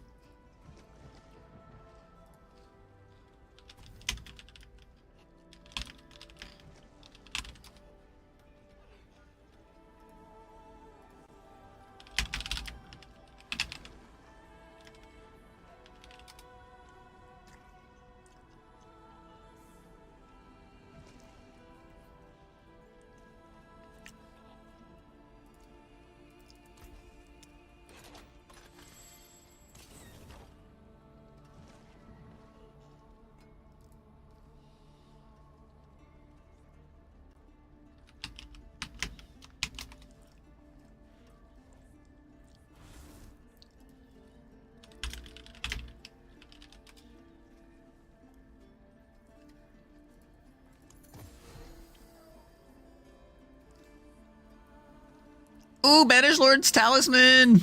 Woo!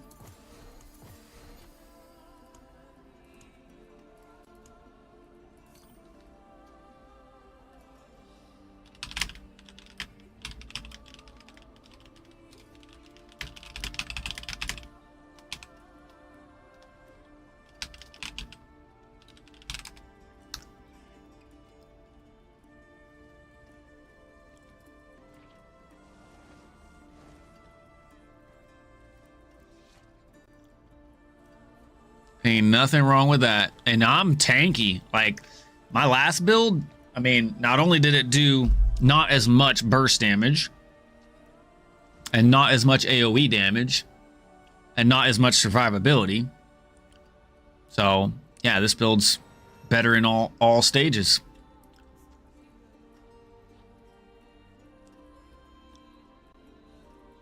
I just need to salvage these. I probably do.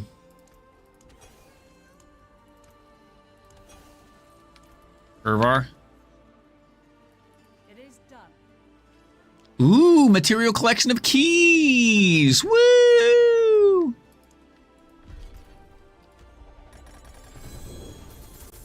Oh my gosh, I forget their Nightmare Dungeon keys. I can't even pick them up. But there is tributes.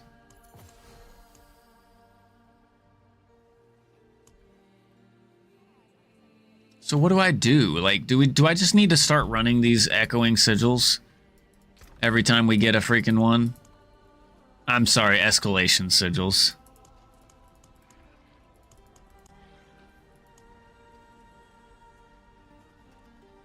Yes, but you have to run 3 dungeons.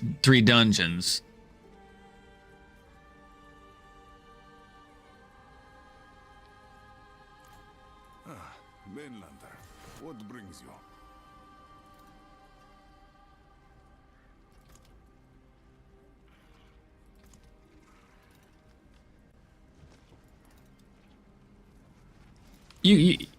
I mean, I've got to fucking, I can't pick up these damn sigils.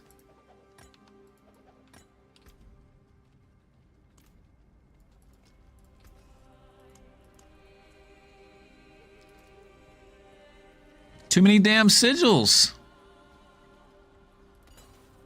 I did not mean to salvage that. Oh well. Oh well, it's gone now. And I just went through my portal. I hate my life. I hate it here.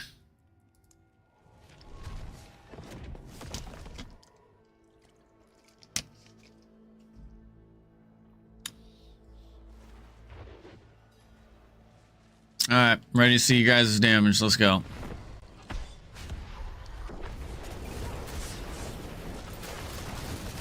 To me, knights! Rain down your judgment upon the damned!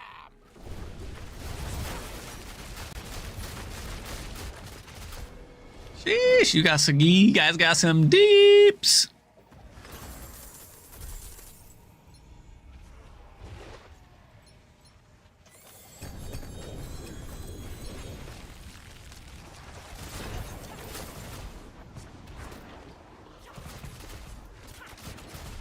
The hell is this?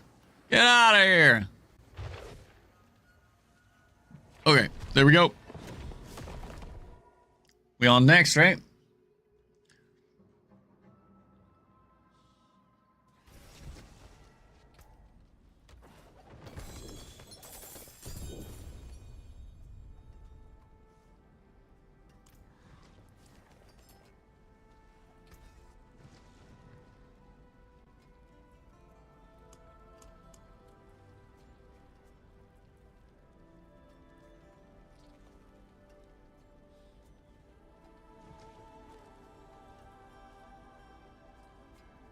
Back to it then. PT to break another's work. Okay, next I got a pit, I think.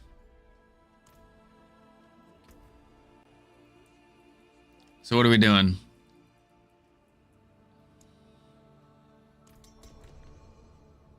I know. That was the real question, though, was what level.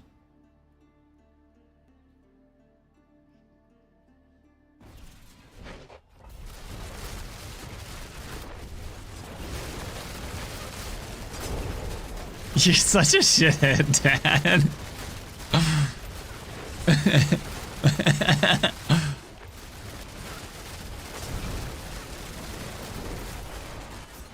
Ow. What the hell's hitting me?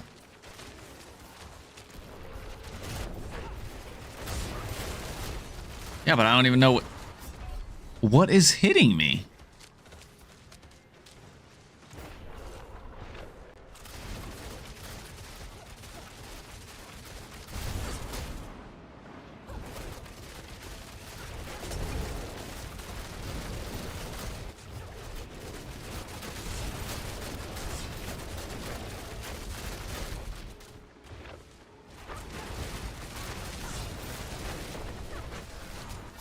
Bro, what the fuck?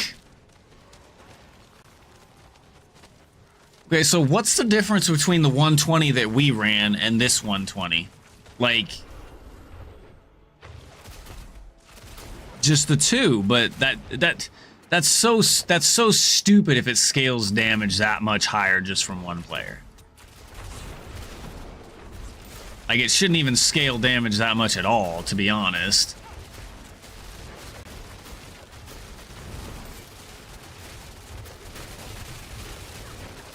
So I just can't get hit with a 3-party.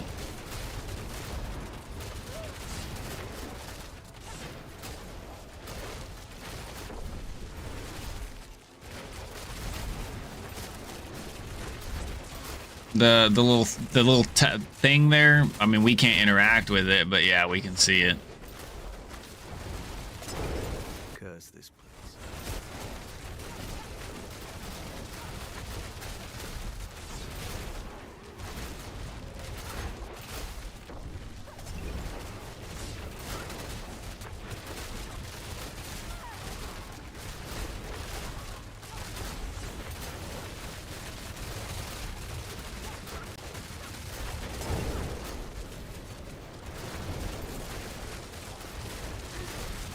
Oh, is that a butcher? That looked like a fucking butcher.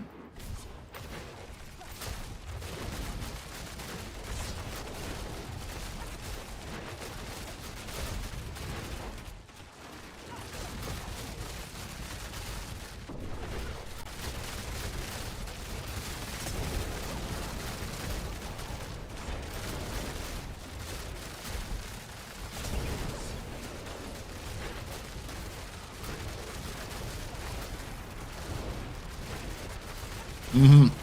He just plays the broken builds, that's all.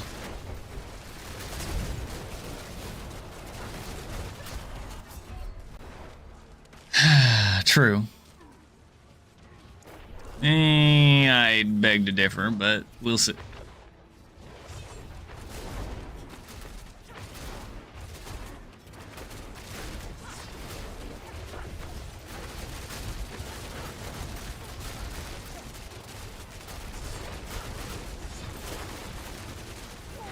I mean, it depends on what you're referring to as a bug. Some damage scaling much further and higher than intended.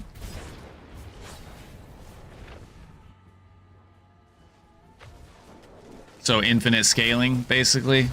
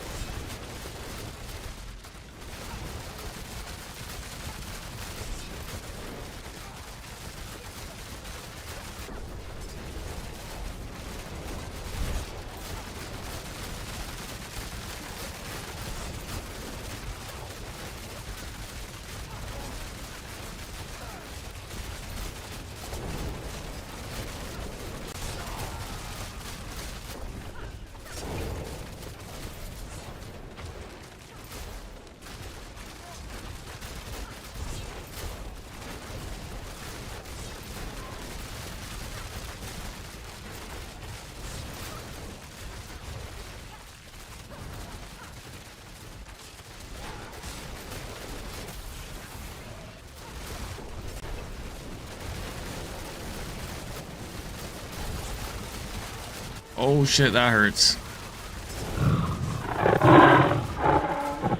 Yo, What up, lol Shajan? Welcome in. Appreciate you. Stay a while and listen. Or don't. Appreciate you just for popping in, man. Thank you for following. Degenin? No. The true Degenin is you over there. I see you in your little bubble. Your little bubble.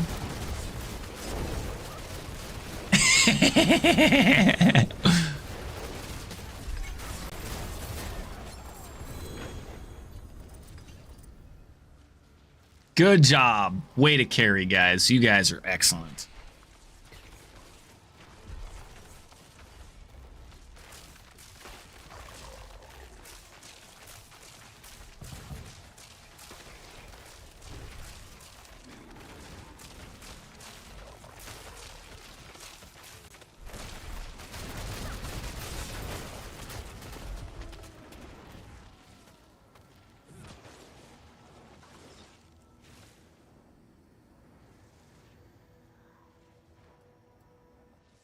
I like my bubble too.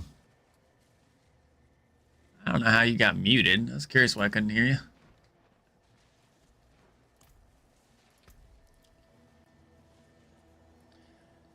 Okay, where are we going? We need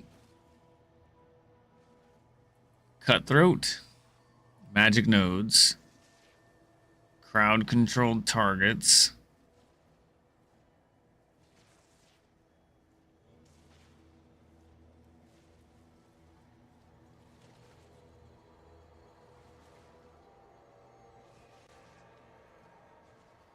Shade skill damage. That is a shade.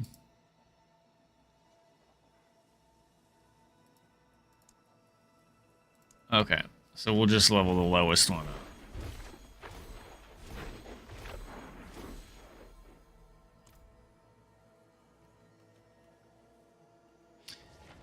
I was gonna say if you're deciding between the two, you could just make a barb.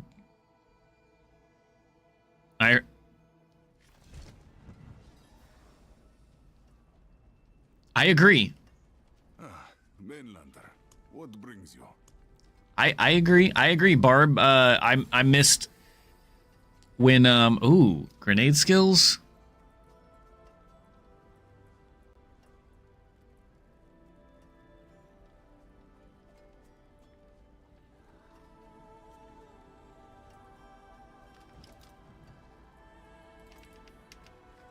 Pity to break another's work. You know where to? Oh, it is a waitress, isn't it?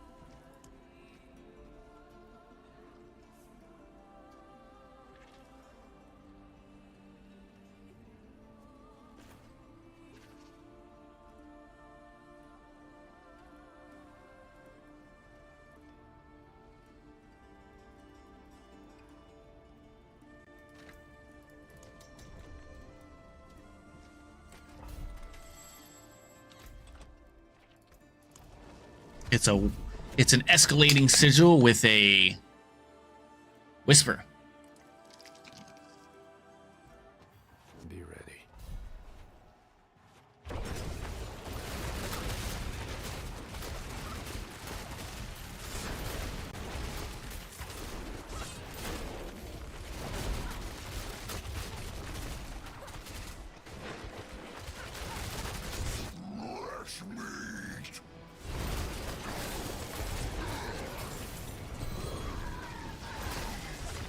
You see a chest.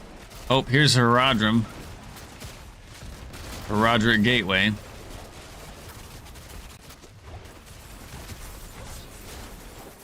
Oh shit, some gold. Gold, baby, gold.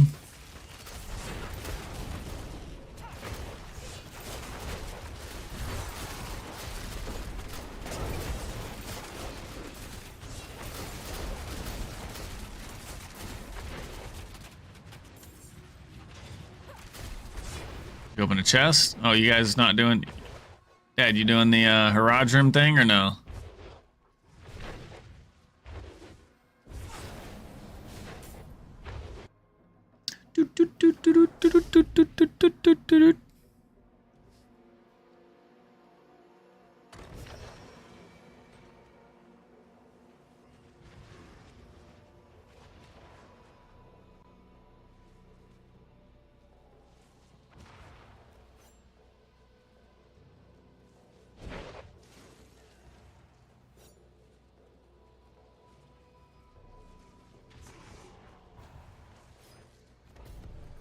I will. Extra tribute. I think you lose it.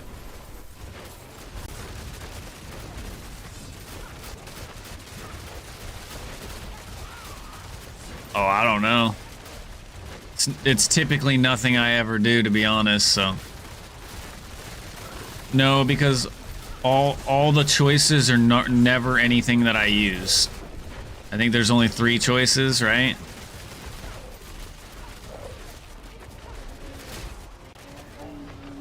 Oh, you're talking about which choices did I pick?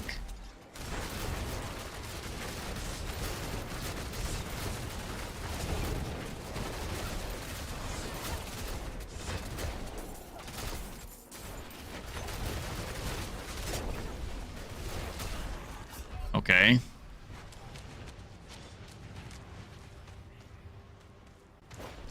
I don't know, I'm dead. That's all I mean. That's all I know. They changed everything. They changed, like, all the hell is going on with my game? They changed, like, all the end-game mechanics and how they're going to work and how they're going to function. The mapping, bossing, crafting. A new league mechanic is the K runes. I can't remember the name of the damn...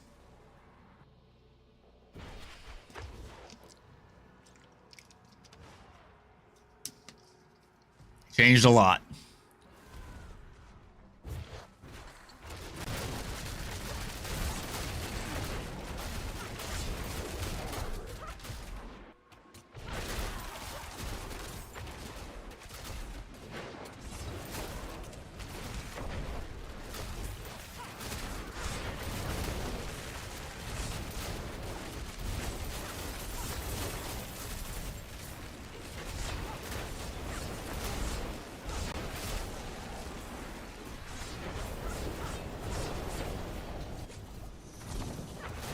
Is this just the bonus thing shit?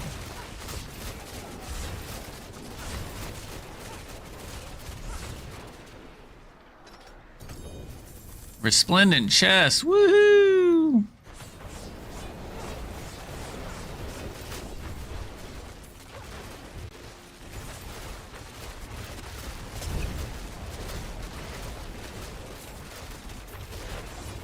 Did we miss any chests, or did we check everywhere for them?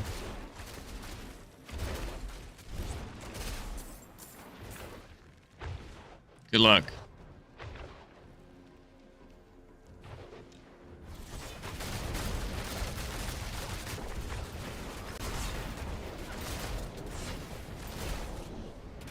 Bless you.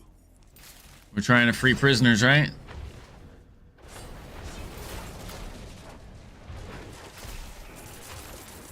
Isn't that our goal? To free prisoners?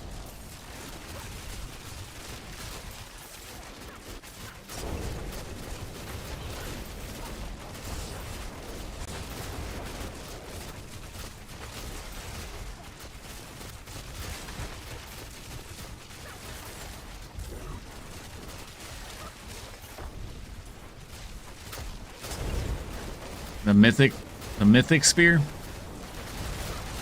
Nah, I forgot about it right after they announced it.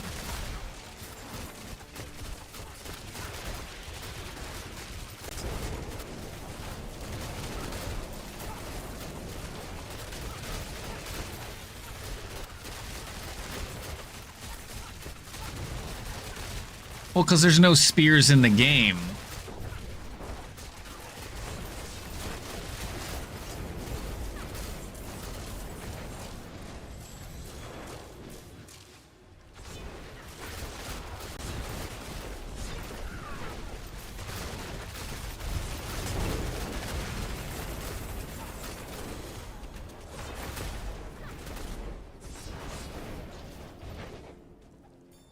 I didn't become a knight to pursue this kind of useless duty. Lost in the canyons, like rats in a maze. Searching for this Neyrel girl, who is nowhere to be found. More like we're waiting for some beasts. Worse, will surprise us around the next bend. Is this where it dies when you stagger it? At least in this life.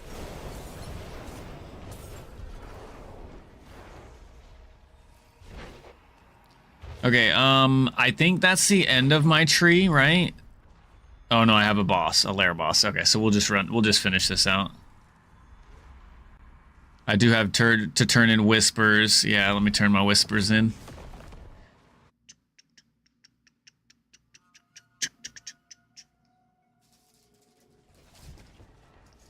Yeah, no.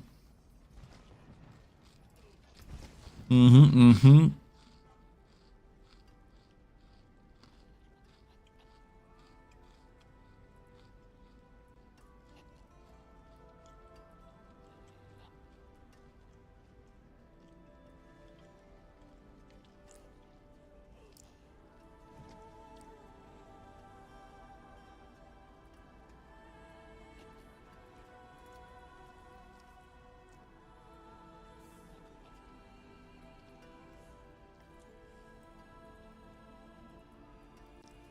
Yeah.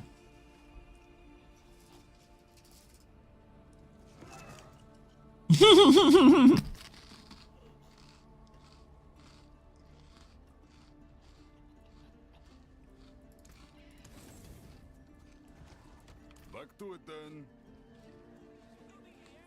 It is done.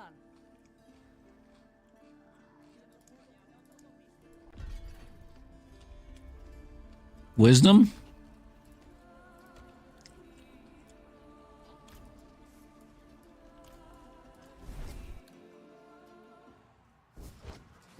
I could use some wisdom. I'm pretty dumb.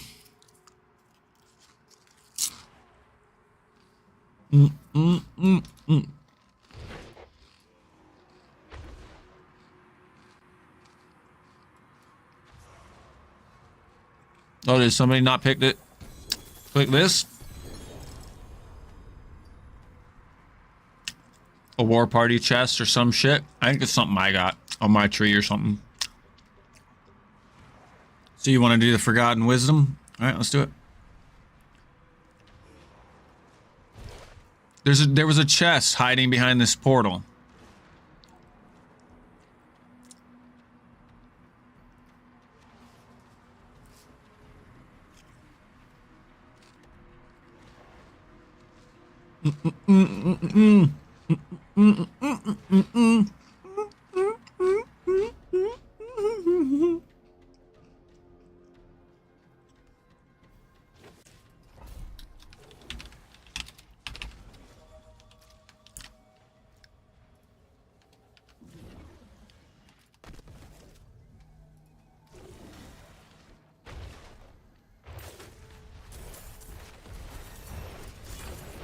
It thought. I'm too fast. Boom, boom, boom, boom. Boom, boom. Boom, boom, boom, boom, boom, boom. Boom, boom, boom, boom.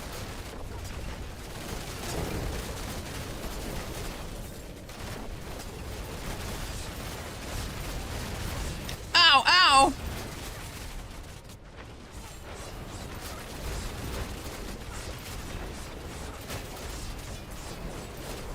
What was that?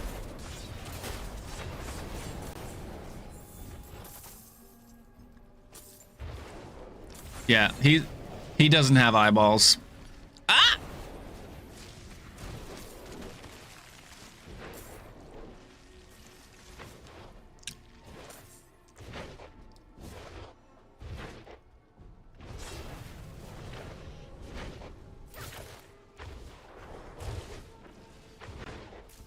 Yeah, that's the whole reason we did it. That was the main choice right there. That's the Forgotten Wisdom. Now for an hour we get bonus XP, so no idle time.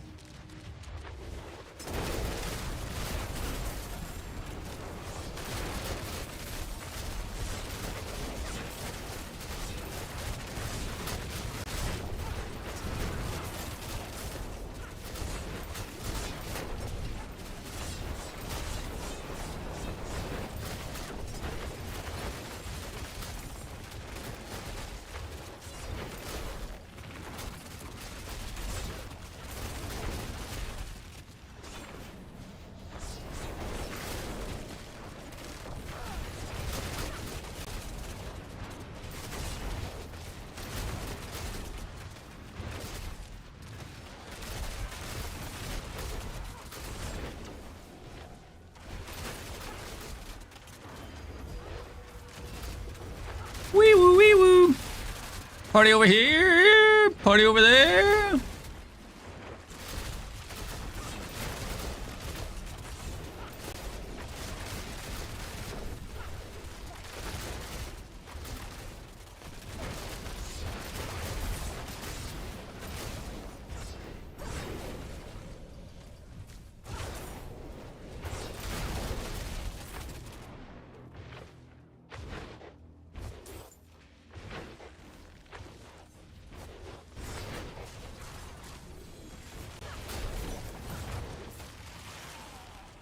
Hey, these are the shits you need.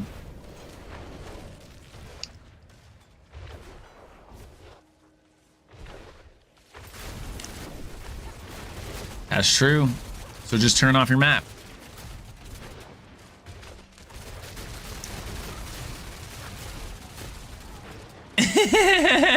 just show GA gear. That's it.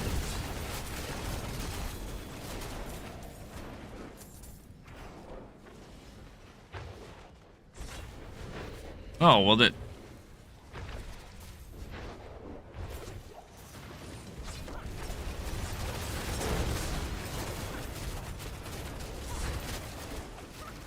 Yeah, the mechanical box, yeah.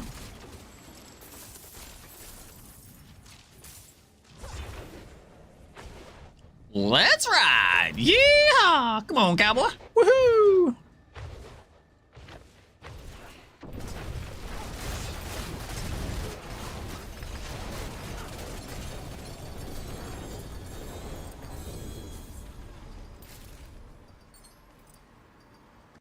I don't think so.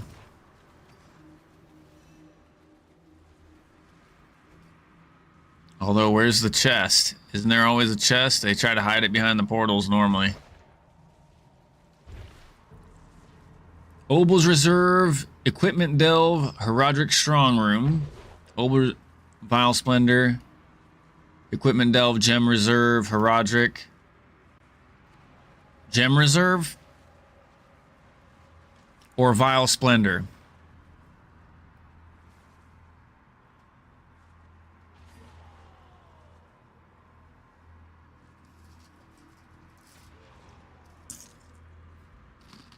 Mm-hmm.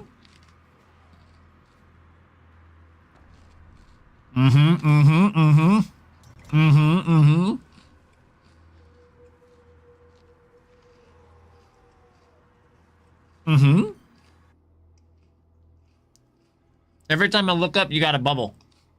This is my bubble. I will not leave my bubble. My bubble will protect me, and I am immune in my bubble. You can't touch me in my bubble. I use my bubble.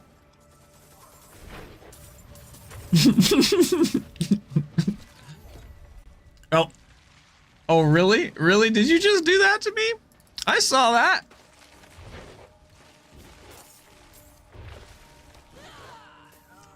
Did someone say bubble?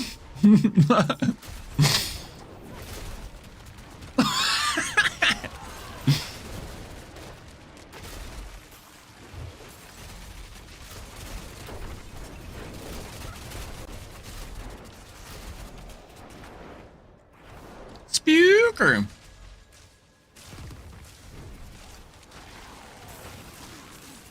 Oh my gosh, was that an Apex clip?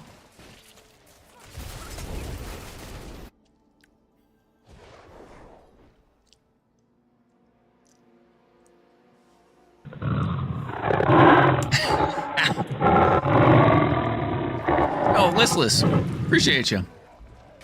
Stay a while and listen. Or don't. All right, Dad. You're the master of these, right? You're the one that you know you like. Does it really matter though?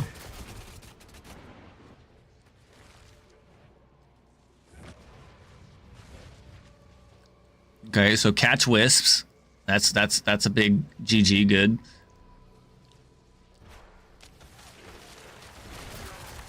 Health potion cooldown? Which one?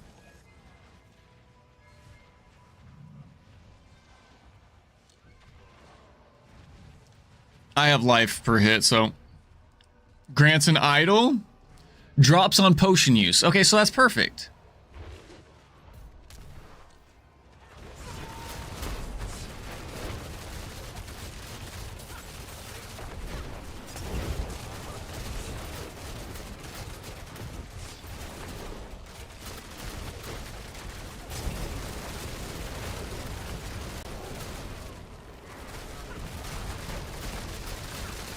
Hey, I appreciate it, listless. Means a lot. Thank you.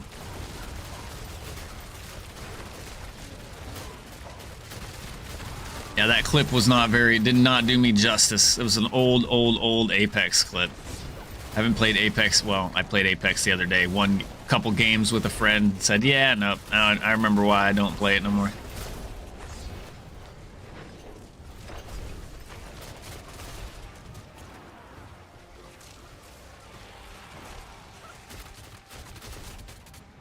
Appreciate you. Yeah, we definitely slayed out that one. They're just like regular chests. All right, I'm about to drop a sigil if you guys want one.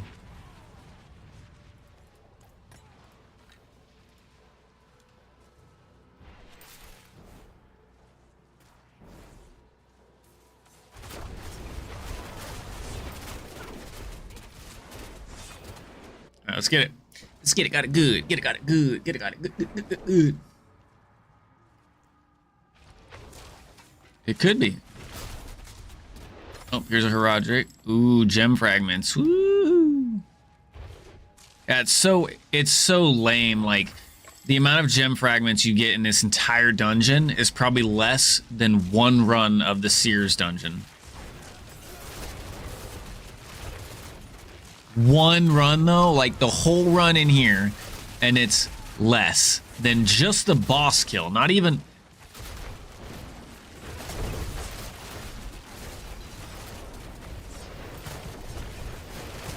You wouldn't be able to make one royal.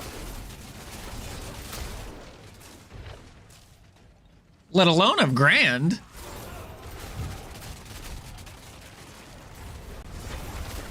Yeah, 300,000 minimum in a Sears dungeon. Sometimes it can be 1,300,000.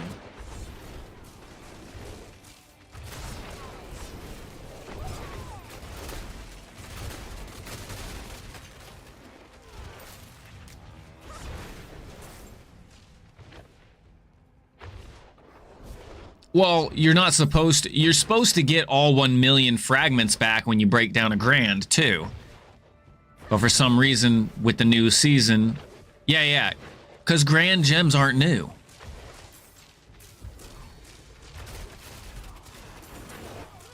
Grand gems aren't new. The Herodric gems are new, but not grand. Grand gems are not new. And before this season, it used to give you your 1 million fragment back. You were out the gold it cost to craft it, but you still... Okay, I don't know about last season. I don't know about last season. I don't know about last season, but I know... We got separated. My friends were cut down. I won't last on my own. Oh, so they increased that number. Okay, that might be the issue then. You're right, you're right.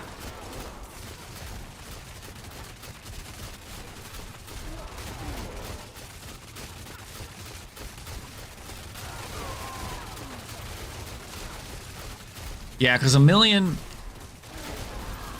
Well, what was the royal before?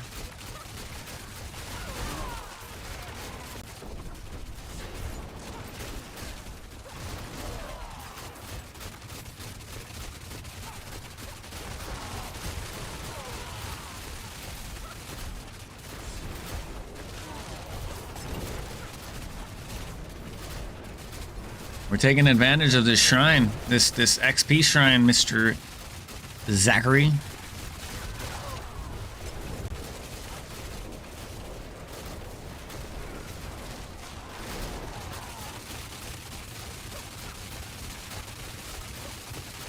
Thank you, Wanderer. Without you, Is that it? dead. Think I can manage from here?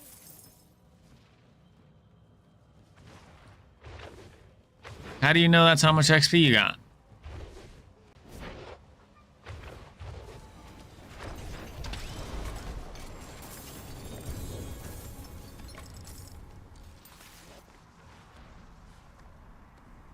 Can you pick up the loot?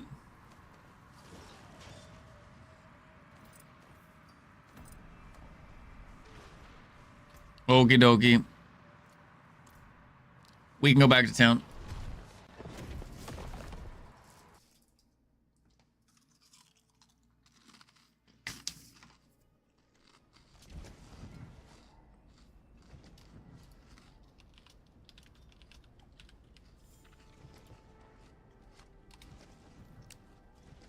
Guardian down.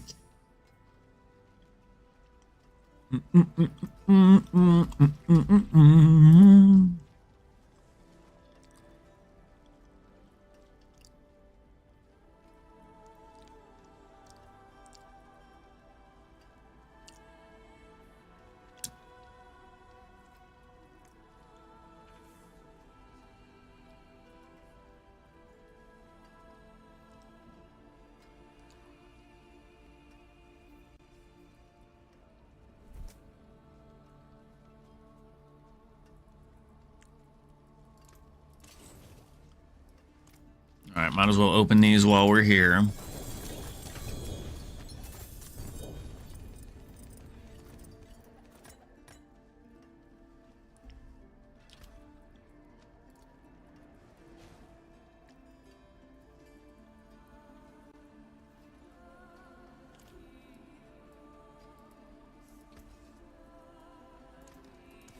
Back to it then.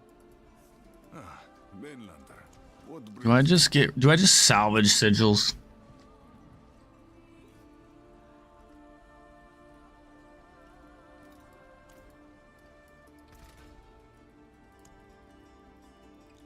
And who cares what it is? Materials reserve.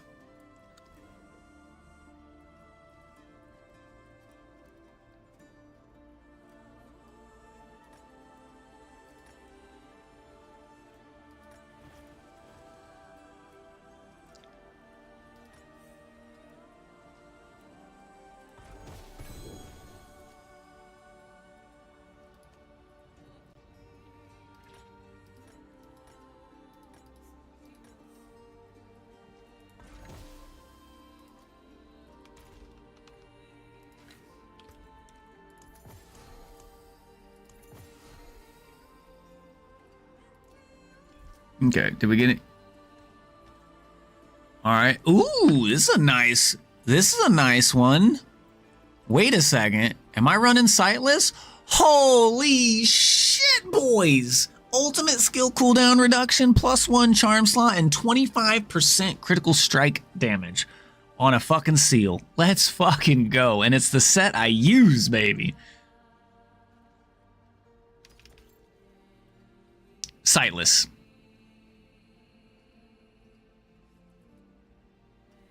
Silent.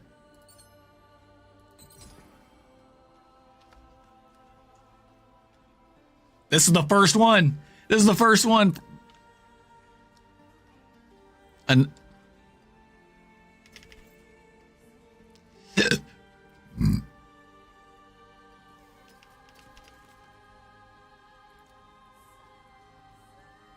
yeah.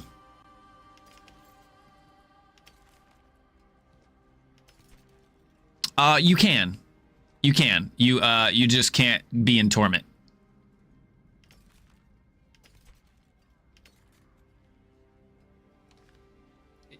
If you drop out of torment, it'll start dropping the other sets.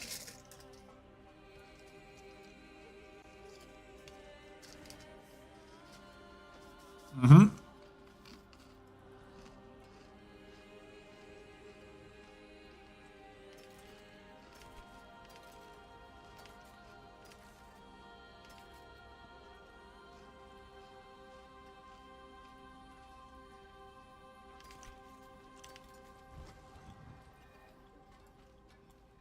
What brings you to the ancient isles?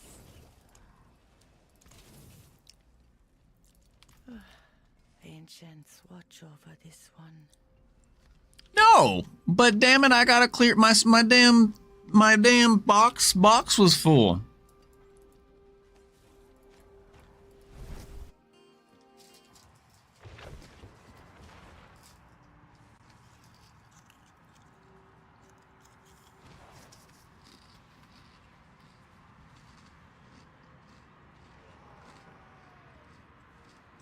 Ooh.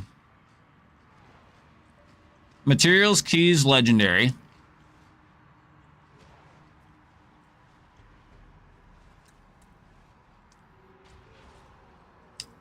Keys, materials, legendary. Keys, materials, legendary. They're all the same? Oh. Not this one. Yeah, the one with lair keys.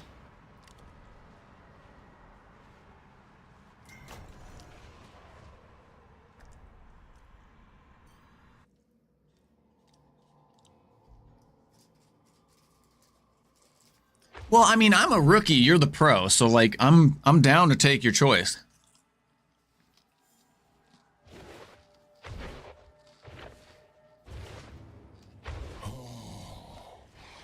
I'll turn this air to smoke and ash.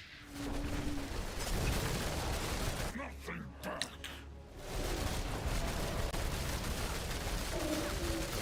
Away, beast. Oh! That shadow does some damage. How sweet the pain of destruction. Until next time. What are we sitting at? 37 and 27?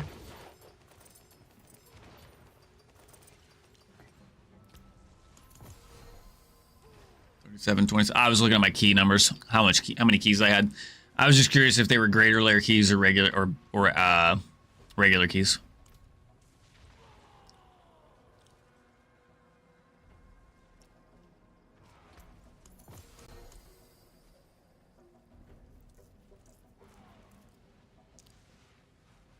True.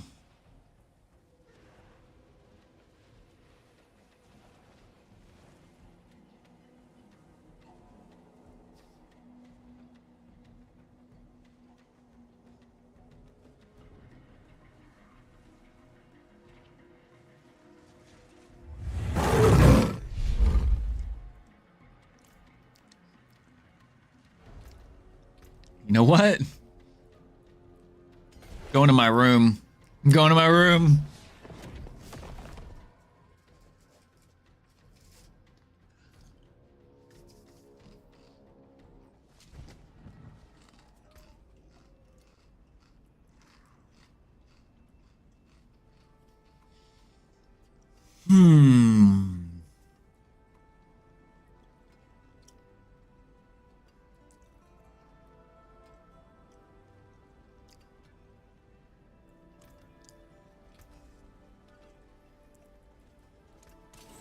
I'll be here, swinging away.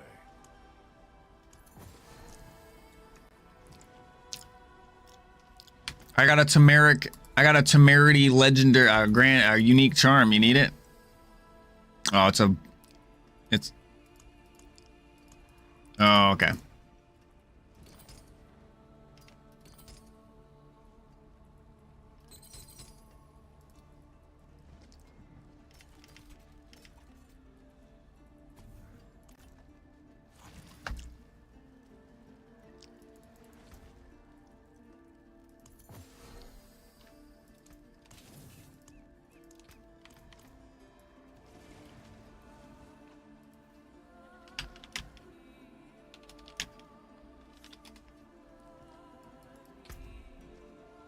All right, so I just have an Endario kill, so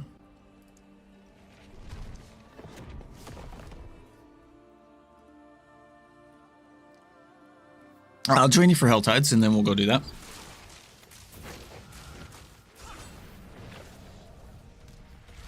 New war plan.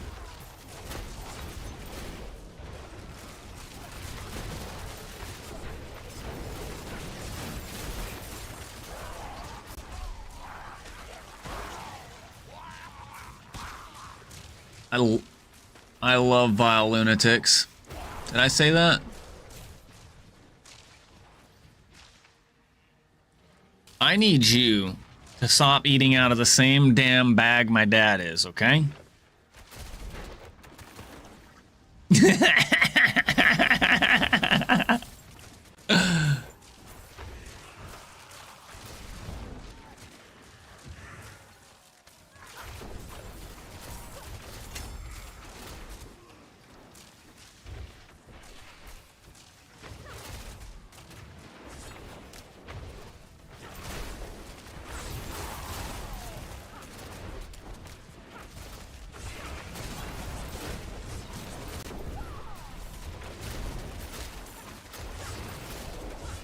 Oh, what was that big fucking skull and crossbones symbol on the damn map? You saved my life.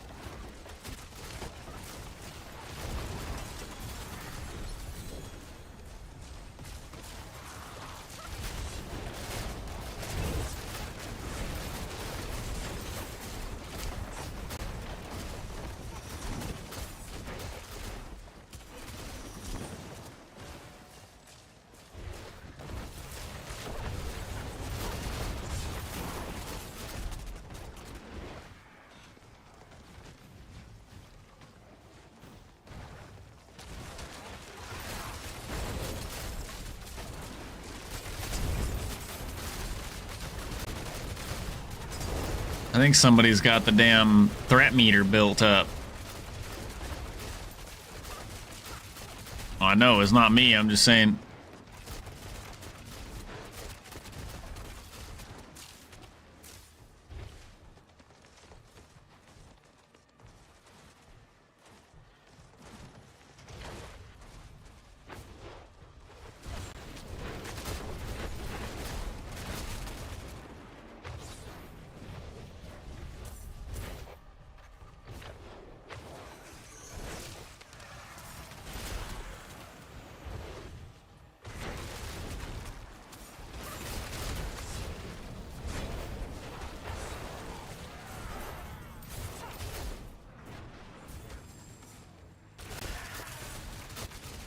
Woohoo! I got it!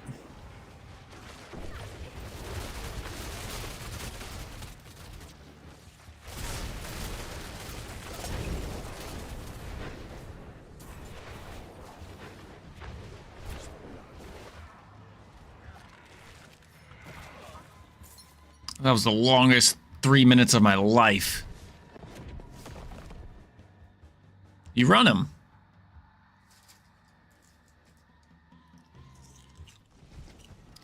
Yeah, run him.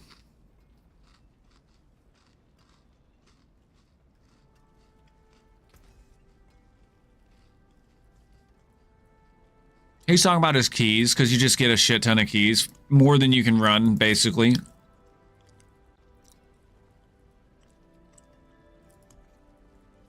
Yeah, you run him.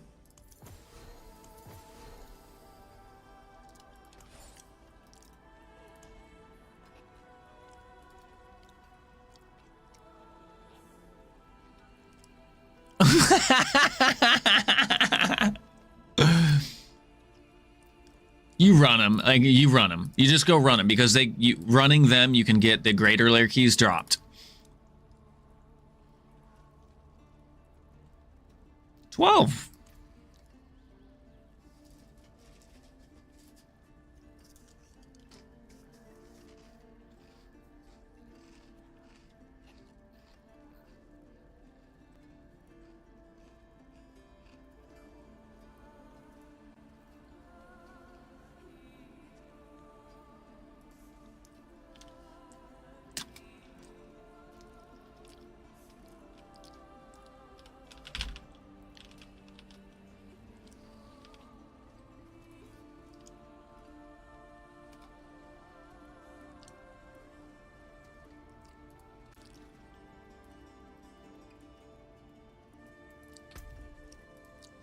Doo-doo-doo.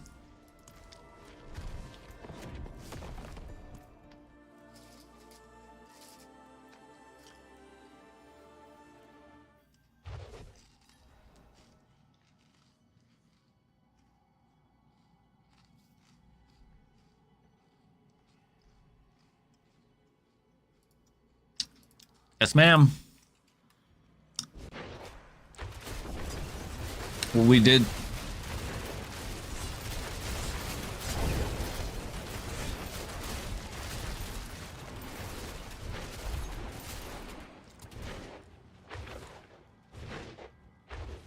Can you do it?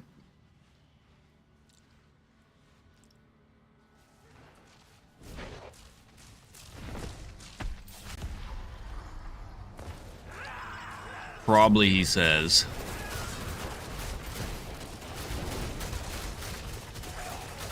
Oh, we can get to it. Getting the third stage is easy to get to.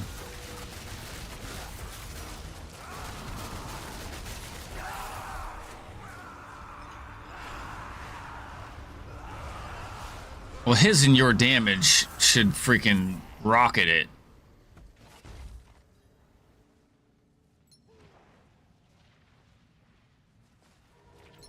Oh, I guess I might as well use the chest. Why not, right?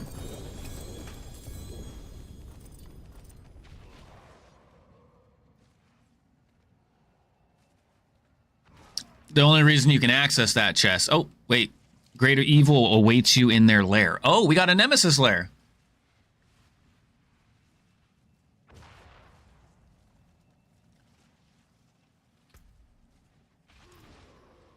Yeah, we can go empty. We can go empty.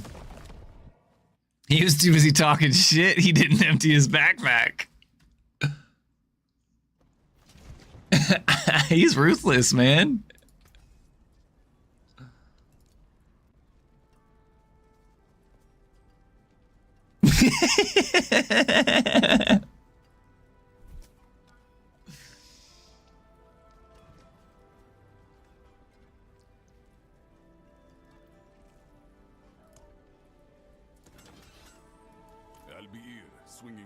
In order to go in, you have to have it.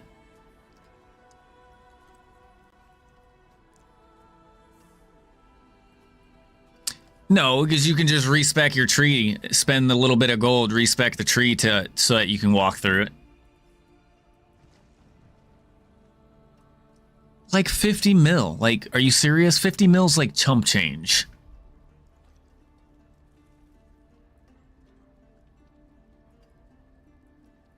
What do you mean?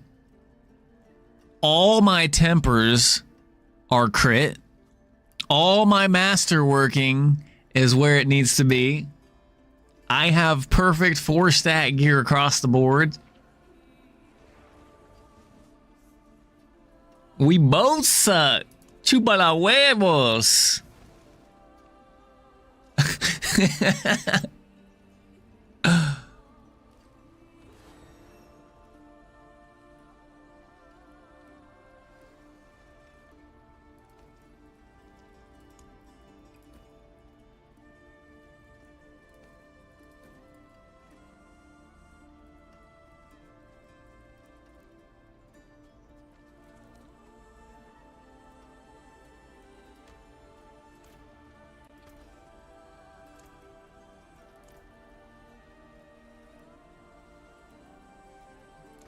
PT, to break and you know where to find me.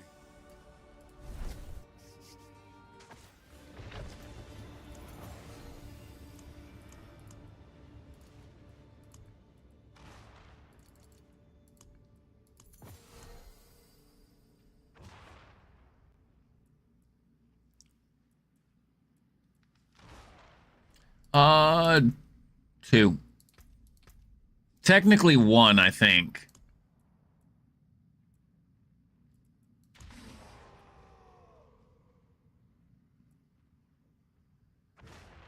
Yeah, it's just technically one, 2x2. No, he sees the portal, but if you're not spec'd into it, you can't click on it.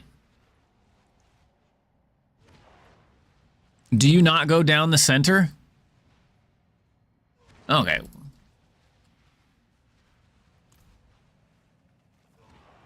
Gotcha.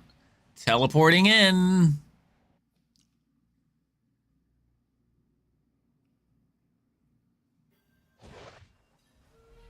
Enter the dark domain of the holiness with all the holes. And there he is.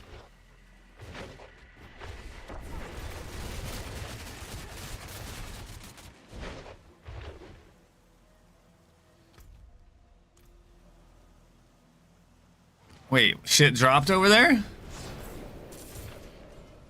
Oh, and a chest. Nice.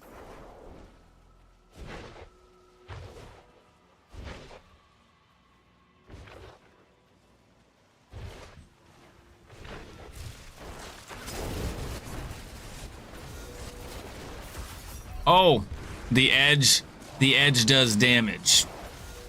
Nice.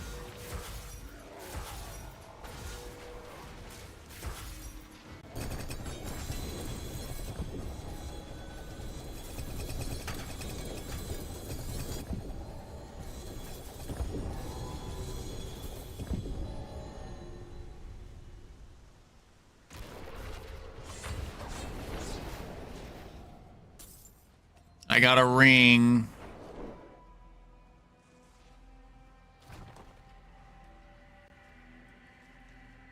I think it might be time to stop picking up non-ancestral uniques.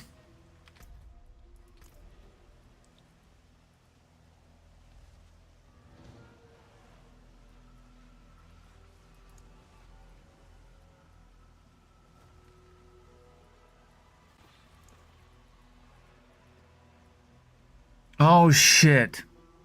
I'm gonna have to be careful with this one. I'm gonna have to put this rule below the charm rule. Because if I don't, then it's gonna...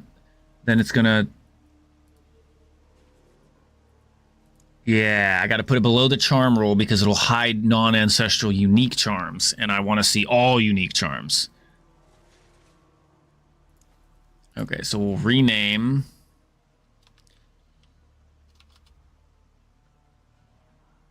No. I hide other shit that pertains to charms, but it will automatically hide charms. And charms really aren't that big of a deal whether they're ancestral or not. So I had to turn a rule on to show charms when I hid ancestrals or non-ancestrals. I'm hiding non-ancestrals.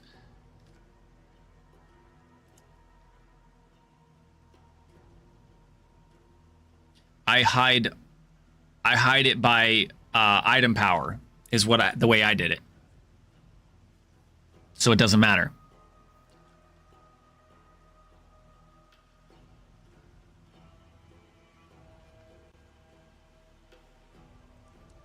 How do you do that?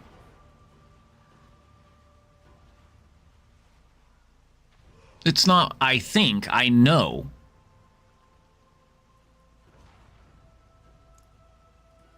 Yes.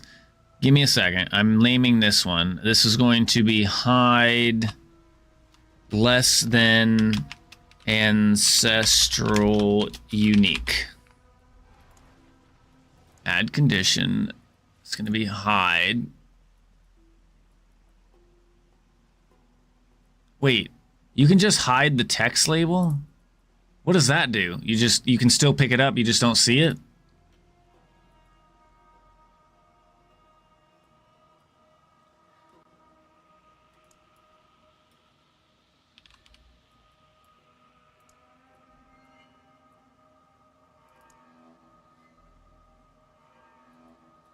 Okay, save changes. This rule right here.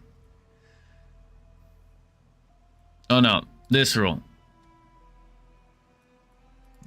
Okay.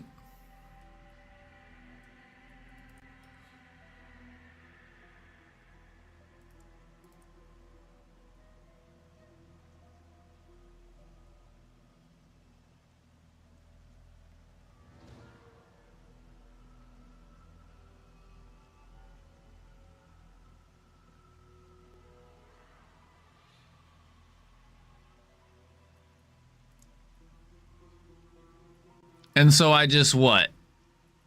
Select all for everything except for charms.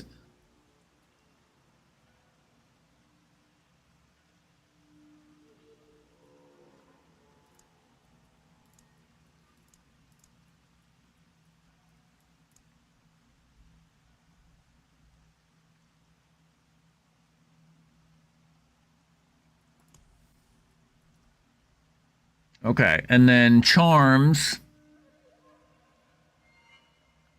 So then I don't need the show charms rule, right? I can get rid of that rule. And then I can use this rule to just hide rare charms.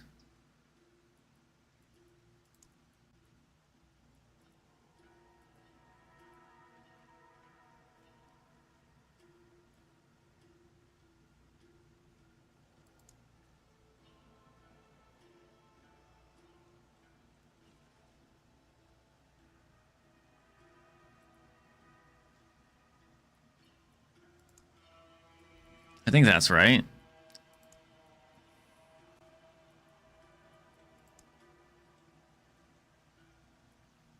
Well, I hide all magic and below. Well, I had that rule, hide all magic and below.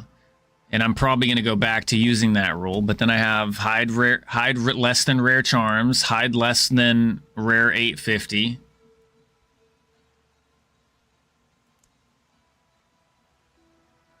And then hide all less than ancestral legendary.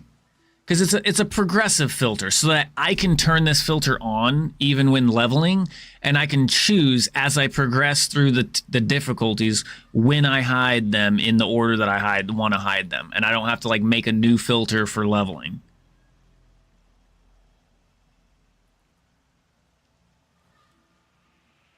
Yeah.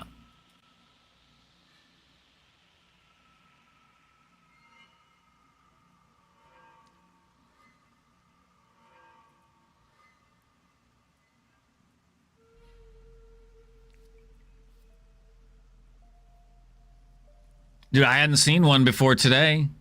At least, like, I hadn't had one in my run before today.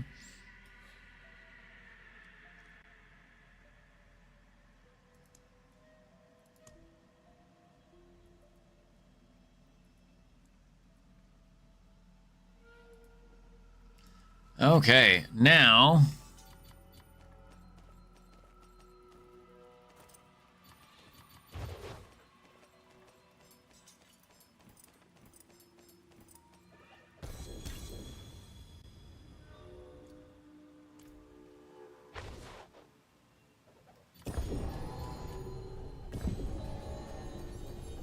How many mythics did you guys get?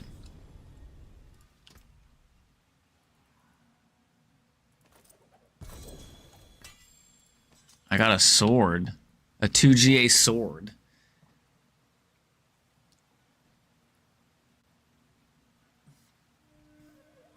All stats and all damage multiplier?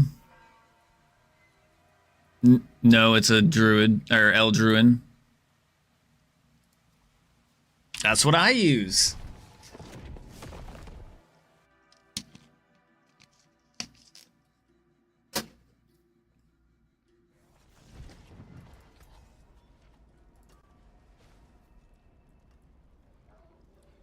What do you mean?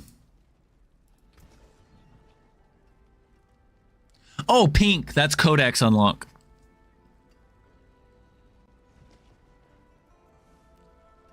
Because I have to go back.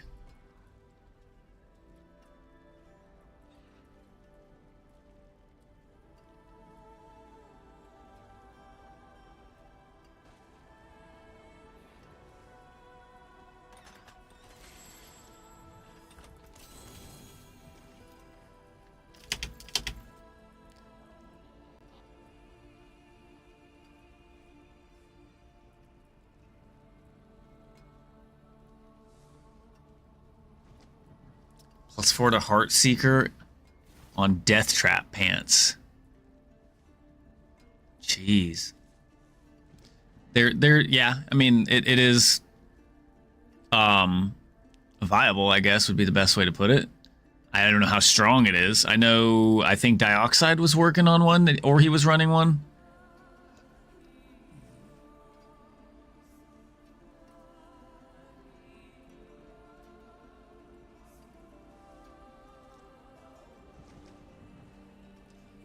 Ooh, that's actually not bad. All damage multiplier, crit strike damage multiplier with resource regen and dex.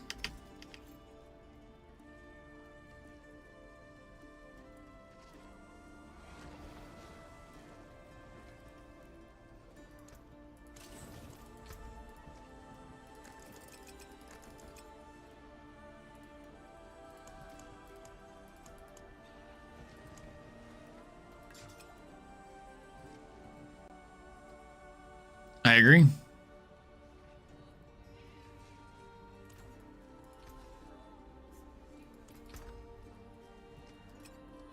Yeah, give me about 3 business days. Hang on. Pity to break another's work. Grenade skills.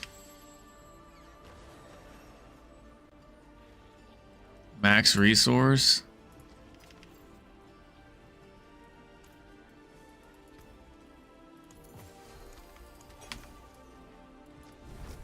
All right, trying to pick it up. Trying to go. Trying to go.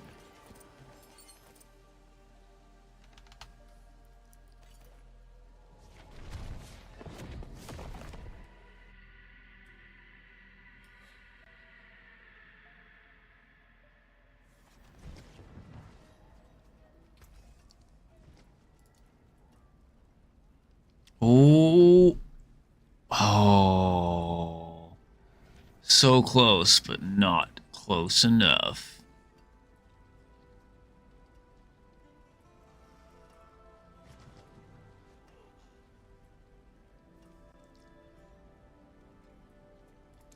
Taken apart, melted down.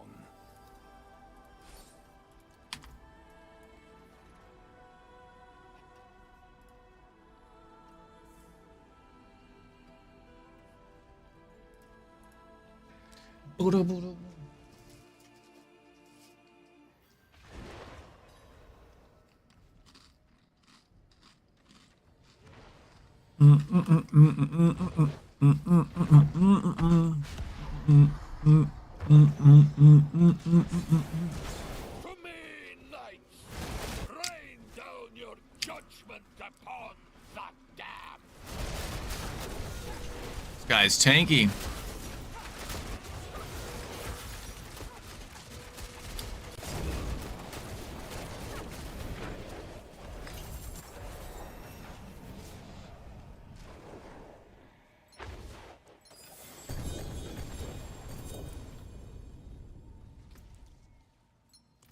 Let's see what I'm missing out. Oh shit. I need to go fix something.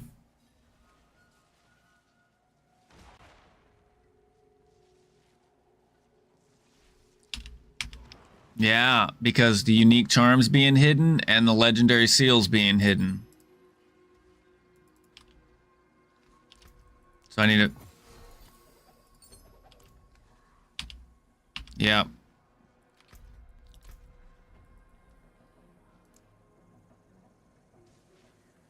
Oh, those are mine. Please, I'm using them to test filter.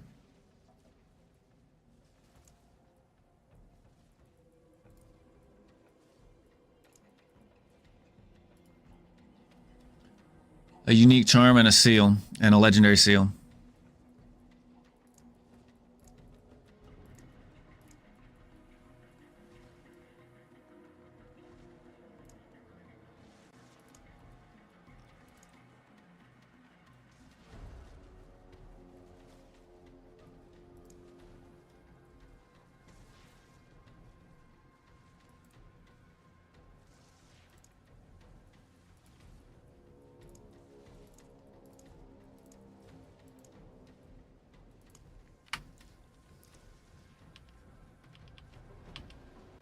Oh, I think I needed to go through and make sure all my rules have that. The 28 items type selected.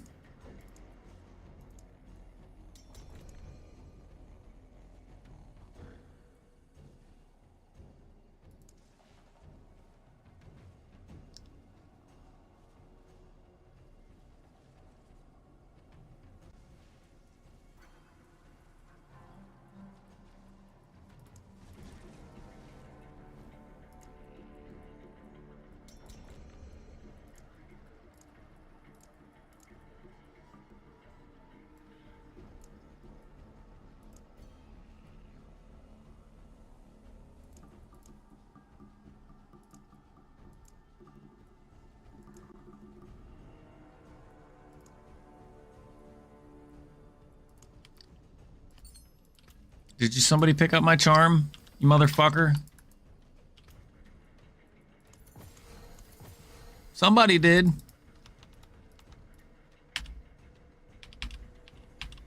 Somebody did. The unique charm, yes.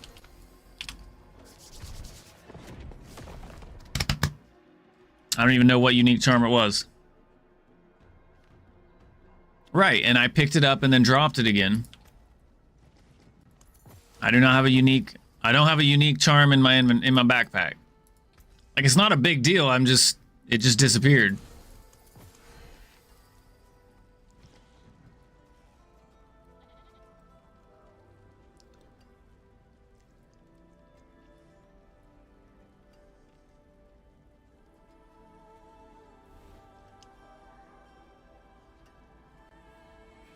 Was it clipped? I mean, you could clip it. There was a unique charm there.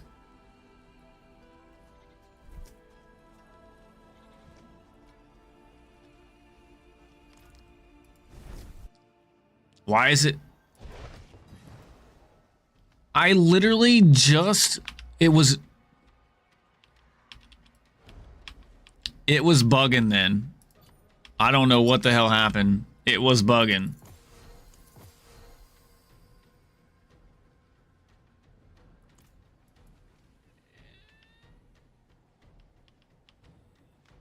That's what I'm saying.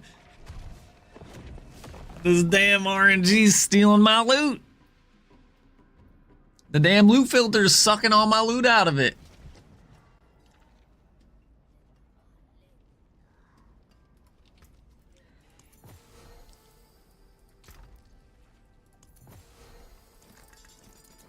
Kind of bogus, because, like, you still have to... It sends all that shit to your chest.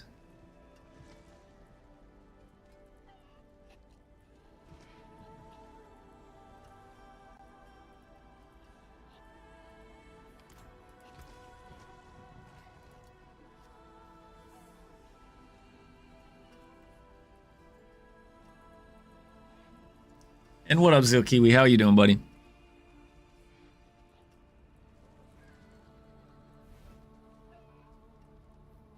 Yeah, I got you. ASAP.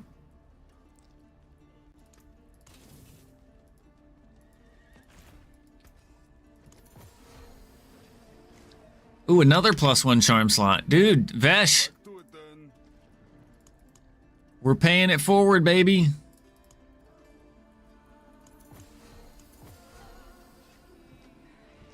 You need a 6 socket? You want one? I got one right here for you. It's for Narrow Eye. You're not going to get a set bonus, but you get resource cost reduction and +1 charm slot if you want it.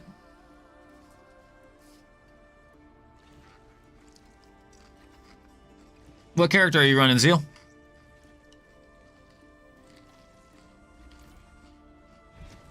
You guys at World Boss? I don't have lots of them, but I have extras. They are rare.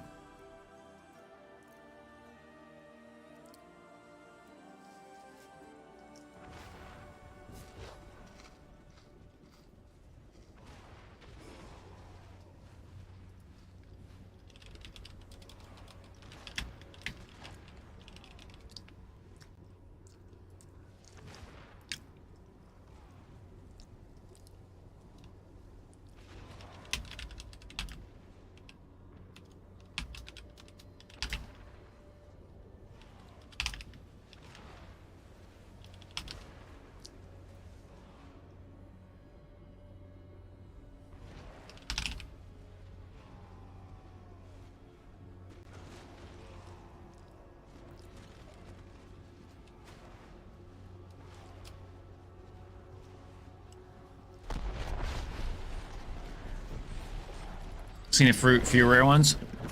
We are with my dad, my pops, and Mr. Rain Havoc.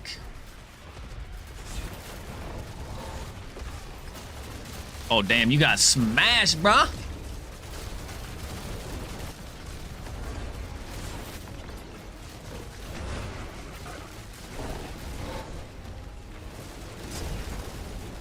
No, thank you.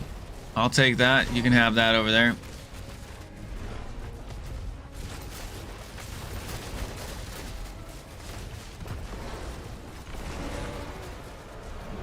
So if you run there right at the clock, you might be able to get there.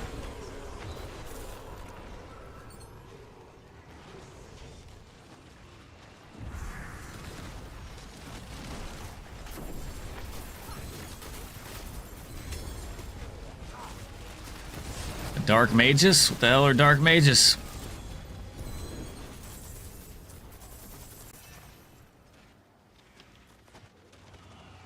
Chest armor, rare charm.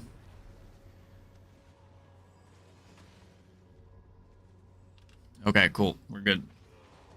Nothing crazy.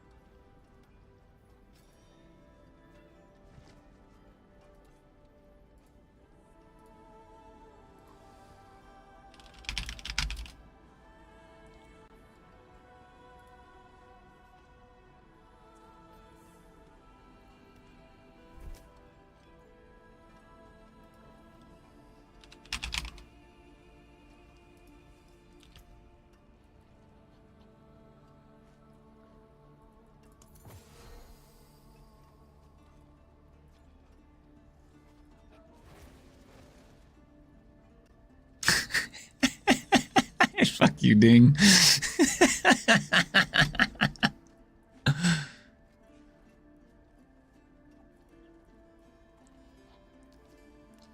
Honorary barb.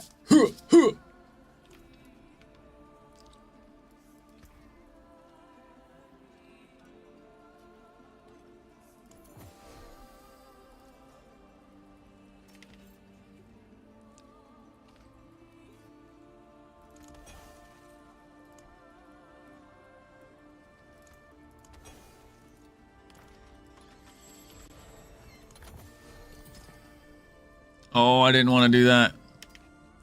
I would have lost that. Did you send me, there we go. Do you have T12 unlocked or no?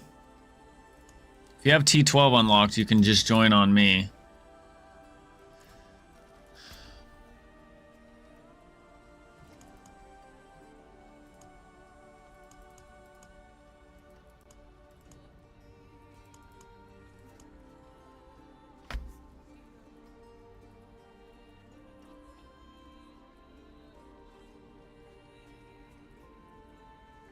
Yeah. Yeah, I got everything. I think it might be worthy of just dropping armor here and life here to pick up a resource regen is probably what I'm going to end up doing. Like just the actual base regen. This should be interesting. Oh, wrong piece.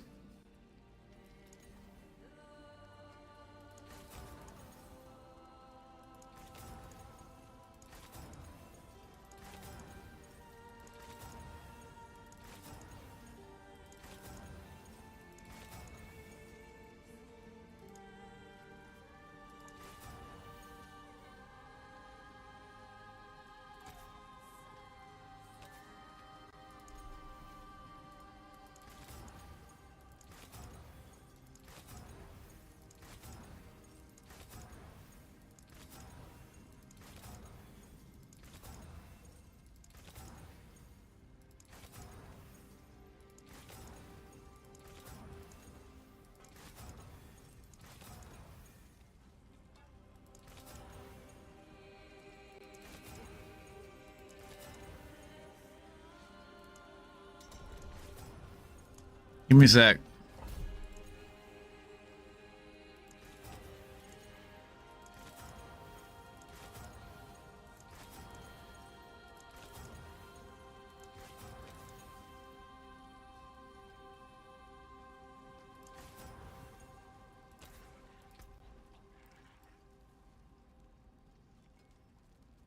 Eat it.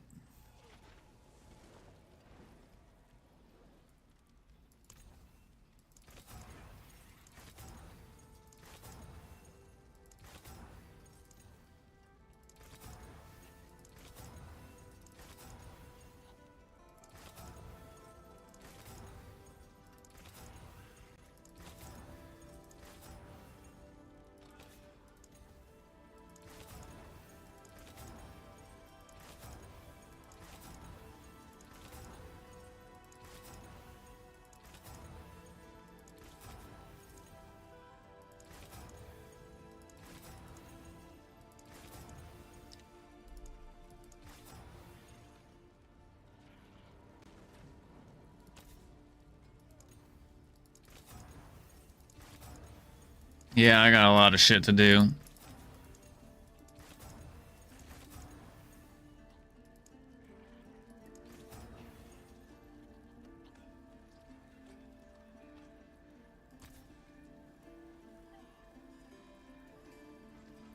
Goodbye. Yeah, I need it.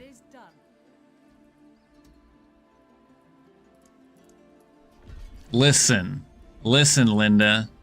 Yes, I'm still using low gems too. Don't make me lick your lint, all right?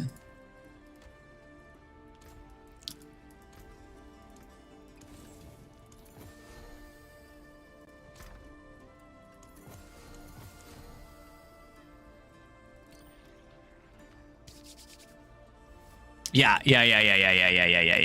Shh, shh.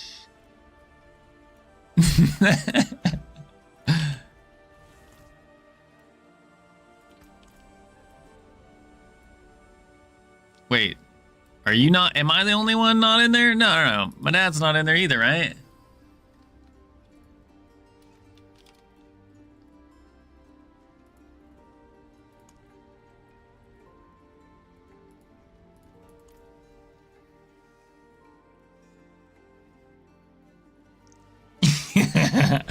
I know I'm gonna just kick him. I just kick him in the back of the hill. Sure, why not?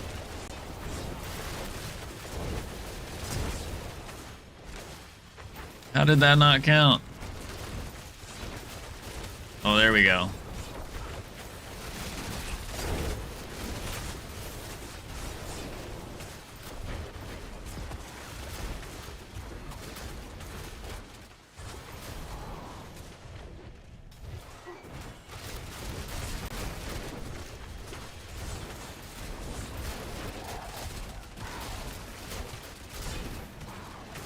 That's normally not the case.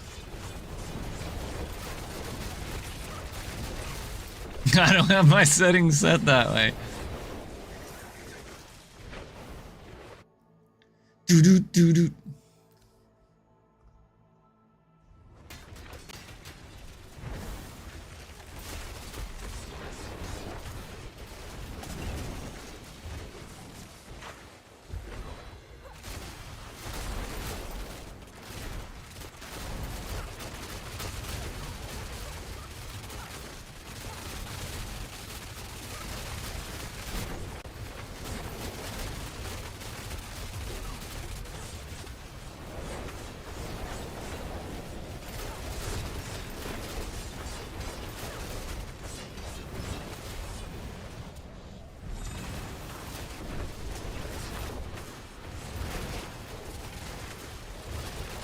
Wee woo, wee wee wee woo, wee woo.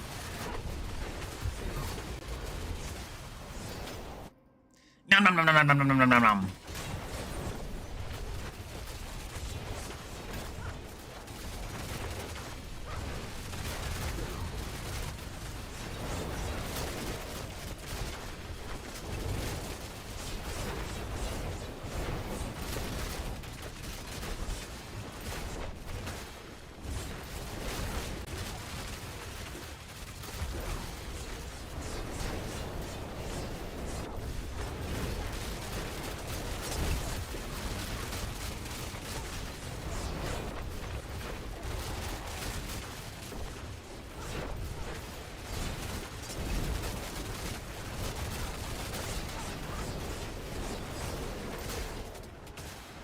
He touched the butt.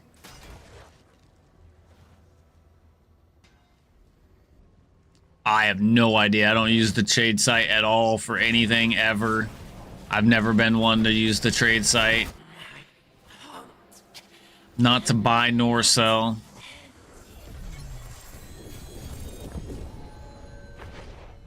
Tyrael's might.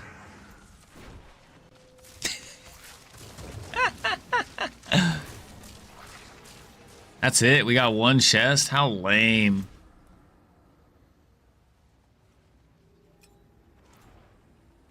I did, yeah, I did get the war plans. War plans and one mythic. No complaints.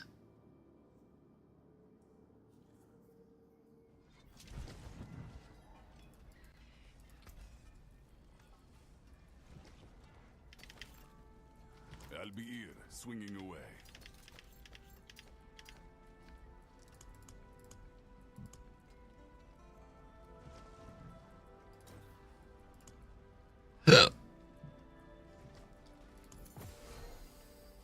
All right, so hang on. I'm gonna drop down. Do we need to drop out of Do we need to drop out of Torment 12, Zeal?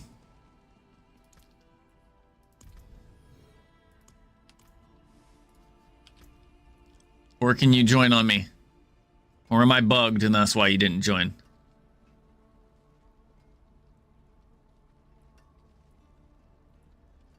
It's just failing? Okay, so I'm bugged then, and I'll rejoin.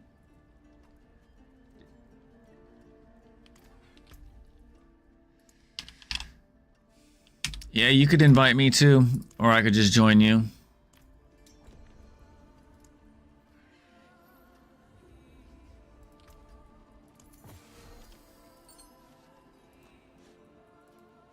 What did you want?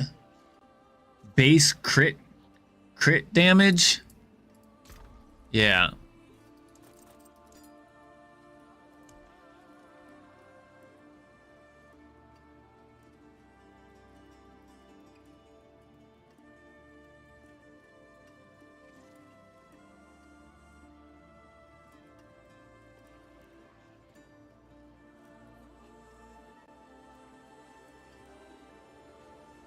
You want crit damage? Is that what you said?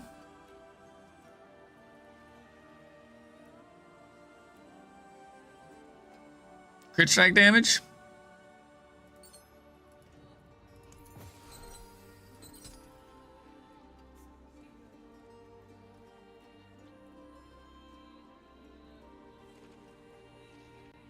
With base crit change. Chance. Oh, I don't have a chance. I don't know. Well, I mean, I can give you a crit damage one. I don't know if there's crit. I don't know if you can get crit chance on the seals. Can you get crit chance on the seals? Not crit damage, crit chance.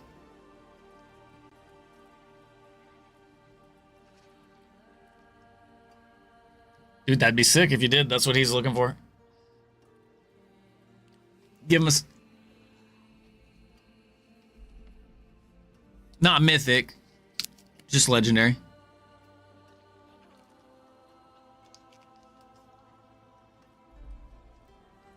I never salvaged it. I was just fucking with you.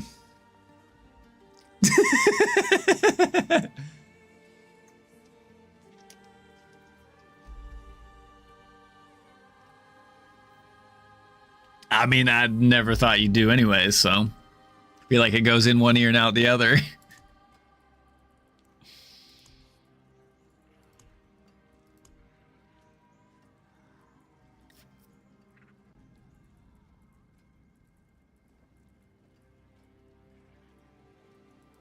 Man, I don't need them. I have some, as you can see. Gems are the biggest grind in the game right now, so I would not be giving away.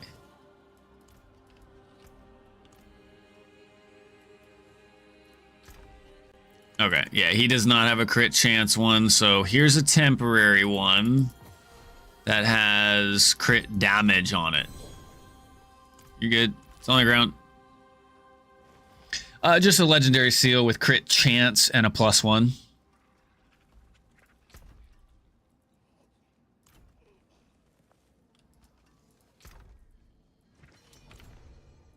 You're good. You're good, man. Enjoy the gems. Thank you.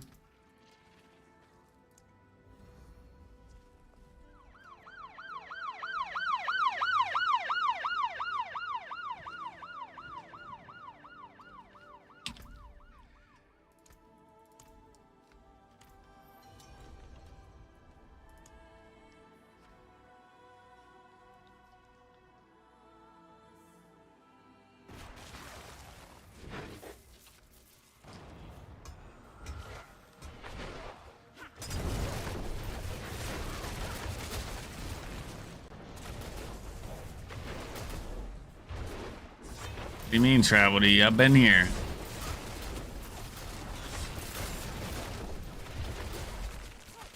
No, he's not even here. Boop, boop, boop, boop, boop. Thank you, Zeal, for freeing up a slot in my inventory.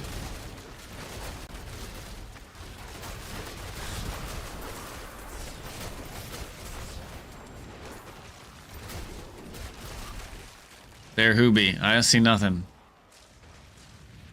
I didn't get one. Oh, it's way over here. I was literally right here, and it dropped it like fucking a screen and a half away.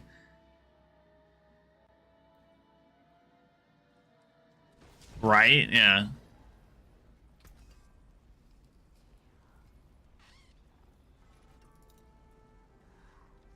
Sure. Sure it did.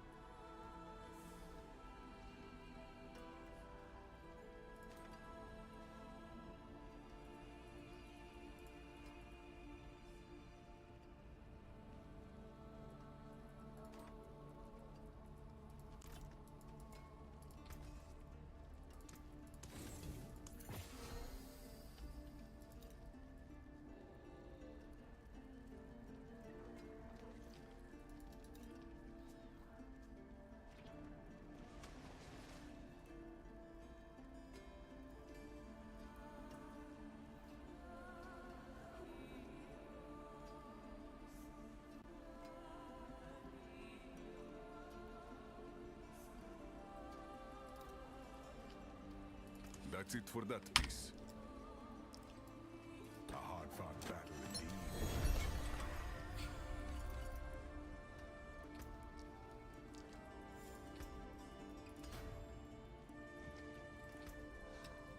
Alright, so we have Lair Boss 1. So do I take that third one in Nemesis Lair 1?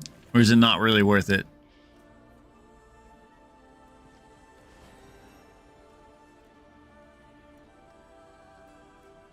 I heard the 5 Betrayer Husk thing can be bugged and you get nothing from it.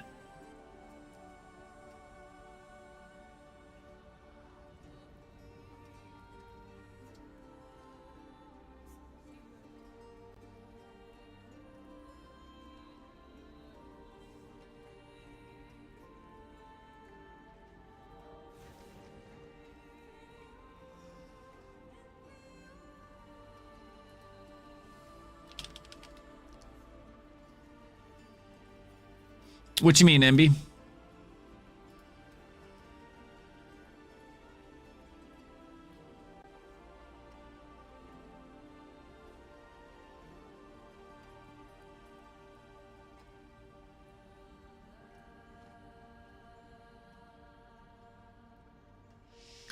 Well, supposedly there's a bug if you don't have the node taken and you don't go through the portal. You have to go through the portal, not portal to somebody in there. You have to go through the portal to get loot.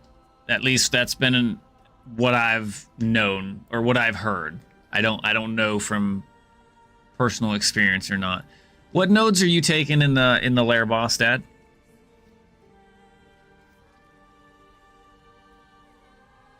Okay, I will pick my war plans then. What are we looking for? Hordes?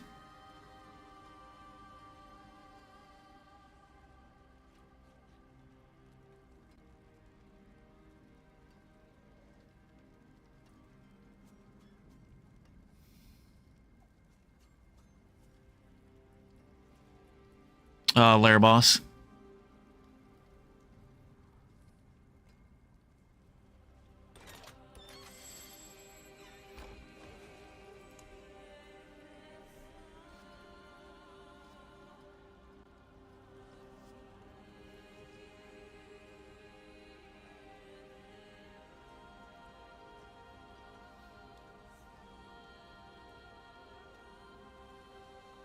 I guess that'd be beneficial to burn through keys for sure.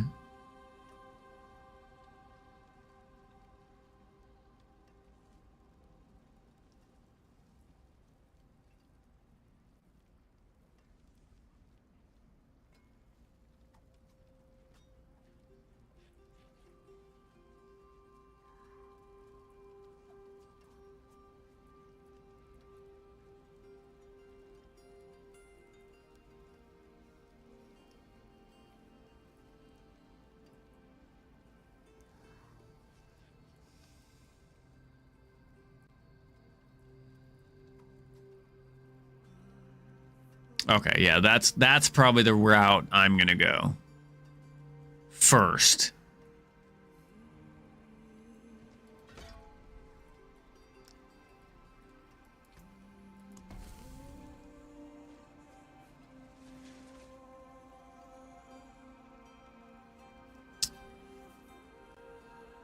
Yep.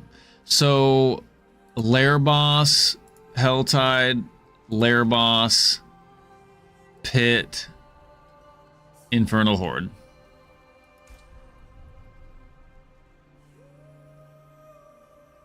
Very well. That settles it. Okay. All right, so who's...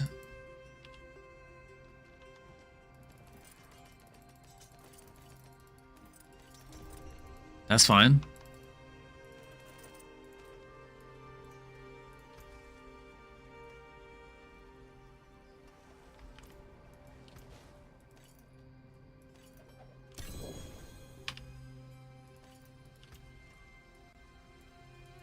No, it's all trash.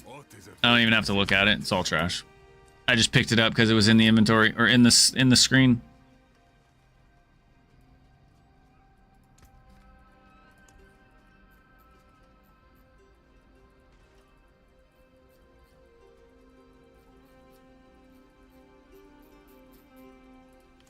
What little thing? All right, so what are we doing, nerds? May the light go with you. Yo. Good night, Crazy. Have a good night, buddy. Much love. Get some good rest.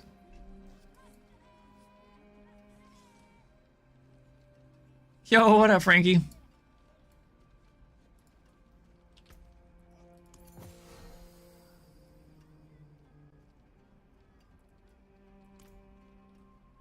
Sweet. Yo, what up, Bearded?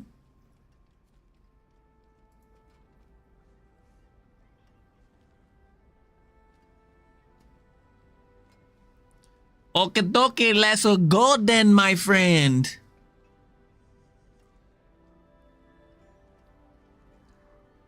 Hey. Don't apologize, dude. What are you, fucking crazy?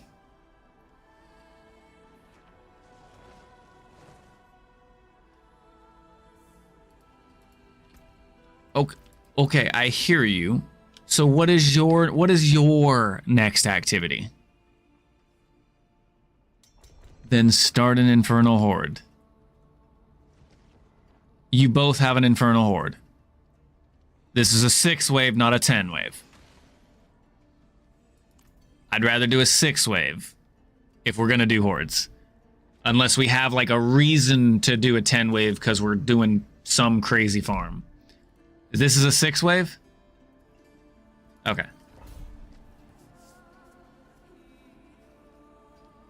Yeah, I think it'd be better to have your points for the tree activities before you do your 10 points.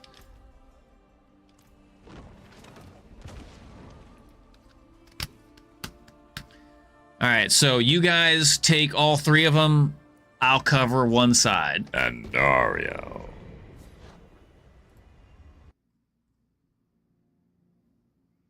Doot.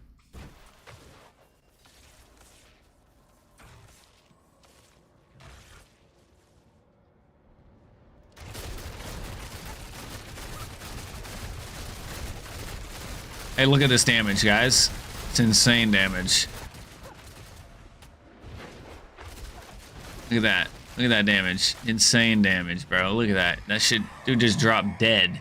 Got 4 ether for free, baby. Yes. All right, Dad, you're in charge.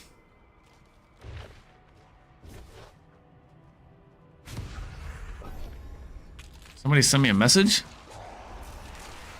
Bindings of Attrition? What class is that for? Bearded? Nah, he ripped it too hard. Warlock? Probably not.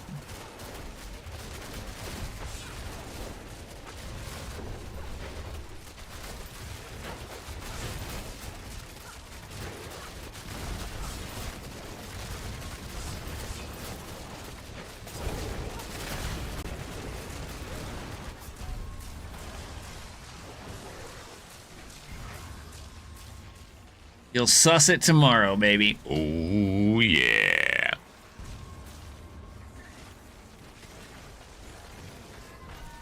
I want to play.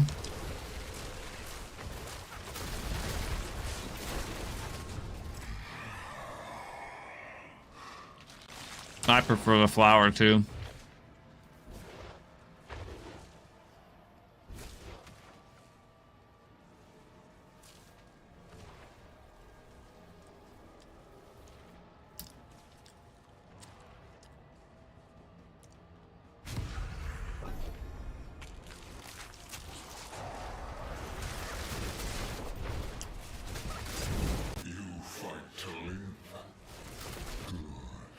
Another day, more grind. Hey, man, this game's good. Holy shit, what the hell was that? Who's that? Mr. Double X Voice 23. Hello there. Why don't you just... Or don't. Welcome in, guys. How do you do? Yo, Frankie, can you give that magnificent, awesome dude a shout out? If you're still here. Welcome in, Raiders.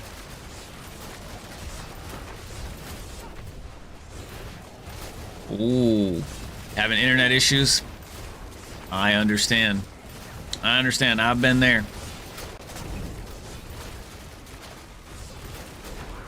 So, what was you working on?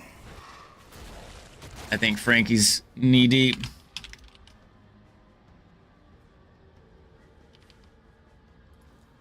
Welcome in.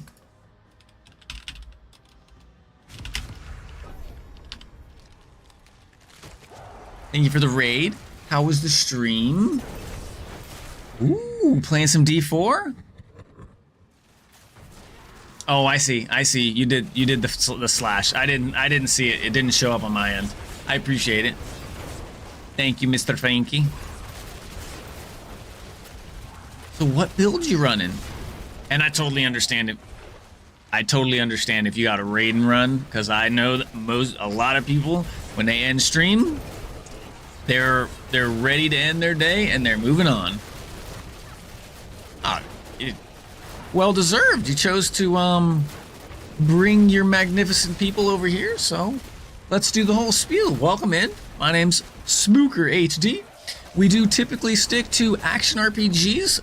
So we do play some Path of Exile and other action RPGs too, like Hero Siege, Last Epoch. Let's see, what other ones are out there that I play?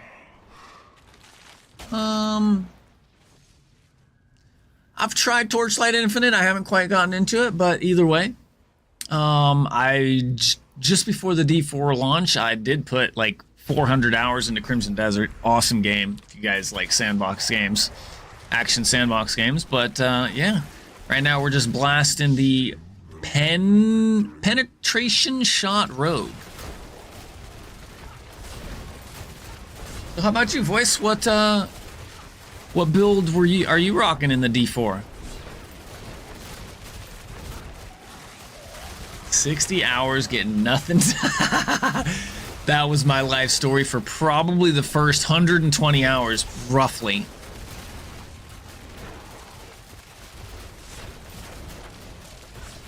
Abyss Warlock, nice. So are you doing the eyeball thing, or are you just doing the other tech?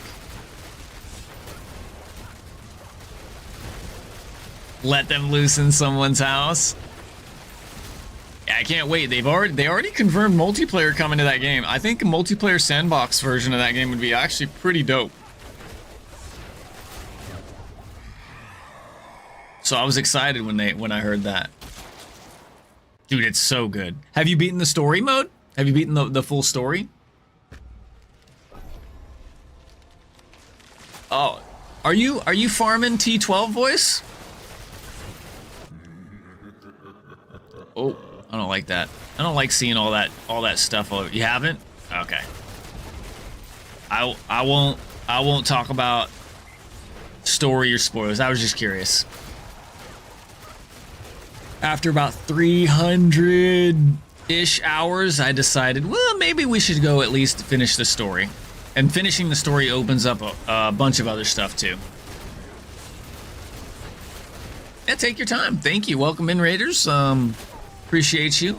I know Voice appreciates you tagging along in the raid, and I appreciate you for hanging out, sticking by, and you know, if you got another stream that you would like to head out to and enjoy, more than welcome. Not gonna hold nobody hostage here. Unless...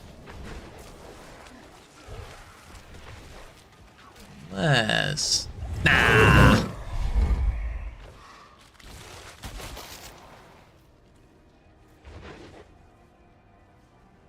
Yeah. You do gotta push the main story a certain part of the way to get the stuff for some of the camp. And then for the final camp upgrade, you do have to complete the story. And that's not me. I'm not trying to give any spoils, so I'll keep it as simple and open answered without spoiling stuff. So, but yeah, that game was phenomenal, and I mean I still probably have a shit ton to do in the game too.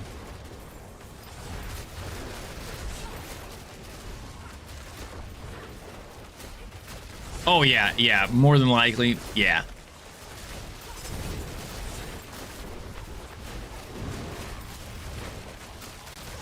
Such a good game. Even there was quite a few things that got spoiled for me just because, like, you scrolling on TikTok or scrolling on YouTube Shorts or just watching YouTube videos and you see this thing that pops up and it says, "Oh my gosh, you got to get this in Crimson Desert," and it's like, oh well, I don't even have to watch the video. Everything was right there in the first, in the what do you call it? The thumbnail.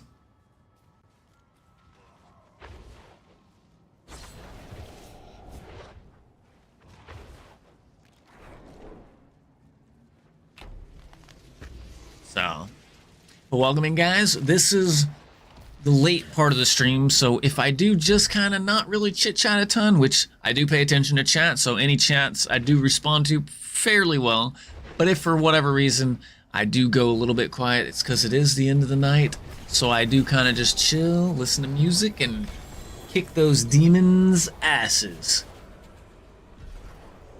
12 to 6.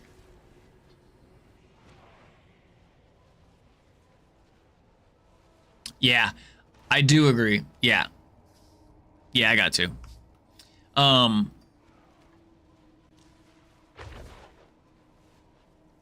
Horde of greater equipment. And the title's even purple, so I wonder what that means.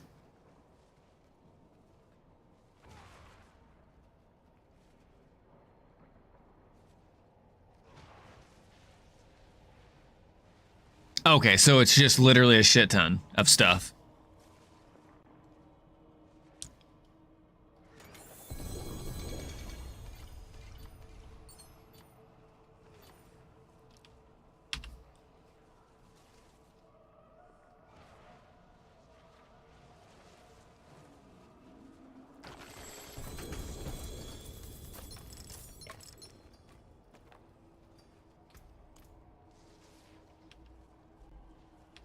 Nice.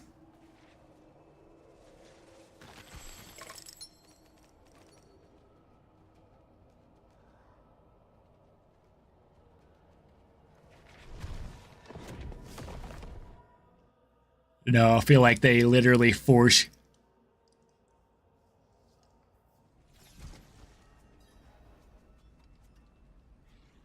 Yeah, no,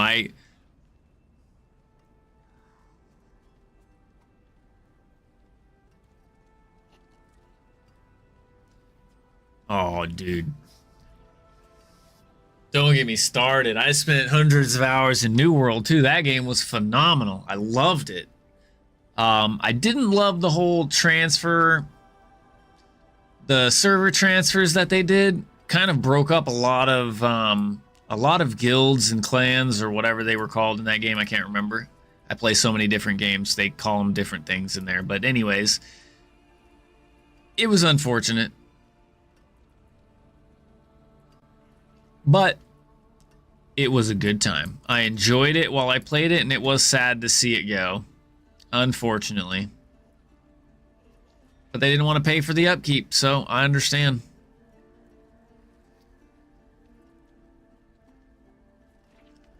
So how much? What does this cost? 30 energy?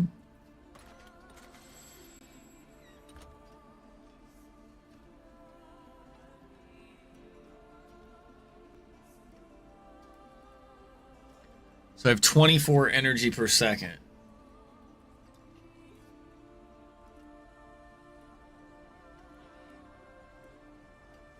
Is that generation?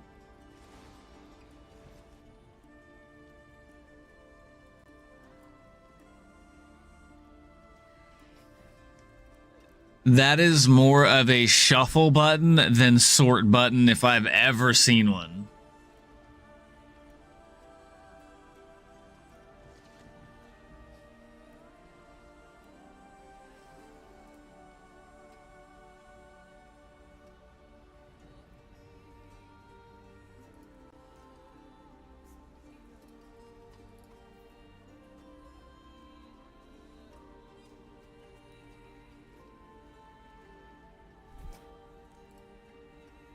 But why not?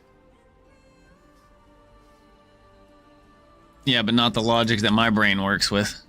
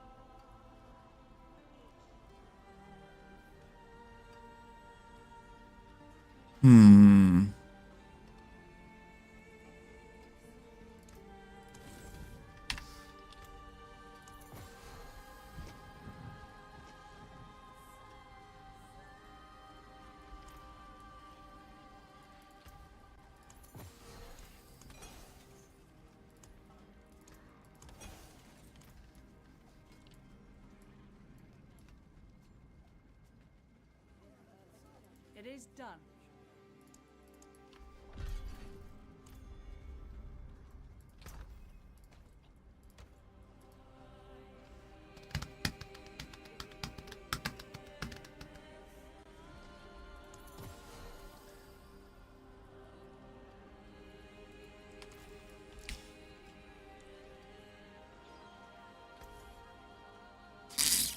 All right, so let's gamble some amulets. A legendary. Terrible. Can't stop there. Come on, one more.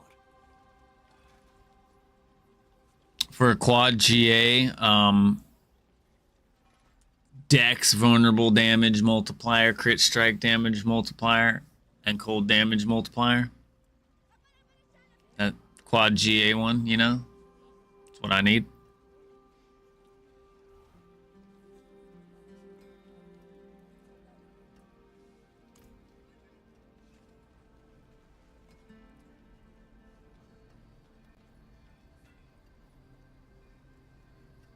Yep.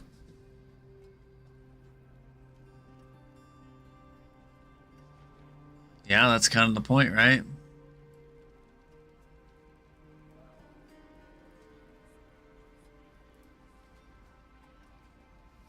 Okay. We'll turn it back down a touch.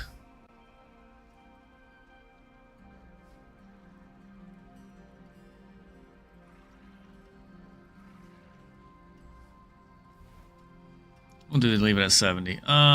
Dungeon next. Who the hell needs dungeons? Why don't we go do a lair boss real quick? I do. What, the Crucible?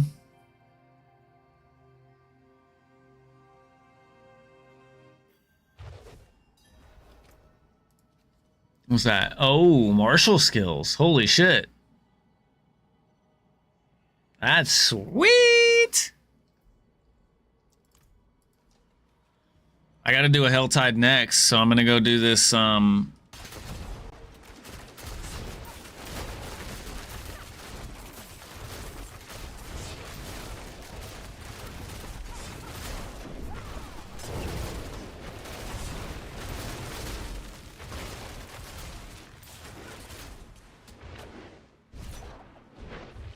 a lair boss.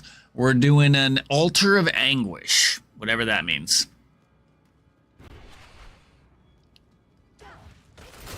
Get out of here.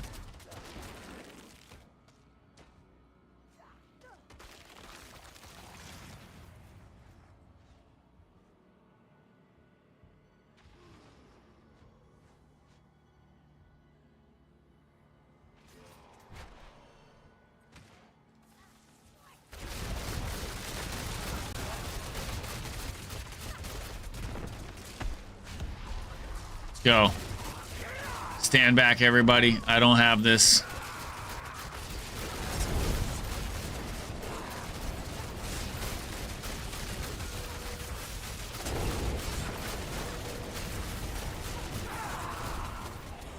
Sheesh, somebody's got damage, and it ain't me. Open sesame.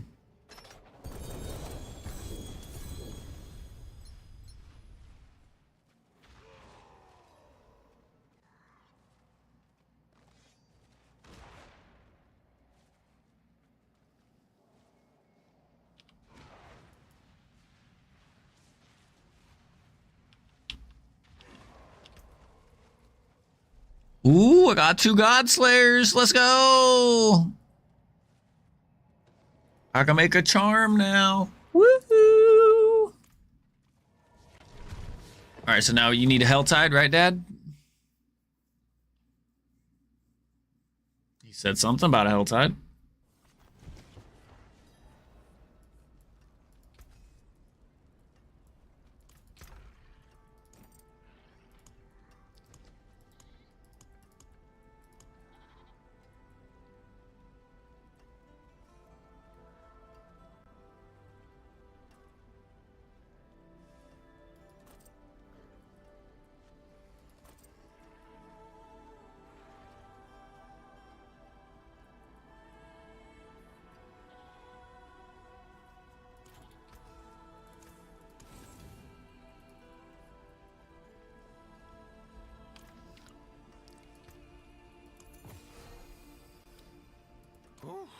Oh, it is a waitress, isn't it? Pity to break another's work. All right, we'll try to complete our war plan.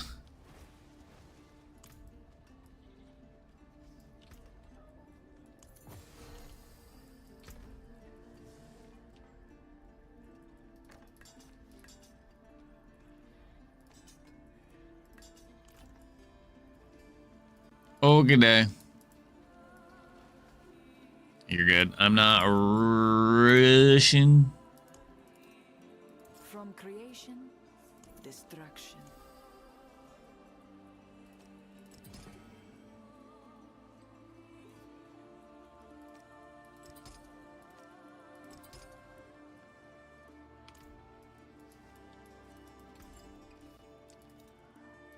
Here's what remains.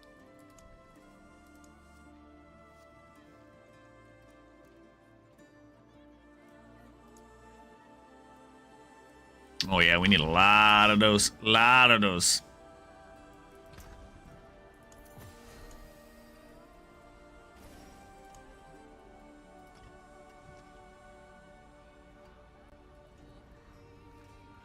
Ignean Jaws seem to be my most popular legendary rune that I find.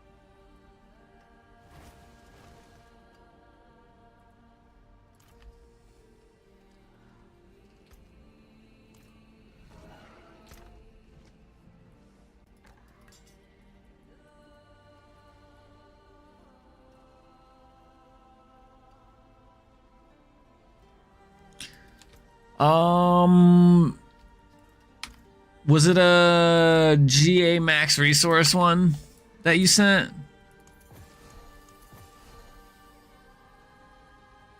No.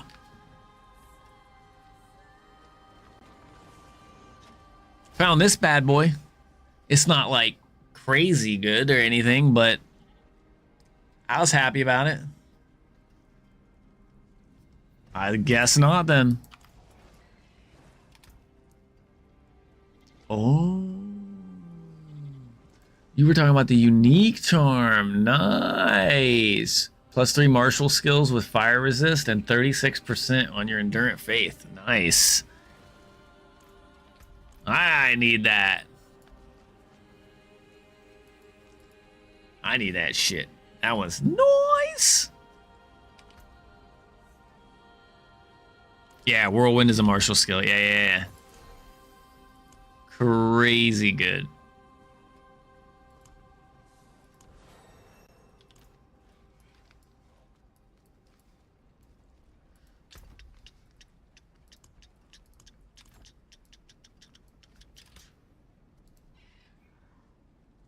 +3 to combat skills with a 34%. That's shit. Salvage it. Throw it away. It's garbage.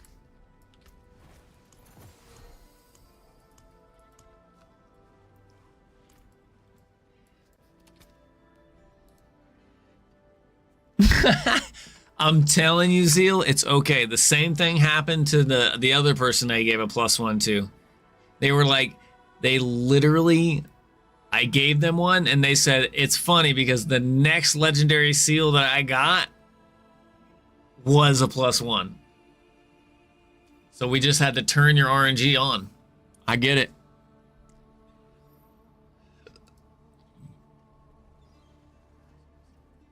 Oh, that's nice. Is that the set you use too? Berserker's Crucible?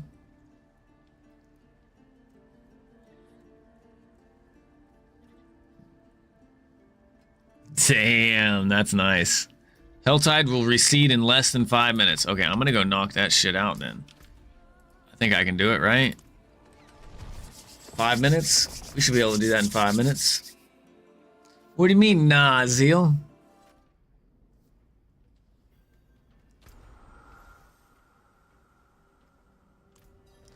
Alright, we should be able to do this.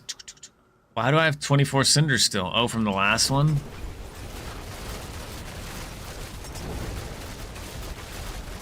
These rats have a lot of health. I will say, these little motherfucking demonic rats, bro.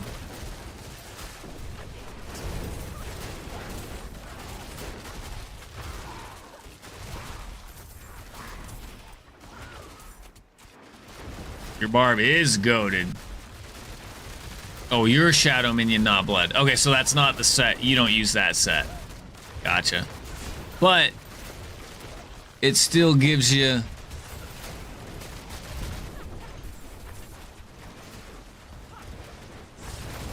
Still gives you your own seal.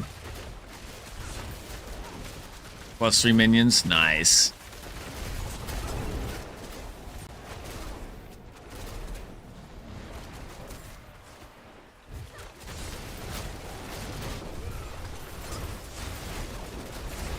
I just say 29 Forgotten Souls. So is oh, that hurt.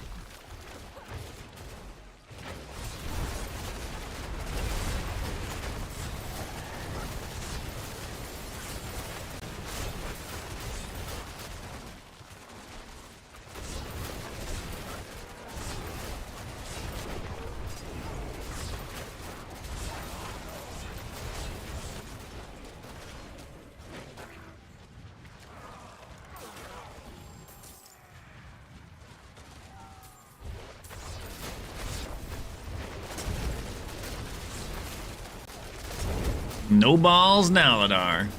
That's what we're calling. All right.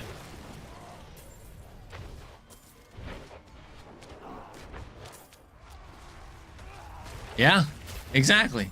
You find if you run into somebody that needs a +1, there you go. You got him.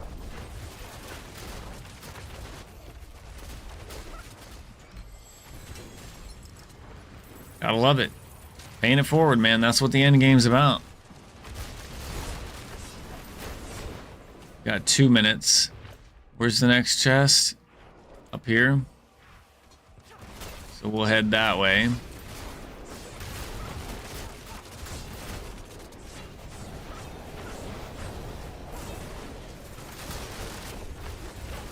Oh, I don't want to be in that. Shit.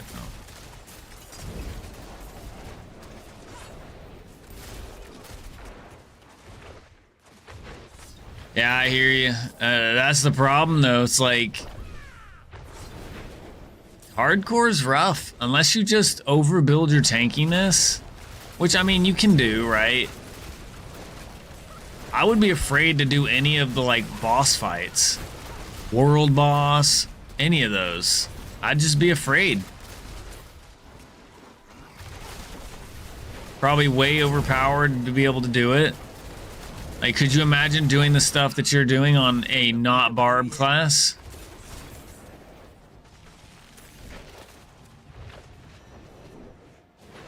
No, not what it's like. What? Could you imagine doing it? Oh, shit. Like boss fights, world bosses, that type of shit. On high torments and shit. I'd be scared.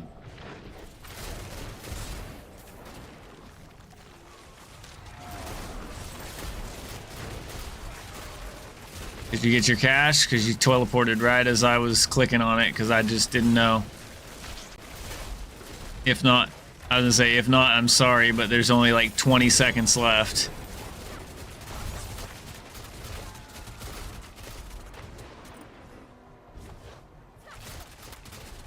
Yeah, there's no chance.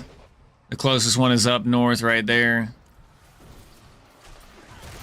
A 75. But tail tide ends, yeah.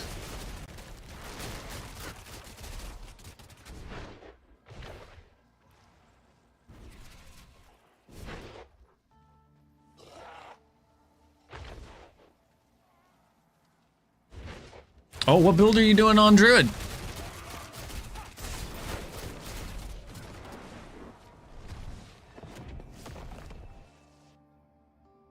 Yeah, it only takes like 3 minutes if you just get 275s. You can even get two 150s in less than 5 minutes. Companion should be the strongest. Sheesh.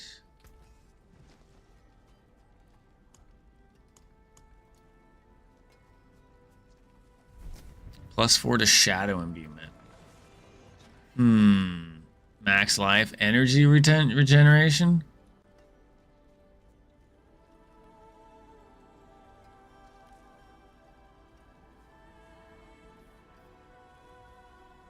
But it was still a barb, right? Still a barb, right?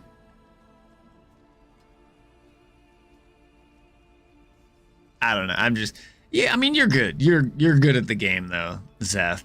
So, like, I can understand. I can expect it from you, man. You good. You good, bro. Give me some of that. Give me some of that. Yeah.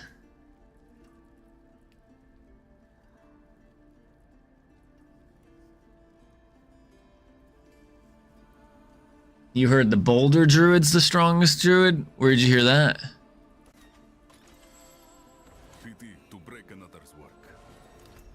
I mean, Boulder Druid's probably strong, but like for hardcore purposes...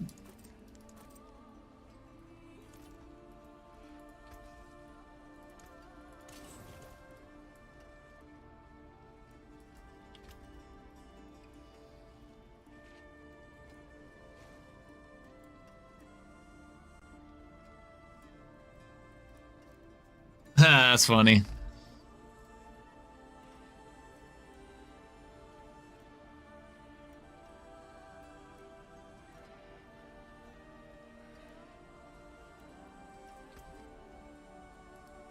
Oh, we got a horde point.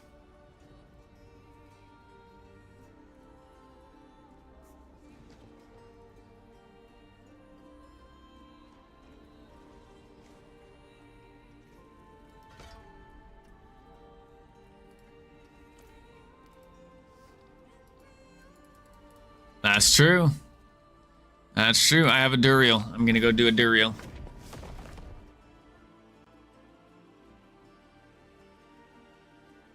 Oh yeah, Ding? I didn't see it, but I heard.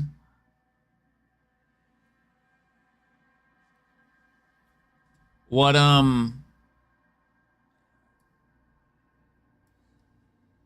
what is the build based on?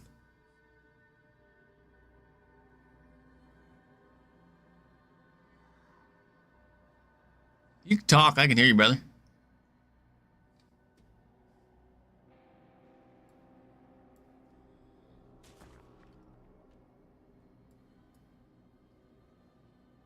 Oh, how far up is it? I know I heard you guys. I didn't know. Oh, is it?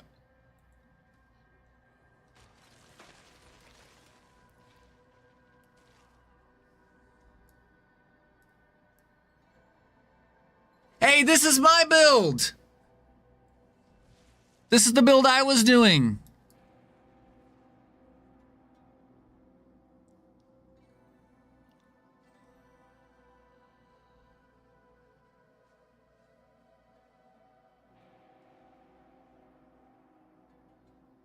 Yeah, he's in hardcore. Yeah, he plays hardcore. This is, dude, Ding! This is the build that I got. I hit a wall on T9. I just needed to farm better gear. That's fucking crazy, dude. I don't even have to watch the video. I will check it out what he cooked up for sure. That was the build I did. The helmet, I used the same helmet. It's the freaking, because I hit a wall. I didn't have the damage because I needed the gear. I didn't know what was out there. I didn't know the viabilities, what paired well with each other. I just didn't know, right? There was too much not knowing going on. But that was basically the exact build I was running. And I was like, I know I can make it good, but I'm going to pick a build that does that I have for damage now. Sure. I'm sorry.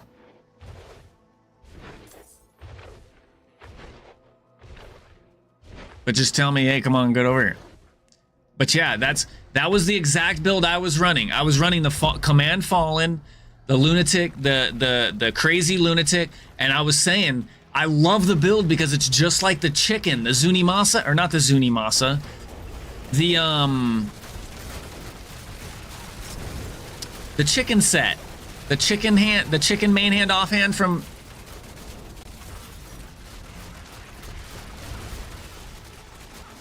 Yeah, it was super fast. It seemed like no matter what gear I put on, that Fallen Lunatic just did more damage at a base level than any other skill I had. Core skills, like, it just didn't matter. The Fallen Lunatic skill was just outperforming all the others when I didn't have any, like, I didn't know of all the great synergies and all that good stuff.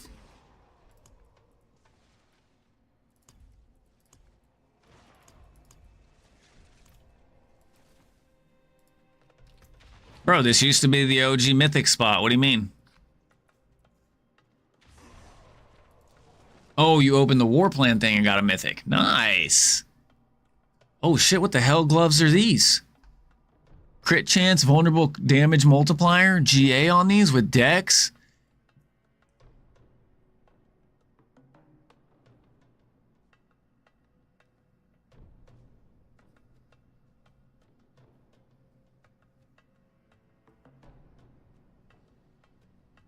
Poison Trap gains the Infiltrator variant for free and deals 90%. These are some, like, eh? I'll have to check it out, though, Ding, because that was the build I was running on Warlock.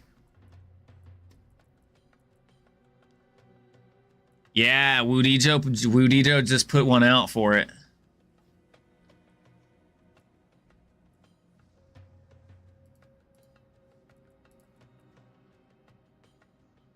The fuck is this? Okay, let me just make sure I'm not losing anything.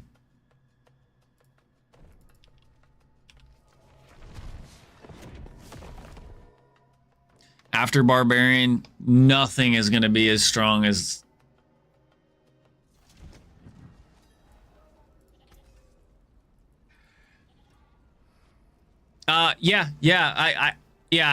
I could do it on controller. I was playing on mouse and keyboard, but I did play it on controller as well, and it was fairly smooth.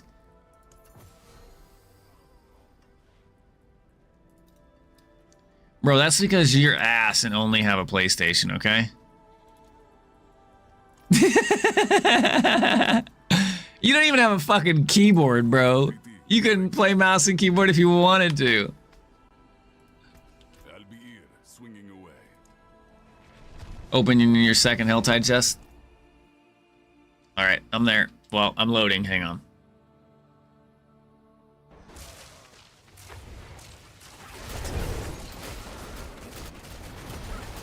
It was definitely fun. Like I said, my only complaint about the build was I hit a damage wall. I couldn't do damage. But I also didn't know which things could synergize well with each other for it.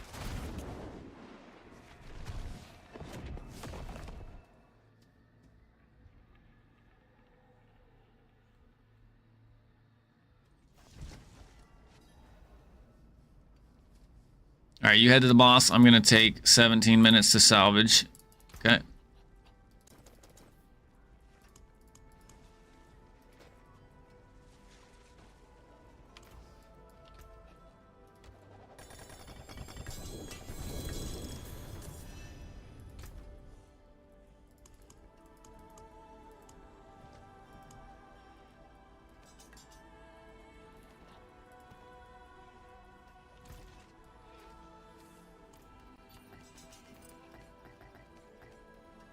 Which portal are you? Oh, you're the cheesy portal.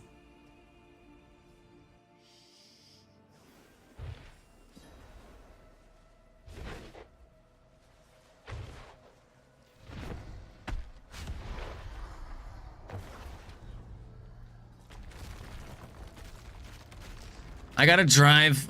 I gotta drive the big truck to show him how small of a vagina I have. But it's okay, because we're all special in our own ways. That's right. Ain't nothing wrong with it.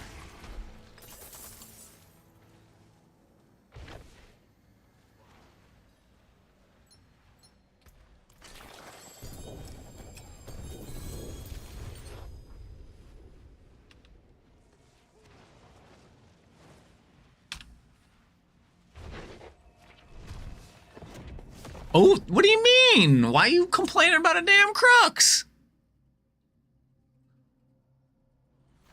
Yes, you can.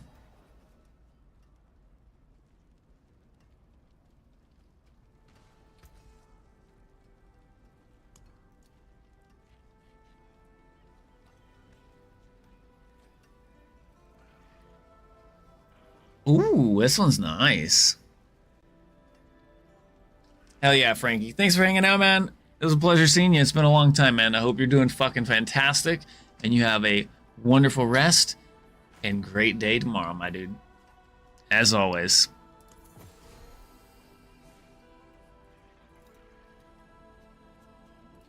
That's it for that piece.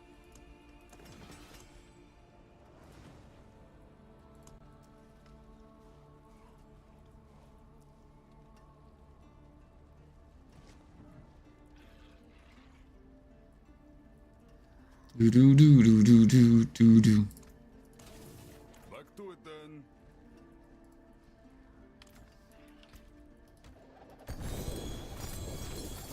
Oh sheesh, I got 2 codex upgrades there. Let's go.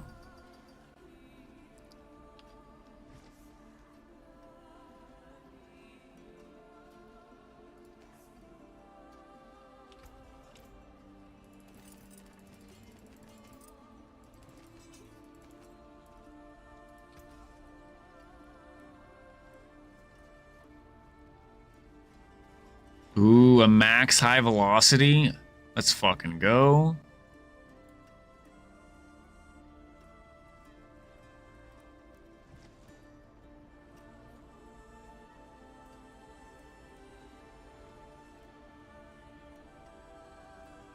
Oh.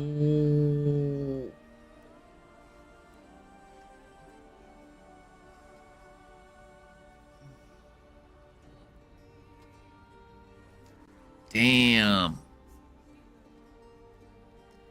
Yo, what up, Crouchin? How you doing, buddy?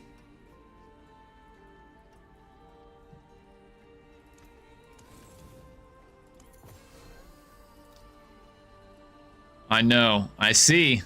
I see, said the blind man to the deaf dog, and the deaf dog answered, I don't hear you. I need a pit, damn it. What do you mean?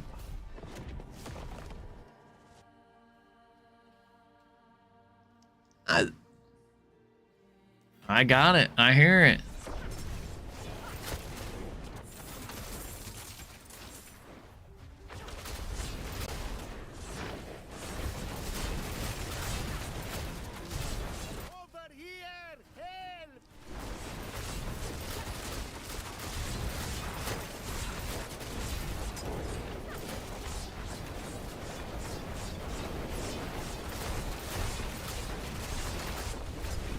We just missed a bunch of chests. What are they? Oh, they're Herodric chests too.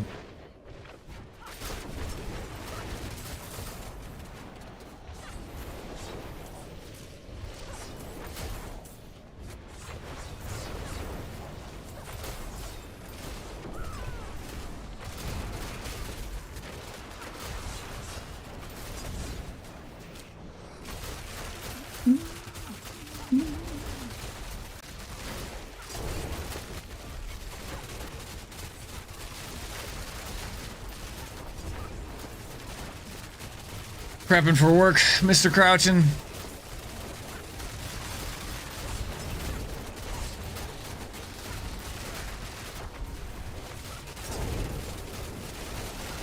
I feel you, man. Yeah, I'm just doing this cursed shrine. Yeah, it's good XP.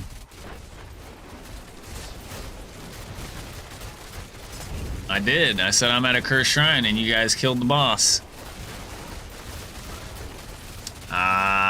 Well, at least you can turn on a video game then. If you want.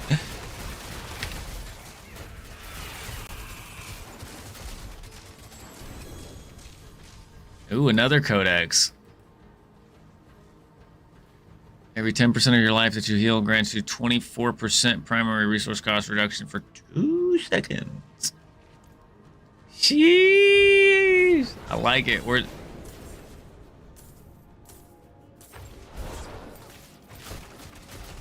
Ja, the weakest link. Goodbye. Let's go.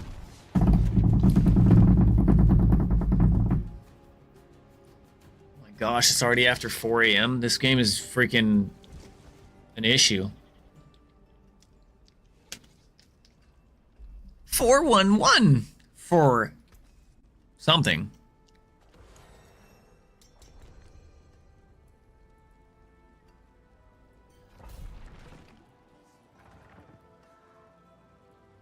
I gotta close one eye to be able to read anything. Oh, yeah? Dude, I bet, Zeth. I bet. I'm just not good enough for that.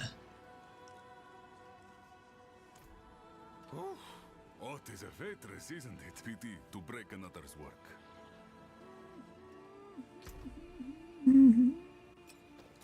Yeah, that's kind of bogus. Like, if it's not on my loot filter, don't send it to my stash. I'll be here, swinging away. But all good.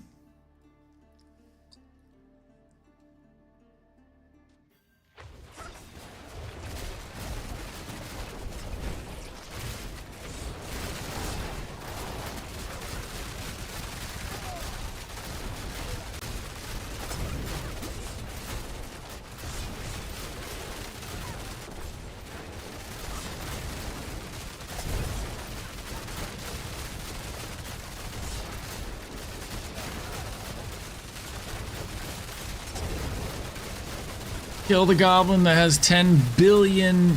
No. 10 quadrillion... No. 10 zentillion health. Oh my lord, bro. That dash was the death of me.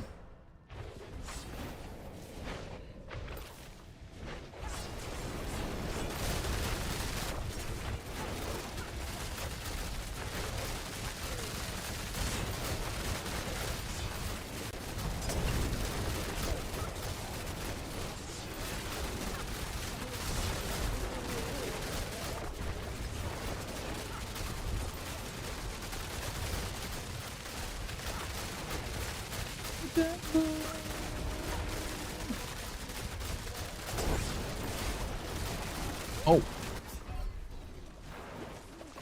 I suck, dude.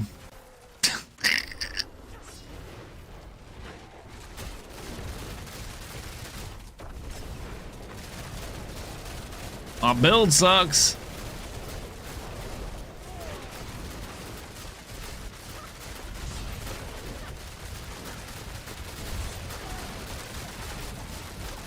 Got these pen shot rogues clearing 150s in like 30 seconds. I can't even do a damn 120 damage potential.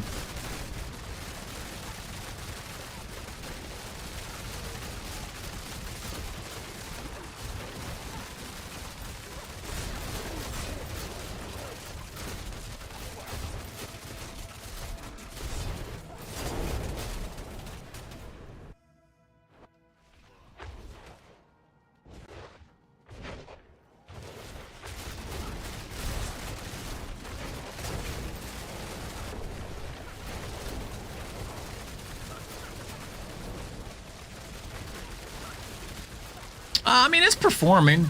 It's definitely more damage and more tanky than the Dance of Knives, for sure. But it's just not Barber Sork damage or tanky.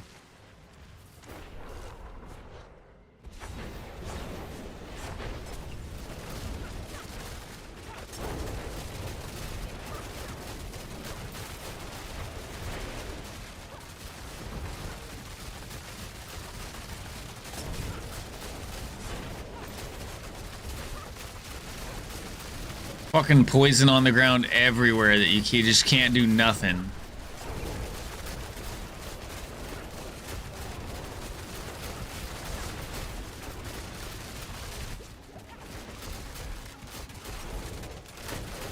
I don't even know what that is, honestly, though, ding.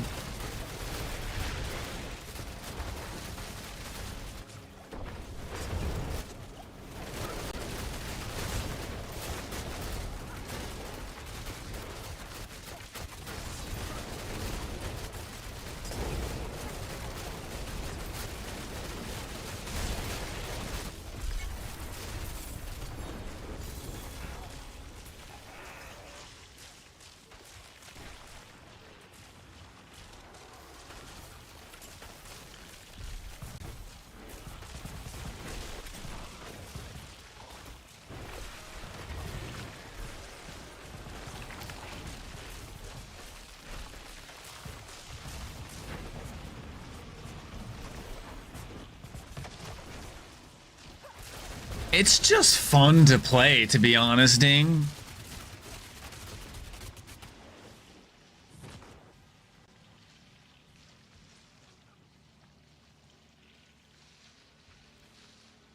Like I said, it does more damage than my Dance of Knives. It's more tanky than my Dance of Knives, and my Dance of Knives was pretty damn fucking good.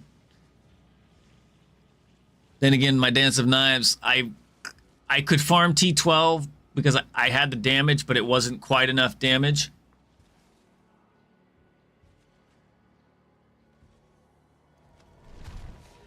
Yep. Fun is number one.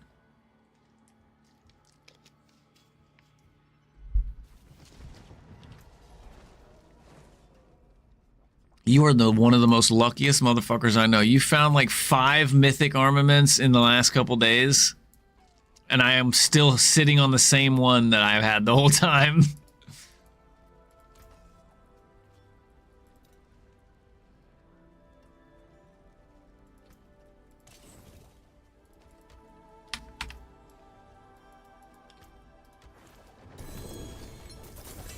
Oh, another codex upgrade. Jeez, I'm finally getting my codex upgrades. Oh, is this a cheats?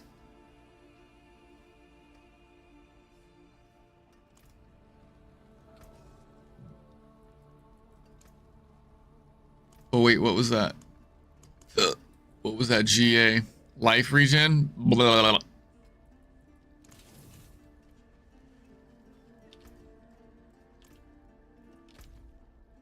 Okay, so I got a horde.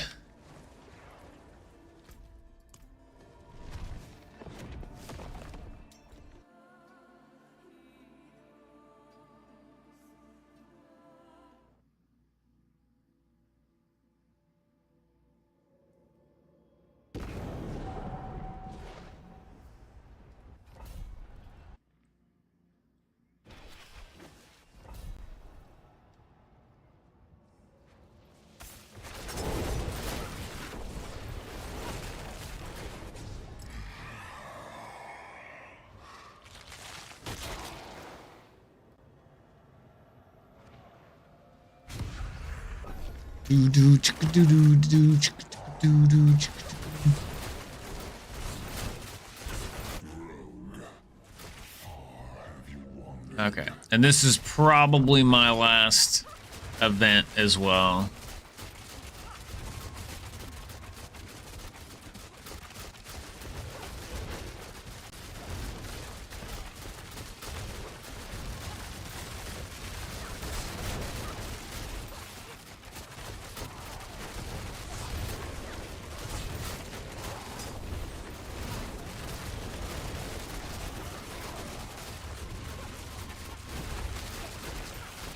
Yeah, you just gotta farm up. You just gotta farm up enough XP in the war plans so that you can get it dropped anywhere, right?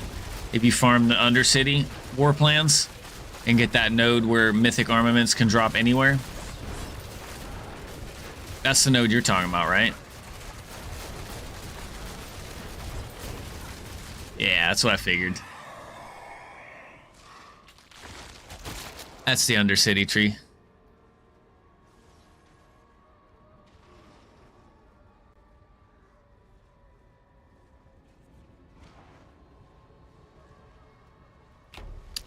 I'm not sure.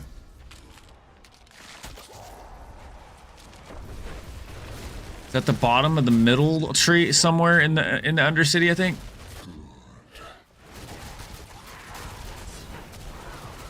No, I think it's mythic armaments can drop, not just legendaries.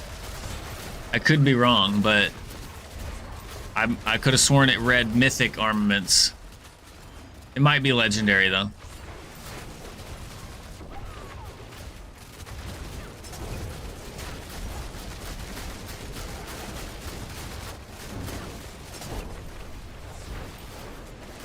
It's legendary. Okay, it's legend. Okay, it is legendary, but then you can upgrade them to mythic. Okay.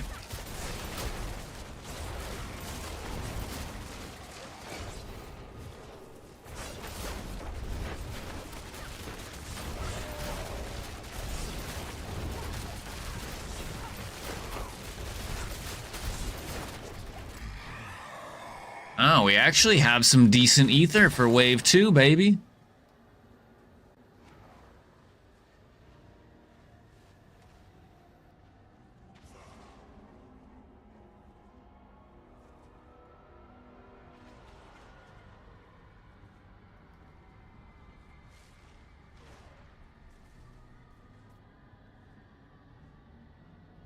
I don't know, I think this one is better if you can get this one with it.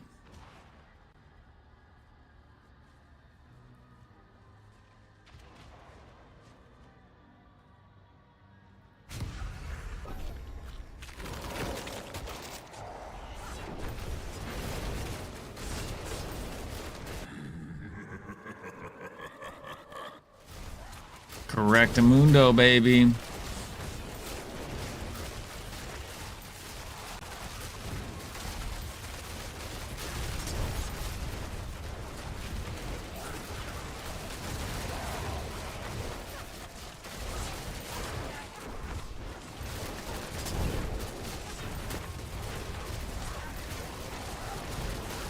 Sweet. Appreciate you, Zeth. You so smart, man. Oh.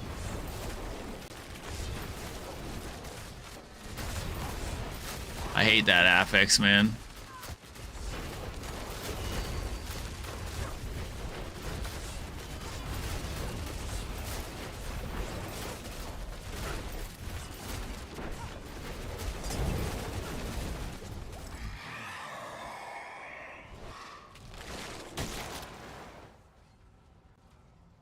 You're gonna at least a legendary armament an hour, and that's on the minimum side.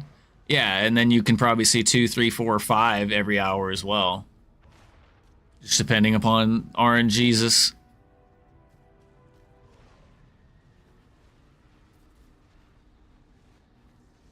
What do you mean?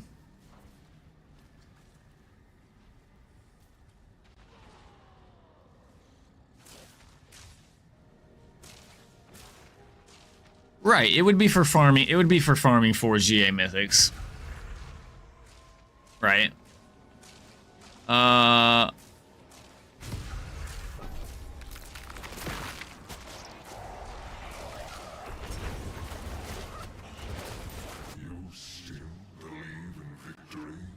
Number 4 on which season?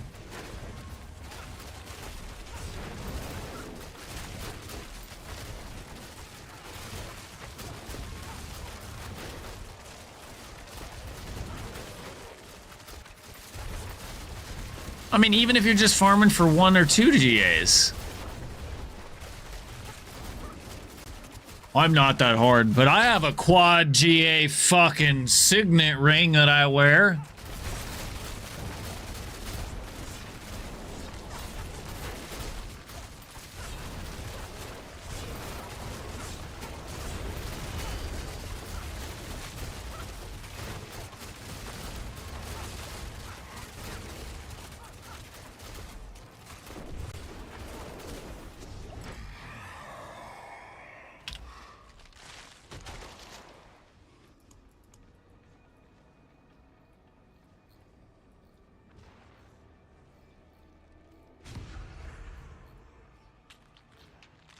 A magic tribute, yeah, I have it done, so I...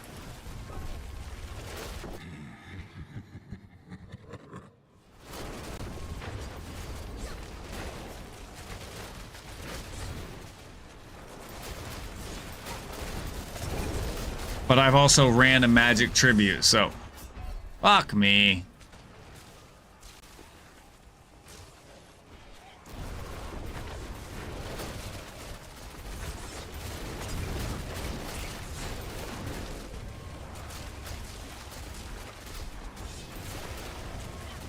Yeah, it's one of those things that before you had legendary or rare ones, they just expected you to run like a magic tribute kind of type of thing.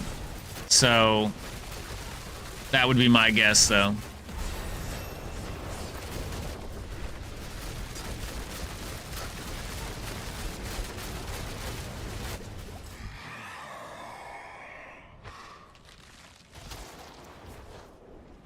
For no Chaos Wave yet, this is actually not a bad run at all.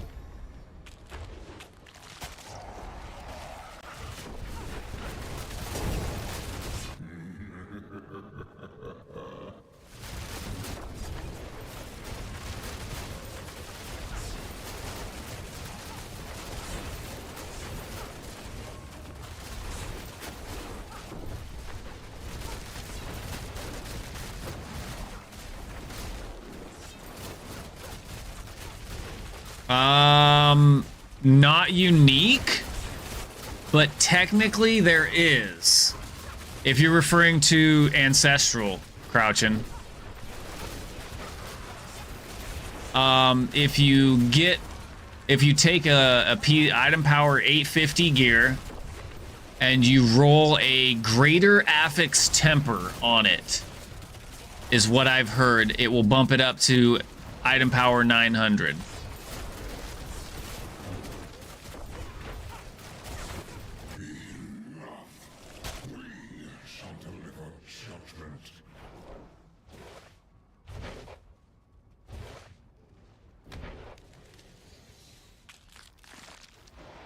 While I agree, I've heard a few people say that.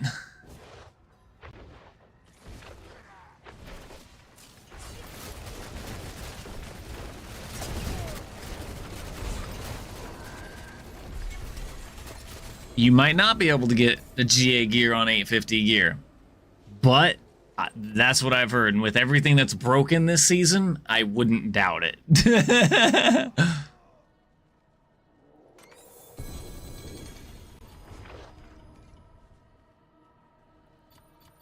Oh yeah, dude, I've spent hundreds and hundreds of scrolls on different items as well.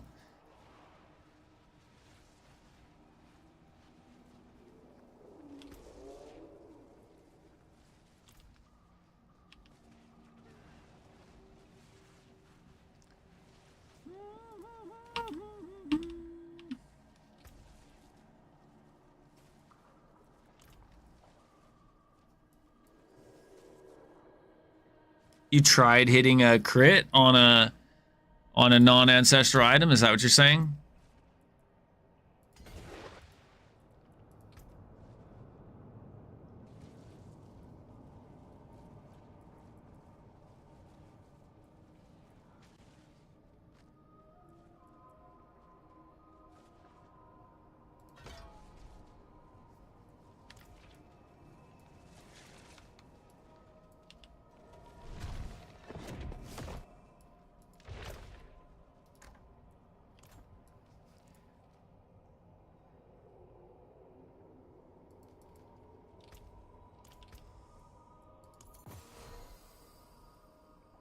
right.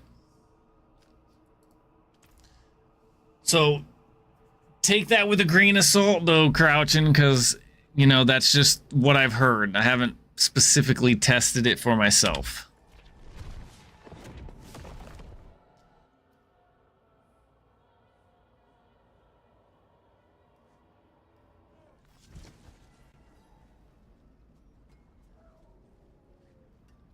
Which rogue build are you talking about? Almost 12 hours.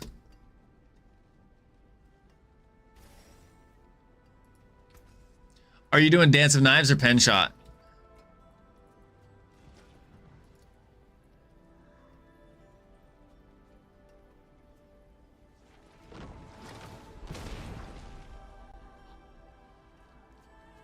Or are you doing something different? I can't tell. I can't see the skills on your bar. They're too dark.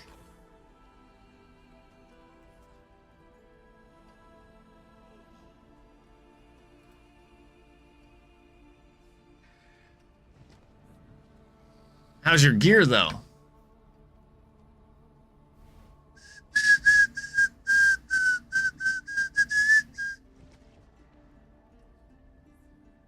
Oh, yeah.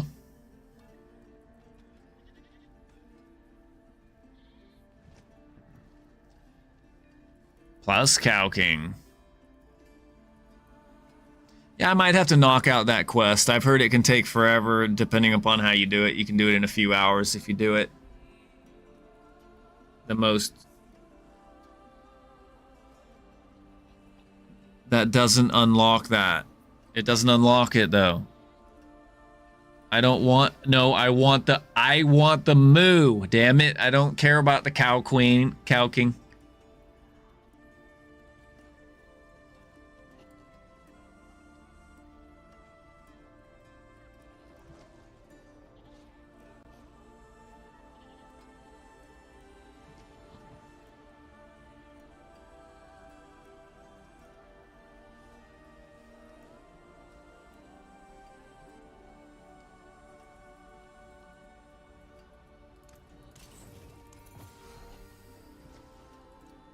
Okay.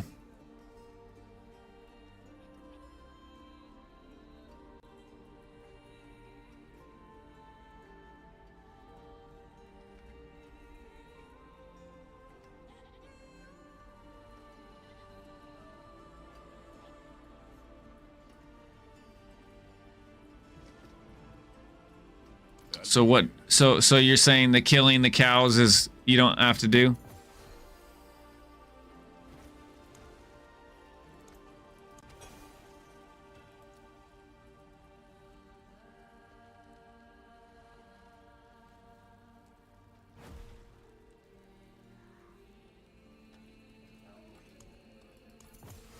Yeah, you can pour it in.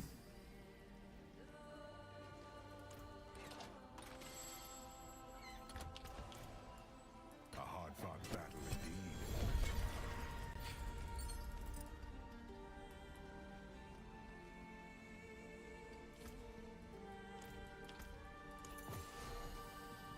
indeed. Nice.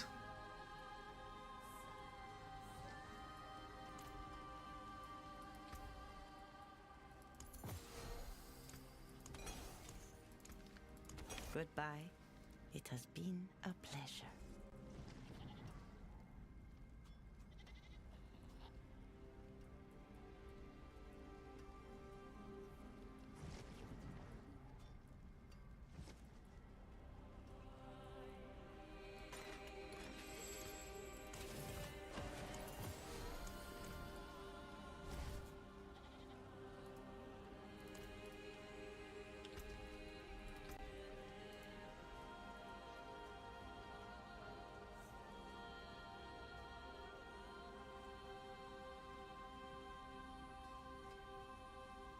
Oh, what up, Dooms Remains?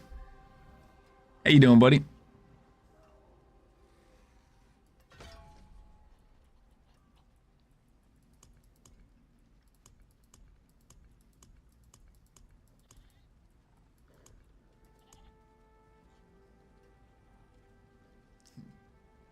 Guess who's back on D4? What are you doing? Where you at?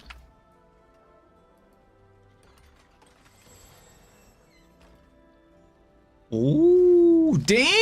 You just got a Crux on hardcore. Let's go. Hell yeah, Zeth Monk.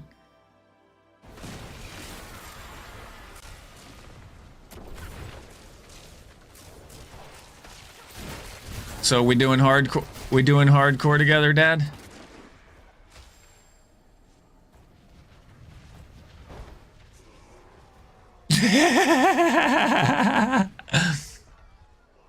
Thank you, sir.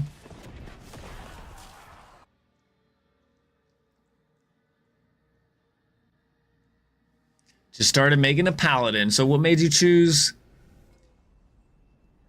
I think I played when Spiritborn came out, I played Spiritborn, then I played the next season, and then I kind of barely touched the season after that. So like the beginning of season 8 is kind of where I stopped.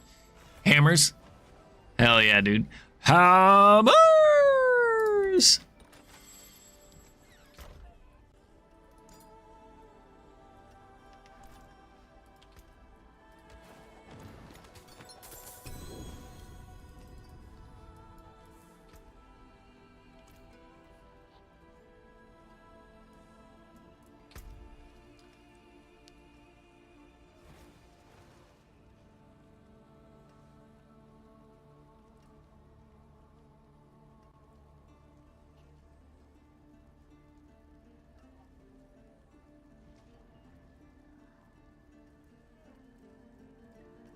Hello.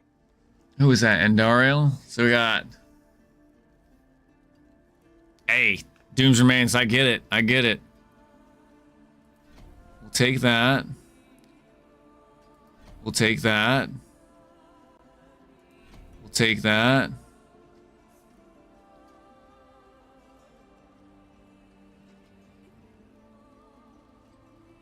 We'll take that. And we'll take that.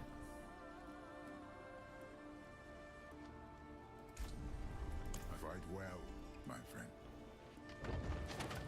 Paladin fun.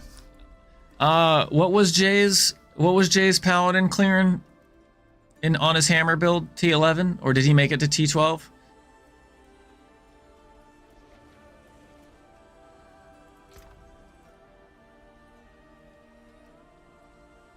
Okay, Torment 12 layer bosses. Gotcha. Okay.